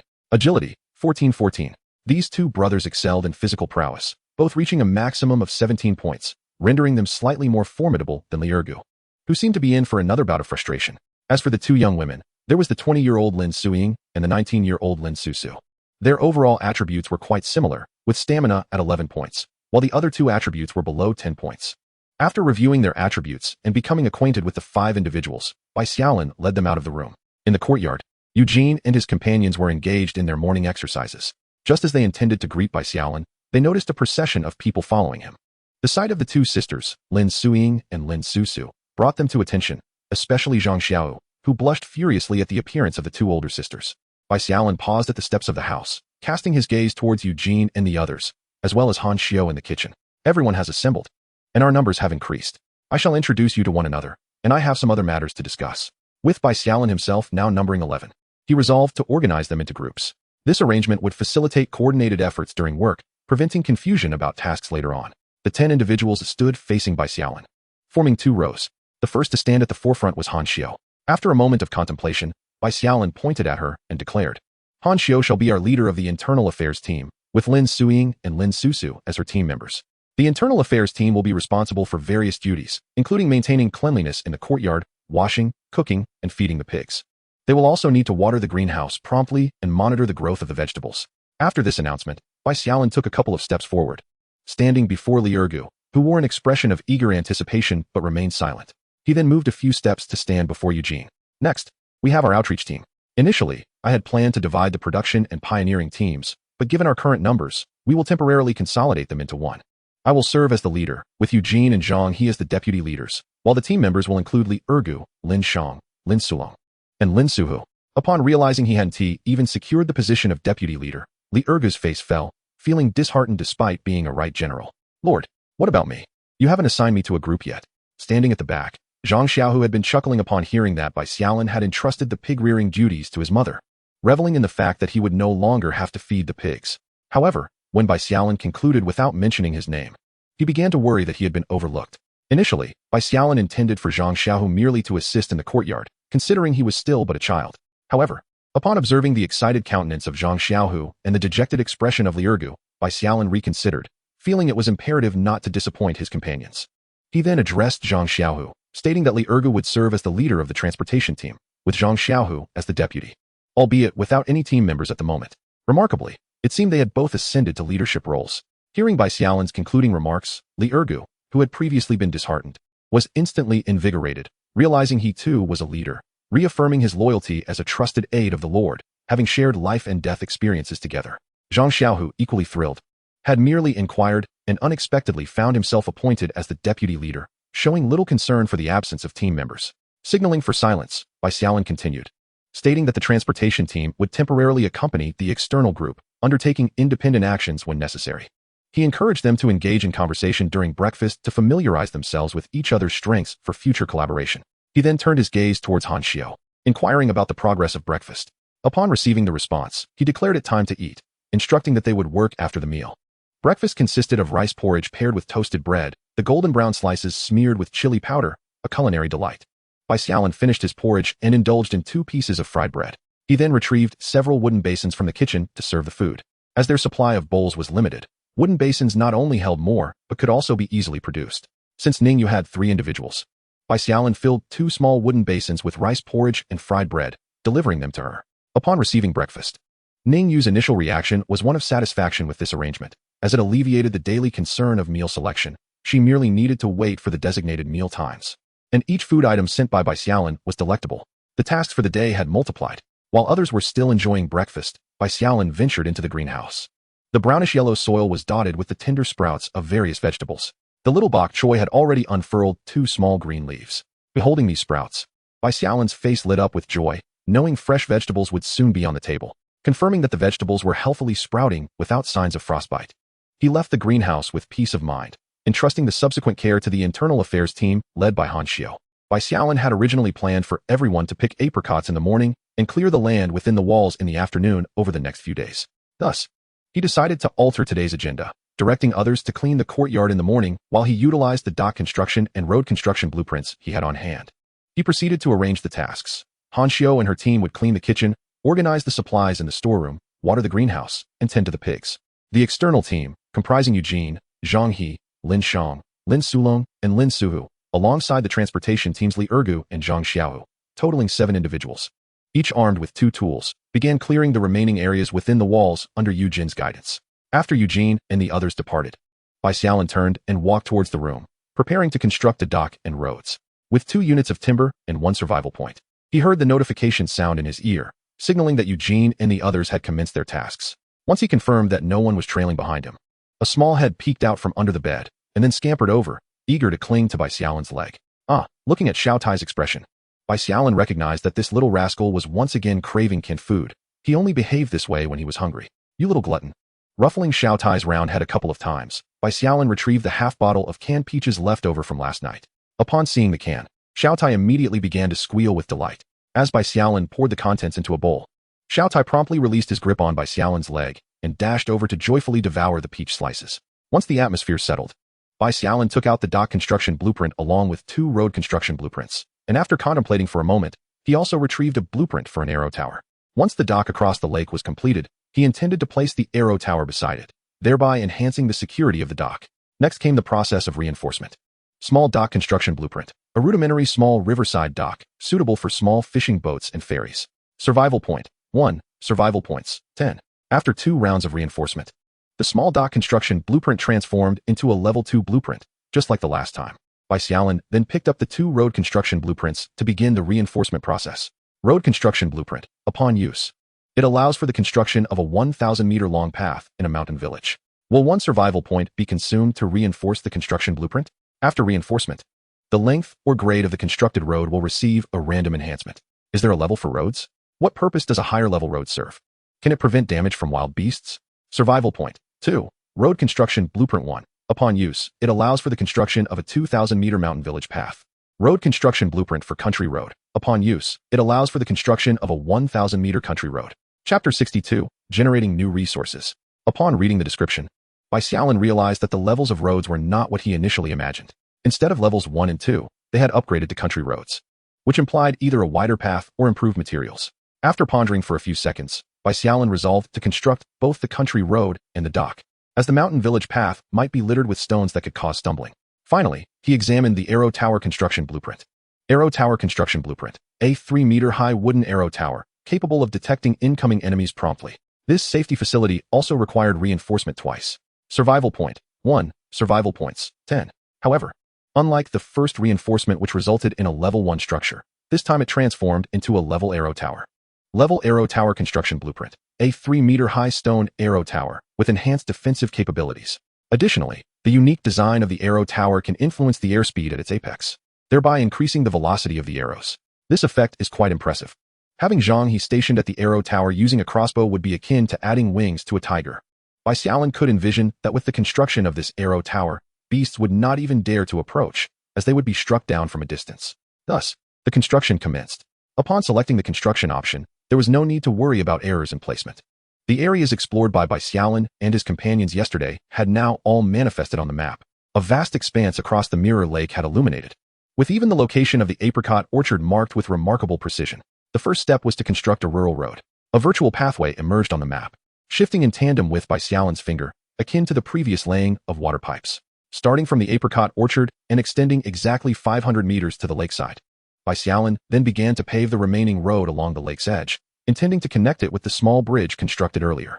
This way, access to the apricot orchard from the land would be feasible. However, it was unfortunate that only half of the remaining 500 meters had been laid, proving insufficient. Upon the completion of the first rural road, a notification sounded. 500 stone, 500 sand, 30 survival points. After a moment's hesitation, Bai Xiaolin retrieved another blueprint for a village path.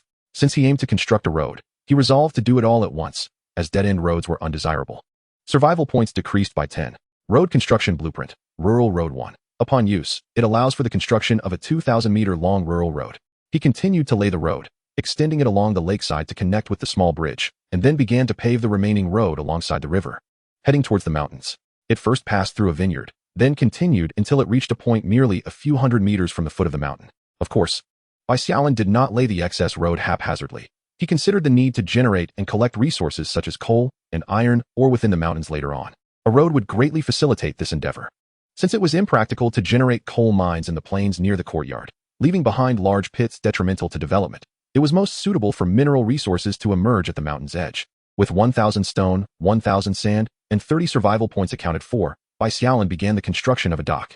As the position was finalized, materials from the warehouse began to diminish once more. 40 stone, 20 wood, 20 grass ropes, and 10 survival points. Finally, he constructed the arrow tower, utilizing 10 stone, 5 iron blocks, and 50 survival points. After completing several structures, Bai Xiaolin gazed at his survival points in astonishment, followed by a beaming smile. After this round of enhancements, his survival points had actually increased by 86. Glancing at the time, he noted it was still before 10 in the morning. Bai Xiaolin began to sift through the remaining blueprint cards, seeking additional items to craft. Before long, he found himself pondering over 2 cards, one for forest resources and the other for fish resources. Forest resource card level 1. Upon use, it generates a small amount of forest resources in a designated area. Will 1 survival point be consumed to elevate the resource level by 1? Fish resource card level 1. Upon use, it generates a small amount of fish resources in a specified water body. Will 1 survival point be consumed to elevate the resource level by 1? Survival points. 2, 20. 200. After making a decision, Bai Xiaolin consecutively enhanced both resource cards 3 times, for it is always advantageous to possess an abundance of resources. Even if they cannot be utilized immediately, they serve as valuable reserves. With the completion of the enhancements, the designs and descriptions on the 2 resource cards underwent a complete transformation. Forest Resource Card Level 4. Upon activation, it generates a vast expanse of forest resources in a designated area, where a few animal resources will also emerge randomly within the forest. Fish Resource Card Level 4. Upon activation, it generates a significant number of fish resources in a specified water body, along with a few shrimp and crab resources appearing randomly. Bai Xiaolin's eyes sparkled at the prospect of the additional resources. Once the Forest Resource card was used, the various small animals generated alongside the forest became his new objective, though he was curious about which creatures would emerge. Most thrilling to Bai Xiaolin was the fact that the upgraded Fish Resource card would yield shrimp and crab resources, both of which are rare delicacies. The thought made his mouth water. He first took out the Fish Resource card for activation. Before he could select a generation area, the entire river and mirror lake on the map were marked. It seemed as if countless shimmering stars cascaded into these regions. Moments later, the Fish Resource card vanished, and a notification chimed in his ears. Survival points. 200. Next came the Forest Resource card. A vast green area materialized before Bai Xiaolin, momentarily leaving him in awe. This expanse likely spanned around 10 square kilometers. How many trees could that possibly contain? Hundreds of thousands, or even millions? The sheer scale was beyond his imagination. Considering the optimal location for generating such a large forest, Bai Xiaolin realized that heading northeast across the small river would lead him into an increasingly dense forest, rendering it a waste of resources to generate there. To the east of his small house lay the Mirror Lake, and traveling 2 kilometers northwest along the river would lead to the foot of a mountain, which lacked sufficient space. Thus, the only suitable location appeared to be directly south of his dwelling, precisely at the entrance of his courtyard, where the density of trees dwindled, giving way to grasslands just a few hundred meters away. After determining the location, Bai Xiaolin adjusted the green area on the map towards the entrance of his courtyard, leaving a buffer of 100 meters. He confirmed the generation. Survival points. 200. Having utilized all available blueprint cards, Bai Xiaolin noticed that it was still early and stepped outside to inspect the new structures he had built and the resources he had generated. After greeting Eugene and the others, who were clearing land within the walls, Bai Xiaolin ascended the arrow tower to gaze beyond the main gate of the enclosure. Before him, a once sparse area with only a few scattered trees had transformed into a vast, lush forest, the green leaves dancing in the breeze. Chapter 63. The Art of Crab Catching. Gazing at the forest, Bai Xiaolin pondered that perhaps he should find a time to explore it. Uncertain of how the various small creatures would receive him, Bai Xiaolin could already envision the scene of little rabbits and foolish deer being caught in his grasp. Turning his gaze toward the direction of Mirror Lake, he could faintly discern a small dock emerging on the opposite shore, along with a slender white road stretching into the distance. Descending from the arrow tower, Bai Xiaolin retrieved the fishing rods and nets he had crafted a couple of days prior, but had yet to employ. Among them were 2 top-tier rods and a net. Regrettably, neither the stream nor the lake had yielded any high-quality fish thus far. With the rods and net in hand, Bai Xiaolin intended to invite Zhang Xiaohu to join him in catching some fish, crabs, and shrimp for a sumptuous midday feast. Han Xiu halted with the 2 companions, standing before Bai Xiaolin. Have you finished your other tasks? Is there anything else to attend to? We have completed the tasks assigned by the Lord, and now we plan to see what we can prepare for lunch. Bai Xiaolin then scrutinized the trio, noticing that Lin Suiying and Lin Susu were still clad in their morning robes. Frowning slightly, he pondered how one could catch crabs in such attire. He addressed the 3. You needn't go to the kitchen. Wait for me here. I have already decided what we shall have for lunch. With that, Bai Xiaolin tossed the fishing net and rods aside and hurried toward the storeroom. Moments later, he emerged cradling 2 sets of camouflage clothing, which he handed to Lin Suiying and Lin Susu. Your current outfits are not suitable for wading into the water. Please change into these. He then instructed Han Xiu. Take them to your room to change, and then meet me at the dock. We are going to catch some crabs and shrimp for lunch.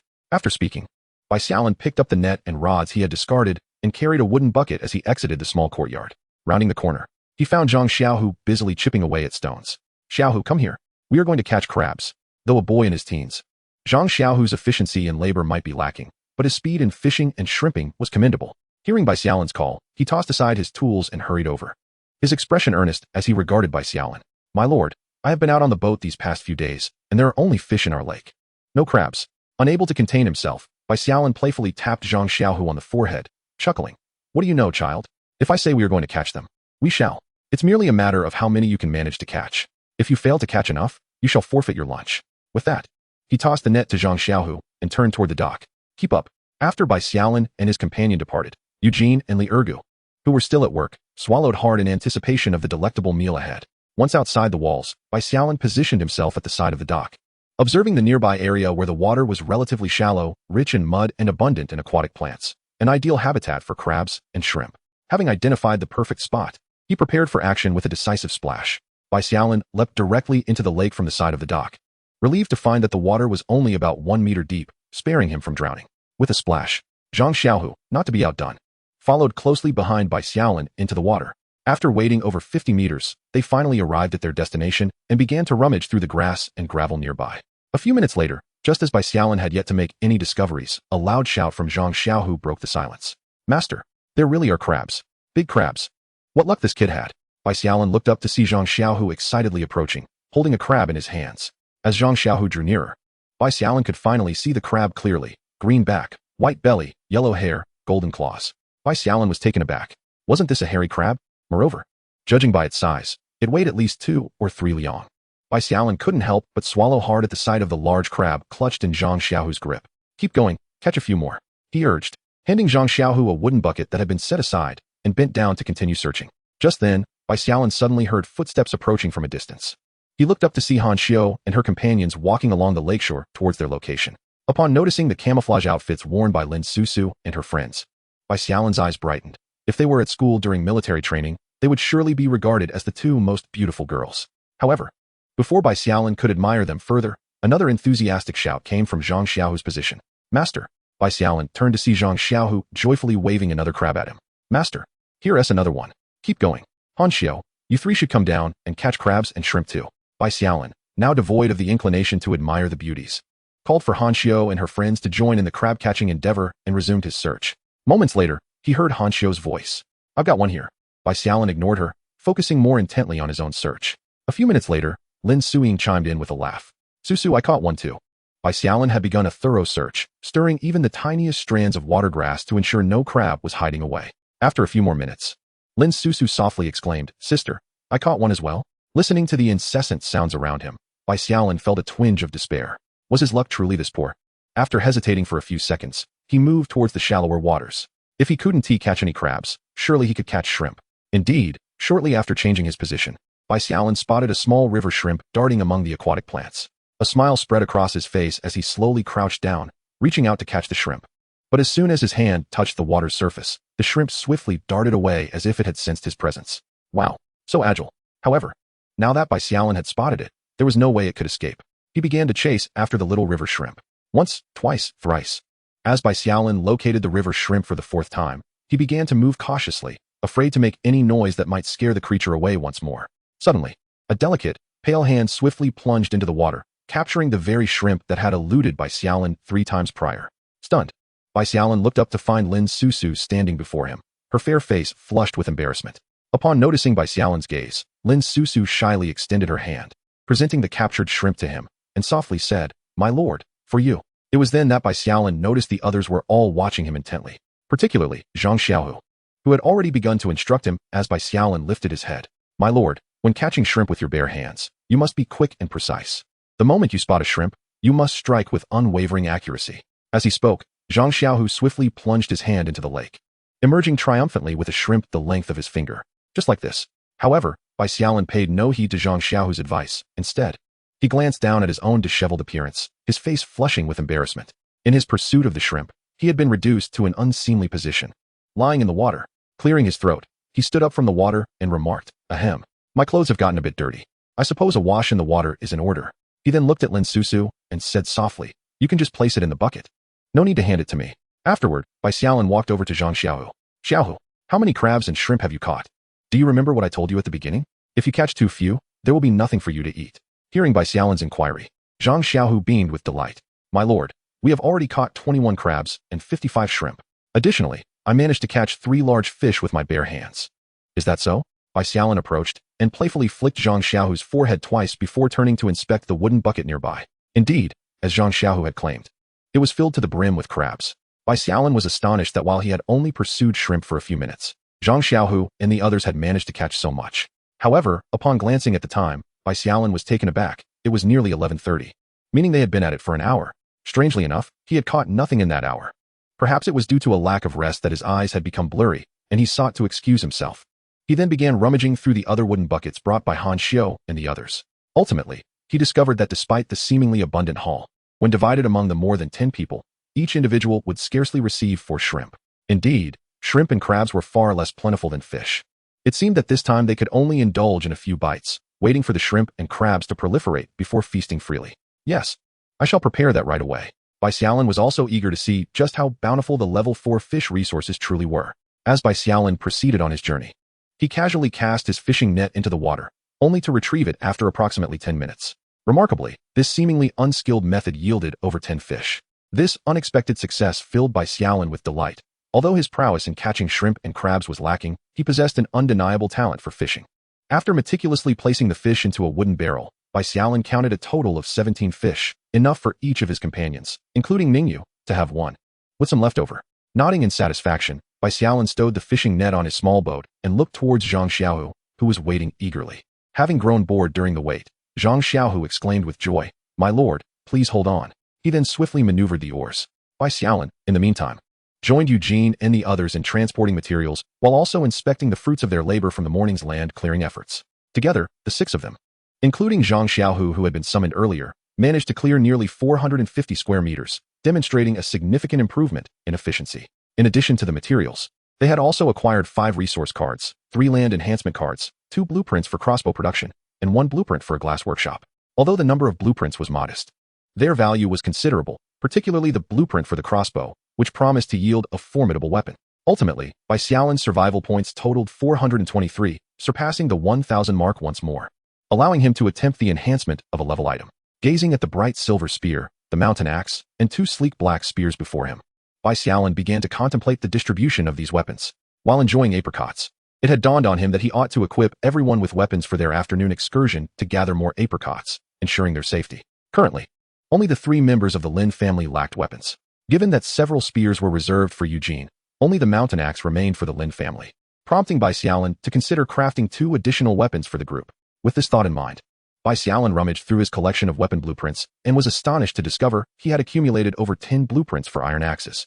He mused that as their numbers increased, he might contemplate forming an axe-wielding faction. After reviewing all the blueprints, he suddenly realized he was uncertain about what type of weapons would suit the Lin family members. Ultimately, Bai Xiaolin decided to craft 2 iron axes for their immediate use, planning to create more suitable weapons in the future as additional blueprints became available. He then retrieved 2 blueprints for iron axes and commenced the enhancement process. Survival Point 1, Survival Point 10, Crafting. Before long, alongside the remaining materials, 3 identical level mountain axes lay before him. Bai Xiaolin nodded in contentment, imagining the sight of the 3 Lin family members charging forth with their axes. Stepping out of the house while carrying the 3 mountain axes, Bai Xiaolin happened upon Eugene and the others crowded at the kitchen door. Curiously, he approached, wondering if they had prepared the meal so quickly, only to find they were eagerly vying to enter the kitchen for some premium pure water. Even Lin Shangsan and his sons, summoned earlier that morning, joined in, revealing a universal yearning among individuals to enhance their prowess. Bai Xiaolin suddenly recalled the precious huazi he had kept against his chest all morning, a treasure capable of augmenting one's mental attributes. He pondered whether it had been submerged in water while he was catching shrimp earlier. With this thought in mind, Bai Xiaolin placed 3 mountain axes on the table and swiftly retrieved the huazi and a lighter from his chest pocket. Upon seeing the huazi intact, he breathed a sigh of relief, thankful that he had stored it in his chest pocket. Had it been in another pocket, it would likely have been soaked by the lake water, causing him considerable distress. With a soft click, he ignited a huazi and placed it between his lips. As he inhaled deeply, hoping to exhale a smoke ring, he was disappointed to find only a cloud of murky air escaping his mouth, rather than the anticipated ring. Bai Xiaolin felt a flicker of confusion. Was it that the smoke needed to be absorbed to enhance his mental attributes, hence the inability to produce smoke rings? But without the joy of forming smoke rings, could it truly be considered smoking? Lacking the pleasure of the act, he quickly finished the huazi with a few more puffs. He then picked up one of the mountain axes and gently tapped it against the table to capture everyone's attention. "Come over here," he called out. Once the group had gathered around, he gestured towards the 3 mountain axes on the table, directing his gaze at Lin Shangsan and his companions. "This afternoon, we will venture out to pick apricots. You may use these mountain axes for self-defense. If they do not suit your needs, we can exchange them for new weapons in the future." As he spoke, he handed the axes one by one to each of the 3 men. "Thank you, my lord." Lin Shang, Lin Sulong, and Lin Shu, Lin Suhu, expressed their gratitude. Meanwhile, Li Ergu, who had been observing from the sidelines, scrutinized the mountain axes in their hands.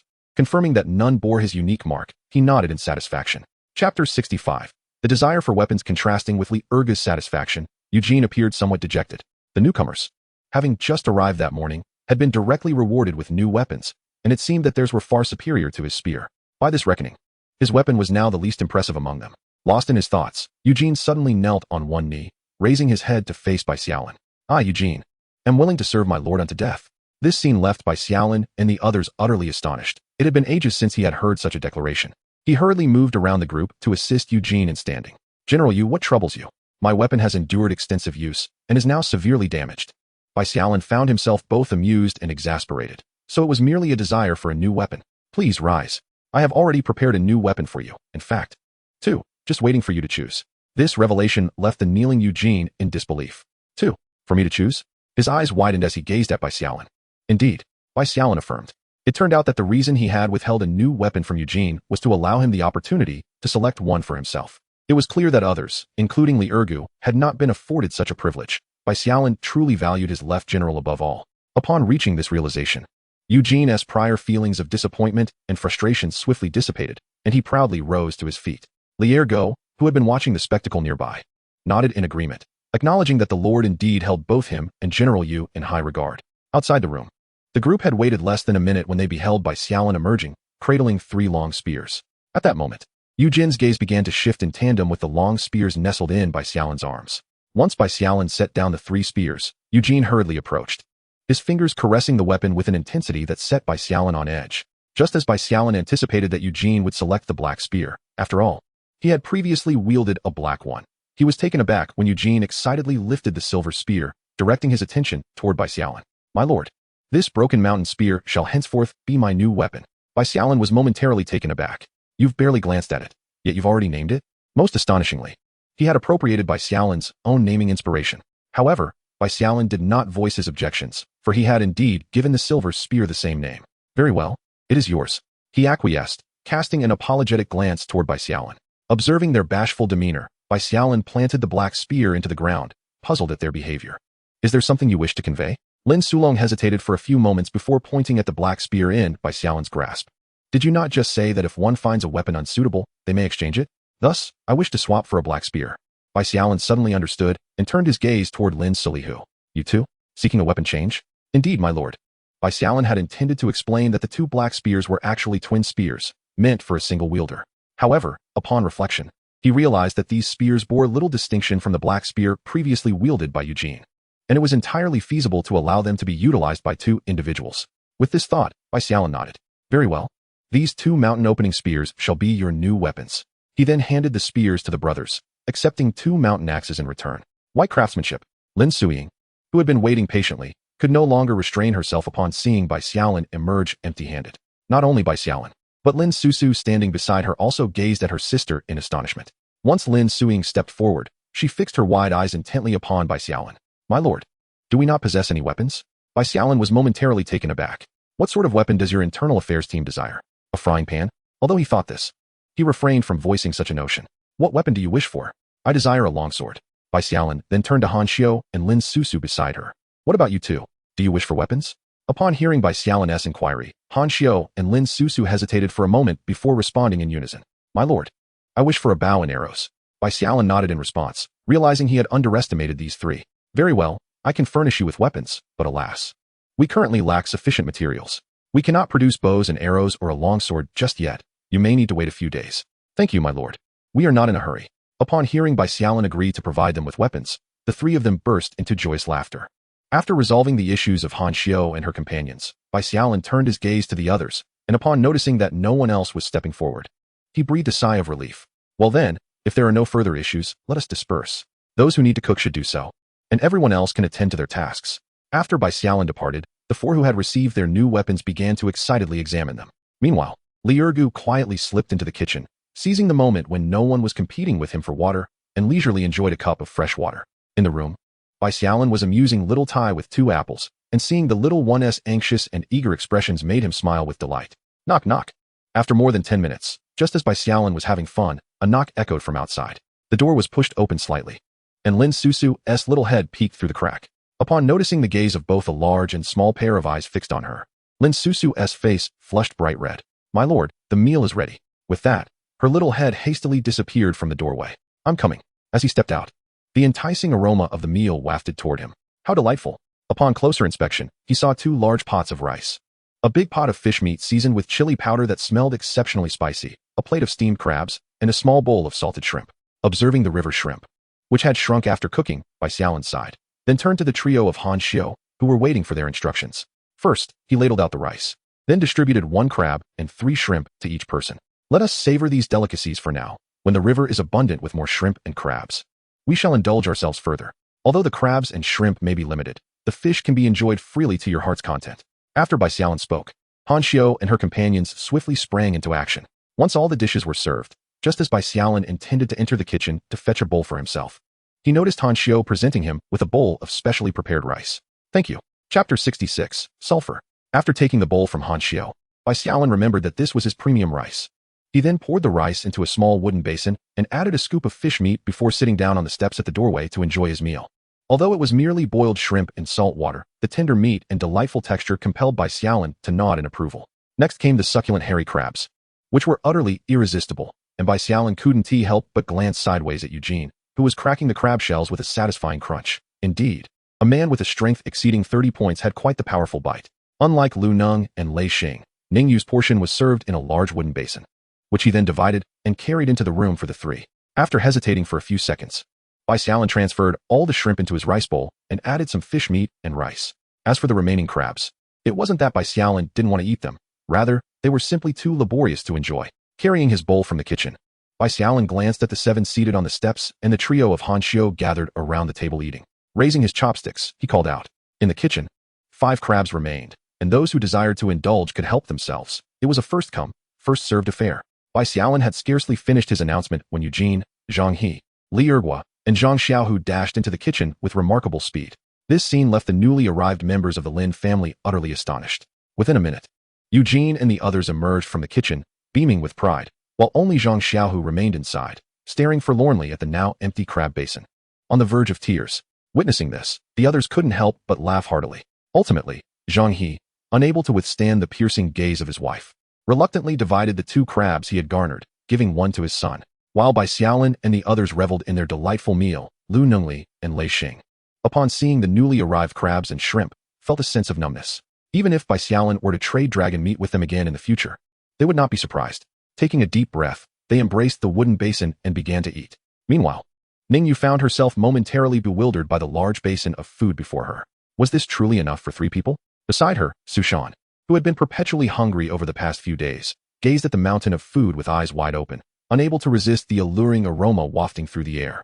Xiao Lian's reaction was markedly different from the others. Upon seeing the bountiful feast, she swiftly turned and retrieved 3 sets of bowls and chopsticks, placing them beside the wooden basin before Ning Yu could utter a word. By the time Ning Yu managed to grasp a crab, Xiao Lian had already divided the food among the 3 bowls and begun to eat. After Bai Xiaolin finished lunch, he realized that there were not enough rooms for everyone when the others expressed a desire to rest. The second floor had only 1 room left, and now 5 individuals were without accommodation. Pondering this, Bai Xiaolin addressed the group. Lin Suiying and Lin Susu, you 2 shall occupy the last room on the 2nd floor. And Lin Shang, you 3 will. However, before he could complete his thought, Lin Shang stepped forward. There is no need for concern, my lord. We can construct a hut ourselves, though we will require some tools from you. There's no need for you to labor. I can build 2 small wooden houses myself.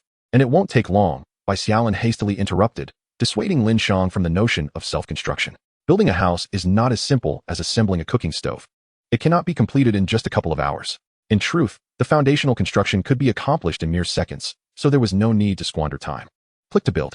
He then began selecting a construction site on the map, and to his astonishment, he discovered that he could erect the small wooden houses in any location he had previously explored. This included the opposite bank of the lake, and even the area within the apricot grove. An idea suddenly sparked in Bai Xiaolin's mind. What if he constructed a small courtyard within the apricot grove? This would allow him to store the apricots that would otherwise go to waste due to transportation issues, and he could even sun-dry them on-site instead of watching them rot on the tree. Moreover, aside from the apricot grove, he could also establish a small courtyard at the foot of the mountain or beside the newly generated resource forest for rest and relaxation. With this idea in mind, Bai Xiaolin resolved to take immediate action, yet first, he needed to construct the small wooden cabins where Lin Shang and his companions would reside. Given the modest footprint of only 10 square meters per cabin, Bai Xiaolin opted to erect 2 small cabins in the courtyard, one for Lin Shang and the other for the Lin brothers. fostering a lively communal atmosphere. After selecting the location and confirming the construction, he allocated materials, 200 units of timber, 100 units of thatch, and 20 survival points. As the materials were consumed, the two cabins emerged beside the vegetable plot, snugly positioned against the courtyard wall. Lin Shang, eagerly awaiting their completion, could not resist circling the cabins to examine them closely. Once the cabins were finished, Bai Xiaolin proceeded to choose a site for constructing a larger courtyard elsewhere. This time, he utilized 100 units of timber, 50 units of thatch, 80 units of stone, and 12 survival points. As the materials were utilized, a 100-square-meter courtyard with stone walls materialized. In the following minutes, Bai Xiaolin replicated this endeavor, establishing two identical courtyards at the edge of the resource forest and at the end of a road 500 meters from the mountainside, consuming 200 units of timber, 100 units of thatch, 160 units of stone, and 24 survival points. Satisfied with his accomplishments, Bai Xiaolin nodded in approval. He had effectively acquired 3 properties in the outside world. Next, he poured himself a glass of pristine water, savoring it as he strolled through the trading zone. Relishing the experience, he noted various intriguing items. A face mask for 2 units of pristine water, 5 remaining. Ladies with dry skin, take note. This is a hydrating face mask. A Jia summoning device for 1 unit of bread, 500 units. Friends, do you still believe in light? And seawater for 1 unit of pristine water, 100 units. 10 remaining. Friends seeking long-term trades, feel free to add me. The array of wondrous items dazzled Bai Xiaolin, evoking the sensation of wandering through a grand marketplace. At that moment, a new trade opportunity emerged. Cotton seeds for 1 unit of pristine water, 500 units. Upon noticing the seeds, Bai Xiaolin did not hesitate. He intended to accept the trade, but found that within mere seconds, the cotton seeds had already been claimed by another. This left him somewhat astonished. Were people truly so affluent as to exchange 500 units of water without a second thought? Undeterred by the missed opportunity, Bai Xiaolin continued to peruse the trading zone. After several minutes, 2 nearly identical trade offers captured his attention, specifically the items being exchanged. Sulfur for 1 unit of food, 100 units, 95 remaining, and sulfur for 1 unit of pristine water, 100 units, 90 remaining. The mention of sulfur instantly conjured images of charcoal and saltpeter in Bai Xiaolin's mind, for together, these 3 elements constitute one of the 4 great inventions. Chapter 67. Encountering the Grey Wolf Pack again. Since the trader had not chosen to remain anonymous, Bai Xiaolin recognized the same identification number, 79,999, across both trade offers. Sulfur, unlike wood and stone, was not readily available. In fact, it was quite rare. Bai Xiaolin had traded thousands of materials without ever encountering a single unit of sulfur. The individual capable of producing several hundred portions of sulfur undoubtedly indicates the discovery of a sulfur mine, or more precisely, the utilization of a sulfur mine resource card. After some contemplation, Bai Xiaolin decided against initiating contact and instead opted to trade 1 liter of pure water for 5 portions of sulfur. Upon the successful transaction, Bai Xiaolin exited the trading zone, gazing at the sulfur that appeared before him. Currently, this substance held no immediate significance for him. It was merely a precautionary measure for potential future needs. At 2 o'clock in the afternoon, Bai Xiaolin stood in the courtyard, wielding a pitch-black, broken mountain blade. At that moment, Eugene and his 6 companions also grasped their weapons, each wearing a fierce expression that could lead onlookers to believe they were either going to pick apricots or engage in a brawl. Relax, hold on to your woven bags, and let us set off, Bai Xiaolin called out as he turned to glance at Han Xiu and the others, following closely behind Eugene as they departed. However, just a few minutes into their boat journey, Bai Xiaolin furrowed his brow, finding the vessel's speed exasperatingly slow, having barely advanced 100 meters in that time. Turning around, he observed Zhang Xiaohu laboriously rowing with all his might, his small face flushed with exertion. Bai Xiaolin nearly burst into laughter, giving a few kicks to Eugene and Li Ergu, who sat beside him, urging them to lend a hand. Xiaohu, just steer the boat, let them do the rowing. Indeed, once Eugene and Li Ergu picked up the oars, the boat's speed noticeably increased several-fold, and before long, they had reached the opposite shore of Mirror Lake. Witnessing the newly constructed dock, arrow tower, and smooth gravel road, Eugene and his companions gazed in astonishment at Bai Xiaolin. My lord, this dock and road. No need to inquire further. I constructed them, Bai Xiaolin replied, unable to contain his excitement as he leaped a few times on the 2-meter-wide path extending into the distance. This road was sufficient for vehicles, yet regrettably, he possessed neither a car nor even a cart at present. Once all had disembarked, Bai Xiaolin instructed Zhang Xiaohu to remain behind and guard the dock, aiming to prevent any potential damage from wild beasts once the others had departed. Observing Zhang Xiaohu standing atop the stone arrow tower, bow raised in vigilance, Bai Xiaolin reiterated, if you detect any danger, simply shout for help. But do not descend from the tower. He then resumed his watchfulness. Let us take our leave. Bai Xiaolin and his companions began their journey toward the apricot grove. As for the potential dangers of leaving Zhang Xiaohu alone, Bai Xiaolin felt no concern. With the road now repaired, and at Eugene's threefold speed. He could reach the apricot grove in about a minute upon hearing a call for help. Shortly thereafter, the group arrived at the apricot grove, where they discovered a newly emerged small courtyard at the end of the path. Noticing Bai Xiaolin's unruffled demeanor, they deduced that he had once again been the architect of this small dwelling. As they gazed upon the abundant apricots, Eugene and his companions set their weapons down outside the courtyard and began to take action. Meanwhile, Bai Xiaolin opened the gate to the enclosure, like his larger courtyard. Although this smaller one was also fenced, it was still overgrown with weeds and trees. It appears that tomorrow I must bring some tools along to tidy up this little courtyard, as we need to clear the ground before we can store the apricots for drying. After exiting the courtyard and securely closing the gate, Bai Xiaolin joined the ranks of apricot pickers. Climbing up the tree to find a suitable position, Bai Xiaolin plucked an apricot and began to eat it, calling out to the others who were also climbing the tree to gather apricots. Don't just focus on picking. You can eat while you gather, just like me. However, recalling Xiao Tai's excessive consumption of apricots the previous day, Bai Xiaolin added a cautionary note. But remember, moderation is key. Too many can be detrimental to your health. About an hour later, beneath the apricot tree, there were already over 10 bags filled to the brim with apricots. Assuming each bag weighed 100 pounds. That amounted to over 1,000 pounds. Bai Xiaolin glanced at Li Ergu, who was frantically scurrying around the tree with an apricot in his mouth. Upon hearing Bai Xiaolin's words, Li Ergu did not hesitate to leap down from the tree, finally feeling the importance of his role as the transportation group leader. After assuring Bai Xiaolin, he hoisted a bag of apricots and dashed along the path towards the dock, kicking up a cloud of dust with each step. Watching Li Ergu sprinting with the apricots, Bai Xiaolin couldn't help but chuckle and called out, "Ergu, slow down a bit. There's no need to rush." 5 minutes later, amidst the swirling dust, Li Ergu's figure reappeared in the apricot grove. Observing him preparing to take a second bag of apricots, Bai Xiaolin shouted, "Ergu, just take your time. There's no need to hurry. Don't worry, my lord. I'm not tired." Li Ergu replied before once again disappearing from sight. Well, let him be, Bai Xiaolin thought, deciding to focus on picking apricots. However, shortly after Li Ergu had made his 30th trip with the apricots, Bai Xiaolin suddenly heard a shout from Zhang Xiaohu in the direction of the new dock, accompanied by several wolf howls. Bai Xiaolin's expression changed instantly. He dropped the bag of apricots and jumped down from the tree. "Stop picking, grab your weapons, and move quickly." He then rushed towards the new dock, knowing that at that moment, there were only 2 people there. One was a child, and the other was unarmed. Faster than Bai Xiaolin was Eugene, for he was most familiar with those wolf howls. The 4 of Zhang He initially did not react upon hearing the howls, but upon hearing Bai Xiaolin's warning, they immediately understood that a wolf pack was attacking. They quickly jumped down from the trees, grabbed their weapons, and pursued the direction in which Bai Xiaolin and Eugene had disappeared. By the time Bai Xiaolin reached the new dock, he saw Zhang Xiaohu and Li Ergu standing on a small boat, using their paddles to fend off several gray wolves attempting to leap onto the vessel. Meanwhile, in the grass nearby, Eugene was already engaged in combat, surrounded by several gray wolves.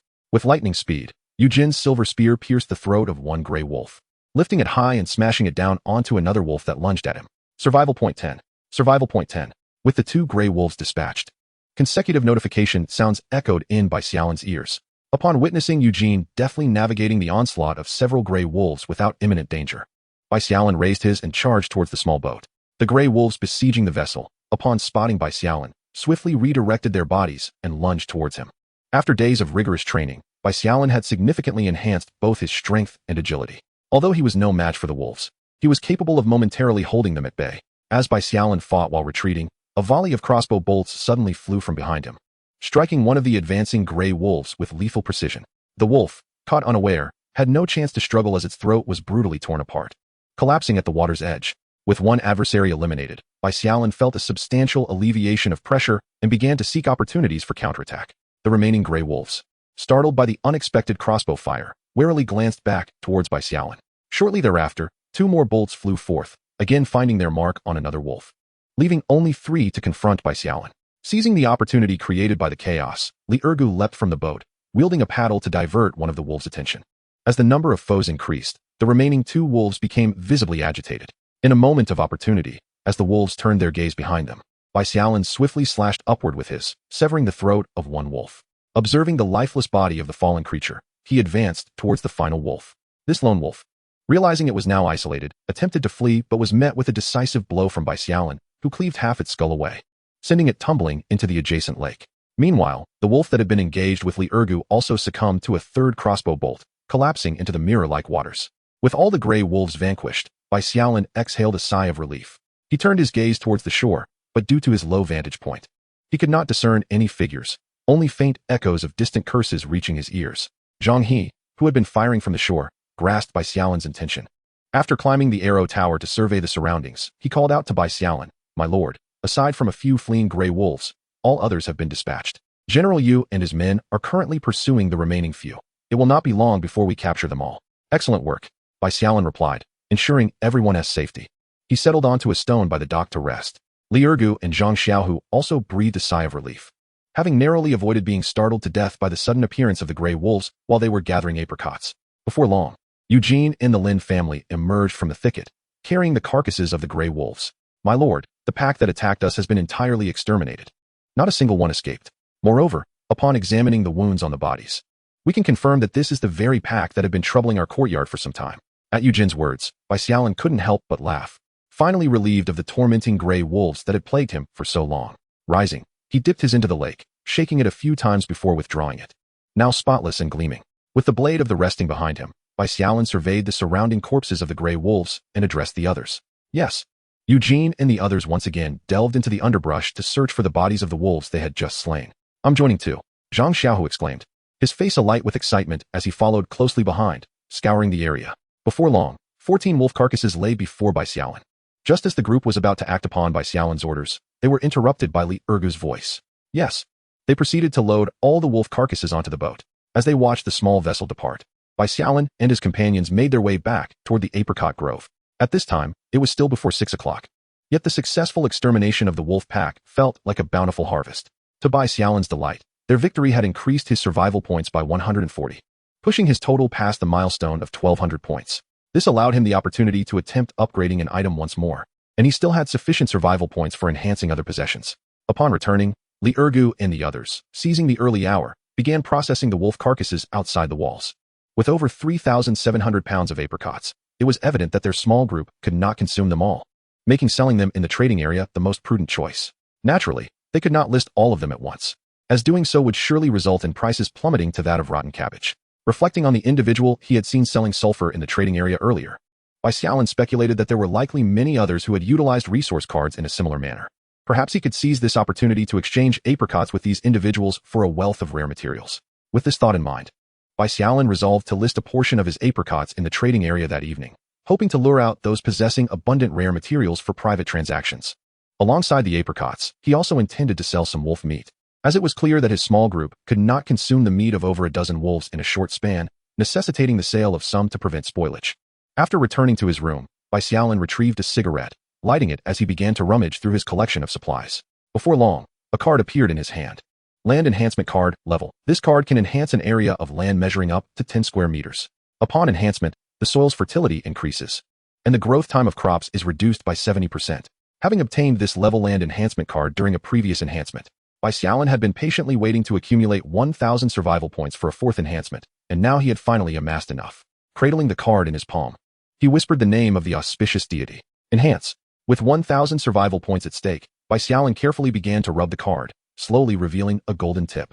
Land Enhancement Card, Level. This card can enhance an area of land measuring up to 10 square meters. Upon enhancement, the soil's fertility increases, and the growth time of crops is reduced by 90%.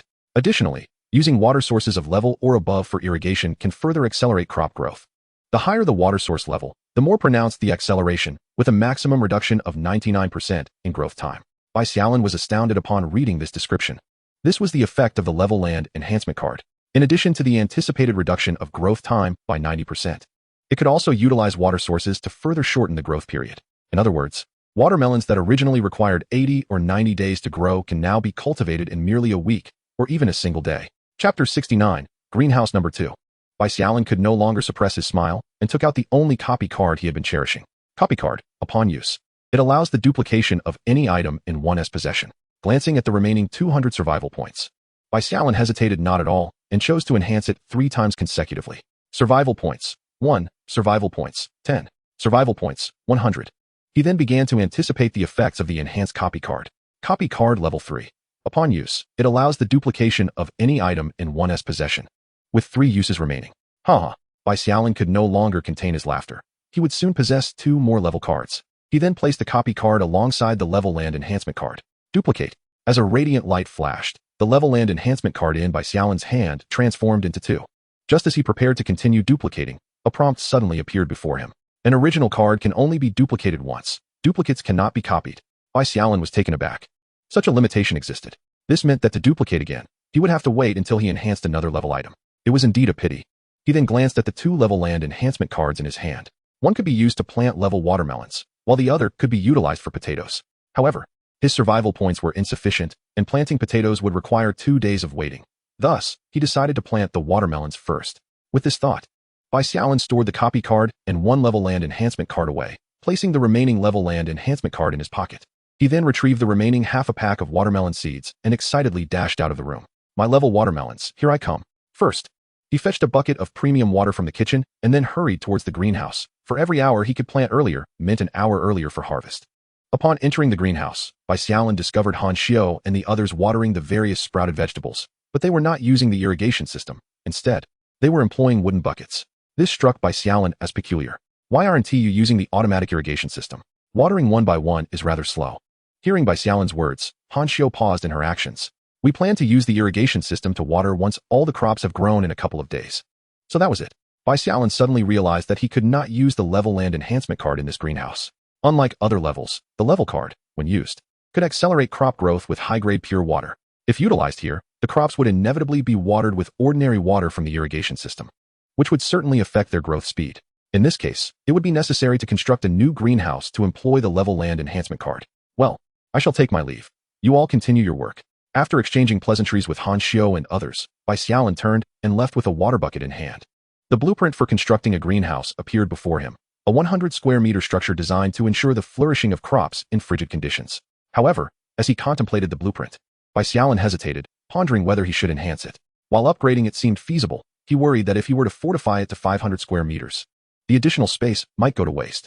After a few moments of contemplation, he resolved to proceed with the enhancement, as he already possessed 2-level enhancement cards, with the promise of acquiring more in the future. Survival Point 1. Indeed, it was enhanced to level 1. He proceeded with another enhancement. Survival Point 10. Greenhouse Blueprint 1. This blueprint now allowed for the construction of a 500 square meter greenhouse, ensuring crops could thrive in cold environments while increasing yield by 10%. After 2 enhancements, the blueprint had transformed to mirror the previous version. Holding the blueprint, Bai Xiaolin began selecting a new construction site. Within the stone walls, only the left side of the courtyard, approximately 500 square meters, remained uncleared, while the other directions had been thoroughly prepared for immediate construction. Ultimately, Bai Xiaolin chose the northwestern corner of the wall for the new greenhouse, allowing the 2 structures to connect seamlessly and perfectly occupying the entire 1,000 square meters behind the courtyard. The construction required 500 units each of plastic, thatch, iron, and glass, along with 200 survival points. To distinguish between the 2 greenhouses, he named the new one Greenhouse Number 2, while the previous one was designated Greenhouse Number 1. Once the new greenhouse was completed, Bai Xiaolin consumed several units of plastic to extend the leveled pure water pipe into Greenhouse Number 2. With everything in place, he stepped outside again, turning right into Greenhouse Number 2, carrying the water bucket he had set outside. He first located the water pipe outlet, but opted not to connect it to the irrigation system. Instead, he hung it on the greenhouse's metal frame. In the future, he could simply use the bucket to collect water when needed. Connecting it to the irrigation system would likely deplete a ton of water in mere minutes. Next, Bai Xiaolin retrieved a level enhancement card and used it, watching the card emit earthy yellow specks that merged into the 10 square meters of land before him. He hurriedly marked the area with a hoe. Only 10 square meters had been enhanced, while the surrounding land remained ordinary. Any misstep in planting could result in wasted seeds. With great care, he loosened the soil on the 10 square meters and planted the remaining 15 level watermelon seeds, followed by a sprinkling of level pure water. After completing the task, he exhaled in relief. The next phase involved waiting for the watermelon seeds to germinate, grow, and ultimately ripen. Exiting Greenhouse Number 2, Bai Xiaolin noticed that dusk had fallen, and upon checking the time, he realized it was already past 7 p.m. He turned to secure the greenhouse door, covering it with thatch once more, and confidently made his way toward the courtyard. Master, all the wolf meat has been processed. What should we do next? Bai Xiaolin glanced at the pile of wolf meat and pelts outside the kitchen, then surveyed the courtyard, which was overflowing with apricots. First, move all these apricots to the corner by the wall. Once the center of the yard is cleared, we will light a bonfire. Tonight, we shall feast on roasted wolf.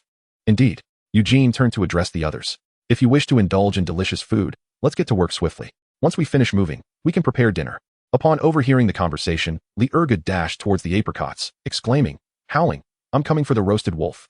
The others quickly followed suit, busily transporting the fruit. As they toiled, Bai Xiaolin glanced over at Han Xiao. If we roast a couple more wolves tonight, We won't need to cook rice or any other dishes. Agreed. Roasted wolf shall be a fitting welcome for the Lin family, marking their first day here. Subsequently, Bai Xiaolin headed straight to his room, intending to warm up the chat channel in preparation for selling the surplus wolf meat and apricots later that evening. Upon opening the chat channel, he discovered it was already bustling with activity. Brothers, I plan to leave the cabin tomorrow for an adventure. Who wishes to join? You're just boasting. If you dare to venture a kilometer from the cabin, I'll eat my own excrement. Ha ha. The brother upstairs is quite real. At least let others pretend a little. This fellow must think himself a god, believing he can survive in the wild. If you truly dare to go out, I bet you won't see the sun rise tomorrow. Count me in on that bet. I wager a spicy strip. I'll join as well. I bet a stick of red arrow gum. Look at how stingy you all are. I'll bet a sausage. Wow. The brother upstairs is a tycoon. You fools. I'm being serious. Why don't you believe me? Brother, they may not believe you, but I do. Thank you for your support. But hold on, let me finish. While I genuinely believe you will go out, I suggest you wait until noon. Why? Because you'll die sooner or later. Haha, you're such an idiot. Chapter 70. The taste is acceptable, but no more roasting next time. Just as everyone was enjoying their lively banter, Bai Xiaolin's two messages appeared in the chat channel. 12133. Friends, I accidentally took down a few wild wolves that came to provoke us today, so I plan to share some with everyone again at 9 p.m. 12133. I will list the wolf meat in the trading area, along with some fruits. Those who missed the chance last time can seize the opportunity this time. The chat channel fell silent in an instant, and moments later, a new message appeared. Who is this person? He boasts even more than I do. And he accidentally took down a few wild wolves? I bet those wolves were blown to the ground by his hot air. This message ignited a fervor in the chat.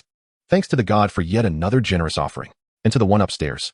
You must be on a second-rate network if you don't even know who the god is. I suspect this fellow is not on a second-rate network, but has emerged from some remote corner of the world. No need for further words. Out of gratitude, I am now kneeling before the god. Wow. I feel like I have become dependent on the god. I hope he graces us with such delightful events every day. Upstairs, I see you are lost in a dream, visiting daily. The wild wolves near the European-style wooden house will likely be designated as protected animals in just a few days. Haha, I believe that could very well be the case. I shall not linger in conversation any longer. I must organize supplies in preparation for the upcoming rush. I shall join you. 12133. Thank you for your support. The apricots have all been stacked against the wall and in the more spacious courtyard. Eugene and several others have already ignited a bonfire. Meanwhile, Han Xiao is busy preparing the wolf meat, securing it for easier grilling. Observing the clear division of labor among the group, Bai Xiaolin feels assured that he will enjoy roasted wolf tonight without lifting a finger. However, he realizes that the simply roasted meat lacks flavor. This is unavoidable, given the rudimentary conditions and the absence of various seasonings and ingredients. After a little over 10 minutes, Bai Xiaolin indeed manages to uncover several packets of barbecue seasoning. With a smile, he thinks that the evening's roasted wolf will be a bit more delectable. As he steps out of the storeroom with the seasoning in hand, the others have already placed the wolf meat on their homemade grill. He then witnesses Eugene and Li Ergu shooing everyone else away, preparing to take charge of the grilling themselves. Eugene declares, "All right from now on. You may simply observe, the rest is up to us." Li Ergu adds, yes, leave the grilling to us. You all just wait to eat." Zhang Xiaohu enthusiastically offers, "I will help gather firewood." Seeing Zhang Xiaohu's eager expression, Eugene grits his teeth and responds, "Xiaohu can join. The rest need not come." "Yes," Zhang Xiaohu exclaims, excitedly joining the two in their efforts. Observing the trio's confident demeanor, Bai Xiaolin places the seasoning on the table and stands by to watch. Ergu, turn the wolf meat. A bit faster. Xiaohu, add some firewood to the left and then to the right. Eugene skillfully slices the thicker parts of the meat with a small knife while directing his helpers. The three work in a well-coordinated manner, suggesting the grilling is progressing well, just as the onlookers begin to anticipate the results. Suddenly, Bai Xiaolin notices several areas of the wolf meat have already charred black, while Eugene and his companions seem oblivious, lost in the delightful aroma wafting from their grilling. After a moment's thought, Bai Xiaolin calls over Zhang He, who is watching from the side, and quietly suggests, "Zhang He, could you ignite another pile of firewood nearby? We shall grill another one." "Of course. I shall do so right away."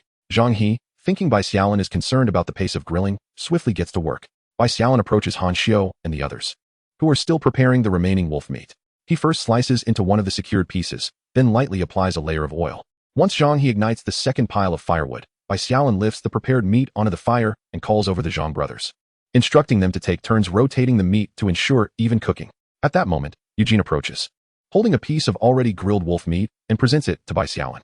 "This is the first piece we've grilled, my lord. Do try it and see how it tastes." Observing the charred portions on the piece of meat, and then glancing at the expectant gazes of Eugene and the others, Bai Xiaolin furrowed his brow and accepted the grilled meat from Eugene, placing it into his mouth. How to describe it? It was akin to chewing on tree bark. Nonetheless, the flavor was acceptable. However, it was a tad overcooked. As he spoke, Bai Xiaolin gestured towards the others. General Yu, do share your grilled meat with everyone. I shall obey. Upon seeing Eugene carrying the sliced wolf meat, Li Ergu hastily intervened. General Yu, do you intend to indulge alone? Not at all. I wish for others to also savor our skills. What? You still want to offer it to others? Upon hearing this, the smiles on Li Ergu and Zhang Xiaohu's faces instantly vanished, as they had not yet tasted it themselves. Exchanging glances, Li Ergu, seizing the moment while Eugene was distracted, swiftly snatched a few pieces of meat from the bowl. Once Eugene departed, the two joyfully indulged, relishing every bite. Delicious. Indeed, this is our craft. After Eugene had shared the grilled meat with everyone and graciously accepted their compliments before leaving, the surface of the wolf meat by Bai Xiaolin had turned a golden brown.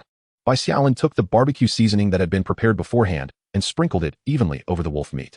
As the meat was turned, an enticing aroma wafted through the air, drawing the attention of others, including Eugene and his companions, who could not help but glance over.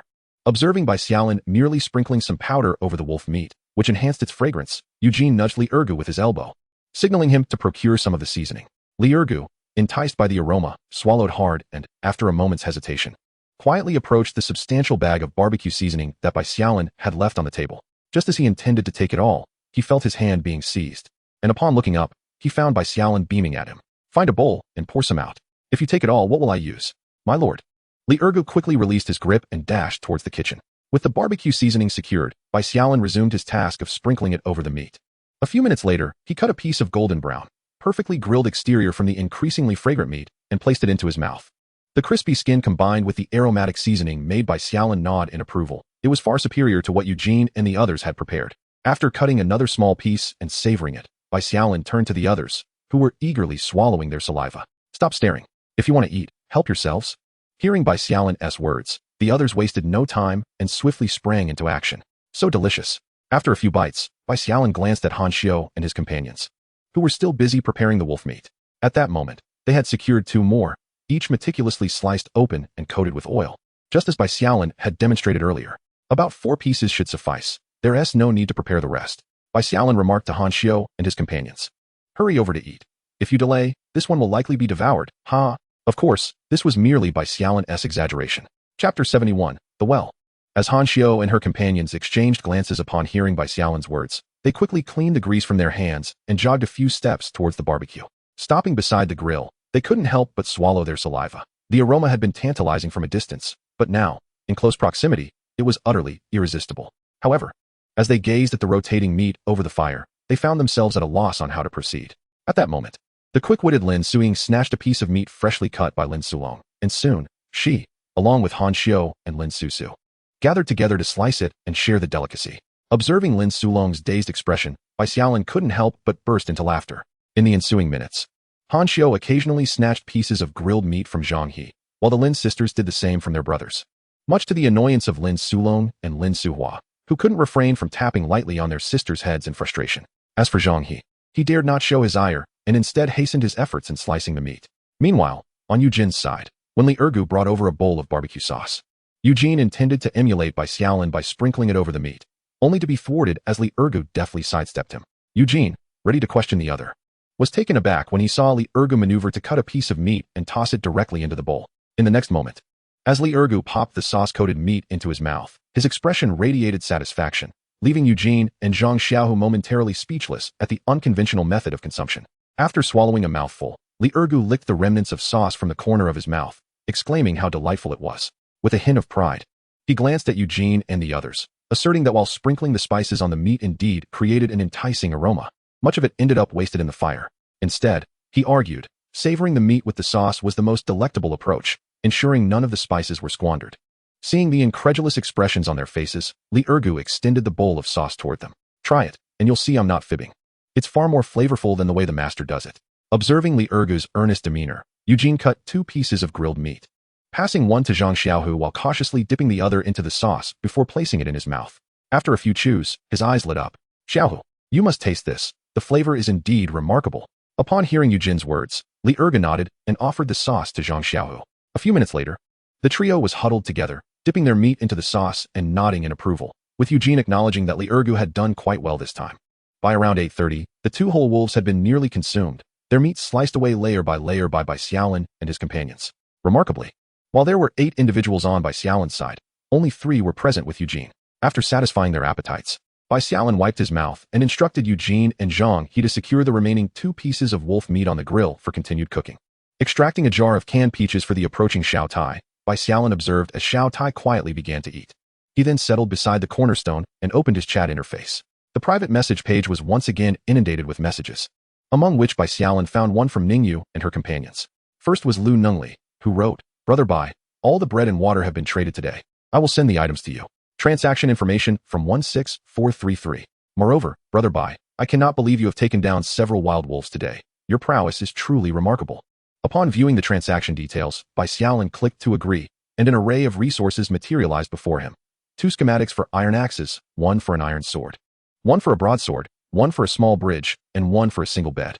Additionally, there were 4 resource cards and 3 land enhancement cards, along with a packet of cotton seeds and a packet of rubber tree seeds. After meticulously organizing all the items traded from Lu Nengli, Bai Xiaolin reaffirmed that his subordinate had indeed performed commendably. Particularly, it was noteworthy that Lin Suying had just expressed her desire for a longsword, and Lu Nengli promptly received a schematic for an iron sword. Bai Xiaolin was momentarily taken aback upon seeing the cotton seeds. Could it be that these were the very seeds he had spotted earlier in the trading area, only to be snatched away by another? He had initially wondered who would be willing to exchange a packet of seeds for 500 units of pure water, only to find that it had circled back to him. "You did well, Xiaoli. I will trade you some wolf meat and apricots shortly. You can use these to barter for other resources tomorrow. But Brother Bai, aren't you planning to sell wolf meat and apricots at 9 o'clock? If I trade with the same items tomorrow, others will undoubtedly notice our connection," Bai Xiaolin replied, a hint of surprise in his voice, impressed by Lu Nengli's foresight. However, Bai Xiaolin had already anticipated this concern and felt no trepidation about their association being discovered. "Not to worry. In the coming days, I will be selling a substantial quantity of apricots to various individuals, and they will likely use their surplus to trade for their own needs. Thus, your use of apricots will not draw undue attention. As for the meat, there are still occasional sellers in the trading area, as long as you do not specify that it is wolf meat. Very few will discern the type of animal it comes from, so there is no need for concern." Seeing that Bai Xiaolin had already thought ahead, Lu Nengli felt reassured. "All right, I will heed Brother Bai's advice." After explaining everything to Lu Nengli, Bai Xiaolin called for Lin Sulong and Lin Suhu to bring in 3 bags of apricots and a wolf carcass from the yard. 30 pounds of wolf meat and 300 pounds of apricots were exchanged for timber. The 30 pounds of wolf meat was Bai Xiaolin's estimate of the weight remaining after skinning an ordinary gray wolf, and upon viewing the transaction information, Lu Nengli could not help but blink in astonishment. 300 pounds of apricots.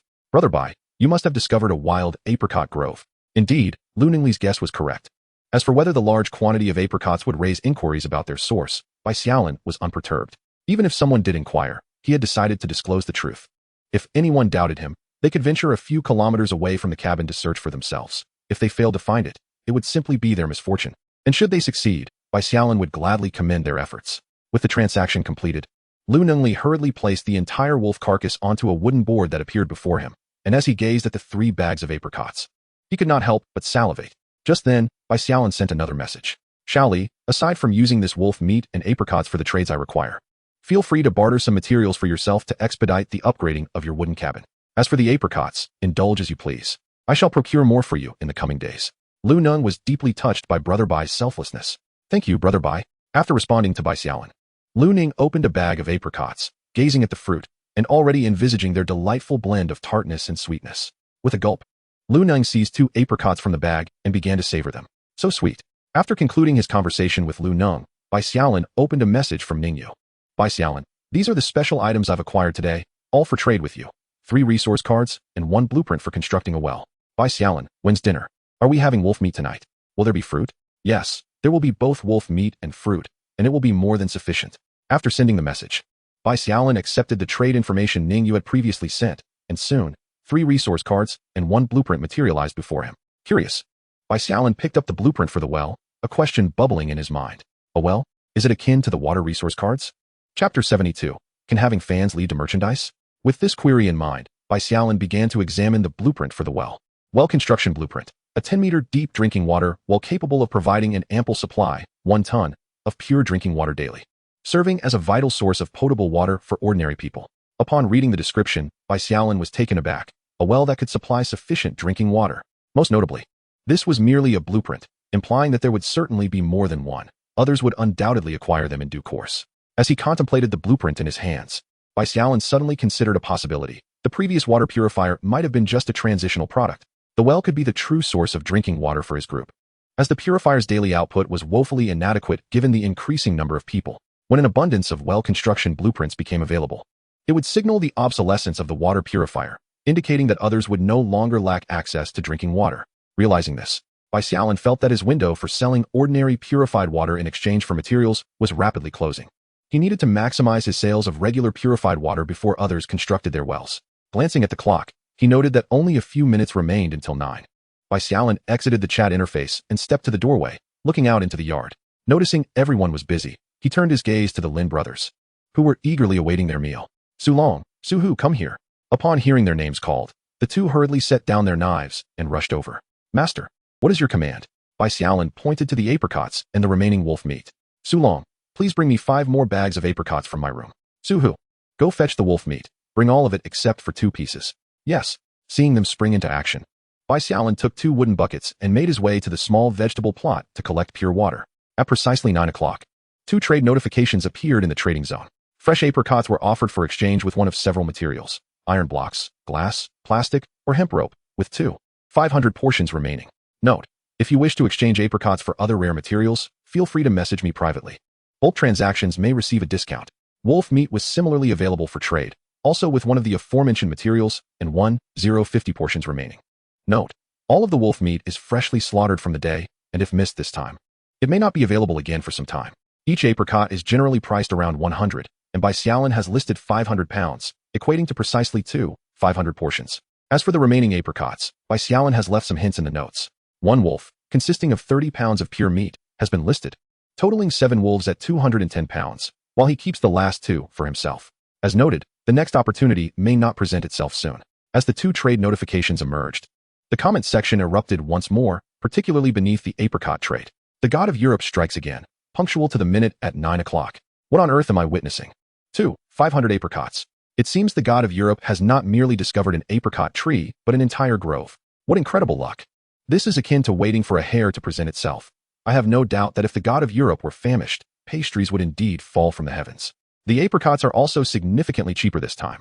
Unlike the previous occasion when only blueprints were sought, we can indulge in a taste now. While the god of Europe feasts on meat, we shall savor the broth. Ha ha ha. I managed to secure 2 apricots and can finally relish their flavor once more. Indeed, the apricots are delightful and sweet. While the discussion in the comments section thrived, not far from the seaside in a mountain hollow, Long Fu Goe was intently clicking on the trading options in the trading zone. Previously, he had missed out on apricots while preoccupied with purchasing pure water. Watching others rave about the delectable apricots left him quite envious. Now that 12133 was once again selling apricots, and in considerable quantities, Long Fu Goe resolved to acquire more to enjoy slowly. He glanced over the trading notes, but chose to disregard them. He had no desire to privately message 12133, who he considered rather pretentious. When the apricots dwindled to 0, Long Fu Goe halted his actions, having successfully gathered nearly 10 apricots. Taking a bite from one, he couldn't help but exclaim, "So sweet." Glancing at his 3 envious subordinates, he hesitated momentarily before turning back to savor his treat. With fewer than 10 apricots, he deemed it insufficient to share. Perhaps next time he could trade for more to distribute among them. Meanwhile, Bai Xiaolin, after waiting several seconds and observing the continuous flow of trading information, felt the moment was right. He exited the trading zone and entered the public chat channel. In the chat, countless individuals began to boast about their successful acquisitions of apricots and wolf meat. "Brothers, I snagged 2 apricots. Those interested can message me. I wondered why I couldn't get any. It turns out you're a scalper who hoarded them. You're the scalper. Your entire family are scalpers. I'm merely quicker with my fingers. It seems as though someone has missed out, but not only did I manage to acquire apricots, I also secured wolf meat. I did not partake in the acquisition of wolf meat this time. The last batch I obtained was utterly unchewable after roasting, resulting in a waste of my resources. Ha ha. My friend, you have certainly amused me. You are truly a remarkable talent." Amidst the lively discussions, another message from Bai Xiaolin appeared on the chat page. 12133. Many friends have privately messaged me, lamenting that they have yet again failed to procure purified water today and are requesting that I sell them some. Noticing that everyone seems to be in dire need of drinking water, I have decided to offer purified water for sale in the trading area at irregular intervals starting today, as a token of gratitude for the support I have received from all of you. Oh, how compassionate our dear brother is. I stand behind you, dear brother. Given these words from the esteemed O, I shall henceforth be a devoted fan. 15777. How about we form a fan club dedicated to supporting O? Who is in agreement? 35335. I concur. O is so chivalrous. it is evident that he has inherited the commendable virtues of our esteemed family of flower-planting rabbits. I too support this.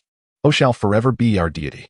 15777. In light of this, I have made a decision. Our fan club shall henceforth be called the Giant Rabbit Alliance. Support. Let us shower him with flowers. Once Bai Xiaolin concluded his message and was about to exit to publish trading information, he was taken aback to see a flurry of supportive comments below, with even a few individuals establishing a fan club. This left Bai Xiaolin both astounded and secretly delighted. It seemed he had garnered a modest following. Perhaps it was time to consider marketing. Chapter 73, Bamboo Rats and Bamboo. However, in contrast to the previous occasion, the price of purified water has been halved this time, as Bai Xiaolin intends to sell a larger quantity. Purified water, 100 for any 5 materials.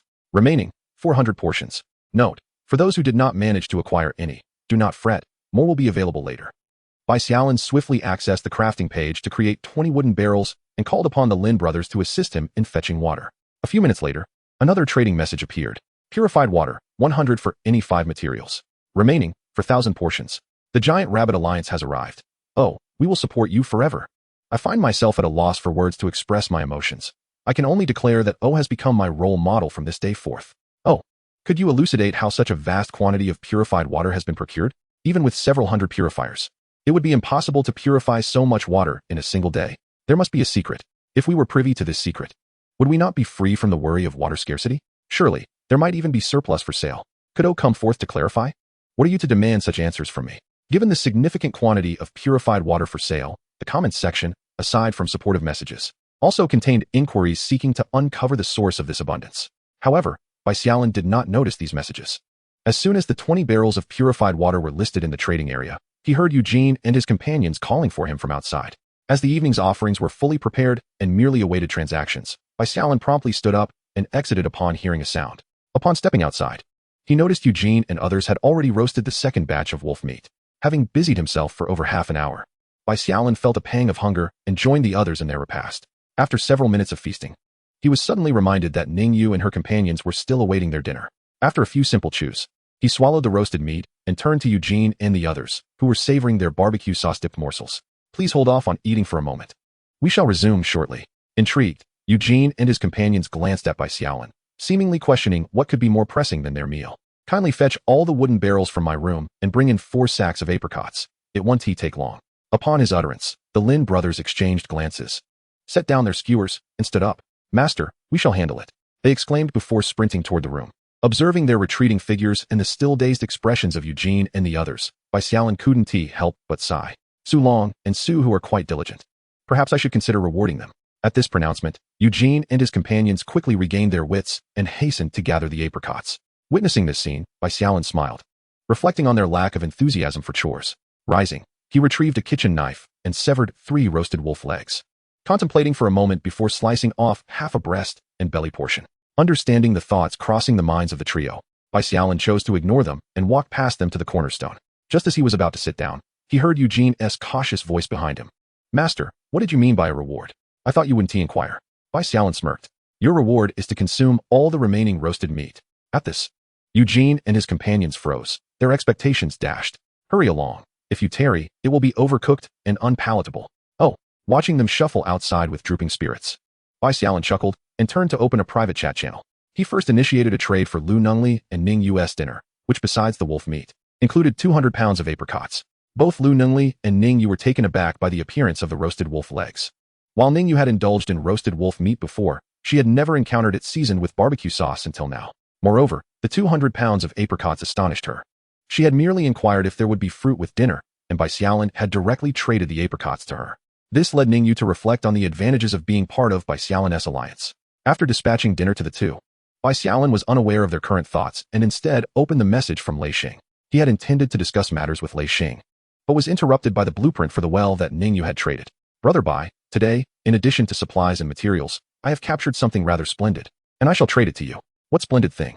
Bai Xiaolin wondered, and in the next moment, he received the trading information from Lei Xing. Material Card 1. Diagram for the construction of a curved plow 1 bamboo, rat 1 transaction of timber 1. Curved plow, bamboo rat. Upon further contemplation, Bai Xiaolin suddenly realized that since Lei Xing was able to catch a bamboo rat, it must mean that there were bamboo groves near his wooden cabin.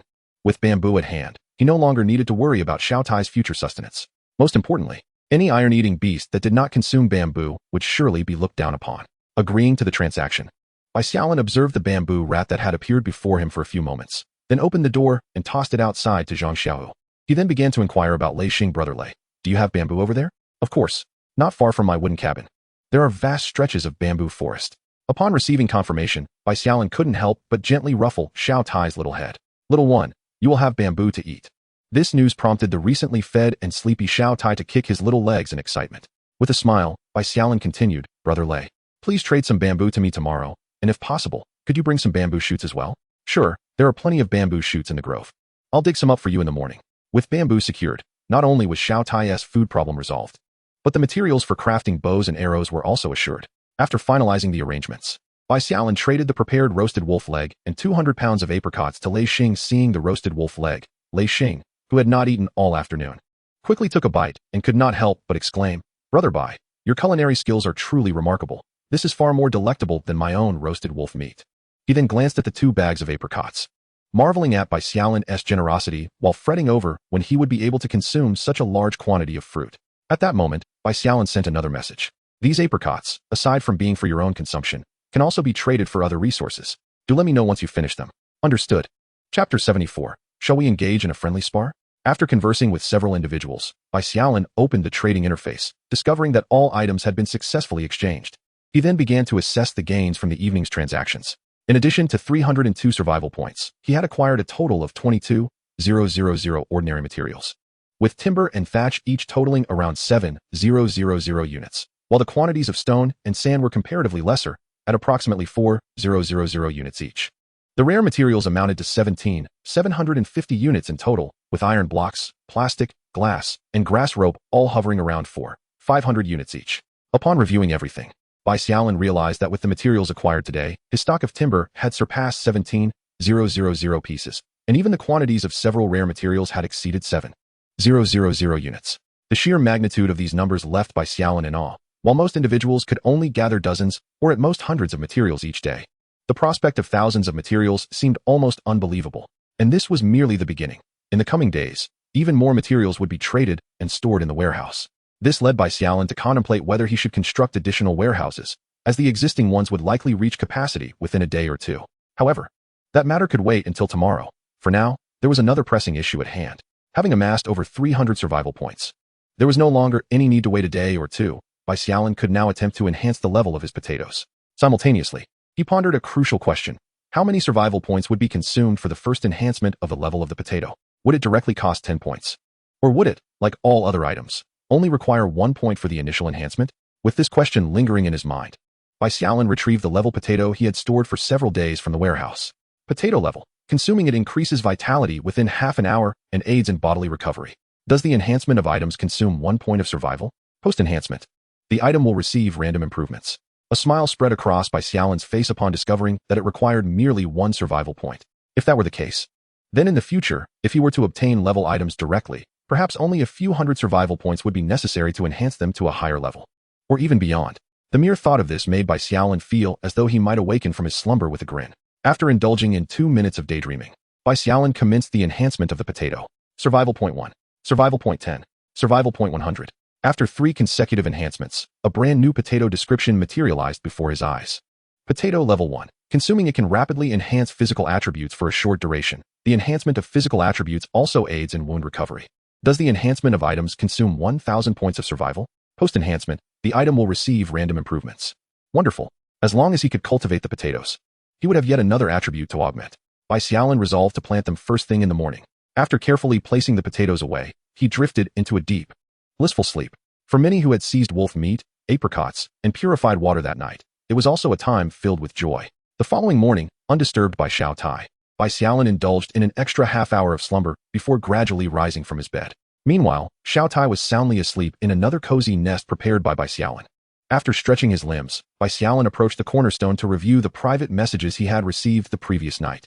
He was eager to discover how many fish he had caught with the bait he had set out. Thank you, God of Europe. Would you like the latest cone? It's yours for just 10 apricot cones. Oh God of Europe, I want to bear your children. Oh old lady, I crave apricots. Sob sob sob. Pray tell, where did you acquire so much purified water?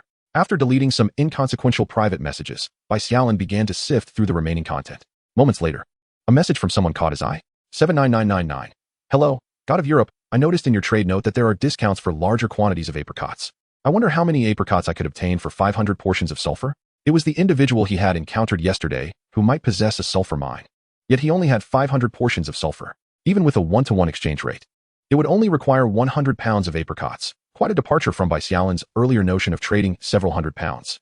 Based on my conjecture, it seems you have utilized a resource card akin to that of sulfur mines, yet you possess only 500 units of sulfur. Oh God. You must realize that mining sulfur is not as swift as picking apricots. It is, in fact, a much slower process than gathering ordinary materials.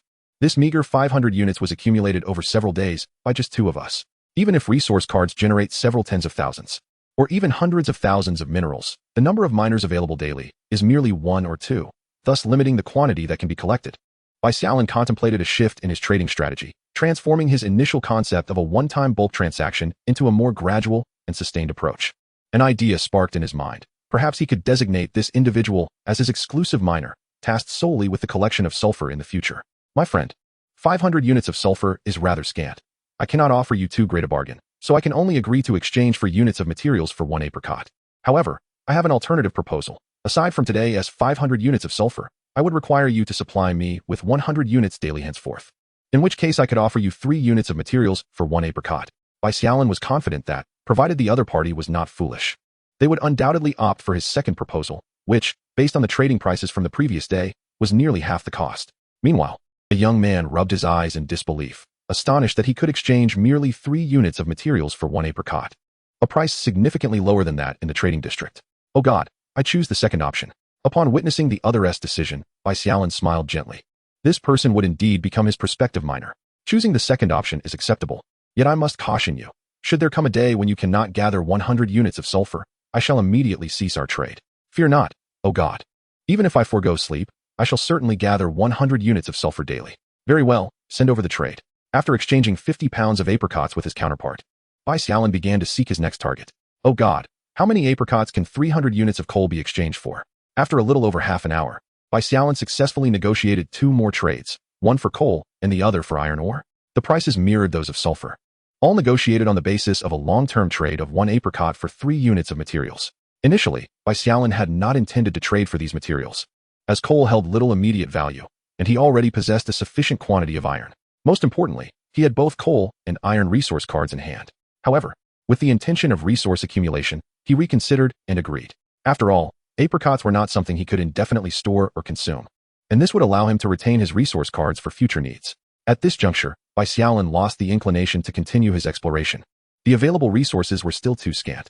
He resolved to revisit the matter later, allowing time for others to gather their resources. Noticing the time nearing 8 o'clock, he could hear the sounds of Eugene and others engaging in their training outside. Bai Xiaolin exited the chat channel and began to assess his various physical attributes. Stamina, 1010, Strength, 1414, Agility, 1313, Spirit, 22. The attributes of strength and agility have seen a continuous increase over the past few days, now merely a point away from Liurgu. This sparked a thought in Bai Xiaolin's mind. Perhaps he should seek Liurgu for a friendly spar. However, upon further reflection, he dismissed the idea. After all, there remained a significant gap in practical combat experience between himself and Liurgu. Should he face defeat, it would tarnish the majestic image of his leadership. It would be wiser to wait a few days until his attributes overwhelmingly surpassed Liurgu's before confronting him. After all, he also had to contend with Eugene, though that endeavor would likely take considerably longer. At the moment Bai Xiaolin entertained this notion, both Eugene and Liurgu, who were exercising outside, simultaneously sneezed. The sound caught the attention of Han Xiu and the others in the kitchen, who glanced over, bemused by the early morning antics. Just as Bai Xiaolin prepared to step outside, a notification sound echoed in his ear. Who could it be? Could it be Ningyu again, urging him for breakfast? Chapter 75, Free Promotion. Bai Xiaolin opened the message, which turned out to be from Lei Xing, accompanied by a trading proposition. Brother Bai, I have unearthed bamboo and bamboo shoots. I'll send them over now. Bamboo, 2, bamboo shoots, 1, in exchange for 1 unit of timber. Bai Laowa. It's still quite chilly. Aren't you cold venturing out this early? Bai Xiaolin inquired. Lei Xing patted his thick clothing. Don't worry, brother. A few days ago, I retrieved a down jacket from the supply card. It keeps me warm, not cold at all. A down jacket. The mention of such attire prompted Bai Xiaolin to wonder if he had any warm clothing stored away. If he did, he would certainly don a piece to ward off the morning chill, allowing him to engage in some outdoor activity. With this thought, he resolved to check the storeroom shortly. First, he accepted Lei Xing's trade offer. A small bamboo, complete with roots and soil, materialized before him, while the other two bamboo stalks appeared directly in the storeroom. Stepping outside with the small bamboo in hand, Bai Xiaolin spotted Eugene and the others still immersed in their workout, conveniently providing him with an opportunity to enlist their help in planting the bamboo. "Eugene, Li Ergu, come over here," he called out. Upon hearing his voice, Li Ergu quickly approached, his gaze fixated on the small bamboo shoot in Bai Xiaolin's hand. "My lord, I can handle the trash by myself," he exclaimed. Reaching out for the bamboo shoot, Bai Xiaolin hastily evaded Li Ergu's grasp and retorted, "Trash? Have you even looked closely at what this is?" He then handed the bamboo shoot to Eugene standing beside Li Ergu. "This is food for Xiao Tai. You both need to plant it in the small garden, making sure to keep it a distance from the grapevines." "Understood." As Li Ergu stumbled over his words, Eugene stifled a laugh and, with the bamboo shoot in hand, turned to walk away. Since both the bamboo and grapevines were excavated plants, they were not susceptible to the evening chill, making them well suited for cohabitation. Realizing that the bamboo shoot was indeed sustenance for Xiao Tai, Li Ergu picked up a shovel and hurried to the small garden to begin digging a hole. Upon witnessing the actions of the two individuals, Bai Xiaolin turned and entered the storeroom in search of supplies. Previously, after the usage of the resource card, the items had been organized by Han Xiao and her companions, leaving Bai Xiaolin to navigate the shelves one by one. After a span of over 10 minutes, she discovered several down jackets nestled at the back of the last shelf. These jackets, like the other garments, had been placed in the innermost part of the storeroom, suggesting that Han Xiao and her team deemed them as less essential supplies. Selecting one for herself, Bai Xiaolin donned the jacket and instantly felt a wave of warmth envelop her, banishing the cold. She then gathered the remaining 4 jackets, perfectly allocating one to each of the 3 women and Zhang Xiao, ensuring they would not feel chilly while preparing breakfast in the mornings. It seemed inappropriate to disturb them now. She would wait until after breakfast to present the jackets. Bai Xiaolin then resolved to utilize the time before breakfast to plant potatoes. Upon returning to her room, she retrieved the land enhancement card and placed it in her pocket to avoid forgetting it later. She crafted a wooden basin and proceeded to cut the potatoes into small pieces, ensuring each segment had a potential sprouting eye. Once all the pieces were prepared, she carried the wooden basin outside, making her way to the campfire where the group had roasted wolf meat the previous night. The fire was constructed from timber and straw, serving as a form of plant ash, which would perfectly protect the cut surfaces of the potatoes. After lightly coating the potato pieces with the ash to ensure complete coverage, Bai Xiaolin proceeded toward the second greenhouse. Upon entering the second greenhouse, she glanced at the designated spot for the watermelon plants. After some contemplation, she decided to plant the potatoes a bit farther away to prevent the 2 crops from interfering with each other's growth. Choosing an appropriate location, she employed her second land enhancement card. Over the course of 20 minutes, she planted all the cut potato pieces and used the water hose to irrigate them. After completing her tasks, Bai Xiaolin nodded in satisfaction at her labor's results. This marked her second type of crop planted. However, upon seeing the breakfast prepared for the day, Bai Xiaolin felt a mix of amusement and exasperation. The main dish consisted of plain rice porridge accompanied by a stir-fry of wild boar and wolf meat. She marveled at Han Xiao's ingenuity in combining such disparate ingredients. She was curious about the flavor. After sampling a few bites, she was pleasantly surprised. It turned out to be quite delicious. Reflecting on this, she decided to take a stroll through the first greenhouse to observe the growth of various vegetables. To her delight, what had been mere tender sprouts yesterday had transformed into a vibrant expanse of green today. It seemed that the first batch of vegetables would soon be ready for harvest. Bai Xiaolin began to organize the morning's tasks. Eugene led the 5-member outdoor team to continue picking apricots, while Li Ergu and Zhang Xiaohu accompanied Eugene to clean up the small courtyard located within the apricot grove. After subtracting the area of the cabin, there remain over 90 square meters in the yard that require cleaning, a task that Li Ergu and another person can easily accomplish in the morning. Bai Xiaolin, on the other hand, intends to continue selling water while simultaneously offloading some of the nearly 2,500 pounds of apricots left in the yard. Once Eugene and the others set off, Bai Xiaolin began to draw water into his house using wooden barrels, a total of 10 barrels amounting to 200 liters, followed by moving 2 bags of apricots into the room. Naturally, this was not the entirety of his sales for the day. Rather, it constituted merely the first batch. Upon accessing the trading area, Bai Xiaolin discovered that several individuals who had recently traded apricots with him had already listed a portion of their apricots for sale, and they had sold out. Interestingly, these individuals did not trade with apricots as the medium. Instead, they exchanged them for other food items and water, igniting a lively discussion in the comments section. Apricot 6 for any food 500, 0 remaining. Note: 6 fresh apricots are approximately 600. I am only trading for 500 food. Come and taste the apricots if you wish. Another seller of apricots: brother, where did you acquire so many apricots? Have you discovered an apricot grove as well? Are you foolish upstairs? These apricots are clearly sourced from ocean. Apricot 1 for pure water 100, 0 remaining. Note: fresh apricots for tasting, identical to those from ocean. How did you manage to exchange for so many apricots from Ocean? Isn't it obvious? Just like the person who traded bread earlier. He must have exchanged some rare materials that Ocean lacks. If I had those, I would trade for some too. With this many apricots, it likely requires at least several hundred portions of rare resources to barter for them. By saying so, the host must be quite affluent. I have been saving for so long, and all my rare materials combined barely amount to 300 portions. I too have only accumulated a few hundred portions of rare materials, yet I certainly wouldn't part with them all for apricots. Do you think these individuals utilized resource cards, allowing them to amass such rare materials for apricots? Absolutely. I possess a resource card. Enough talk. I am off to gather rare materials to exchange for apricots. I was worried that the newly generated materials were of no use, but it appears there is a way to exchange them for apricots. Bai Xiaolin was pleasantly surprised to find that the transactions posted by these individuals inadvertently served as free promotion for him. Chapter 76, Population 100. With a smile, Bai Xiaolin began editing his trading information, maintaining the same prices as the previous day. Fresh apricot 1 for any one of iron block, glass, plastic, or grass rope 5. 1,000 remaining. Pure water 100 for any material 5. 2,000 remaining. Note, first round today, ensuring everyone can trade for pure water. I missed out on a portion yesterday. Today, I must secure several. Yesterday, I saw Ocean mention that pure water would be listed sporadically. I have been waiting in the trading area since I woke up, and finally, my patience has paid off. It's wonderful when there are fewer people. I managed to acquire both apricots and water. Me too. Thank you, Ocean.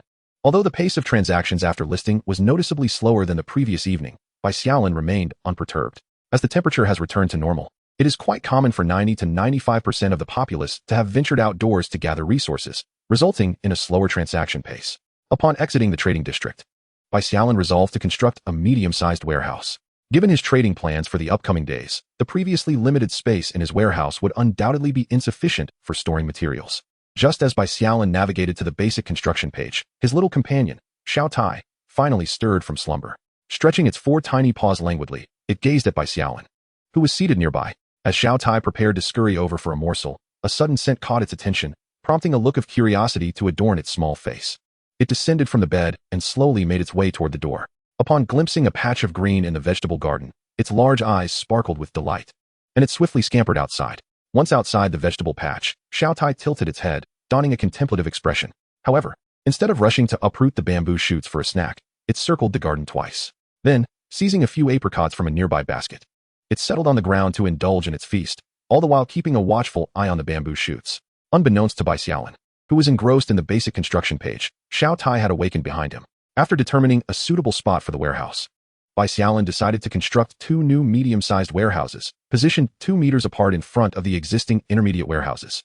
With the location confirmed, he commenced construction. The materials required were 100 wood, 50 stone, 30 iron blocks, and 10 glass, alongside 20 survival points. Once the 2 new warehouses were completed, Bai Xiaolin realized that the available area within the walls was dwindling. Less than 500 square meters remained, and this land had yet to be cleared. Initially, he had thought that over 2,000 square meters would suffice for an extended period of development, only to find that the 2 greenhouse structures consumed 1,000 square meters, and the 4 warehouses now occupied over 400 square meters. This situation compelled Bai Xiaolin to ponder whether to upgrade the courtyard once more or to construct a larger perimeter wall. He surmised that even if he upgraded the courtyard again, the usable land area would not significantly increase, and ultimately, he would likely require another perimeter wall. After some contemplation, Bai Xiaolin decided to first investigate the upgrade requirements for the cornerstone and the courtyard. Level 3 cornerstone. A perfectly smooth cornerstone, immovable. Upgrade not possible. Upon upgrading the farmhouse courtyard, the cornerstone will automatically upgrade. Bai Xiaolin was taken aback by this description, as it differed entirely from the previous 3 upgrades. Previously, one had to upgrade the cornerstone before upgrading the house. This time, however, not only was the process reversed, but the cornerstone also upgraded automatically without the need for materials. This was significant indeed. Such a drastic change surely indicated a momentous development. Bai Xiaolin then shifted his gaze to the courtyard's upgrade page. Level 3 farmhouse courtyard. The courtyard now boasts additional functional spaces, enhancing the comfort of your independent domain. Upgrade not possible. Click to view upgrade requirements. This left Bai Xiaolin even more perplexed. Even if the materials required for upgrading were to increase tenfold or even 100-fold, the supplies in his warehouse would still suffice. Yet, the system still indicated that an upgrade was impossible. With a sense of confusion, Bai Xiaolin began to examine the upgrade prerequisites. First, population 11, 100. Second, stone 1, 295.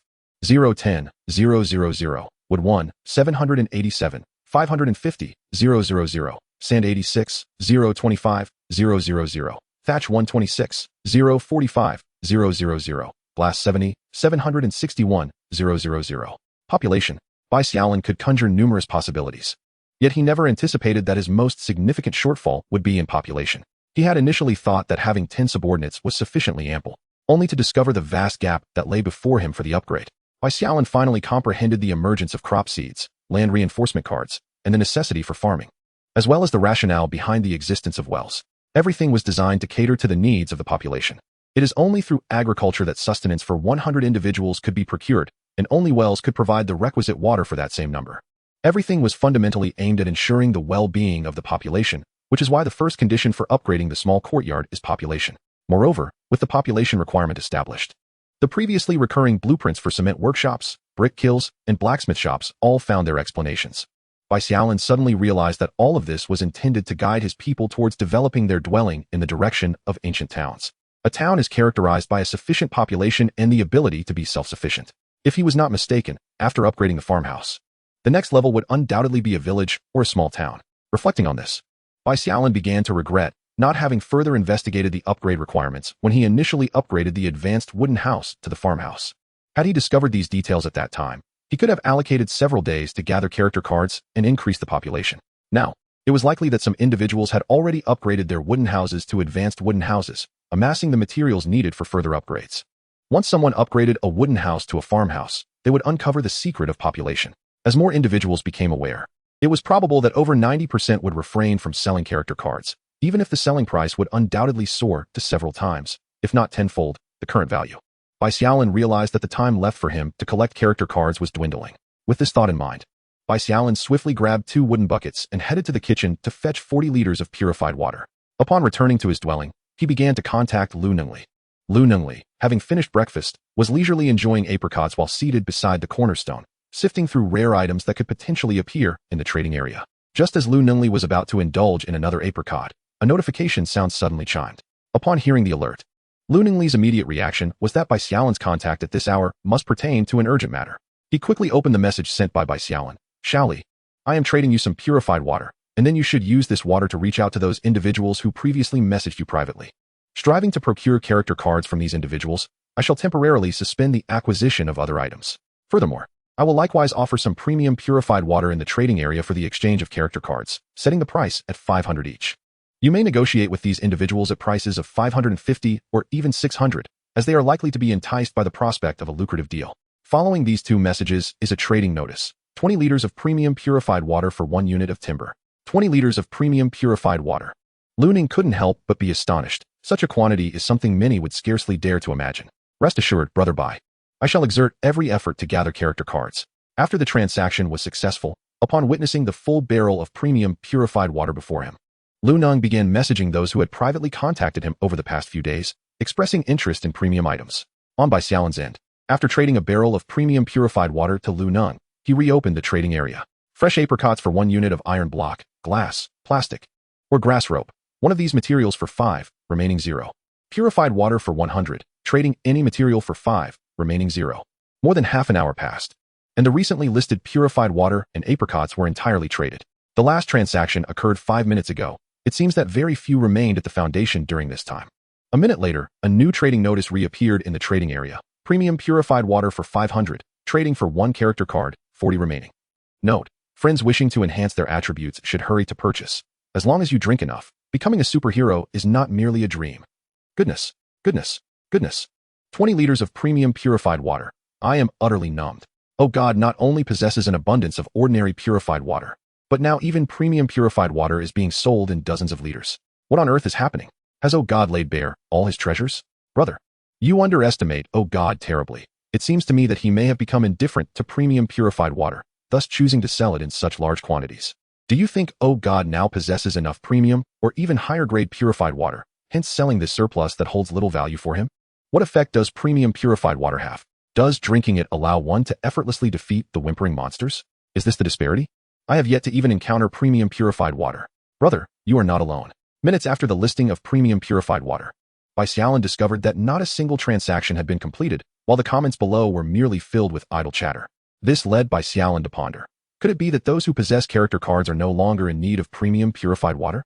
Or perhaps they are out gathering materials and have not seen this trading notice. Contemplating this, he deemed the latter possibility more plausible. He decided to wait until noon to reassess the transaction situation.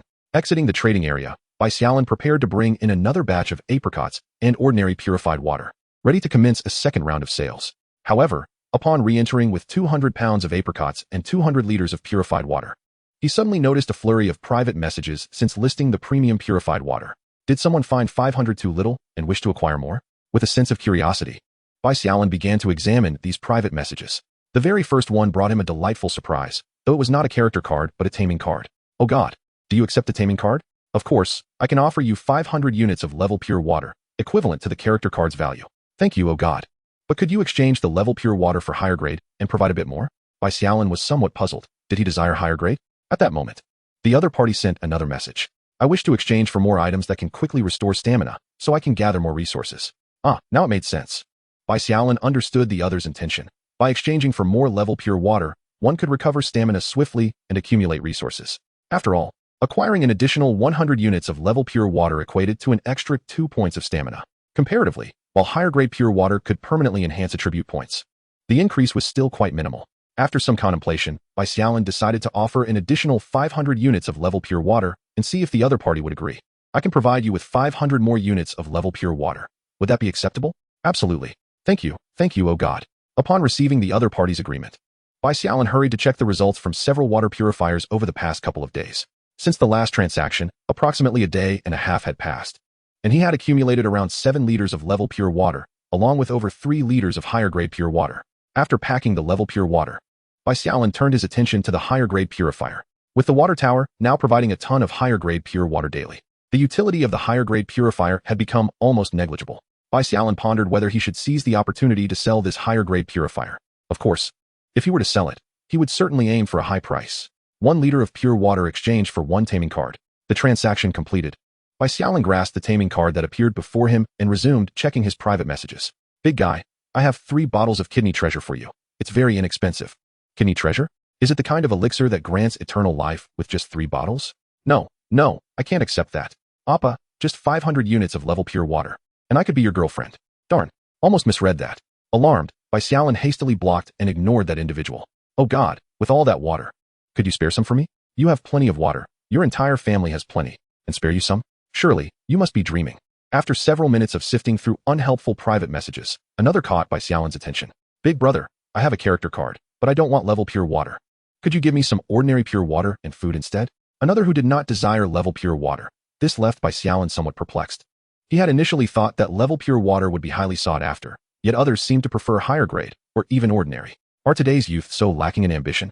They harbor no desire for enhanced strength whatsoever.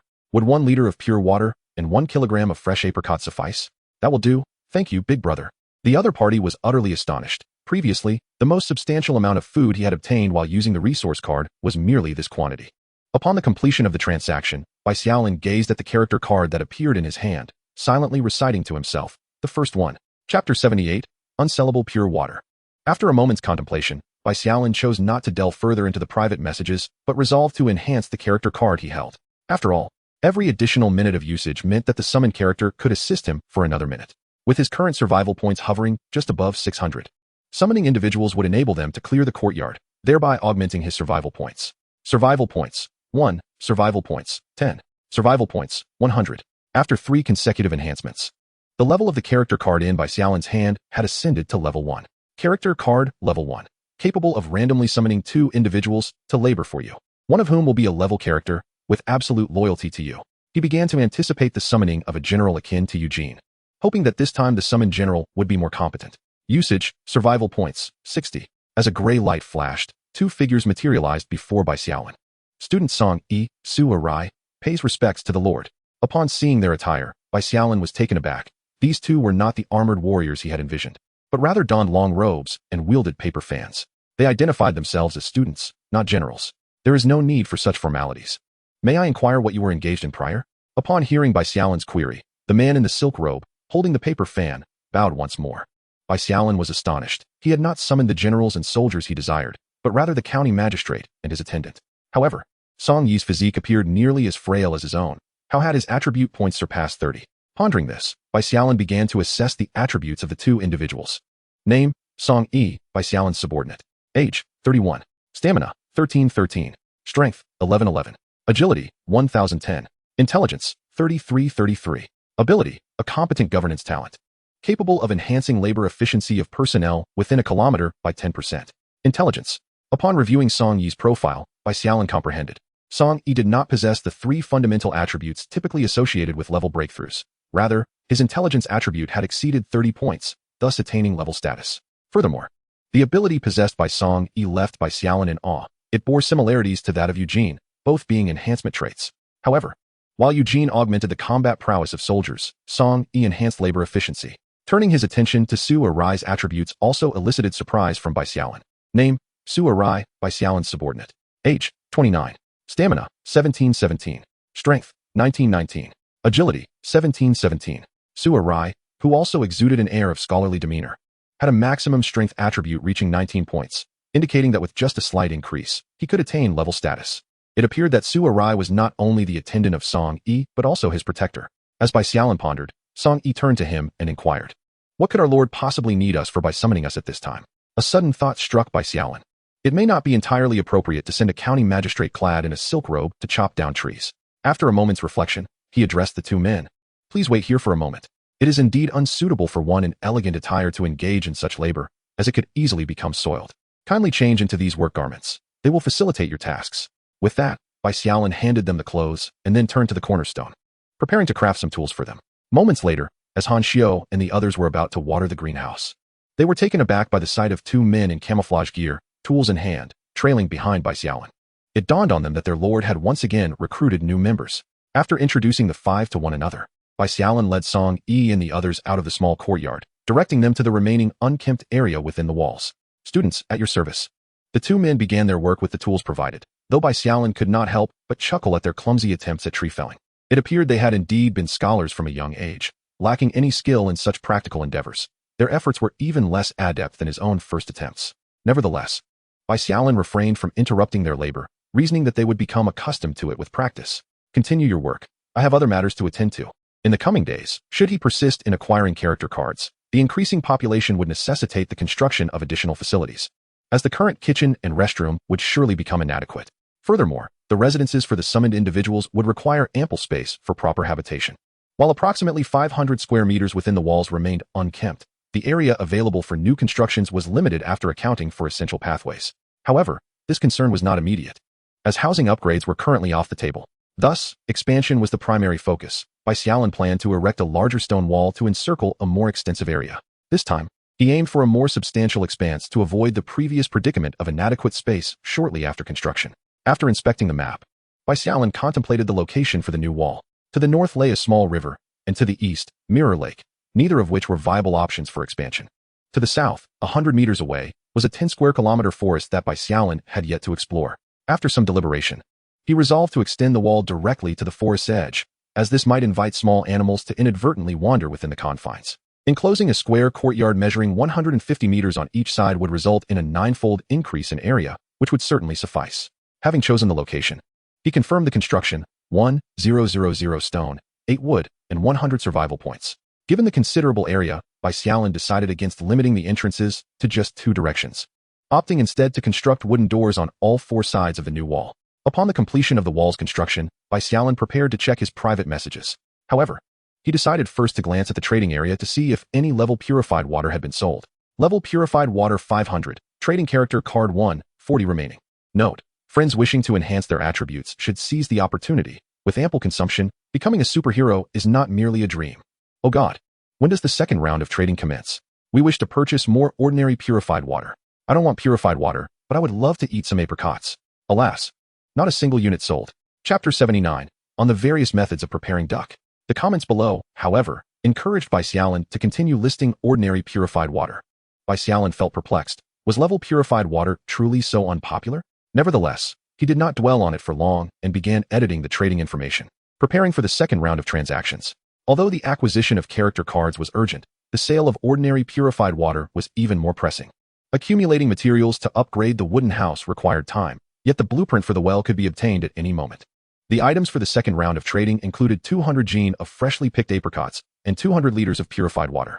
Fresh apricots 1, trading iron blocks, glass, plastic, or grass rope, 5 of various materials, over 1,000 remaining. Purified water 100, trading any material, 5, 2,000 remaining. Note, in today's second round, we guarantee everyone will be able to drink purified water and enjoy apricots. Wow, the second round has arrived. This is pure luck. Observing the rapid transactions of the newly listed ordinary purified water and apricots, while the level purified water remained stagnant, Bai Xiaolin sighed, deciding to wait a bit longer. Cousin, I'm out now. I'm absolutely starving. Could you share some apricots with me? Do I have a cousin? I don't recall. You're lying. Big shot. Are you accepting little brothers? Just 10 gene of apricots, and I'll be your little brother. You're not asking to be a little brother. You're here to collect protection fees. Moments later, another private message caught Bai Xiaolin's attention. 15777. Hello. Oh God. I am a member of the Giant Rabbit Alliance, and also your #1 fan. Last night, we saw your note in the trading area about exchanging a large quantity of rare materials for apricots at a discount. So, we collectively gathered 2,000 units of rare materials and would like to know how many apricots we can exchange for them. Bai Xiaolin felt astonished and incredulous. To amass 2,000 units of rare materials in a single night would require at least a dozen ordinary individuals.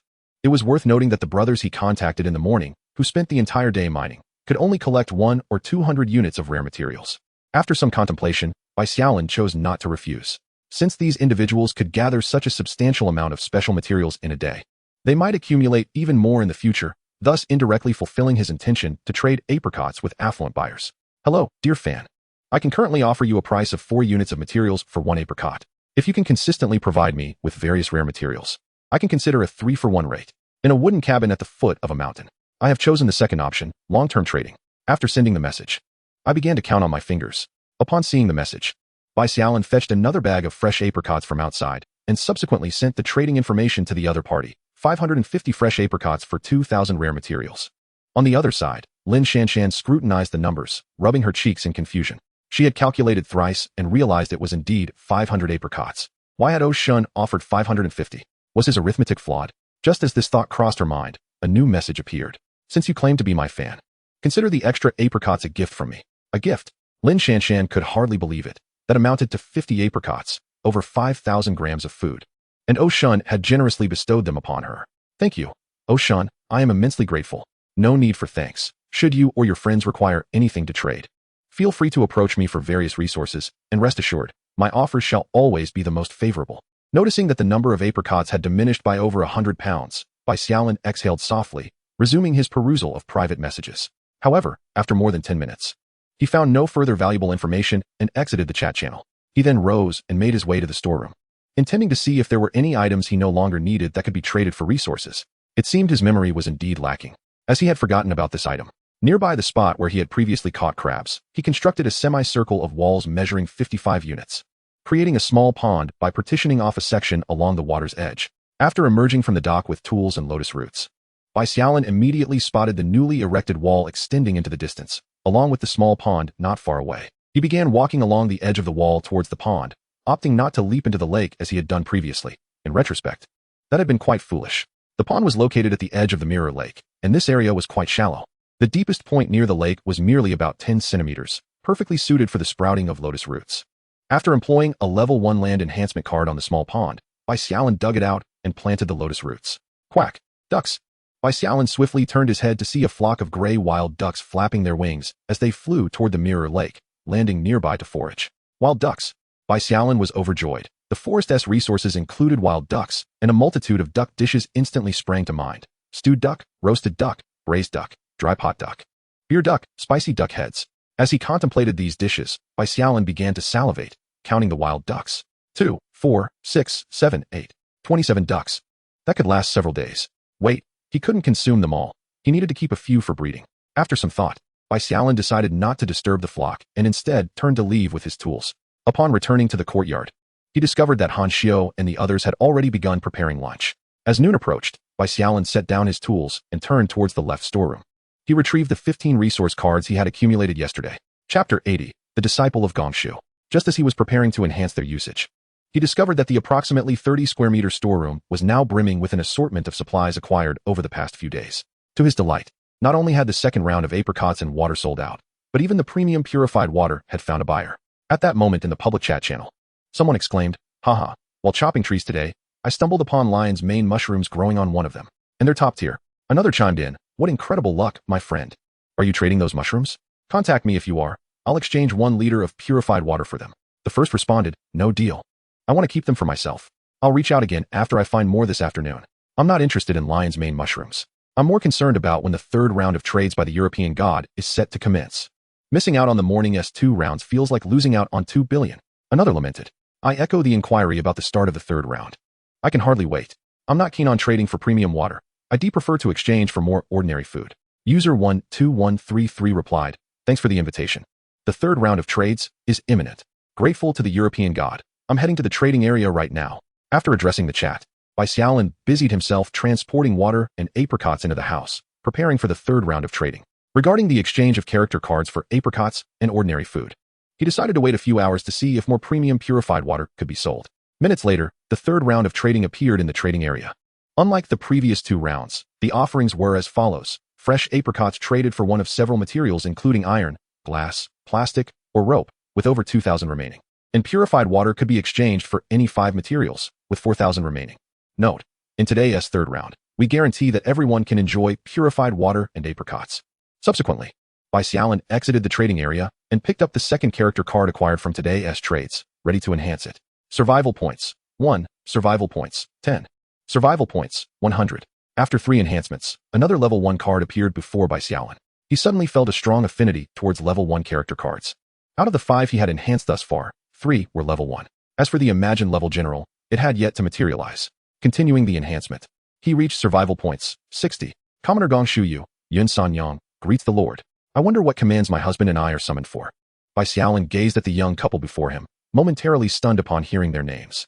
Gongshu, is this the Gongshu I envisioned? There is no need for such formality. I summoned you both to help you acclimate to your surroundings. Once you are familiar, I shall assign you appropriate duties. Having said that, Bai Xiaolin took the opportunity to examine the attributes of the 2 individuals. Name, Gongshu Yu. Level, Bai Xiaolin Subordinate. Age, 27. Stamina, 23. Strength, 21. Agility, 32. Intelligence, 25. Ability, heir of the Gongshu family, possessing nimble hands and agile movements, capable of crafting and constructing various tools and buildings, while simultaneously enhancing the work speed of other construction staff by 10%. Bai Xiaolin did not anticipate that Gongshu Yu, with an agility score of 32, also boasted an intelligence attribute of 25. Could it be that Gongshu Yu and Song Yi are indeed the legendary intellectual talents? Moreover, Bai Xiaolin was not mistaken. Gongshu Yu truly is a descendant of Liu Ban. His ability to enhance the work speed of builders is reminiscent of Song Yi's capacity to improve operational efficiency. Name, Yun San Yang, Bai Xiaolin's subordinate. Age, 24. Stamina, 13. Strength, 15. Agility, 17. As for Yun San Yang's attributes, they left Bai Xiaolin somewhat embarrassed. The 1-year younger Yun San Yang possessed attributes that exceeded his, even after several days of enhancement. This realization made Bai Xiaolin acutely aware of how feeble he had been. No wonder Eugene insisted on having him fish for nourishment on their first day together. As Bai Xiaolin pondered, voices from Eugene and others reached the courtyard. Be gentle when placing them down. Careful not to crush the apricots underneath. Rest assured, General Yu, we won't damage anything. Come. Let us take you all out to meet the others. Stepping outside, Bai Xiaolin observed Eugene and the others transporting apricots into the courtyard. He turned to the 2 individuals behind him and said, Gongshu Yu, let us assist in moving the apricots. Yun San Yang, please check the kitchen to see if any assistance is needed. Afterward, he made his way toward the dock, noticing the newcomers following Bai Xiaolin. Eugene and the others seemed accustomed to it, greeting Gongshu Yu with friendly smiles. Once all the apricots were moved, Bai Xiaolin counted approximately 2,000 pounds. At that moment, Eugene approached him. My lord, this morning while picking apricots, we discovered that many have fully ripened and softened. They are no longer suitable for bagging. The remaining apricots will likely soften completely within the next 2 days. Understood. Bai Xiaolin had anticipated the apricots would ripen quickly, yet he was surprised it would happen in just 2 days. However, there was no need for haste now, as he had already constructed a wooden house and storage facility in the apricot grove. Thus, Bai Xiaolin decided to continue assigning a portion of the workers to pick apricots in the afternoon. My lord, upon seeing the 2 individuals, Bai Xiaolin recalled the matter at hand and called everyone together. He introduced the newcomers, Song Yi and Gongshu Yu, to Eugene and the others. Once Bai Xiaolin finished the introductions, Li Ergo's eyes brightened, and he inquired, My lord, you have yet to assign these 4 newcomers to a group. Our transport team is the smallest with only 2 members. Shouldn't these 4 at least be allocated to us? Hearing Li Ergo's remark, Bai Xiaolin couldn't help but mentally scoff, realizing that he was quite ambitious eager for more subordinates. However, this question did remind Bai Xiaolin that with the addition of several individuals, perhaps the pioneering and production teams could now operate separately. Chapter 81. For everyone. The pioneering group ventured forth to explore and gather supplies, while the production team diligently cleared the land and expanded the courtyard. Today, fortuitously summoned. The individuals present were all proficient in production. Reflecting on this, Bai Xiaolin addressed the assembly. Ergo, I almost forgot to mention that our population has increased by 4. In the coming days, we anticipate even more, thus I have decided to proceed with my initial plan. I will reassign the expedition team into pioneering and production groups. And now I shall reiterate the composition of each group. The pioneering group will be led by Eugene, with Zhang He as the deputy leader, comprising Lin Shang, Lin Su Long, and Lin Su Hu. I will lead the production group, with Song Yi and Gong Shu Yu as deputy leaders, and Su Er Hai as a member. The internal affairs group will be helmed by Han Xiao, with Lin Su Ying, Lin Su Su, and Yun Sen Yang as members. Having stated this, Bai Xiaolin turned his gaze toward Li Ergo. As for the transportation team, it remains with Li Ergo and Zhang Xiaohu. You shall continue to accompany the pioneering group and must not act independently to avoid peril. Upon hearing Bai Xiaolin's words, Li Ergo's head drooped immediately. Regretting his earlier remarks, now he had one fewer subordinate and had lost the opportunity for independent action. Of course, even more disheartened than Li Ergo was Su Er Hai. With only 4 members in the production team, it seemed that apart from himself, the others were all officials, leaving him alone to bear the workload. Very well, the internal affairs group shall now proceed with preparing lunch. While the rest of you may take the time to familiarize yourselves with one another, Bai Xiaolin concluded, preparing to depart, when Han Xiao interjected, "My lord, lunch is ready. Since lunch is prepared, let us dine," he replied, turning to Han Xiao to inquire about the delicious offerings. Upon hearing of the mixed vegetable stew and braised pork, Bai Xiaolin's eyes sparkled. He had always relished the mixed vegetable stew during his solitary cooking days, for its simplicity and convenience allowed for the inclusion of various ingredients he adored. The braised pork, which had lingered in his thoughts since his last indulgence, was a long-awaited delight. As Han Xiao uncovered the pot simmering with the mixed vegetable stew, Bai Xiaolin could not suppress a swallow at the sight of the assorted ingredients. Regrettably, today's stew was predominantly composed of dried vegetables from the supply cache, devoid of any fresh produce. Bai Xiaolin then took a small wooden basin, scooping a portion of the specially prepared rice into it, followed by a ladle of mixed vegetable stew, and finally topped it with braised pork. Filling the basin to the brim, he couldn't shake the impression that his appetite had inexplicably grown. Exiting the kitchen with his bowl, while others were still queuing for their meals, Bai Xiaolin settled on the steps to enjoy his feast. Just as he was savoring his meal, a disgruntled call from Xiao Tai broke the ambience. Looking up, Bai Xiaolin saw Xiao Tai nestled among the vegetable patch, vociferously calling out to him, "You little rascal! I was wondering why I hadn't seen you all morning. Turns out you were playing here." He approached Xiao Tai, squatting beside him, and upon noticing the bamboo shoots behind him, Bai Xiaolin suddenly understood. Little Tai surely must not be contemplating devouring the bamboo shoots. However, it is essential to wait for the bamboo to grow and propagate before allowing this little creature to feast upon it. With a stern expression, Bai Xiaolin commenced to educate little Tai. "You little glutton, are you already fixated on such diminutive bamboo shoots? But you cannot consume it just yet. We must wait until it matures." "Woohoo!" Little Tai protested, asserting that he had not nibbled on the bamboo shoots, and then cast his gaze towards the small wooden basin in Bai Xiaolin's hand. "Wait a moment, I shall fetch you something to eat." Observing little Tai joyfully munching, Bai Xiaolin seized a nearby stool and settled beside him, continuing to partake in their meal. After both small bowls of rice were consumed, Bai Xiaolin facilitated the transaction of lunch for Lu Nengli and his companions, simultaneously inquiring about the status of character card trades on Lu Nengli's end. The response revealed that no character cards had been traded yet, although a few individuals were engaged in discussions that might lead to success. Filled with anticipation, Bai Xiaolin reopened the trading area to check on the transaction outcomes. The third round of apricots and purified water, though doubled in quantity from previous rounds, was traded even more swiftly. As for the purified water, it remained unchanged, indicating a clear preference among individuals for ordinary purified water and food. Subsequently, Bai Xiaolin summoned Eugene and others to assist in transporting apricots and purified water into the house. He began to prepare the information for the 4th round of trading, which included a new offer, exchanging ordinary food and water for character cards. Fresh apricot 1 for 5 units of any materials such as iron, glass, plastic, or grass rope, remaining 2,000. Purified water 100 for 5 units of any materials, remaining 4,000. Purified water 1 liter and bread 1 kilogram for 1 character card, remaining 10. Note: in the 4th round, we ensure that everyone can enjoy purified water and savor apricots. As soon as the 4th round of trading commenced, the comments section erupted with lively discussions. "The 4th round is here again. Brothers, hurry and purchase. I want to exchange for ordinary purified water and bread. A kilogram will suffice for 2 days. As a non-lucky individual, I finally managed to snag an apricot after 2 days of trying. However, it was not long before the tone of the discussion shifted. What the heck?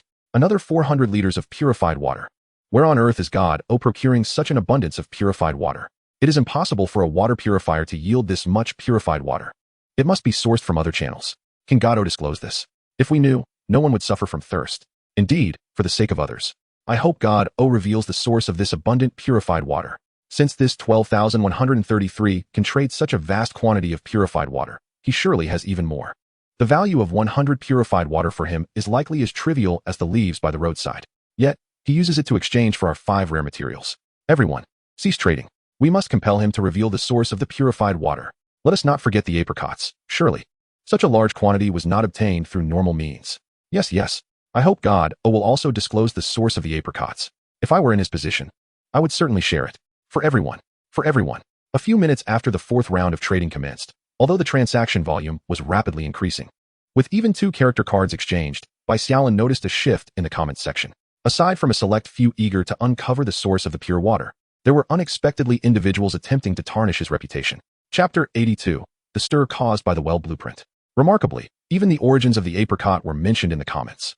Bai Xiaolin was acutely aware of their intentions, yet he suspected their aspirations would ultimately come to naught, as they would likely have to diligently gather materials in the end. Regarding the apricot's origins, Bai Xiaolin remained steadfast in his intention to provide an honest account, believing that if they doubted him, they could seek the truth elsewhere. As for the source of the pure water, Bai Xiaolin had anticipated this scenario. The previous tier of water towers was unsuitable for public disclosure. Hence he had only sold minimal quantities of pure water. However, with the blueprint for the well now in his possession, he could attribute the source of the pure water to the well. Once someone acquired the well blueprint, they would be inclined to believe his claims. Bai Xiaolin then resolved to publicize his devised response strategy, for no one else had yet obtained the well blueprint, allowing him to continue exchanging pure water for materials while dispelling others' unfounded conjectures. As discussions regarding the origins of both the apricot and the pure water intensified, in the public chat channel, a user named 12133 remarked, "I've noticed many inquiries in the trading section about why I possess such an abundance of pure water and apricots. I shall clarify this to prevent any baseless speculation. I indeed discovered a small grove of apricot trees located 2 kilometers from my cabin. You might also explore around your own cabins. You may find other fruits. Furthermore, the source of the pure water stems from my acquisition of a well construction blueprint. Once the well is built, it will provide ample pure water, enabling me to offer it to everyone. That is all I wish to convey. Whether you believe it is entirely up to you. Thank you, God, for elucidating this matter. I have faith in your words." Another replied, "I too believe." It was surprising to learn of God's formidable abilities, having already explored 2 kilometers beyond his cabin, while I remained confined within a few hundred meters. How can you compare to God? He is the man who has vanquished wolf packs twice. There's no comparison. If I possessed even half of God's prowess, I wouldn't be here chatting with you. Wow, are you all not seeing the main point? Has no one noticed the well blueprint? I have seen it, though I still find it hard to believe. A well that can provide ample usable water. Truly, God is remarkable to have acquired such a blueprint. If I were to obtain a well blueprint, could I not also sell pure water like God? That is certainly possible, provided you can acquire one. Meanwhile, Ningyu, who was eavesdropping on the chat channel, couldn't help but internally scoff at the flattery. A bunch of sycophants. That blueprint was clearly obtained by me and gifted to him. In the chat channel, Bai Xiaolin's message rapidly gained traction. I shall refrain from further discourse and return to my tree-felling endeavors, striving diligently to procure a blueprint for a well. Together with others above, once we secure this blueprint, we shall no longer toil under the sun, but instead relish in the comfort of our homes, exchanging pristine water for essential goods. I too wish to join. Yet my stamina has waned. Is there anyone who possesses items that can swiftly restore vitality? I am willing to barter with roasted fish. I seek stamina potions, stamina elixirs. By the heavens, stamina potions. You've truly immersed yourself in this game, my friend. I possess no stamina potions, but I do have life elixirs. Is there anyone in need? What, pray tell, is a life elixir? It's a nourishing tonic. Bai Xiaolin may never have anticipated that merely unveiling the blueprint for the well would ignite such fervor among the populace. Even in the trading district, a plethora of requests for stamina-restoring items emerged. Dragon Fugue, who was ever vigilant of Bai Xiaolin's updates, caught wind of the well blueprint and could not suppress his exasperation. That 12133 has struck gold again. Why am I not the fortunate recipient of such a blueprint? No, he mused. He could not allow 12133 to bask in all the glory alone. He must hasten to acquire the well blueprint himself.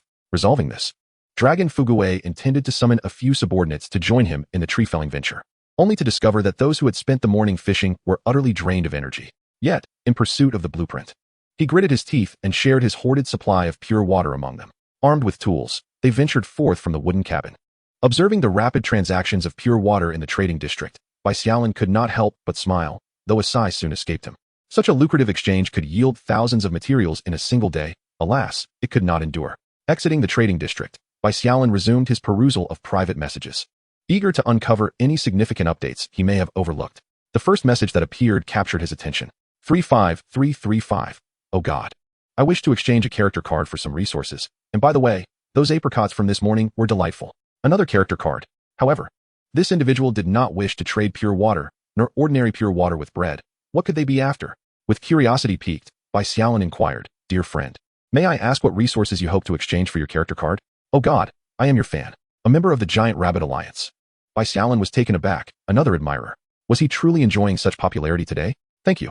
May I inquire what you wish to exchange? Well, we believe that since you now possess a well, your previous water purifier is likely obsolete, and thus we wish to trade a character card for your purifier.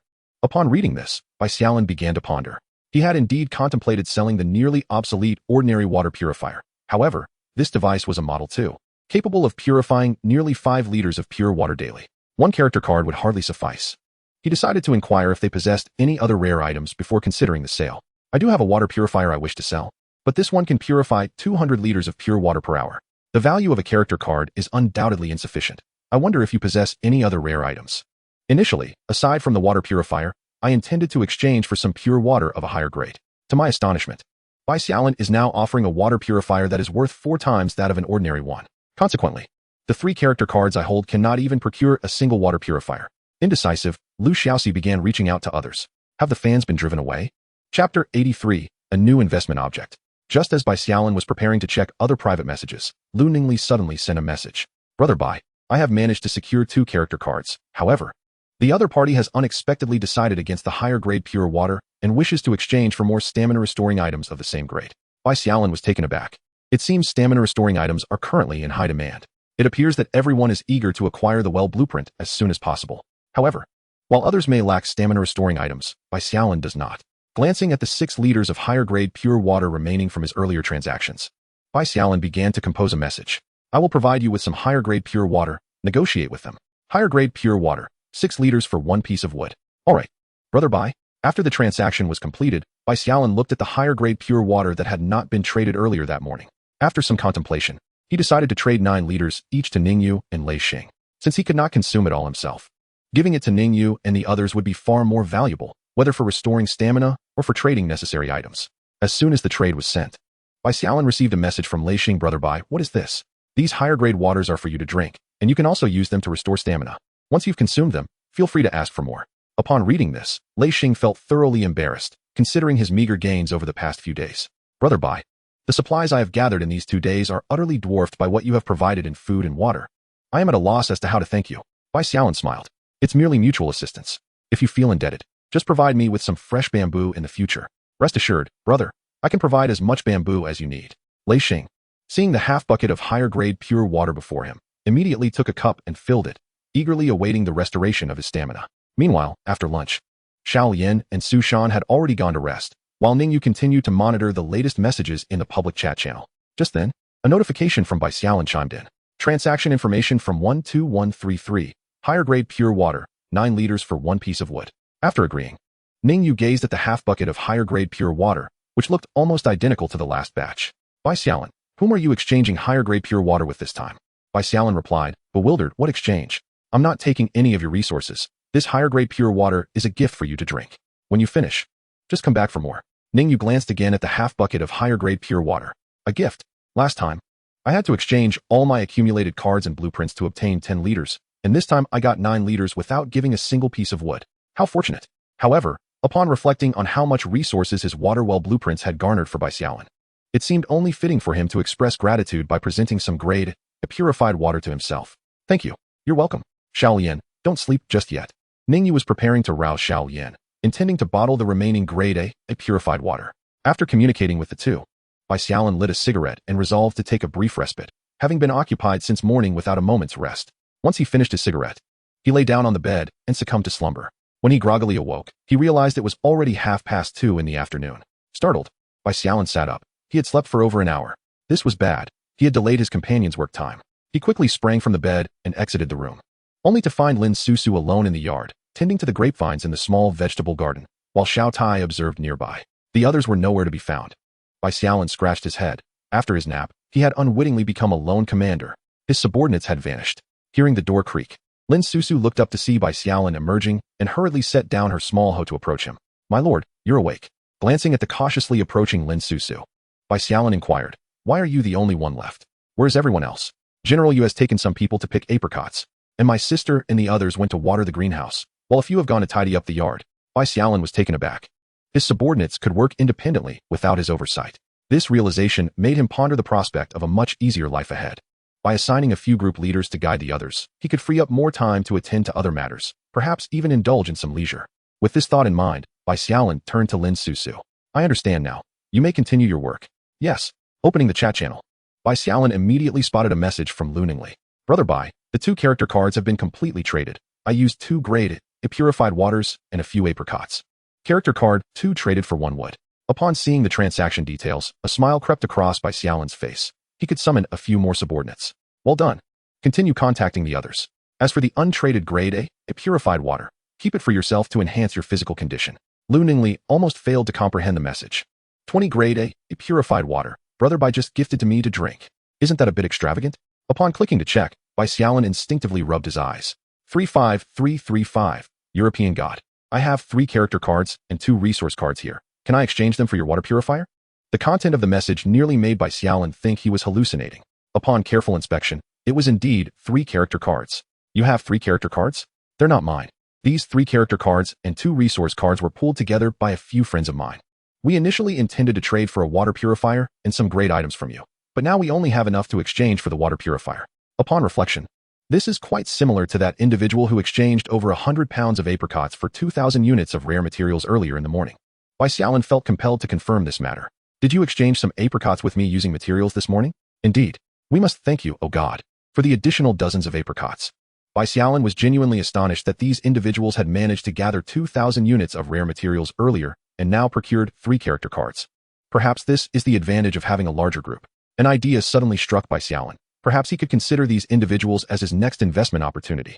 Chapter 84, Moderating the Use of Character Cards.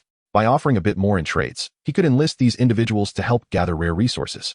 This approach might yield far greater results than what Lu Nun could achieve alone. After all, a single individual cannot compete with a multitude.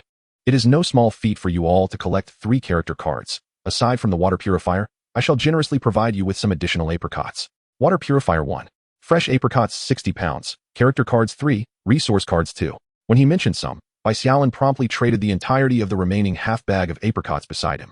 Lu Xiaoxi gazed at the transaction information that appeared before him, hardly daring to believe it. Initially, he thought they could only exchange for a water purifier. Yet O God had directly bestowed an additional 60 pounds of apricots. It is worth noting that their earlier exchange of 2,000 units of rare materials had only yielded a mere 100 pounds. Moreover, Lu Xiaoxi realized that either 60 pounds of apricots or the water purifier could easily procure all the character and resource cards in his possession. Suddenly, Lu Xiaoxi recalled that earlier in the morning, O God had also gifted them 10 extra pounds of apricots. Now, with an additional 60 pounds, could it be that he was deliberately generous due to their status as fans? This realization deeply moved Lu Xiaoxi. Thank you, O God. No need for thanks. In the future, should you require anything for trade, feel free to approach me directly. Rest assured, we will promptly contact you should we find any resources you need. After the successful transaction, Bai Xiaolin stored away the 2 resource cards and then glanced at the 7 character cards in his possession. Just as he was about to utilize them, he suddenly paused. Since arriving in this world, he had only summoned 14 subordinates using 5 character cards, 4 of whom had been summoned earlier that very morning. If he were to use all 7 character cards at once, it would likely summon at least a dozen individuals, effectively doubling his number of subordinates. However, Bai Xiaolin was struck by a sudden concern. While doubling his population would indeed be beneficial, how would he address the issue of feeding the suddenly increased populace? Would the food derived from resource cards suffice for 30 or even 100 individuals? Additionally, there were concerns regarding their housing and livelihoods, as the 4 newly summoned individuals had yet to find a place to rest. Perhaps it would be prudent to ensure that all necessities and accommodations were arranged before proceeding with any further summons. With this contemplation, Bai Xiaolin recognized that he should not rush. He could not recklessly summon individuals solely for the sake of advancement. Steady and methodical progression is what one ought to focus on at present. After all, the character cards lie within my grasp, allowing me the liberty to summon them at my discretion. Upon reaching this conclusion, Bai Xiaolin stored the 7 character cards alongside the previously acquired resource cards, allowing for gradual invocation and affording himself ample time for development. Having secured the cards, he reopened the trading area, only to discover that the pure water and apricots he had listed during lunchtime had once again been fully transacted. As for the final transaction, 8 portions remained. Pure water, 1 liter, exchanged for 1 kilogram of bread, with 8 portions still available. However, Bai Xiaolin did not cancel this transaction. Instead, he chose to keep it active in the trading zone. Subsequently, Bai Xiaolin resumed transporting supplies into the house, preparing for the next round of trades. Before long, the 5th round of transactions appeared in the trading area. Fresh apricots exchanged for iron, glass, plastic, or straw rope, with over 4,000 portions remaining. Pure water, 100 liters, traded for any material, with 8,000 portions still available. Note, this is the 5th round today, ensuring that everyone can enjoy pure water and apricots. Compared to the 4th round, the quantities of apricots and pure water had once again doubled, reaching a total of 800 pounds of apricots and 800 liters of pure water. The rationale behind this: Bai Xiaolin intended to venture out to chop wood, thus opting to list a greater quantity at once. From morning until now, Bai Xiaolin had scarcely left his room, a fact that left him feeling somewhat out of sorts. Thus, engaging in labor for a few hours seemed far more fulfilling. As he stepped out of his room with the tools he had crafted, he noticed that Lin Susu, who had been present moments ago, had vanished, leaving only Xiao Tai, who lay asleep on the ground in the courtyard. With tools in hand, Bai Xiaolin approached Song Yi, Gong Shuyu, and Su Arai, who were busy tidying the courtyard. Upon seeing Bai Xiaolin, the trio promptly halted their tasks and bowed in respect. "Greetings, my lord. There is no need for such formality here. As long as everyone works diligently, I am satisfied." "Ha!" Bai Xiaolin chuckled as he moved aside, picking up a stone pickaxe to strike at a rock. "Yes." With Bai Xiaolin commencing his labor, the 3 paused workers immediately resumed their tasks. As the sun gradually dipped towards the west, logs and stones began to accumulate on the ground. Bang! With a light sound, the last tool in Su Arai's hand lost its durability and shattered completely. Bai Xiaolin paused to look at Su Arai. "Arai, you need only transport the materials we've cleared to the warehouse." "Understood." Su Arai, who was about to take over Bai Xiaolin's duties, turned and began to haul the materials. In the ensuing minutes, the tools in Song Yi and Gong Shuyu's hands also broke one after another. Joining the ranks of those transporting materials, Bai Xiaolin continued to clear the weeds, having brought several tools with him when he emerged earlier. By the time Bai Xiaolin ceased his activities, Song Yi and the others had successfully moved all the cleared materials into the warehouse. Glancing at the time, he noted that it was already past 6 o'clock, and within the walls, over 240 square meters had been cleared today. Considering the limited time available for work today, it is evident that with a bit of extra effort tomorrow morning, the entire area within the old walls can be thoroughly cleared, allowing for the commencement of the land preparation for the new wall. This thought brought a smile to Bai Xiaolin's face, as he realized that he had constructed 3 layers of walls around such a small area, the first being the courtyard's own wall, the second the old wall, and the third the new wall. This led Bai Xiaolin to contemplate the possibility of dismantling the old wall. However, he decided it prudent to first inspect the area within the new wall to ensure no wild beasts had been inadvertently enclosed before proceeding with the demolition. Allowing a wild animal to enter would not bode well. Upon re-entering the courtyard, Bai Xiaolin found Han Xiu and the other 3, who had previously vanished, busily preparing dinner in the kitchen. Observing Yun Sanyang in the kitchen and then glancing at the 3 individuals behind him, an idea struck Bai Xiaolin. He had been so preoccupied that he had forgotten to construct living quarters for Song Yi and the others for the night. He activated the construction of a small wooden house, only to discover that there was no available space within the courtyard for additional buildings. Ultimately, he settled on a spot outside the courtyard that had just been cleared. Confirming the construction site, he noted the required materials for 100 wood, 200 thatch, and 40 survival points. As the materials were consumed, 4 small wooden houses materialized in the newly cleared area. Subsequently, Bai Xiaolin crafted 2 single beds for each wooden house, ensuring that each could accommodate 2 individuals, perfectly matching the number of 4 summoned today. The remaining 2 wooden houses were reserved for any future summons, preventing any oversight on his part. With the houses and beds prepared, Bai Xiaolin stepped outside and called to Song Yi and the others, who were engaged in conversation in the courtyard. "Cease your discussions for a moment and follow me." With that, he led them into the left storeroom, retrieving 4 blankets to distribute among the 3. He then guided them outside the courtyard. Upon seeing the newly erected wooden houses, Bai Xiaolin instructed the 3, "Pair up and choose a house you prefer to place your blankets in. Return later for rest." "Thank you, Lord." They responded in unison, each grasping a blanket and selecting a wooden house before entering. Inside, the houses were sparsely furnished, containing only 2 single beds, which prompted the trio to quickly place their blankets and exit. As they arrived at the dock, they spotted a small boat swiftly approaching the lake's surface. Liurgu, who was rowing, also noticed Bai Xiaolin and the others at the dock and, mistaking their presence for a special reception for his role as Right General, excitedly waved towards them.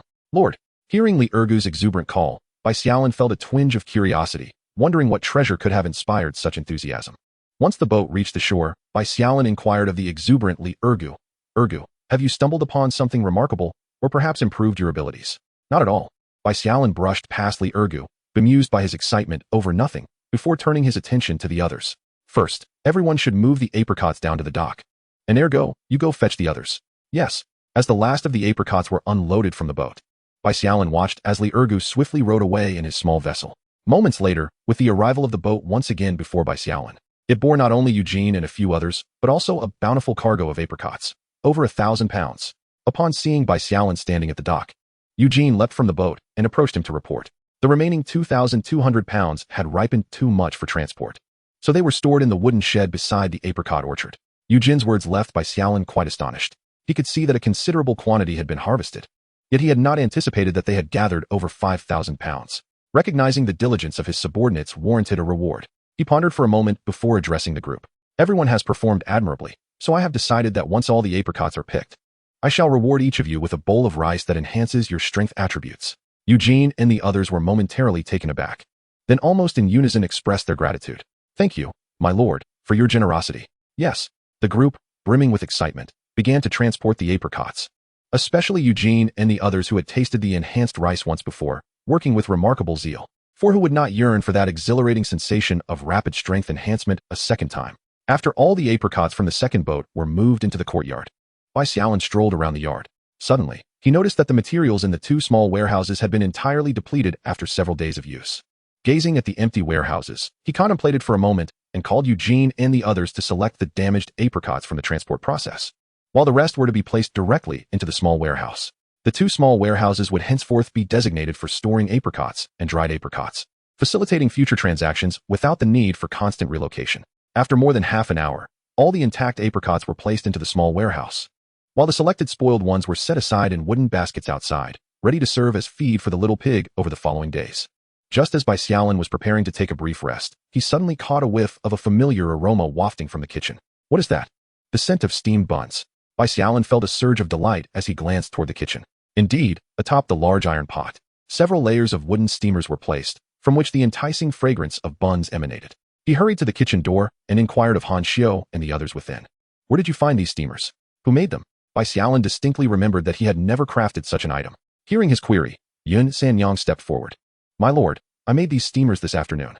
Upon seeing Yun Sanyang, Bai Xiaolin suddenly recalled that she was the wife of Gong Sun Yu, a descendant of the legendary Liu Ban. If his wife could create steamers, surely Gong Sun Yu, the rightful heir, would possess the skills to craft even more intricate items. Bai Xiaolin turned to the entrance of the courtyard. Gong Sun Yu, please come here for a moment. While enjoying some apricots, Gong Shu Yu heard Bai Xiaolin calling him and hurriedly set down the fruit to rush over. My lord, what commands do you have? Bai Xiaolin glanced at the couple and pointed towards the steamer in the kitchen, inquiring, apart from the steamer, what else can you create? Although Gong Shu Yu did not specify any particular item, he implicitly conveyed his proficiency in a multitude of crafts. From weaponry and tools to architectural construction and city fortification, he was truly a polymath. It seemed that in the future, any simple repairs or constructions, even the creation of basic tools, could be entrusted to Gong Shu Yu. With this thought, Bai Xiaolin smiled and patted Gong Shu Yu on the shoulder. Excellent. From now on, we shall rely on you for all our tool repairs and creations. Rest assured, my lord. Feel free to give any orders. Upon receiving the information he desired, Bai Xiaolin nodded in satisfaction and said to Gong Shu Yu, later, I shall reward you with an extra pair of buns. Thank you for your generosity, my lord. Chapter 86. Little iron grows plump before long. A crowd gathered outside the kitchen, watching as Han Xiu lifted the lid of the top steamer. Instantly, the enticing aroma of freshly made meat buns wafted through the air, causing both Eugene and Li Ergo to perk up, involuntarily recalling the delicious meat buns Bai Xiaolin had previously shared with them. They swallowed hard and eagerly inched closer to the steamer, and indeed, there were buns within.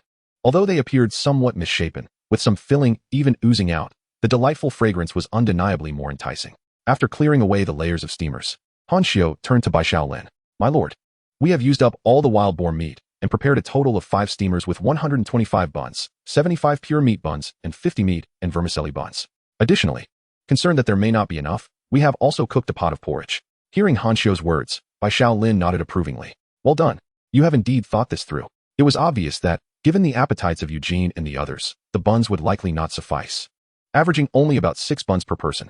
However, with Han Xiao and the others having prepared rice porridge, Bai Xiaolin felt reassured that no one would go hungry.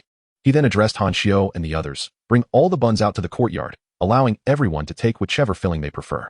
There is no need to bring the porridge. Those who are still hungry may serve themselves.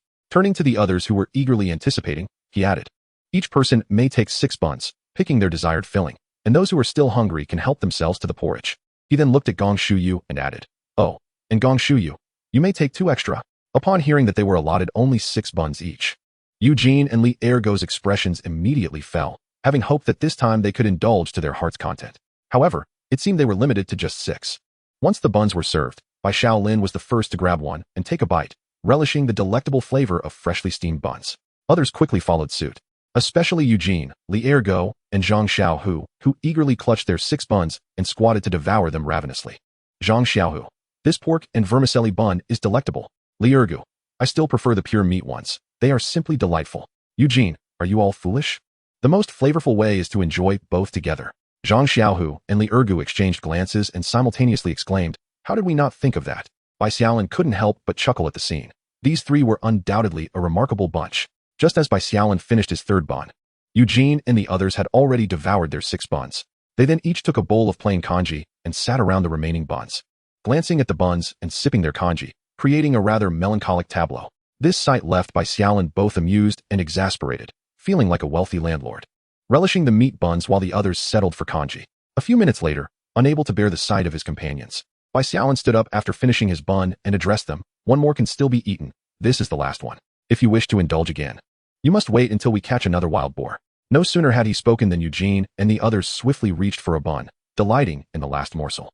However, unlike the previous 6, this final bun was savored slowly. Unbeknownst to everyone, Li Ergu had not consumed the last bun but had secretly hidden it away, determined to prevent the others from salivating over the remaining buns. Yet, when Bai Xiaolin returned to enjoy his remaining 2 buns, he discovered that only 1 bun remained in the steamer. After taking a bite of the last bun, he shot a piercing glance at the others. Who among you took my bun? At the intensity of Bai Xiaolin's gaze, everyone shook their heads in denial. I did not eat it. I only had 7. I too only had 7. Hiccup. I consumed 9. Hiccup. Observing Eugene and the others, including Han Xiao, who was already so full he was beginning to burp. Everyone insisted they had not indulged beyond their limits. Bai Xiaolin, perplexed, pondered whether he had miscounted and truly had already eaten 5. With a disgruntled demeanor, he finished the last bite of his bun and poured himself a bowl of congee. While Bai Xiaolin sipped his congee, the public chat channel once again buzzed with excitement. When does the 6th round of trades with the European god commence? I was hoping to trade a few apricots for dessert. What kind of family is this? Still talking about dessert after a meal. Just a typical household, though it boasts 2 servants. Wow, you actually have 2 subordinates? Only the luckiest can claim that. I humbly decline the title of European Emperor, but I do have slightly better luck than most. I'll just sit back and watch you show off. How was everyone's haul today? Did anyone uncover anything spectacular? Indeed, did any esteemed individual discover the water well blueprint mentioned by the European god? None found, but despite the lack of the blueprint, I managed to acquire 2 resource cards this afternoon. No need to inquire. When you see a second person selling purified water in abundance, you can be certain they have obtained the water well blueprint. It is indeed reasonable. If I were to acquire the blueprints for a well, I would immediately set about constructing it, subsequently exchanging pristine water for a substantial array of resources. This represents the finest opportunity for ascension. With a well as the foundation, all equipment will be procured through trade. You little rascal, have you gained weight over the past few days? You seem to have become heavier. Woof. After pouring half a can of food into Little Iron's bowl, Bai Xiaolin settled beside the cornerstone. Earlier, while sending buns to Ning Yu and the others, Bai Xiaolin noticed the trade messages they had sent him, which he had yet to address. The trade from Ning Yu included 4 resource cards, 3 land enhancement cards, 2 blueprints for iron axes, 1 blueprint for a water purifier, and 1 for a spear. It was evident from this bounty that Ning Yu had quite the luck, acquiring 7 cards and 4 blueprints in a single day. Lu Ning's trade consisted of 2 resource cards, 2 land enhancement cards, 1 blueprint for road construction, 1 for a saddle, and 1 for an arrow tower. The yield from today's trades was significantly lower, as Lu Nong had spent a considerable portion of the day engaged in transactions involving character cards. Lastly, Lei Xing's trade brought forth 1 resource card, 1 blueprint for an iron axe, 1 for a repeating crossbow, 10 portions of bamboo, and 4 portions of fresh young bamboo. Compared to the other 2, Lei Xing's haul was considerably smaller, yet it included the fresh young bamboo that Bai Xiaolin had mentioned. Chapter 87, Consuming Survival Points. Upon seeing the young bamboo, this little fellow is likely to become quite agitated, and it is unwise to overindulge before bedtime. It would be better to save the surprise for tomorrow morning. After exchanging a few brief words with Ning Yu and the others, Bai Xiaolin reopened the trading area. As anticipated, the 5th round of pristine water and apricots listed in the afternoon had been completely traded, as no one else had yet acquired the blueprints for the well. Bai Xiaolin's pristine water remained a unique and scarce resource. Furthermore, beyond regular trades, 3 character cards had successfully exchanged, leaving only 5 remaining. Pristine water, 1 liter. Bread, 1 kilogram. Character card, 1, 5 remaining. Satisfied, Bai Xiaolin exited the trading area and began to organize the spoils of the day's transactions. From the 5 rounds of trades completed from this morning until now, Bai Xiaolin had sold a total of 2,000 pounds of apricots and 2,000 liters of pristine water. The 2,000 pounds of apricots yielded 50,000 portions of rare materials, primarily comprising iron blocks, glass, plastic, and grass rope, each amounting to over 12,000 portions. The 2,000 liters of pristine water resulted in a total of 100,000 portions of various ordinary materials, with timber being the most abundant at approximately 32,000 portions. The quantities of stone, sand, and thatch were relatively close, each around 20,000 portions. The remaining several thousand portions consisted of materials such as iron blocks, coal blocks, and copper blocks. Additionally, when factoring in the rare materials exchanged for apricots earlier in the morning, Bai Xiaolin's total haul for the day reached over 155,000 portions. Furthermore, the day's trading also granted Bai Xiaolin an increase of 163 survival points. Regardless of the staggering figures of 155,000 materials or 163 survival points, Bai Xiaolin found it hard to believe. After all, in the beginning, being able to trade a few thousand materials and garnering a mere 20 survival points seemed quite substantial. Little did he anticipate that there would come a day when a single transaction would yield over 100,000 materials and survival points would exceed 1,000. After indulging in a moment of glee, Bai Xiaolin resolved to construct a few more medium-sized warehouses at his earliest convenience. Otherwise, the influx of materials in the coming days would overwhelm his storage capacity. With a buoyant spirit, Bai Xiaolin proceeded to review the fruits of today's cleanup efforts. Together with Song Yi, they cleared more than 240 square meters, complemented by the 90 square meters cleared by Li Ergo and Zhang Xiao, who in the apricot orchard. In total, they had reclaimed 340 square meters of land. This endeavor not only yielded a variety of materials, but also augmented their survival points by 327. Additionally, they acquired 5 supply cards, 2 land enhancement cards, 2 machete crafting blueprints, 1 blueprint for a paper mill, and 1 blueprint for a catapult. The most unexpected acquisition was the blueprint for the paper mill, indicating a clear trajectory towards developing their residence into a more town-like establishment. However, Bai Xiaolin was in no rush to construct these workshops, as his current population and foundational resources were still lacking. Next, Bai Xiaolin turned his attention to his survival points. With his total reaching an impressive 2,039 points, he could hardly suppress his desire to enhance his resources. After a brief contemplation, he began to sift through the various blueprints and cards he had accumulated.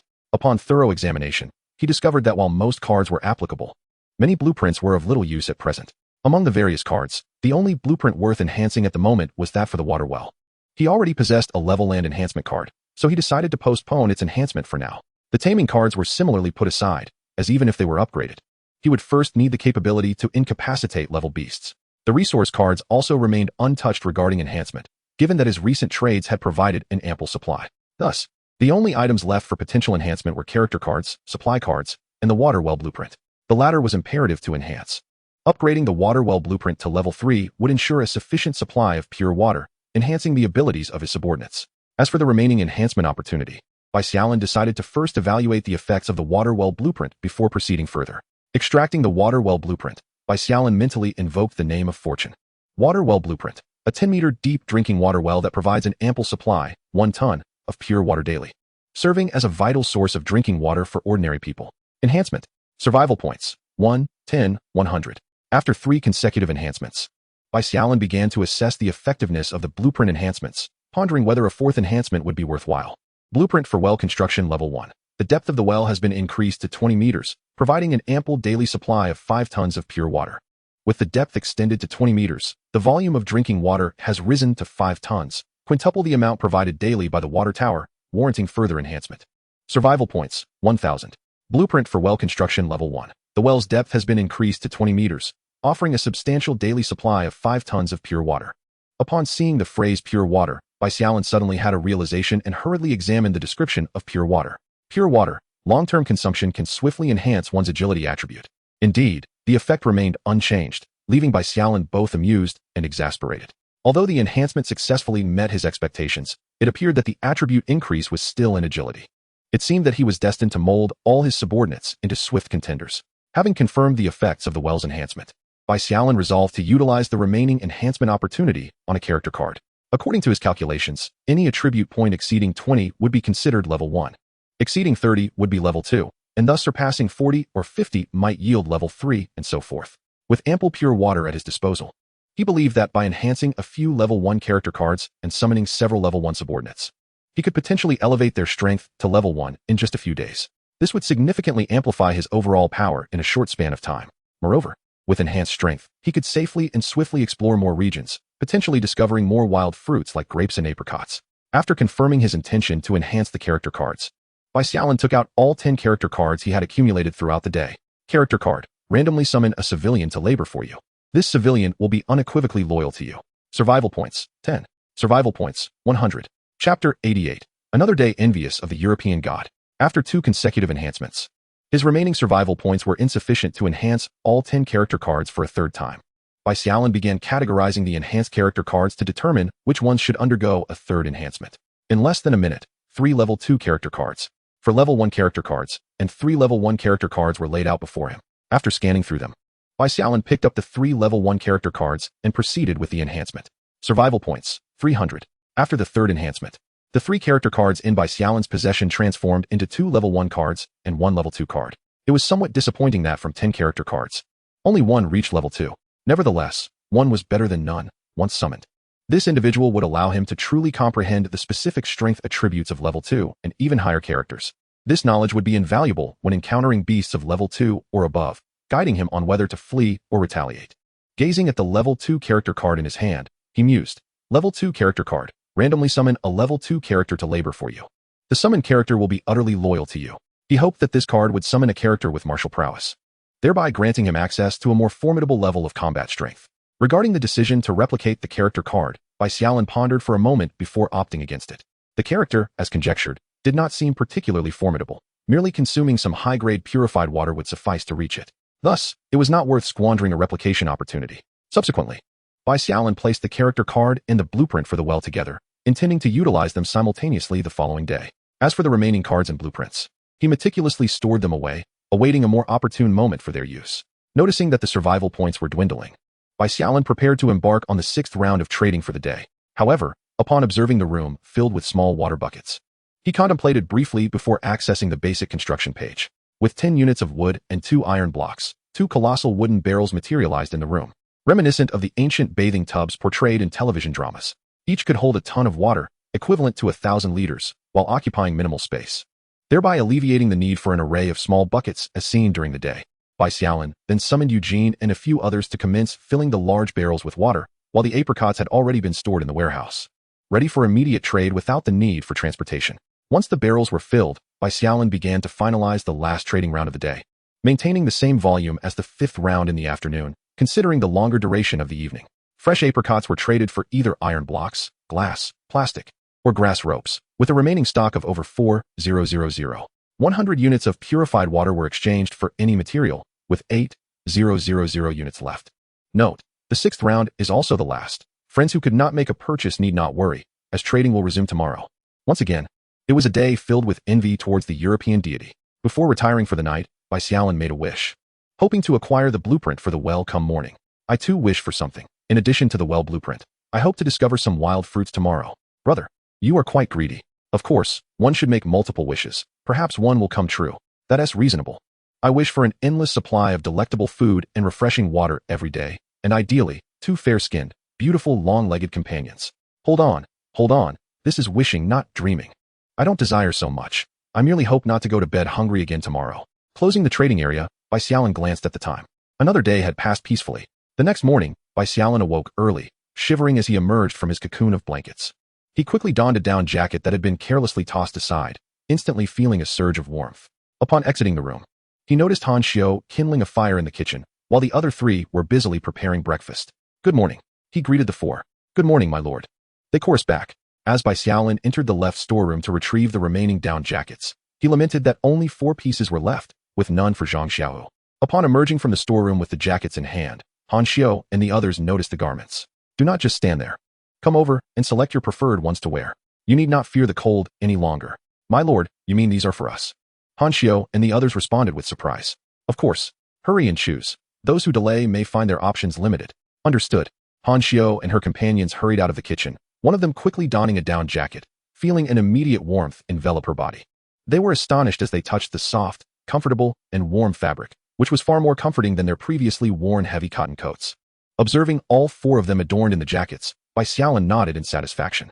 Now, they would no longer need to worry about the cold while preparing breakfast in the early hours, although Zhang Xiaohu would have to wait for the next batch of down jackets, experiencing the comfort of their new jackets. Han Xiao and her companions simultaneously turned their gazes toward Bai Xiaolin. Thank you for your generous gift. Bai Xiaolin waved his hand, indicating that there was no need for excessive gratitude. Upon returning to his room, Bai Xiaolin initially contemplated constructing several medium-sized warehouses. However, after reviewing the map, he decided to postpone that idea until the morning when he could thoroughly clear the remaining area within the old walls before choosing a construction site. He then entered the trading area and lit a cigarette. After taking a couple of puffs, he began to review the trading activities from the previous night. By morning, not only had the 6th round of trades concluded, but 2 additional exchanges of character cards had also been successfully completed. The 6th round yielded a significant bounty, including 20,000 rare materials, 40,000 ordinary materials, and an impressive 411 survival points. Pleased with the substantial gains, Bai Xiaolin nodded approvingly before exiting the trading area. He retrieved the weapon and armor blueprints he had organized the previous night. In total, there were 14 blueprints for iron axes, 3 for crossbows, 2 for cleavers, 3 for bows and arrows, 1 for iron swords, 1 for sabers, 1 for spears, 1 for slingshots, 1 for halberds, and 8 for armor. The sheer number of these blueprints represented a considerable fortune. If all were crafted, a dedicated armory would undoubtedly be required for storage. The reason for extracting all these blueprints was to accommodate the newly summoned Song Yi and his companions, along with Han Xiao and her group, who were currently without weapons. Although these individuals primarily belonged to the internal affairs and production teams, spending most of their time within the walls, it was prudent to practice with weapons during their leisure hours for any unforeseen circumstances. Furthermore, future summoned individuals would also require armaments.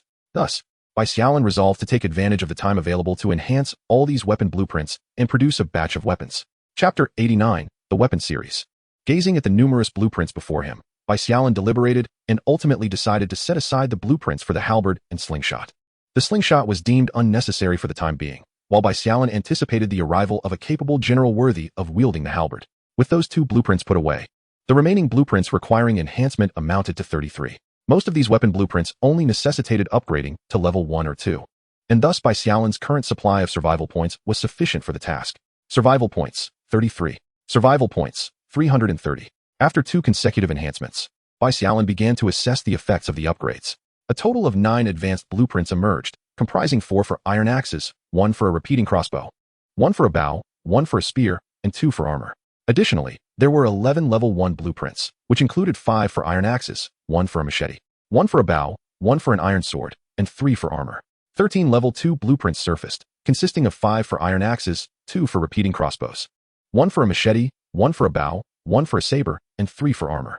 Among the 9 blueprints enhanced to a higher level, Bai Xiaolin decided to store them for later use when he accumulated enough survival points to continue the enhancements. As for the level 1 and level 2 blueprints, he deemed further enhancement unnecessary and resolved to utilize them all at once. Of the 24 blueprints, most bore similarities to the previously enhanced weapons. However, 2 particular blueprints brought Bai Xiaolin a sense of delight. These were the level 2 repeating crossbow blueprint and the level 2 armor blueprint. Repeating crossbow blueprint, a powerful bow that necessitates the cooperation of 2 individuals for optimal use. With a maximum range of 500 meters and an effective range of 400 meters. Its formidable bolts can shred enemies from hundreds of meters away. Armor blueprint, a finely crafted full-body armor made from refined iron, providing comprehensive protection for vital areas and effectively blocking lethal strikes from adversaries. Initially, Bai Xiaolin believed that further enhancement of these blueprints was unwarranted. However, upon reviewing the descriptions of the 2 blueprints, he reconsidered his stance. A crossbow with an extended range of 500 meters would be an invincible asset when placed atop an arrow tower, and the benefits of a 3rd enhancement, whether to level 3 or level 2, were self-evident. Furthermore, transitioning from ordinary leather armor to full-body armor was intriguing. He speculated on the potential effects of another enhancement, imagining that even the claws of wild beasts would be rendered ineffective. With this in mind, Bai Xiaolin gathered all the armor blueprints, the repeating crossbow blueprints, and the other enhanced blueprints, deciding to wait until he amassed sufficient survival points to continue the enhancements. After reducing the number of blueprints, only 16 weapon blueprints remained for immediate use. He confirmed the crafting process, 150 iron blocks, 6 bamboo, and 6 beast tendons, with 320 survival points. As the notification chimed, a total of 16 gleaming weapons of level 2 materialized upon the ground before Bai Xiaolin. Gazing at these weapons, an idea struck him. The weapons he would craft in the future would proliferate, and the similarities among weapons of the same type could lead to confusion regarding their quality. To prevent others from mistakenly mixing up weapons of different levels, he could categorize the weapons by their levels, ensuring clarity. The ordinary weapons without a designated level were named the Breach of Wind series. Although they did not compare to the advanced weapons, they were significantly stronger than those crafted from standard blueprints. The level 1 and level 2 weapons would retain the names of previous creations, with level 1 weapons designated as the Mountain Splitter series and level 2 weapons as the Mountain Breaker series. As for the ranks and tiers of weapons, although Bai Xiaolin currently possesses none, he can still contemplate suitable names. Ultimately, Bai Xiaolin resolves to name the tier weapon the Wind Sovereign series and the rank weapon the Star Shatter series. With the names settled, he casually picks up 2 distinctly different bows before commencing a comparison of their descriptions. Longbow, a wooden longbow with a maximum range of approximately 200 meters, capable of striking enemies from afar. Rank bow, a 3-piece bamboo bow with a maximum range of around 120 meters. Its sharp arrows capable of easily penetrating an enemy's armor and striking the heart. Upon comparison, he discovers that each bow possesses its own merits. The Wind Sovereign series boasts a greater shooting distance, while the Star Shatter series exhibits superior penetrating power. Bai Xiaolin recalls that Han Xiao and Lin Susu both desire bows, making these 2 longbows suitable for their selection. As for other weapons, there is a relatively standard mountain axe alongside an extravagantly designed Wind Sovereign knife. While Bai Xiaolin observes the remaining weapons, pondering who might be best suited for each, the commotion outside grows lively. Glancing at the time, he notes it is just past 7:40. Undeterred by the cold, Bai Xiaolin maneuvers around the weapons on the ground and opens the door, spotting Zhang Xiaohu and Li Ergu, who are amusing themselves behind Eugene. Ergu, Xiaohu, come over here. The two, who had been practicing morning exercises with Eugene, hurriedly approach upon hearing Bai Xiaolin's call. Master, what are your commands? Upon seeing the variety of weapons, Li Ergu's eyes widen in astonishment. In contrast, Zhang Xiaohu's face lights up with excitement the moment he catches sight of the arms, and he looks toward Bai Xiaolin with hopeful eyes. Master, are any of these weapons for me? He knows well that while his father's hunting bow is commendable, it pales in comparison to the weapons in Bai Xiaolin's room. Bai Xiaolin lightly taps Zhang Xiaohu on the head. First, you both need to move all these weapons out. If you perform well, perhaps one of them will be yours. Rest assured, Master, I will certainly impress. Zhang Xiaohu exclaims, rushing into the room to grab a Wind Sovereign axe and quickly dashing back out. Master, where should I place them? Just set them against the wall. Yes. In stark contrast to Zhang Xiaohu's haste, Li Ergu moves at a leisurely pace, already possessing a mountain axe. A few minutes later, an array of various weapons is neatly arranged against the wall of the steps, capturing everyone's attention. Among them, Han Xiao and her companions, who did not receive weapons last time, now join Zhang Xiaohu in closely examining the arms on the steps, searching for one that suits them. Particularly, Lin Suiying has already fixed her gaze on the only longsword present, her delight unmistakable as the sword becomes increasingly captivating with each glance. Chapter 90. Choosing the weapon one loves. Standing on the steps and observing that nearly everyone has emerged, Bai Xiaolin addresses the crowd. Those who already possess weapons may stand back a bit, while those without can take a look at the weapons they fancy, and then come forward one by one to make their selections. As Bai Xiaolin turned his gaze towards Lin Suiying, he pointed to the Soul Long Sword and proclaimed, according to your previous request, this mountain-cleaving sword is now yours. The mountain-cleaving sword is a formidable two-handed weapon, stretching a length of 1.5 meters. Its blade gleaming a blinding silver. Though it may not appear large, it exudes a weighty presence. Upon hearing that she was the first recipient, Lin Suiying's face blossomed with surprise. Thank you, my lord, for this generous gift. As she approached the mountain-cleaving sword, she realized its height nearly reached her shoulder. Instinctively, she extended her arms to lift the sword, excitement radiating from her as she began to practice her swings. With Lin Suiying departing with her weapon, Bai Xiaolin turned his attention to Han Xiao and Lin Susu. You too, come forth. It is now your turn to choose. Yes. The two approached, and Bai Xiaolin gestured towards the two long bows displayed together. The bow on the left, the Gale bow, has a longer range, while the one on the right, the mountain-cleaving bow, possesses superior penetration power. Discuss among yourselves to determine which one you prefer. Thank you, my lord, for this generous gift. Unable to contain their joy, the two began to examine the bows meticulously. Ultimately, Han Xiao selected the mountain-cleaving bow for its penetrating strength, while Lin Susu opted for the Gale bow with its extended range. Once the three had made their selections, 10 iron axes, 1 horse-slaying saber, and 2 chopping knives remained on the stage, though they were no longer referred to by those names. Bai Xiaolin then regarded the remaining 4 individuals, Song Yi, Su Rai, Gong Shuyu, and Yun Sanyang. Among the remaining weapons, choose what suits you best. If nothing here meets your needs, do not hesitate to inform me of what you desire. Yun Sanyang, who had been waiting patiently at the back, gazed enviously at the weapons held by Han Xiao and the others, then glanced at the remaining weapons on the steps. The remaining weapons were increasingly extravagant, and as she deliberated on which might be the best choice, she suddenly heard Bai Xiaolin's words and quickly stepped forward. My lord, I desire a light weapon, such as a short knife or short sword. A short knife or short sword, you say? Very well, I shall procure one for you in a few days. However, as soon as he finished speaking, Bai Xiaolin recalled a weapon he had forgotten in the storeroom, a great umbrella knife. No need to wait. Fortuitously, I have just the weapon that would suit you. With that, Bai Xiaolin turned and entered the right storeroom, emerging moments later with a black umbrella in hand. He approached Yun Sanyang and presented it to her. A lightweight weapon akin to a short knife? See if it pleases you. Initially, a look of confusion crossed Yun Sanyang's face, but after a couple of seconds of scrutiny, her eyes sparkled. She gripped the umbrella handle firmly and pulled it outward, revealing a slender knife resembling a cicada's wing. Thank you, my lord. The others, witnessing the umbrella knife unveiled by Yun Sanyang, felt the cold and sharp aura emanating from the blade, eliciting expressions of envy. All present understood that this was indeed a fine weapon. While Yun Sanyang examined her newly acquired umbrella knife, Song Yi and the others had already made their selections. Song Yi chose the grade mountain cleaving saber, Gong Shiyu opted for the broader bladed gale saber, and Su Arai selected the most extravagant, the gale horse slaying saber. Observing the remaining 10 iron axes, Bai Xiaolin displayed a look of discontent. Neither the mountain cleaving axe nor the wind breaking axe had garnered any interest. It appeared that his aspiration to establish the axe gang would have to be postponed once more. However, upon noticing the even more dejected Zhang Xiaohu beside him, Bai Xiaolin couldn't help but chuckle. Xiaohu had performed admirably. Among the remaining weapons, he could select anyone that he desired. Zhang Xiaohu drooped his head. I don't like any of these, my lord. May I reserve a weapon instead? Of course. What weapon do you wish to reserve? I would like a mountain-breaking crossbow. Not far away, Zhang He, upon hearing Zhang Xiaohu's words, widened his eyes in astonishment. The little rascal was attempting to vie for a weapon with his father. Sensing the piercing gaze of his father behind him, Zhang Xiaohu hastily corrected himself. I don't want the mountain-breaking crossbow. I just want something similar. Bai Xiaolin burst into hearty laughter. All right. As long as you diligently practice your archery skills, I shall reward you with a weapon akin to the mountain-breaking crossbow. Hearing this, Zhang Xiaohu excitedly raised his hand. Rest assured, my lord, I will practice archery diligently. Bai Xiaolin playfully tapped Zhang Xiaohu on the head.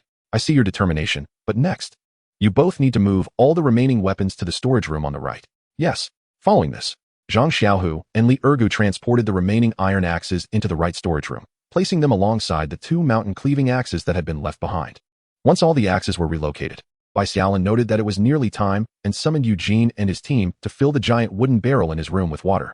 Last night, in the final round of trading, he had exchanged 800 pounds of apricots and 800 liters of pure water, resulting in a bounty of 20,000 rare materials and 40,000 ordinary materials. Additionally, he had accrued 405 survival points, which brought his total consumption of survival points to over 1,000. As Eugene and the others filled the giant wooden barrel, Bai Xiaolin commenced the first round of trading for the day. Fresh apricots, 1 traded for iron, glass, plastic, or grass rope. Any from among these materials. 5, remaining over 5,000. Pure water, 100 traded for any material. 5, remaining 10,000. Regarding the acquisition of character cards, Bai Xiaolin had come to a realization. He did not need to constantly monitor the trading area and haggle with others. By slightly raising the purchasing price, it would naturally entice individuals to part with their character cards. Just a few minutes later, a new trading message appeared in the trading area. 1 liter of purified water traded for 1 character card, remaining 20. This was Bai Xiaolin's strategy for the day, to double the price of purified water in exchange for character cards, matching the price from yesterday. Once the well was constructed, the distinction between purified water and ordinary water would be negligible in Bai Xiaolin's eyes. Rather than allowing the surplus purified water to go to waste each day, it was far more prudent to exchange it for additional resources. Moreover, with the elevated price Bai Xiaolin set, others wishing to sell character cards would surely choose him. Indeed, as 3 trading offers appeared, the public chat channel immediately buzzed with excitement. Brothers, the first round of trading from the European God has been launched today. Hurry to seize it. So early today, I had anticipated waiting until after 9 o'clock, just as I did yesterday. It seems that Oshun is also unable to sleep. Haha, goodness. Could it be that the quantity is scarce? Quite the contrary, the quantity is so abundant that you cannot even fathom it. To put it plainly, I just traded for 10 peaches. I, too, made a direct purchase of 1 liter of water. Chapter 91, Shui Ringgui. Apart from the first round of trading, did anyone notice the 3rd trading message from Oshin? I saw it. 1 liter of purified water for 1 character card, and the price has doubled compared to yesterday. Has Oshin gone mad? This price is nearly equivalent to yesterday's exchange for high-level items. My friend upstairs, you may be overthinking. 1 liter of purified water is quite substantial for us, but for Oh Shun, it might amount to a mere trifle. Ah, I regret it. Had I known, I wouldn't have exchanged character cards for high-level items yesterday. Brother, you are not alone. Meanwhile, Bai Xiaolin, upon the listing of the trades, did not pay heed to the messages in the public chat channel, but instead retrieved the high-level character card he had enhanced the previous night. Holding the card in his hand, Bai Xiaolin took a deep breath. Use. Survival points, 100. With a flash of gray light, a robust man clad in armor and wielding a long spear materialized before Bai Xiaolin. Upon seeing the armor adorning the man, Bai Xiaolin exhaled in relief. It was the general he had been hoping for. Now, he awaited to see who it would be. As Bai Xiaolin observed, the man bowed before him. This humble servant, Shui Ringgui, pays his respects to the Lord. Shui Ringgui. Hearing this name, Bai Xiaolin's eyes widened in astonishment. Simultaneously, a figure clad in white robes flashed through his mind. Overwhelmed with joy, Bai Xiaolin realized he had summoned a renowned general from the Tang dynasty. General Shui, there is no need for such formalities. After assisting Shui Ringgui to rise, Bai Xiaolin began to examine the attributes of this high-level general, curious about his prowess. Name, Shui Ringgui, Bai Xiaolin's subordinate. Age, 32. Stamina, 51-51. Strength, 69-69. Agility, 49-59. Intelligence, 50-50. Abilities, 1. Exceptional command ability, capable of enhancing the marching speed of his troops by 30%. 2. Can temporarily boost his physical attributes through charging, increasing his combat power by up to 42%. Upon reviewing Shui Ringgui's attributes, Bai Xiaolin felt an overwhelming sense of strength. With a peak strength attribute nearing 70 points, it was nearly double that of his previous high-level character, and the other attributes were all around 50 points. Most significantly, this high-level Shui Ringgui possessed 2 special abilities, one akin to a collective ability shared with others, and the second enhancing his own combat prowess. Considering Shui Ringgui's attributes, a 42% increase would push his strength attribute to a terrifying near 100 points. This figure was beyond Bai Xiaolin's imagination. He fully comprehended the vast disparity in strength between high and low levels, realizing how erroneous his prior assumptions regarding their capabilities had been. With Shui Ringgui's strength, perhaps all of them combined would still not be a match. With satisfaction, Bai Xiaolin once again turned his gaze towards Shui Ringgui. Upon noticing the black Fang Dianyua halberd in his hand, his eyes lit up. The cherished blueprints for the halberd that he had meticulously preserved had finally found its rightful owner. Shui Ringgui's prowess undoubtedly warranted such a formidable weapon. After contemplating for a few moments, Bai Xiaolin resolved to forge the Fang Dianyua halberd for Shui Ringgui, transforming it into his most powerful trump card. Just as he prepared to retrieve the blueprints, the sound of the door creaking open interrupted him, and Lin Susu's smiling head peeked in. "Master," she called out, but as she noticed an additional figure in the room, she paused for a few seconds before regaining her composure. "Master, breakfast is ready." "Understood, we shall be there shortly." Aware that breakfast was prepared, Bai Xiaolin opted to wait until after the meal to commence the crafting of the halberd. After all, a full stomach often brings cheer, and perhaps even fortune would favor them. He considered that by then, he could enhance the halberd blueprints, potentially elevating them to a higher level. As Lin Susu's head vanished from the doorway, Bai Xiaolin turned to Shui Ringgui once more. "General Shui, let us first partake in breakfast, and afterward, I shall introduce you to the others." "Certainly." As Bai Xiaolin led Shui Ringgui outside, the crowd gathered at the kitchen entrance was momentarily taken aback. Particularly, Eugene and Li Ergu exhibited visible signs of tension upon seeing Shui Ringgui, clad in half-armor and wielding a long halberd. Observing the imposing figure of Shui Ringgui, a thought suddenly crossed Li Ergu's mind. This individual exudes such a powerful aura. Could he be vying for the position of right general? Meanwhile, Eugene, stroking his camouflage attire, pondered, who still wears such unseemly leather armor? Regardless of strength, he still appears rather rustic. Noticing that the others had already taken note of Shui Ringgui behind him, Bai Xiaolin turned to allow the general to step forward a few paces, addressing the crowd. "Allow me to introduce, this is General Shui Ringgui. His strength attribute is nearing 70, making him the mightiest among us." Upon hearing Bai Xiaolin's introduction, disbelief washed over the faces of those present. Here, everyone was acutely aware of their own attribute standings, and they understood just how formidable Eugene was with his attribute exceeding 30 points. The sudden emergence of General Shui, with an attribute almost double that of Eugene, left the crowd in bewilderment. Among them, Eugene was the most incredulous. The realization that Shui Ringgui's strength surpassed his own was disheartening, making him fear for his standing. In contrast, Li Ergu, relieved by the introduction, felt a sense of secret delight. With such strength, General Shui would undoubtedly be positioned as left general. Thus, the one to be concerned about is not me. With this thought, a subtle smile crept onto Li Ergu's lips as he cast a curious glance at Eugene. Distracted by the impact of Shui Ringgui's prowess, Eugene was lost in his thoughts when he suddenly noticed Li Ergu's inexplicable smile, prompting him to give Li Ergu's head a light tap. What are you smiling about? Am I smiling? As Eugene prepared to engage in a discussion with Li Ergo, he was suddenly called by Bai Xiaolin, who beckoned both of them. Eugene, Ergo. Come here. After casting a glare at Li Ergo, Eugene swiftly approached Bai Xiaolin, with Li Ergo closely following. Accompanying them were Han Xiao and several others. Upon seeing all the team leaders and deputy leaders gathered, Bai Xiaolin began introducing them to Shui Rengui. To avoid delaying everyone's meal, I will briefly introduce a few team leaders and deputy leaders. The rest of you can take your time to get acquainted after your meal. Understood. Bai Xiaolin gestured towards Li Ergo. This is Li Ergo, the leader of the transportation team, responsible for the delivery of various supplies. Li Ergo was eager to hear more about himself, but suddenly realized the introductions had ceased. He quickly stepped closer to Bai Xiaolin and whispered, "My lord, you forgot to mention that I am also the right general." Seeing the serious expression on Li Ergo's face, Bai Xiaolin chuckled and added, "Oh right. Leader Li is indeed our right general." After the introductions, Shui Rengui smiled and addressed Li Ergo. "General Li, greetings."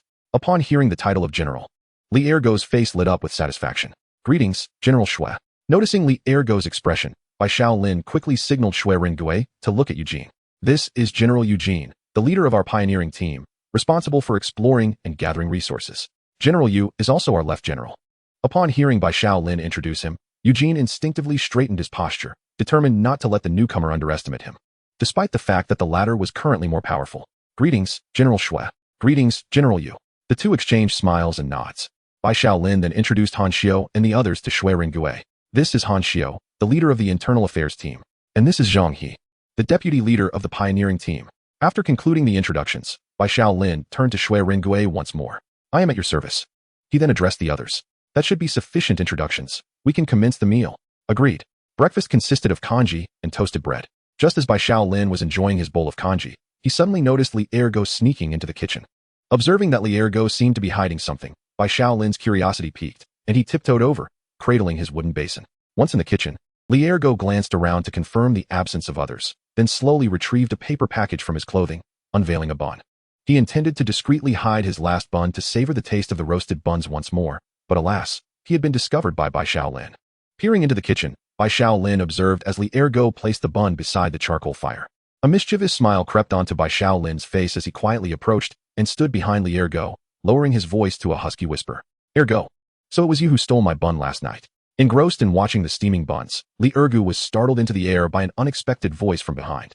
"No, no," he exclaimed, hastily clarifying upon recognizing Bai Xiaolin, who was holding a bowl of congee. "My lord, I did not pilfer your buns. I only consumed 6 last night. And this bun is the one I saved." Bai Xiaolin, of course, was aware that the bun did not belong to him.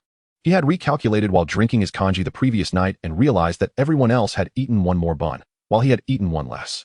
Nonetheless, this did not deter Bai Xiaolin from seeking an excuse to procure half of the roasted bun from Li Ergo. Observing Li Ergo's anxious demeanor, Bai Xiaolin reiterated, "In any case, my bun was indeed one short last night, and now you are the only one with a bun remaining. Once it is properly roasted, just deliver half to me, and I shall let this matter slide." "Understood, my subordinate." Bai Xiaolin, having unexpectedly secured half of the roasted bun, contentedly carried his congee and departed the kitchen. A few minutes later, Bai Xiaolin and Li Ergo sat side by side on the steps, each with a bowl of congee and half a roasted bun, savoring their meal.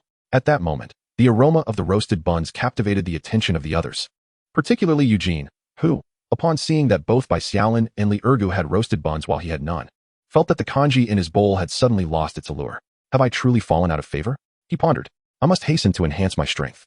Once I elevate my abilities, I shall still be the left and right arm of my lord." With this thought, Eugene swiftly finished the remaining congee in his bowl and proceeded to the kitchen to drink from a basin of pure water. Outside the kitchen, Han Xiao observed this scene and mistakenly assumed that breakfast was insufficient, rushing into the kitchen to lift the pot lid.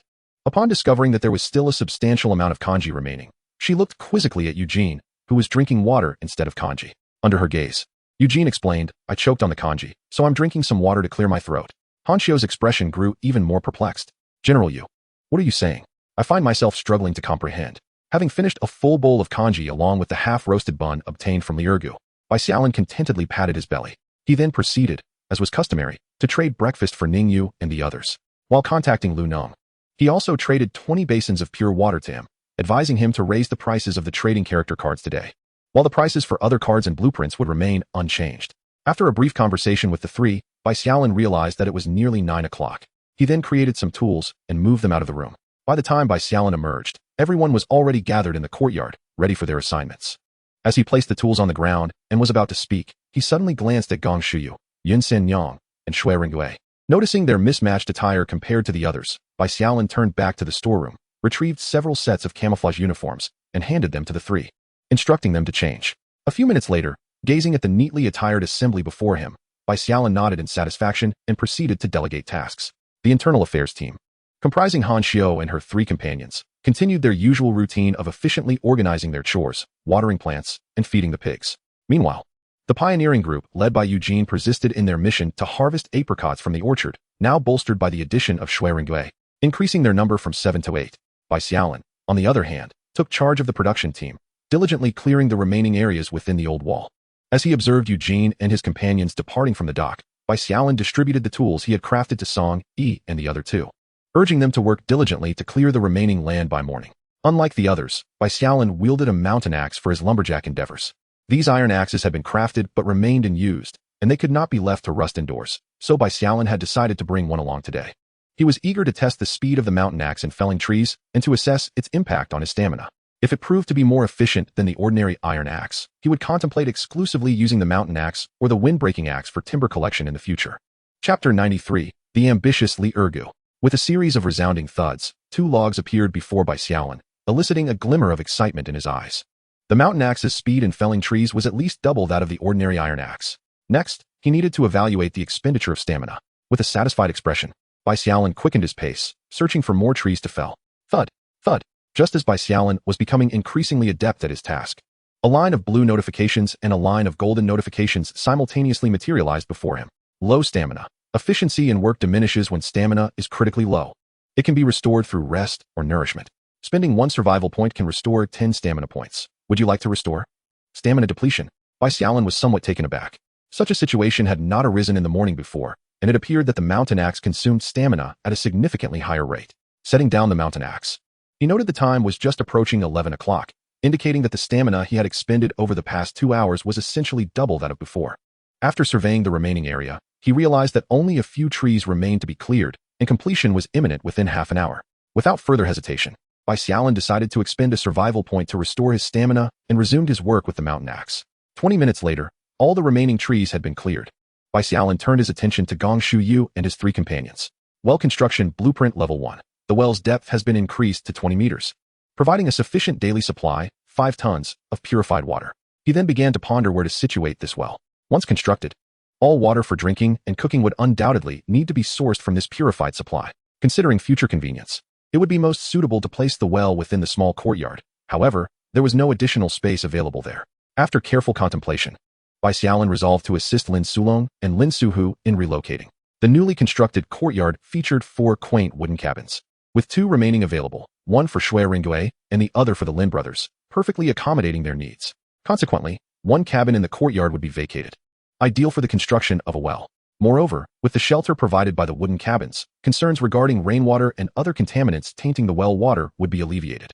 Stowing away the well blueprint, Bai Xiaolin exited his chamber and made his way towards the second greenhouse. Upon entering the structure, he was pleasantly surprised to behold his 20-square-meter watermelon and potato patches. A mere day and a half had elapsed since planting, and the watermelon seedlings had already burgeoned to approximately 10 centimeters in height. It was likely that by the following morning, these seedlings would begin to sprout vines. The potatoes, having been planted just a day ago, had also emerged with tender shoots, growing rapidly. Calculating the growth rate, Bai Xiaolin deduced that the premium purified water could potentially enhance growth speed by around 3%. This cumulative effect could reduce the growth duration of crops by an impressive 93%. Thus, in about 4 to 5 days, he could indulge in the long-awaited, succulent watermelons. As for the potatoes, despite being planted somewhat later, their current vigor suggested they would mature within a similar time frame. Suddenly, Bai Xiaolin envisioned that once the well was constructed and premium purified water was utilized for irrigation, the growth speed of both the watermelons and potatoes would surely accelerate. He then strolled around the 2 plots, confirming that Han Xiao and her companions had tended to the watering and loosening of the soil. Satisfied, he departed from the second greenhouse and proceeded to the first. Inside the first greenhouse, the growth rate of crops was notably slower compared to the 2 varieties in the second greenhouse. Although the watermelons had been planted a day earlier, the seedlings had only just begun to unfurl their 4th or 5th leaves. Meanwhile, the quick-growing greens were estimated to be ready for harvest in approximately 4 days. Bai Xiaolin found himself eagerly anticipating that day when he could relish watermelons, potatoes, and greens all at once. Indeed, Shortly after arriving at the dock, Bai Xiaolin spotted Li Ergu and Zhang Xiaohu rowing a small boat, laden with an abundant haul of apricots, emerging onto the lake's surface. This boat was likely carrying around 2,000 pounds of apricots. Bai Xiaolin suddenly realized that, given the speed at which Eugene and his group were picking apricots, by evening, the total yield in the courtyard might reach around 10,000 pounds. Such a substantial quantity would make it nearly impossible to sell all the apricots in a short period. To prevent spoilage, he decided to instruct Han Xiao and her team to begin making dried apricots in the afternoon, thereby extending their shelf life.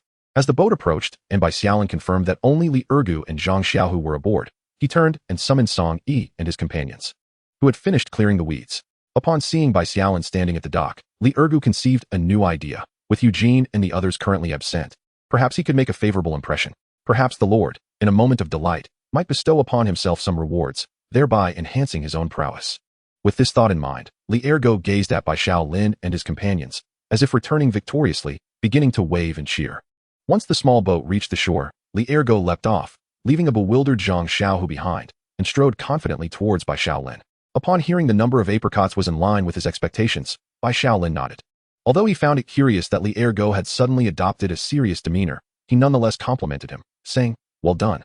It is an honor for this humble servant to work for the Lord." Li Ergu, halted in his tracks, looked at Bai Xiaolin in confusion. Did the Lord fear he might tire? Or was it that he did not wish for him to showcase his abilities? No, the Lord had just praised him. Thus, the current restraint must indeed stem from a concern for his well-being.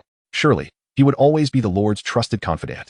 With this realization, Li Ergu exclaimed, "My Lord, I am not weary."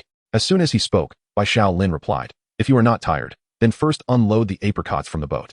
Later, I and the others will gradually carry them to the courtyard, and you and Xiao who can go retrieve Eugene and the others." It turned out he was not worried about Li Ergu's fatigue, but the Lord had indeed praised him, affirming his status as a confidant. Li Ergu reiterated, "So that is the case." Bai Xiaolin then lowered his hand that had been blocking Li Ergu. "In that case, let us move the apricots directly to the courtyard to minimize any damage." "Yes." With Bai Xiaolin no longer obstructing him, Li Ergu sprang into action, carrying apricots into the courtyard, while the others followed suit. Chapter 94, A Beautiful Thought. Just a few steps in, he noticed that Li Ergu had been trailing closely behind him ever since they had finished moving the apricots. Observing the glimmer of hope in Li Ergu's eyes, Bai Xiaolin suddenly comprehended the reason behind Li Ergu's newfound seriousness. He was eager to impress in front of him in hopes of earning a reward. To avoid dampening Li Ergu's enthusiasm for labor, Bai Xiaolin contemplated what inexpensive trinket he could use as a reward. Spotting the small wooden hut, an idea sparked in his mind. He then patted Li Ergu on the shoulder and said, "Ergu, you performed admirably today. I shall reward you with a potion that increases agility by 1 point." Upon hearing this, Li Ergu leaped with excitement. "Thank you for your generous reward, my lord. Indeed, my efforts have not gone unnoticed." With the coveted reward in hand, he cast proud glances toward the others. Meanwhile, Zhang Xiaohu, who had been observing everything from the start, stood there in stunned silence. Is it truly possible to earn a reward like this? He thought, and then turned to Bai Xiaolin with a hopeful gaze. "My lord, do I not receive a reward?" Li Ergu looked at Zhang Xiaohu with disdain. "Do you think merely calling out 'my lord' will earn you a reward? Did you not notice the effort I put in earlier?" Just as he was about to continue his condescension, Bai Xiaolin's voice rang out. "Xiaohu, of course, you shall receive one too. Song Yi, you 3, and Han Xiao, you 4, have all received your rewards." Li Ergu could hardly believe that everyone else had received something. Did that mean his efforts were in vain? Meanwhile, the others, upon discovering their own rewards, erupted in jubilant cheers. "We thank our lord for the generous gifts."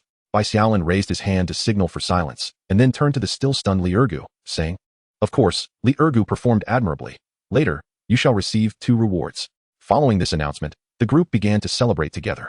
As Bai Xiaolin observed the others gathering to discuss the effects of their newfound abilities, he turned and entered a room to commence the crafting of wooden boards and baskets.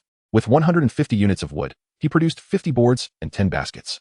Given the abundance of boards, they appeared directly in the warehouse, while the baskets manifested before Bai Xiaolin. He sorted the damaged apricots, placing the good portions directly into the basket, intending to make dried apricots with the more than 2,000 pounds collected that afternoon.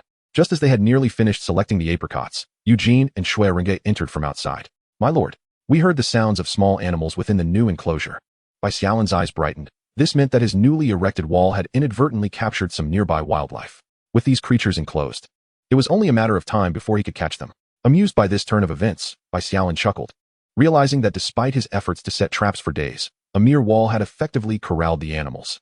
For now, he decided to allow them to roam freely for a few days. Once the apricot harvest was complete, he would find time to capture the creatures confined within the walls. With this thought in mind, Bai Xiaolin stood and addressed Eugene and the others. Understood, let us come together to select the apricots. Striving to complete the task before lunch. Yes. They then began searching for Xiao Tai, who had not been seen all morning, possibly still indulging in slumber. After scouring every corner of the room, Bai Xiaolin still could not find the little creature. Perhaps he had gone outside to play with the piglets? As Bai Xiaolin prepared to venture out with a small bamboo stick, he was suddenly greeted by the sound of Xiao Tai's excited cries nearby. Turning, he saw Xiao Tai, with shining eyes, scampering towards him from the vegetable patch. Oh whoa! Bai Xiaolin realized that the little one had gone to guard his bamboo. Upon Xiao Tai's approach, Bai Xiaolin crouched down and offered him 2 pieces of bamboo. Do you like this? Woo-woo. With outstretched paws, Xiao Tai accepted the bamboo and promptly scurried into the room. Finding a corner to settle down, he began munching on one piece, his pristine white teeth crunching delightfully against the bamboo. Bai Xiaolin was taken aback. I had no idea you had such strong teeth. Oh well. Watching the familiar scene of Xiao Tai gnawing on the bamboo, Bai Xiaolin couldn't resist reaching out to tug at the little one's black ears, eliciting a series of enthusiastic cries from Xiao Tai. However, the bamboo in hand remained tightly grasped. After observing for 2 minutes, Bai Xiaolin suddenly remarked, I never imagined bamboo could be so delicious. It's making me rather hungry. Seemingly understanding Bai Xiaolin's words, Xiao Tai discreetly tucked another small bamboo beneath himself. This scene elicited laughter from Bai Xiaolin, who exclaimed, Who would have thought this little creature is quite protective of its food? But I, for one, do not partake in bamboo. With that, Bai Xiaolin stood up and added, All right, take your time eating. I must attend to my own meal. When Bai Xiaolin emerged from the room, Eugene and the others had already finished picking the apricots and were seated together, engaged in conversation. Among them, Li Ergu and Zhang Xiaohu wore smug expressions, proudly showcasing their rewards. Casting a glance at Eugene and the others, who had received no rewards, Li Ergu feigned concern as he turned to Zhang Xiaohu, saying, I wonder if I can finish both rewards in one go. What do you think, Xiaohu? Should I save one for tomorrow? Zhang Xiaohu, upon hearing this, replied with eager anticipation, If you can't finish it, you can always share it with me. I feel my portion might not be sufficient. Li Ergu scoffed, Dream on. Observing the two's self-satisfied demeanor, Eugene and the others could hardly contain their irritation. Chapter 95, Clearing and Cultivating Land, Establishing the Foundation of Humanity. Witnessing this, Bai Xiaolin chose not to comment, and instead turned towards the kitchen. Upon seeing Bai Xiaolin approach, Han Xiu, busy with preparations, exclaimed, My lord, the meal will be ready shortly. Noticing the steaming bamboo steamer and iron pot, Bai Xiaolin inquired, What as for lunch? In addition to rice, there were 2 dishes, stir-fried wolf meat and steamed fish. Bai Xiaolin nodded, took a stool, and settled outside the kitchen to await his meal. After more than 20 minutes, gazing at the stir-fried wolf meat in his bowl, Bai Xiaolin sighed. This is the last of the wolf meat, having consumed all the wild boar. If no new meat sources are found, we shall be reduced to catching fish daily. Thus, Bai Xiaolin felt it was time to seek another opportunity for hunting. Resuming his meal with the small wooden basin, just as Bai Xiaolin was savoring his food, Li Ergu stealthily approached him. Anticipating Li Ergu's intent, Bai Xiaolin, without lifting his head, stated, Finish your meal. Your reward is assured. My lord is wise. After lunch, Bai Xiaolin summoned Lin Sulong, Lin Suhu, and Shui Ringyue, assigning them new quarters. Watching the 3 depart the small courtyard with their bedding, Bai Xiaolin entered the modest wooden cabin previously occupied by Lin Sulong and the others. This cabin, not yet upgraded to a higher tier, had an earthen floor without stone or wooden flooring, making it ideal for constructing a well. The materials required for well construction were quite simple. Even with multiple upgrades, only a few basic materials were necessary. Having selected the location, he confirmed the construction, 100 stone, 10 wood, 10 grass rope, and 100 survival points. Once the well was completed, Bai Xiaolin promptly exited the room and re-entered the wooden cabin, where he beheld an ancient stone wellhead emerging from the ground. The diameter of the wellhead is approximately 1.5 meters. Above the wellhead hangs a wooden pulley secured with a grass rope, reminiscent of an ordinary water well that Bai Xiaolin had previously encountered. However, what distinguishes this well is the circle of stones surrounding its edge, polished to a lustrous sheen akin to jade, with mysterious engravings adorning the outer surface of the stones. After examining the stones for a while, Bai Xiaolin tied a wooden bucket to the grass rope and gently rotated the pulley to lower the bucket. When he hoisted it back up, he discovered it filled to the brim with pristine water. This surreal experience left Bai Xiaolin feeling as if he were dreaming. The mere act of lowering and raising the bucket had yielded 20 liters of pure water. It is worth noting that a purification system would require nearly 10 days to produce such a volume. Returning to his room, he retrieved a cup and poured himself a generous serving, savoring the sensation of transformation within his body. Satisfied, Bai Xiaolin nodded. He now possessed an inexhaustible supply of pure water. He then carried the bucket into the courtyard, where Li Ergu and Zhang Xiaohu, who had been waiting nearby, rushed over with small wooden basins in hand. Master, is this our reward? They inquired eagerly. Indeed, Bai Xiaolin replied, glancing at the two before addressing the others. Everyone, gather around. Just as he finished speaking, the crowd, which had been anticipating for an hour, quickly assembled with their basins. Unlike the exuberant anticipation displayed by Li Ergu and his companion, the outermost members of the group, including Eugene, exchanged glances and sighed, casting envious looks toward Li Ergu and the others. However, the next moment, Bai Xiaolin's voice resonated from the center of the gathering. Given everyone's commendable performance recently, this reward is for everyone. Upon hearing this proclamation, Eugene leapt up and exclaimed, Master, do we also receive a share? Bai Xiaolin smiled. Of course. I previously stated that everyone has a share. Thank you for your generous reward. Eugene and his companions quickly rushed to the kitchen to retrieve their wooden basins. Li Ergu, closest to Bai Xiaolin, found himself momentarily bewildered at how swiftly everyone had received their rewards. Yet, upon recalling that he was entitled to 2 portions while the others were limited to 1, a grin returned to his face. With everyone now gathered, Bai Xiaolin began distributing the water, pouring 2 cups of 1-liter water each, just enough to enhance agility slightly. Ergu, bring over the basin. Yes. As he poured the water into the basin, Li Ergu intended to take it away, but suddenly remembered his additional portion. Squatting beside it to drink quickly. Moments later, Zhang Xiaohu appeared beside him, leisurely savoring his share. Following him were Song Yi, Han Xiu, and Gong Shuyu, with even Shui Ringgui eventually joining in. Before long, the group had formed 2 rows in the courtyard, slowly relishing the pure water in their basins. Observing this scene, Bai Xiaolin smiled and decided to announce another significant piece of news. Bang! Bang! With 2 decisive knocks on the wooden bucket, all eyes turned toward him. As I observed, Bai Xiaolin approached the quaint wooden cabin, a water bucket in hand, and pointed towards it, proclaiming a piece of splendid news. Within the cabin lies a well. The water from this well, akin to that in the bucket, possesses the remarkable ability to swiftly enhance our agility attributes. Upon hearing these words, disbelief etched itself upon the faces of all present. After all, if a single elevation of water could augment one's agility, then surely the well must hold thousands of liters. The prospect of demonstrating one's worth and thus enjoying a daily supply of this extraordinary water ignited a fervent excitement within everyone. Bai Xiaolin continued, stating that all cooking water would henceforth be drawn from the well, and from this day forward, we shall prepare our meals with this exceptional water. Furthermore, the internal affairs team would ensure that several buckets of this water are drawn daily and left in the courtyard for everyone to consume without limitation. I must emphasize, however, that aside from the internal affairs team, others should refrain from approaching the well to avoid any accidents. The arrangement for the internal affairs team to fetch water daily is a precaution against individuals who, in their zeal to enhance their strength, might linger by the well at all hours. Without restrictions, it is likely some would even sleep by the well to maximize their gains. Upon hearing of this miraculous water that could rapidly bolster their capabilities, expressions of unrestrained joy illuminated the faces of all. Even the 4 members of the internal affairs team, Han Xiu and others, shared in this exhilaration, as all yearned to elevate their prowess. Almost in unison, a dozen individuals knelt before Bai Xiaolin, expressing their gratitude. We thank our Lord for this bounty. We, the humble subjects, pledge to cultivate the wilds and establish the foundations for humanity. Bai Xiaolin, taken aback by this sudden display, hurried to assist each of them to their feet, stating, there is no need for such formalities. Please refrain from bowing in the future. Your command is our duty. As Bai Xiaolin gestured for the crowd to disperse, he reassured them, you need not gather around me any longer. Those wishing to drink the pure water may do so. With the crowd dispersing in excitement, Li Ergu pondered with a wooden basin in hand. If everyone could drink as much as they desired, what significance would his 2 rewards hold? After a moment's contemplation, a spark of realization illuminated his mind. If he were to consume the same amount daily as the others, he would consistently drink 1 liter more than them. This thought brought a sly smile to his face as he eagerly engaged in discussions with his companions. Yet, the earlier scene lingered in his mind, the uncanny synchronicity of his subordinates, who, without prior communication, had spoken identical words simultaneously. Perhaps this was the very mission that had brought them to this unfamiliar land, to cultivate the wilderness and establish the foundations of humanity. Bai Xiaolin began to comprehend the reason his personal panel displayed a racial category. He grasped why this world was referred to as the realm of myriad races. Myriad races, humanity, and countless others. This implies that within this world of myriad races, beyond his own kind, countless unknown races exist. The number of these final races may be nearly 10,000, or perhaps even several tens of thousands. It is conceivable that in this secluded paradise where I reside, there exist other beings of different races, hidden from my view. This realization leaves Bai Xiaolin somewhat relieved at having constructed a well. Thus, even when unknown adversaries emerge, my people will possess the capability to retaliate with enhanced strength.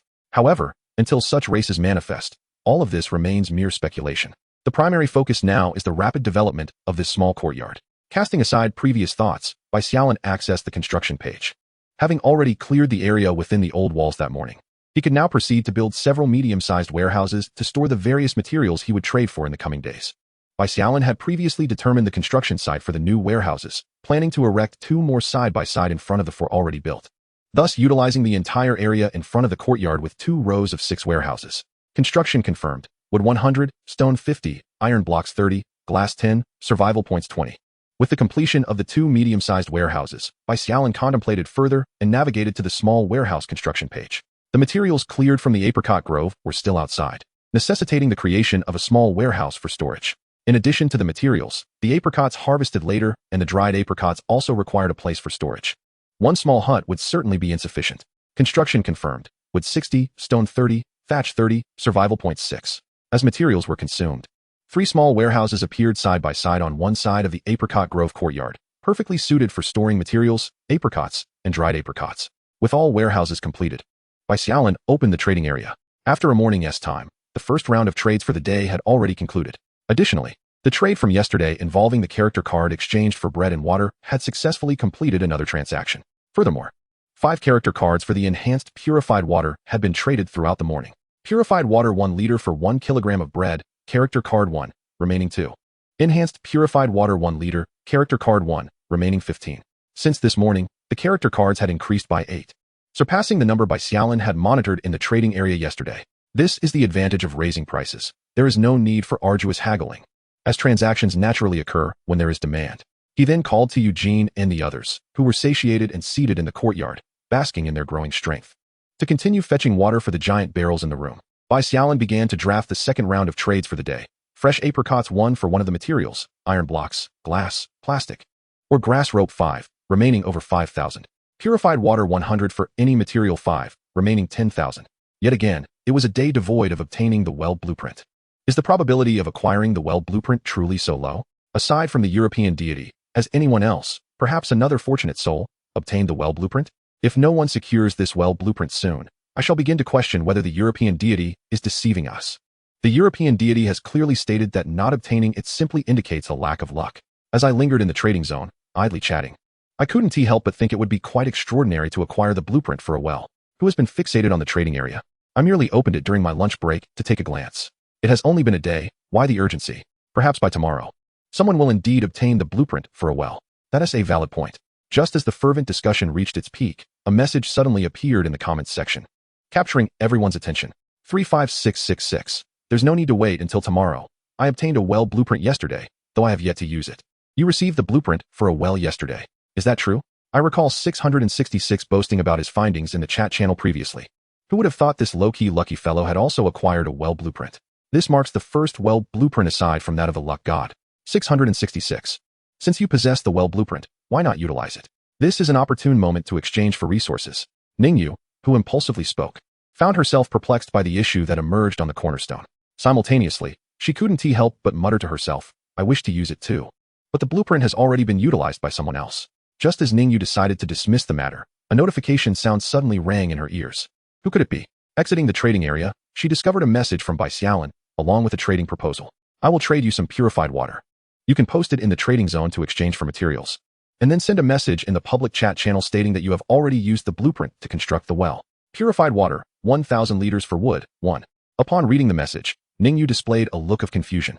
This purified water is a gift from me to you. You can use it to acquire materials to upgrade your wooden house, ensuring your development does not fall behind others. Alright, I will send it shortly. Though uncertain of Bai Xiaolin's true intention, Ningyu did not dwell on it and readily agreed to the trade.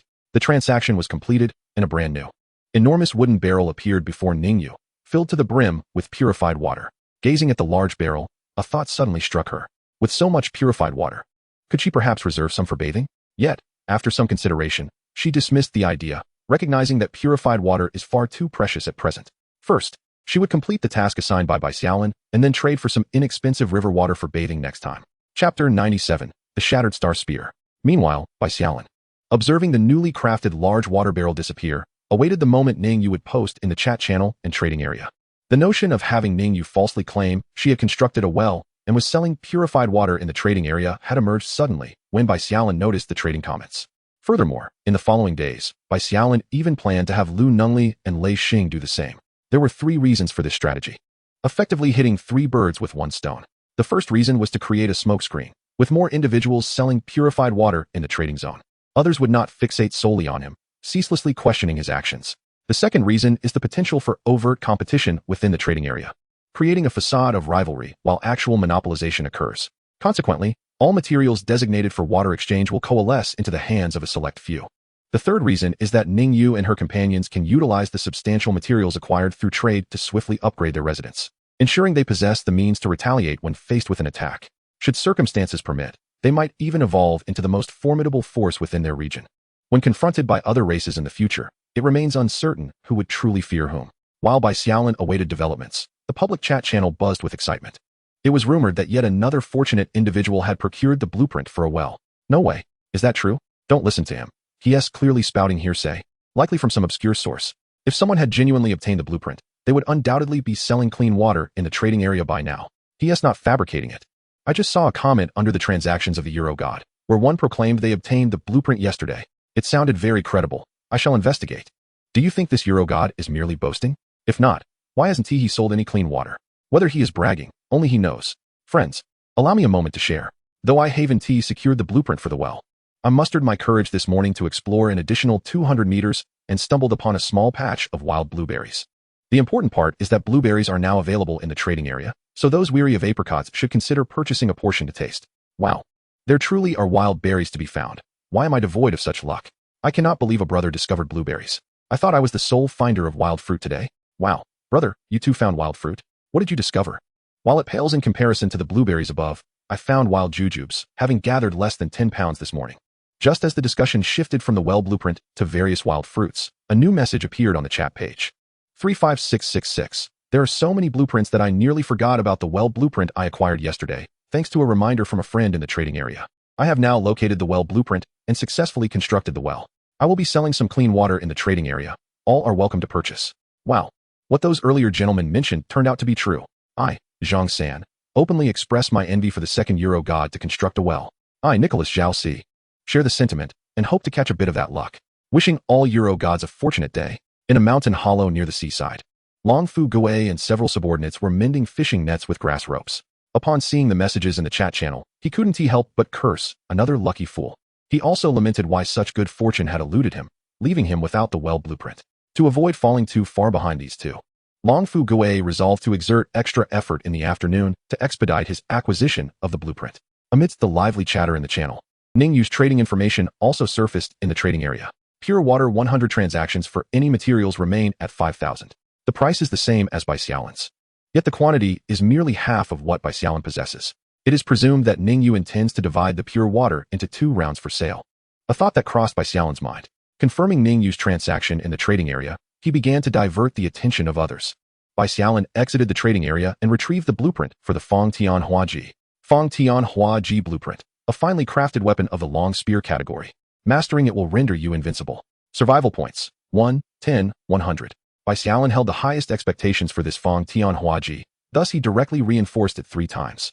Fang Tian Hua Ji blueprint level. Only an exceptional warrior is worthy of wielding such a weapon, as it symbolizes strength. Power, when used. It enhances the user's strength by 30 points. Gazing at the description post-reinforcement, Bai Xiaolin was utterly astonished. Reinforcing it 3 consecutive times had elevated it to a new level. Could it be that fortune was favoring him today? With this thought, Bai Xiaolin glanced at the remaining over 1,000 survival points and, without hesitation, chose to continue reinforcing.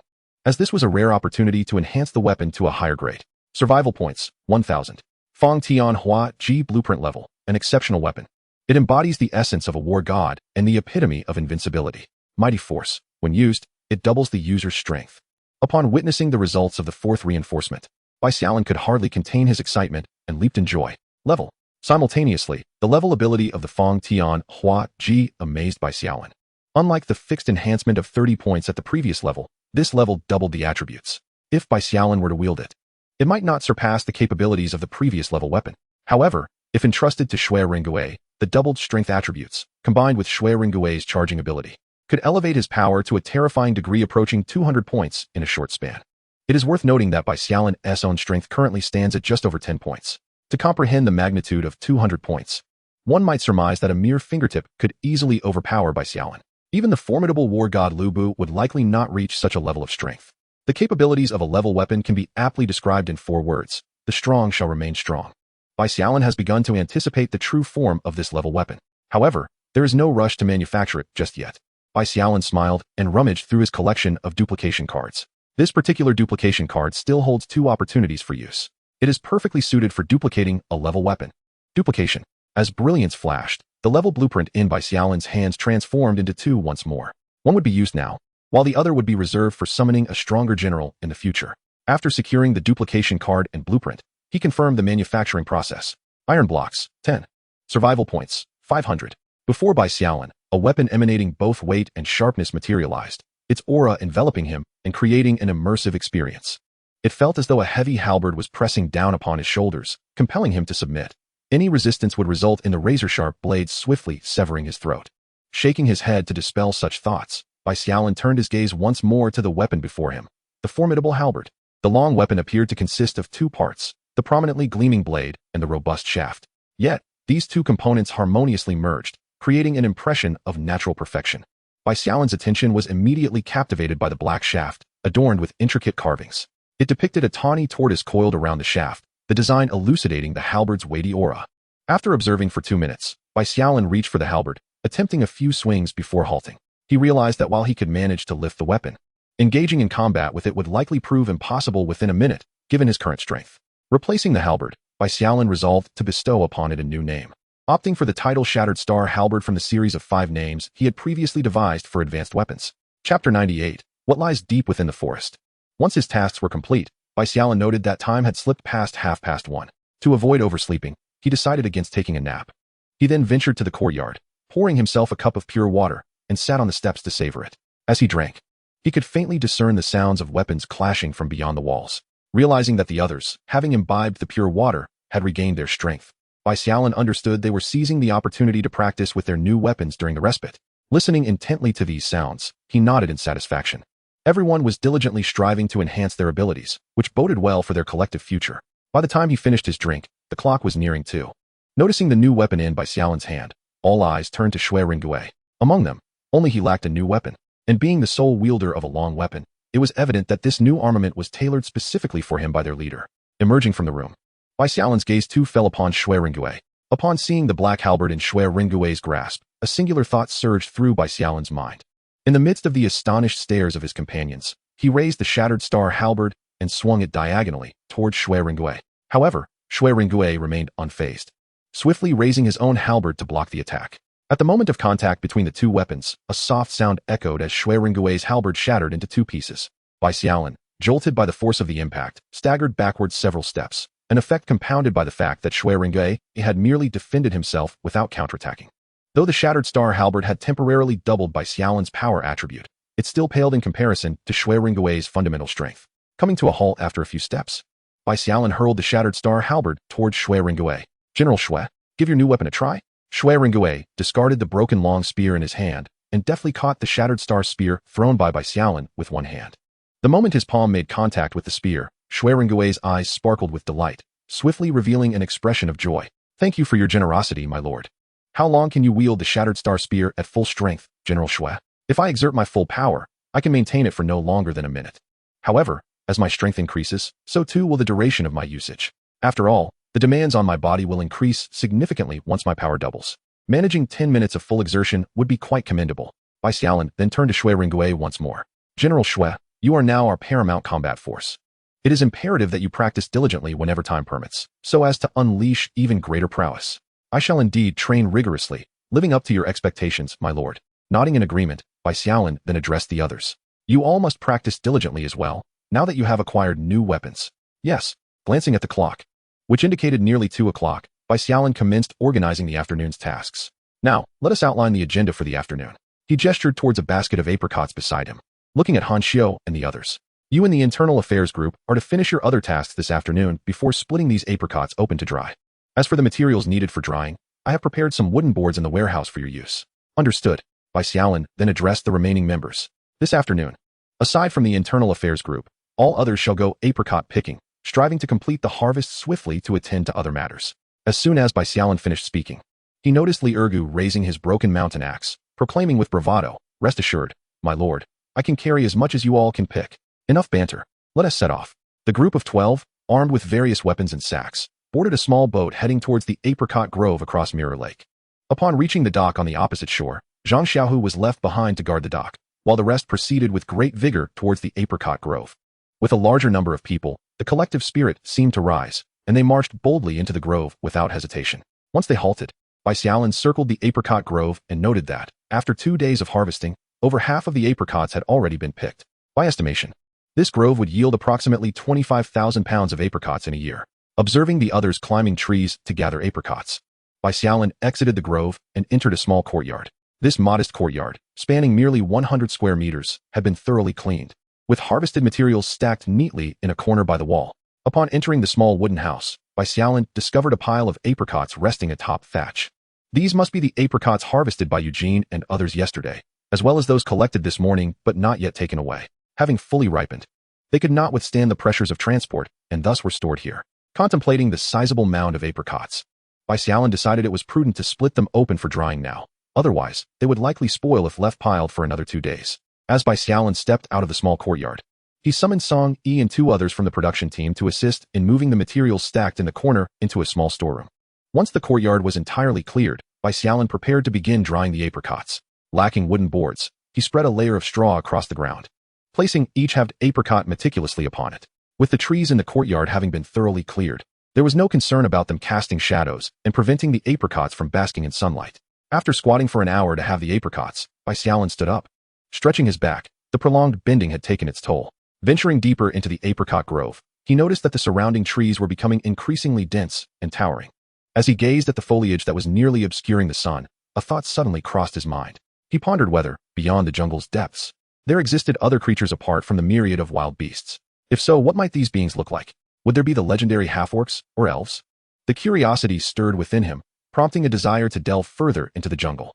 After a few moments of contemplation, Bai Xiaolin approached Shui Rengui and Zhang He, who were still busy picking apricots, and called out to them from the trees. General Shui, Zhang He, come down. You need not continue harvesting apricots. Let us explore the forest together. With one being adept in close combat, and the other skilled in ranged attacks. They ranked among the top 3 in terms of combat prowess, making them ideal companions for his venture into the jungle's depths. Meanwhile, Eugene would remain behind with the others to continue gathering apricots, ensuring their safety in case of unforeseen dangers. Just as he finished speaking, Bai Xiaolin heard Eugene's voice from above.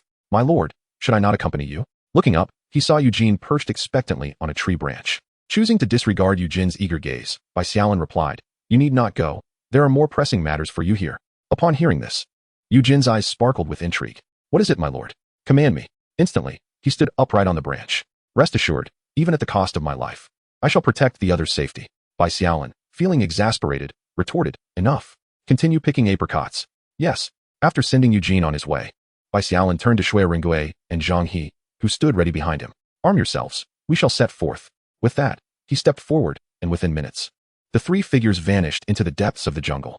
As they advanced, the underbrush gradually thinned, while the trees soared higher into the sky. After traveling approximately a kilometer, the landscape transformed. Shrubs became scarce, replaced by towering trees that reached several dozen meters in height. The branches intertwined above, completely obscuring the azure sky.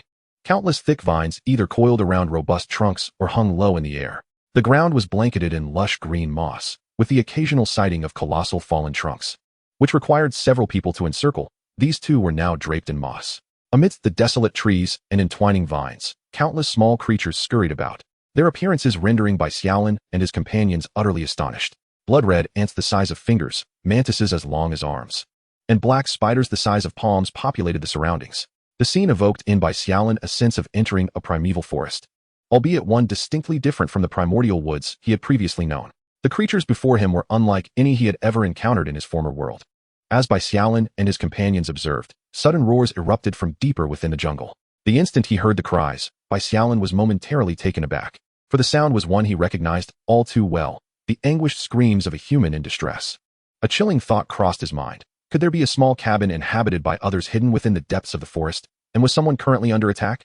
With this realization, he turned to Shui Rengui and Zhang He. Let us investigate. If we encounter any insurmountable danger, we shall retreat in haste. Indeed, they replied, and the trio hastened toward the source of the roars. However, as they drew nearer, their expressions grew increasingly uneasy. When they finally halted, they were rendered speechless by the scene before them. Some 20 meters ahead, a colossal cage formed from countless vines and trees stood ominously in the dim shadows. The roars they had heard emanated from within this prison, accompanied by a suffocating aura. Zhang He, gazing at the immense vine enclosure, instinctively swallowed hard and could not suppress his inquiry. "My lord, what is this?" "I cannot say," Bai Xiaolin replied, feeling an inexplicable sense of revulsion as he surveyed the cage, as if something unsettling lurked within. He understood that whatever resided inside was far from being a normal human, or even a typical creature, prompting an instinctive desire to retreat. Suppressing his discomfort, Bai Xiaolin peered through the gaps in the vines, longing to discern what lay within. Just as he was observing, Shui Rengue, who stood before them, suddenly spoke. "My lord, shall I venture closer to investigate?" Upon hearing Shui Rengue's voice, Bai Xiaolin hesitated. Under normal circumstances, one would avoid such unknown peril. Yet, with their cabin merely a few kilometers away, the prospect of a dangerous entity escaping from within and threatening their home was too grave to ignore. After confirming that the vines appeared robust and posed no risk of breaking, Bai Xiaolin steeled himself. "Let us proceed together. I, too, wish to see what lies within." "Very well," they affirmed, and the trio advanced once more toward the vine cage. As they approached within mere meters of the enclosure, a series of roars erupted ahead. Roar, roar. It seemed as if the creatures within had sensed their presence and were eager to break free. The chilling sounds instinctively halted Bai Xiaolin in his tracks, and as he turned to gaze toward the source, his expression shifted to one of profound unease. Merely gazing through the vines, merely 2 meters apart from the trio, one could observe the grotesque figures of various beings, some decayed, others reduced to mere skeletons, struggling to break free from the entangling vines. What could these be? Undead creatures? Or perhaps the cursed remnants of the deceased? Bai Xiaolin felt his worldview being profoundly shaken once again. How could such entities exist in this realm? Were they not also a manifestation of the so-called myriad races? As Bai Xiaolin contemplated silently, Zhang and he, upon witnessing these creatures' inability to emerge, approached the vines with curiosity. "General Shui, do you recognize these monsters?" asked Shui Rengue, who, standing outside the vines, scrutinized one creature attempting to extend its head through the gaps. "This resembles the legendary puppet zombies, albeit appearing significantly more agile than the typical undead. Furthermore, I have never heard of animal zombies." "Zombies? Why would such legendary creatures materialize? And they seem to be ensnared here." Just then, Bai Xiaolin approached from behind. "This is not the time for speculation. We must ascertain whether these beings pose a threat to us and determine their numbers." With that, Bai Xiaolin drew his broken mountain blade and struck at a creature that was extending its head through the vine's crevice, a grotesque semblance of a decaying wolf, dead yet not entirely lifeless. As the black blade descended, it severed the protruding half of the creature's skull, which, moments later, dissipated into a black mist in the air. Grr. Simultaneously, the creature appeared to suffer immense agony, swiftly retreating into the depths of the vines. It had not perished. Chapter 100, Fortune Value. Bai Xiaolin was taken aback and attempted to peer through the gaps to discern the creature's condition, only to find the depths shrouded in mist. With the creature's body vanished within. Could it be that these monsters are indestructible? Just as Bai Xiaolin pondered this, Zhang He suddenly spoke. "My lord, allow me to attempt." With that, 2 crossbow bolts swiftly shot through the crevices, instantly striking one creature's head. The creature's cranium exploded like a balloon, yet it remained alive, its remaining body stumbling as it sought to crawl further into the vines. In the next moment, another crossbow bolt struck its neck, and with its neck exploding, the creature's upper body was entirely obliterated. Its remaining form stiffened instantaneously, and moments later, it transformed into black smoke, dissipating into the air. "It is dead. Must one obliterate everything above the neck to vanquish these creatures?" While Bai Xiaolin contemplated this, 2 notification sounds echoed simultaneously in his ears. Fortune value, 1, survival points, 10. Upon hearing the 10 survival points, Bai Xiaolin understood that the monster he had just slain was comparable in strength to an ordinary beast. If it had been of a higher tier, it would have yielded 30 survival points. But what, pray tell, is this fortune value? Bai Xiaolin opened the survival points page, only to find no mention of the fortune value he had just heard. At that moment, yet again, 2 notification sounds rang out. Fortune value, 1, survival points, 10. This time, it was Shui Rengue who vanquished the monstrous creature. Upon noticing Bai Xiaolin's gaze, Shui Rengue pointed towards the creature lurking behind the vines. "My lord, I have discerned the method to eliminate these beasts. A strike to the junction of their spines will suffice to bring about their demise." Subsequently, the creature dissolved into black smoke. Luck points, 1, survival points, 10. So it is thus. Just as Bai Xiaolin prepared to attempt once more, he observed that with the demise of 3 consecutive monsters, the remaining creatures retreated, distancing themselves from the trio. This sight puzzled Bai Xiaolin. Could it be that these monsters are capable of fear? With no time to dwell on such thoughts, Bai Xiaolin turned once more to Shui Rengue and the others. "Let us proceed to circumnavigate this vine-laden prison and ascertain its dimensions." as well as the number of creatures contained within. Understood.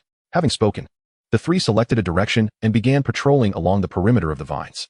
Whenever they encountered an approaching creature, it was swiftly dispatched by the shattered star spear wielded by Shui Ringgui. After all, these creatures were merely of the ordinary beast caliber, completely ineffectual against the formidable Shui Ringgui.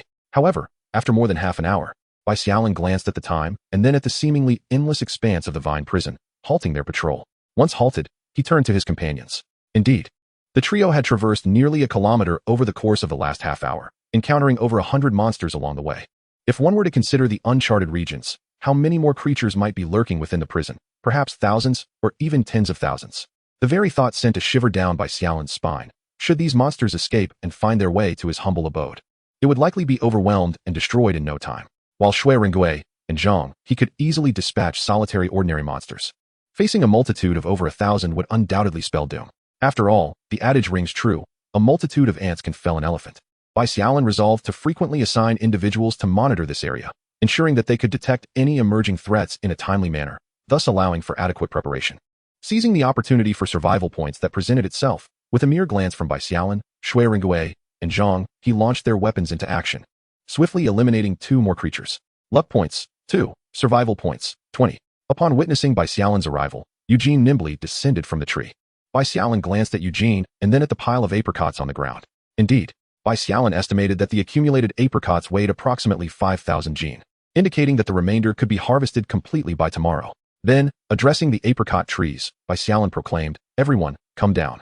We shall not harvest today." After his call, with a series of thuds, the remaining individuals leapt down from the trees. "Very well, let us commence transporting the apricots to the dock." Understood. Upon hearing that the transportation of apricots was finally underway, Li Ergu sprang into action, hoisting a bag of apricots and dashing towards the dock. Observing Li Ergu's swiftly vanishing figure, Bai Xiaolin urged, "You all may begin the transport as well." As the crowd began to transport the apricots, Bai Xiaolin returned to the small courtyard outside the apricot grove. At this moment, the ground of the courtyard, save for a narrow path left for the small cabin and the storage shed, was completely covered with apricots laid out by Song Yi and his companions. The more than 2,000 pounds of apricots stored inside the cabin had also been entirely cleared. To Bai Xiaolin's surprise, these individuals worked with remarkable efficiency. Observing the sun-dried apricots, he nodded approvingly and then exited the courtyard to select the ripe apricots that could not be transported and began to move them back inside. Gazing at the lake, he suddenly brightened and addressed the surrounding crowd. "Yes. Chapter 101. Brother, do not weep." Soon after, the group lined up along the lakeshore, eagerly attempting to catch fish. "Hurry, catch them quickly. What a pity. I had one and it got away. I see a big one here." Amidst the sounds of splashes and shouts, Bai Xiaolin covered his forehead, pondering whether it was somewhat rash to have these rough men attempt fishing. However, moments later, he was utterly stunned. Not far from him, Gong Shuyu and Shui Ringgui stood at the water's edge, sleeves rolled up, their hands probing the water like shadows. In the next instant, they emerged with 2 large fish, as if the creatures had willingly leaped into their grasp. Bai Xiaolin's jaw dropped in astonishment. Was this the ability granted by agility exceeding 30 points? The Mirror Lake's phantom hand. Before long, not only Bai Xiaolin, but everyone else also halted their activities, gathering to witness the duo's impressive display. Observing the increasing number of fish behind them, Bai Xiaolin couldn't help but muse. Why would they need fishing nets or rods in the future? If they had these too, they could effortlessly harvest thousands of pounds in a single day. Li Ergu, who had anchored the small boat, couldn't resist the urge to challenge the two to a fishing duel. He bent down to pick up a broken axe from the boat and excitedly jumped off. How could I miss out on fishing? Allow me to demonstrate the prowess of this general. Yet, before he could make a move, he caught sight of Bai Xiaolin's piercing gaze. Instantly, he froze in embarrassment, casting a pitiful look at Bai Xiaolin. "My lord, I was merely jesting." "Really? Of course. Then stand here and observe." "Yes." Li Ergu, holding the broken axe, stood beside Bai Xiaolin, watching as Shui Ringgui and his companion caught fish, inwardly thinking, "Next time my lord is absent, I shall showcase my fishing skills to you." Noticing that time was drawing near, Bai Xiaolin addressed the crowd. "When the boat docks, those who are transporting apricots should continue, and those who are catching fish should do the same." Bai Xiaolin then made his way along the wall towards the small pond where he had planted lotus roots. Having been a day since planting, he wondered if they had begun to sprout. A few minutes later, Bai Xiaolin inspected all the spots where he had planted the lotus roots. Confirming that there were still no signs of sprouting, he felt somewhat disheartened, pondering when he might be able to enjoy the lotus seeds and roots. Upon entering through the gate of the enclosure, a long row of wooden boards came into view, laden with apricots that had been split open and laid out to dry. As Bai Xiaolin walked alongside the boards, He estimated that there were approximately 3,000 pounds of apricots, signifying that Han Xiao and the others had managed to split and dry all the apricots from the baskets. Master, is there something you need? We're running low on rice. It will likely be finished by tomorrow morning. Upon hearing that the rice was nearly depleted, Bai Xiaolin was momentarily taken aback. After several consecutive meals of rice, he had almost forgotten that he was still in a world where resources were scarce. Reflecting on it now, while he was not lacking in food, apart from fish and meat, most of his sustenance had been acquired through resource cards. And he realized he had not used a resource card in nearly 2 days. Coming to this realization, Bai Xiaolin turned to Han Xiao. Do not worry. I will use another batch of resource cards tomorrow morning, and there will certainly be rice. He expressed this assurance because he had accumulated nearly 30 resource cards over the past 2 days. With such a substantial number, he was confident that rice would be among the provisions. That's good to hear, Han Xiao replied, relieved, before turning to rejoin the others in preparing dinner. However, instead of selling the fish in the trading area, they decided to trade all of it to Lu Nengli for special resources. Exiting the chat channel, Bai Xiaolin opened the trading area once more to review the results of the second round of trades for the day. Fresh apricots for trade, 1 for iron block, glass, plastic, or grass rope, among others, 0 remaining. Pure water for 100 in exchange for any material, 0 remaining. Aside from apricots, does the European god have any other fruits to share with us? Brother, you are being extravagant. With a bicycle, you are still not satisfied. It is not dissatisfaction. Merely a desire for a change in flavor. Are you flaunting your abundance of resources? I do not wish to expose your nouveau riche facade. It is indeed just a matter of having ample resources. Are you envious, brother? Stop boasting. Who can match the European god's wealth and resources? Enough about fruits. I merely hope that the European god can offer more staple foods. Me too. A taste of fruit occasionally suffices, but staple foods are of utmost importance. Does the European god eat mulberries? I would trade mulberries for apricots. Brother, do you still have mulberries? Not many. I found only 1 wild mulberry tree, and I am reluctant to eat it, hoping to exchange more apricots from the European god. I envy those who can discover wild fruits. I have only ever found wild mushrooms. I haven't even had the chance to taste mushrooms. Have I said anything? Brother, do not weep. After reviewing the trades, Bai Xiaolin noted that while all the apricots and water had been sold, the pace of apricot transactions had noticeably slowed. Moreover, many comments indicated that people had already tasted the apricots and were hoping he would sell some staple foods. Currently, apart from the apricots, the only food he could offer in abundance was fish. However, even if he intended to sell fish, he would have to wait until more apricots were sold. As for the remaining unsold apricots, he could always resort to making dried apricots if necessary. After a moment of contemplation, Bai Xiaolin shifted his gaze to a message in the comments section. Mulberries. This delightful fruit had been a staple of his childhood. Each time he indulged, his hands and mouth would become stained a deep black, and sometimes even his clothes would bear the marks. With this memory, Bai Xiaolin smacked his lips. Chapter 102, Silkworms. He then prepared to contact the individual who had discovered the wild mulberries. Just as Bai Xiaolin opened the private messaging interface, he suddenly noticed a message from this person. 22430. Oh God, I have mulberries here. Would you like some? 22430. Oh God, can I trade mulberries for apricots? The price is negotiable. After glancing at the messages a few times, Bai Xiaolin was momentarily taken aback. Mulberries. Mulberry leaves. Silkworms. Indeed, mulberry leaves are the sustenance of young silkworms. Suddenly, Bai Xiaolin recalled the blueprints for the loom and spinning machine that he had stored at the very bottom of his warehouse. If he had mulberry leaves now, once he discovered silkworms later, could he not embark on a journey of silk cultivation and weaving? With this thought, Bai Xiaolin began to recompose his message. Meanwhile, in a sophisticated wooden cabin, Su Xianxian was nibbling on bread while fixated on the cornerstone page, eagerly anticipating that Oh God would notice her message. In the room behind Su Xianxian, besides a water purifier, there were 2 overflowing baskets of deep purple mulberries. Not far from the wooden cabin lay a small grove of mulberry trees, laden with ripe and unripened mulberries. This was the abode of Su Xianxian. From her first day here, she had discovered the nearby mulberry grove, a discovery that had ensured she had never gone hungry. Moreover, out of caution, Su Xianxian had kept all the mulberries she picked for herself, never mentioning them in the public chat channel nor exchanging them for any resources. It was only in recent days, as the public chat channel saw an increasing number of individuals discovering wild fruits, that Su Xianxian decided to reveal her bounty, seizing the opportunity to trade mulberries for some materials. In particular, she had long coveted apricots, in her quest to acquire more.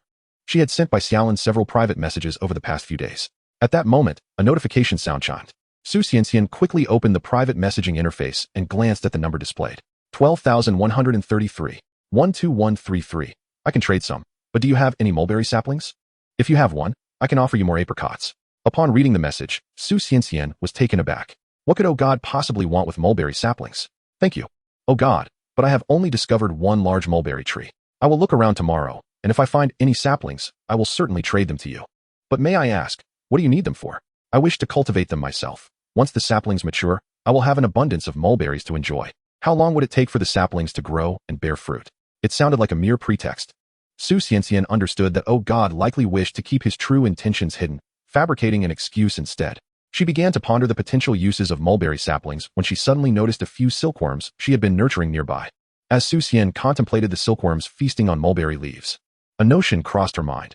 Could it be that the European deity desired the mulberry saplings for the purpose of raising silkworms? Do you wish for the mulberry saplings to rear silkworms? To her surprise, the other party seemed to have accurately surmised her thoughts. After all, aside from bearing mulberries, the leaves of the mulberry tree serve as the singular resource for nurturing silkworms. Moreover, judging by the tone of the interlocutor, it appeared they were indeed engaged in silkworm rearing. By the way, when you discovered the mulberry trees, did you happen to catch any wild silkworms? Su Xian began to deliberate whether to reveal the truth. If she chose to keep her silkworms a secret, she could simply trade some apricots as initially intended. Yet, an unexpected curiosity arose within her. Was it possible that this exceptionally resourceful individual had stumbled upon some hidden secret that prompted their interest in silkworms? If she were to uncover this secret, might she also advance ahead of others? With this in mind, Su Xian resolved to speak candidly while inquiring about the mysteries of silkworm rearing. I have captured a few silkworms. However, if you could enlighten me on the reasons behind your interest in raising them, I would be willing to excavate a mulberry sapling for you and even gift you 2 silkworms. Upon receiving confirmation, Bai Xiaolin felt a surge of joy. This was an unexpected boon, having discovered not only the mulberry trees, but also the silkworms. My intention to raise silkworms is driven by future considerations. I currently have several subordinates, and their work tends to wear out their clothing. I worry that I may not have garments to provide for them in the future, which is why I wish to cultivate some silkworms in preparation. Su Xian was taken aback, glancing down at her own somewhat tattered attire. Realizing that this was the reason behind Bai Xiaolin's initiative, she couldn't help but feel a sense of admiration. Indeed, the European deity was remarkable. While others fretted over their next meal, Bai Xiaolin had already anticipated future clothing needs. Thank you for clarifying. I can trade you 2 silkworms. But the mulberry sapling will have to wait until tomorrow. Very well, thank you. Bai Xiaolin clapped his hands and began to draft the trade information. 500 apricots for 500 mulberries. You should eat a few apricots first. We will reconnect tomorrow to finalize the silkworm transaction. I will venture out in the morning to see if I can find any mulberry saplings and will contact you upon discovery. Agreed. The reason for postponing the silkworm transaction was that Bai Xiaolin currently had no mulberry leaves. Should the silkworms be traded over without proper nourishment, it would spell disaster. After the successful trade, Su Xian could not resist swallowing hard at the sight of the golden apricots before her.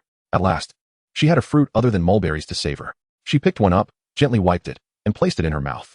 The sweet and tangy flavor elicited a smile from her. Delicious, she exclaimed, relishing the nostalgic taste reminiscent of her childhood. Having consumed about half of her apricot, Bai Xiaolin contemplated and called out towards the door, Xiaohu, come in for a moment. In the courtyard, Zhang Xiaohu was engrossed in a lively conversation with Li Ergu and others, and upon hearing Bai Xiaolin's call, he hurriedly rose and dashed to Bai Xiaolin's room. With a gentle creak, Zhang Xiaohu's head poked through the doorway. Master, did you call for me? Bai Xiaolin smiled, extending the half-eaten mulberry he held in his hand. Here, this is for you. As Zhang Xiaohu gazed at the mulberries in Bai Xiaolin's hand, a look of surprise instantly illuminated his face, prompting him to hasten a few steps towards Bai Xiaolin. Thank you, my lord, he exclaimed. You are most welcome. Chapter 103, The Exchange of Fortune. After Zhang Xiaohu exited the room clutching the mulberries, he began to eat as he walked, only to abruptly halt mid-stride. Raising his gaze, he found Li Ergu and his father, along with a few others who had been boasting together just moments before, now standing before him. Their eyes fixed intently on the mulberries in his grasp. Feeling an ominous premonition, Zhang Xiaohu instinctively attempted to retreat, but his collar was seized in an instant. Realizing that escape was futile, he ceased his struggle and addressed the group. These are a reward bestowed upon me by my lord. Upon hearing this, Li Ergu immediately adopted a serious expression. Xiaohu, I must say, we are all subordinates of our lord, united as one family. Why should we distinguish between ourselves? What is yours is ours. Do not hesitate, partake. With that, he turned and began to eat alongside Zhang He and the others. The reward from our lord is indeed delectable. After Zhang Xiaohu left the room, Bai Xiaolin pondered for a moment before rising to follow suit. However, as soon as he stepped outside, he witnessed Li Ergu snatching the mulberries from Zhang Xiaohu's hand. Observing this scene, Bai Xiaolin cleared his throat twice. Ahem, ahem. The group surrounding Li Ergu immediately turned their heads in unison at the sound of the cough, their faces morphing into expressions of awkwardness upon spotting Bai Xiaolin. My lord, we merely wish to help Xiaohu sample the flavor, Li Ergu said, quickly placing the remaining mulberries back into Zhang Xiaohu's hands. Several uncles and your father have tasted them. They are quite delightful. Do hurry and eat." With that, he cast a pitiful glance towards Bai Xiaolin. "My lord," Bai Xiaolin, with a stern expression, commanded, "You lot, come here." Yes. The individuals who had just pilfered the mulberries exchanged glances before lining up in front of Bai Xiaolin, resembling misbehaving schoolchildren. Bai Xiaolin rolled up his sleeves, exhaled through 2 fingers, and then delivered a gentle tap to each of their foreheads. He then addressed them. "Each of you is an adult, yet you stoop to fighting over food like children." Hearing this, Li Ergu covered his forehead and looked at Bai Xiaolin. "My lord, I shall not dare again. Not dare again. Did that not hurt?" "It did. If any of you dare to snatch food from Xiaohu again, I will have everyone line up for a turn to receive a tap." Upon hearing this, Li Ergu and the others widened their eyes, realizing the gravity of the situation. "Rest assured, my lord, there will be no next time." "Very well, you lot. Now fetch water and fill the bucket in my room." "Yes." They hurriedly ran to grab the buckets, eager to avoid another tap to the forehead. Fresh apricots 1 exchange for iron blocks, glass, plastic, or various materials 5, remaining over 5,000. Pure water 100 exchange for any material 5, remaining 10,000. Note, this is the final round of trading for today, and apricots are in short supply. Friends who have not yet purchased, do seize this opportunity. After the 3rd round of trading commenced, Bai Xiaolin began to examine the 2 transaction notifications concerning the acquisition of character cards. The first involved 1 liter of purified water exchanged for 1 kilogram of bread, with 0 remaining, while the second pertained to 1 liter of purified water traded for 1 character card, with 9 remaining. The 2 remaining trades involving purified water and bread had been entirely fulfilled, and 6 additional transactions of the purified water had been completed.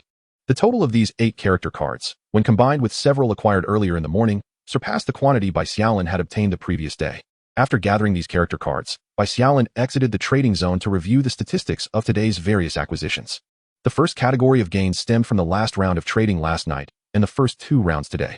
In total, 3 rounds of transactions yielded 2,800 pounds of apricots and 2,800 liters of purified water, alongside 70,000 units of rare materials and 170,000 units of common materials.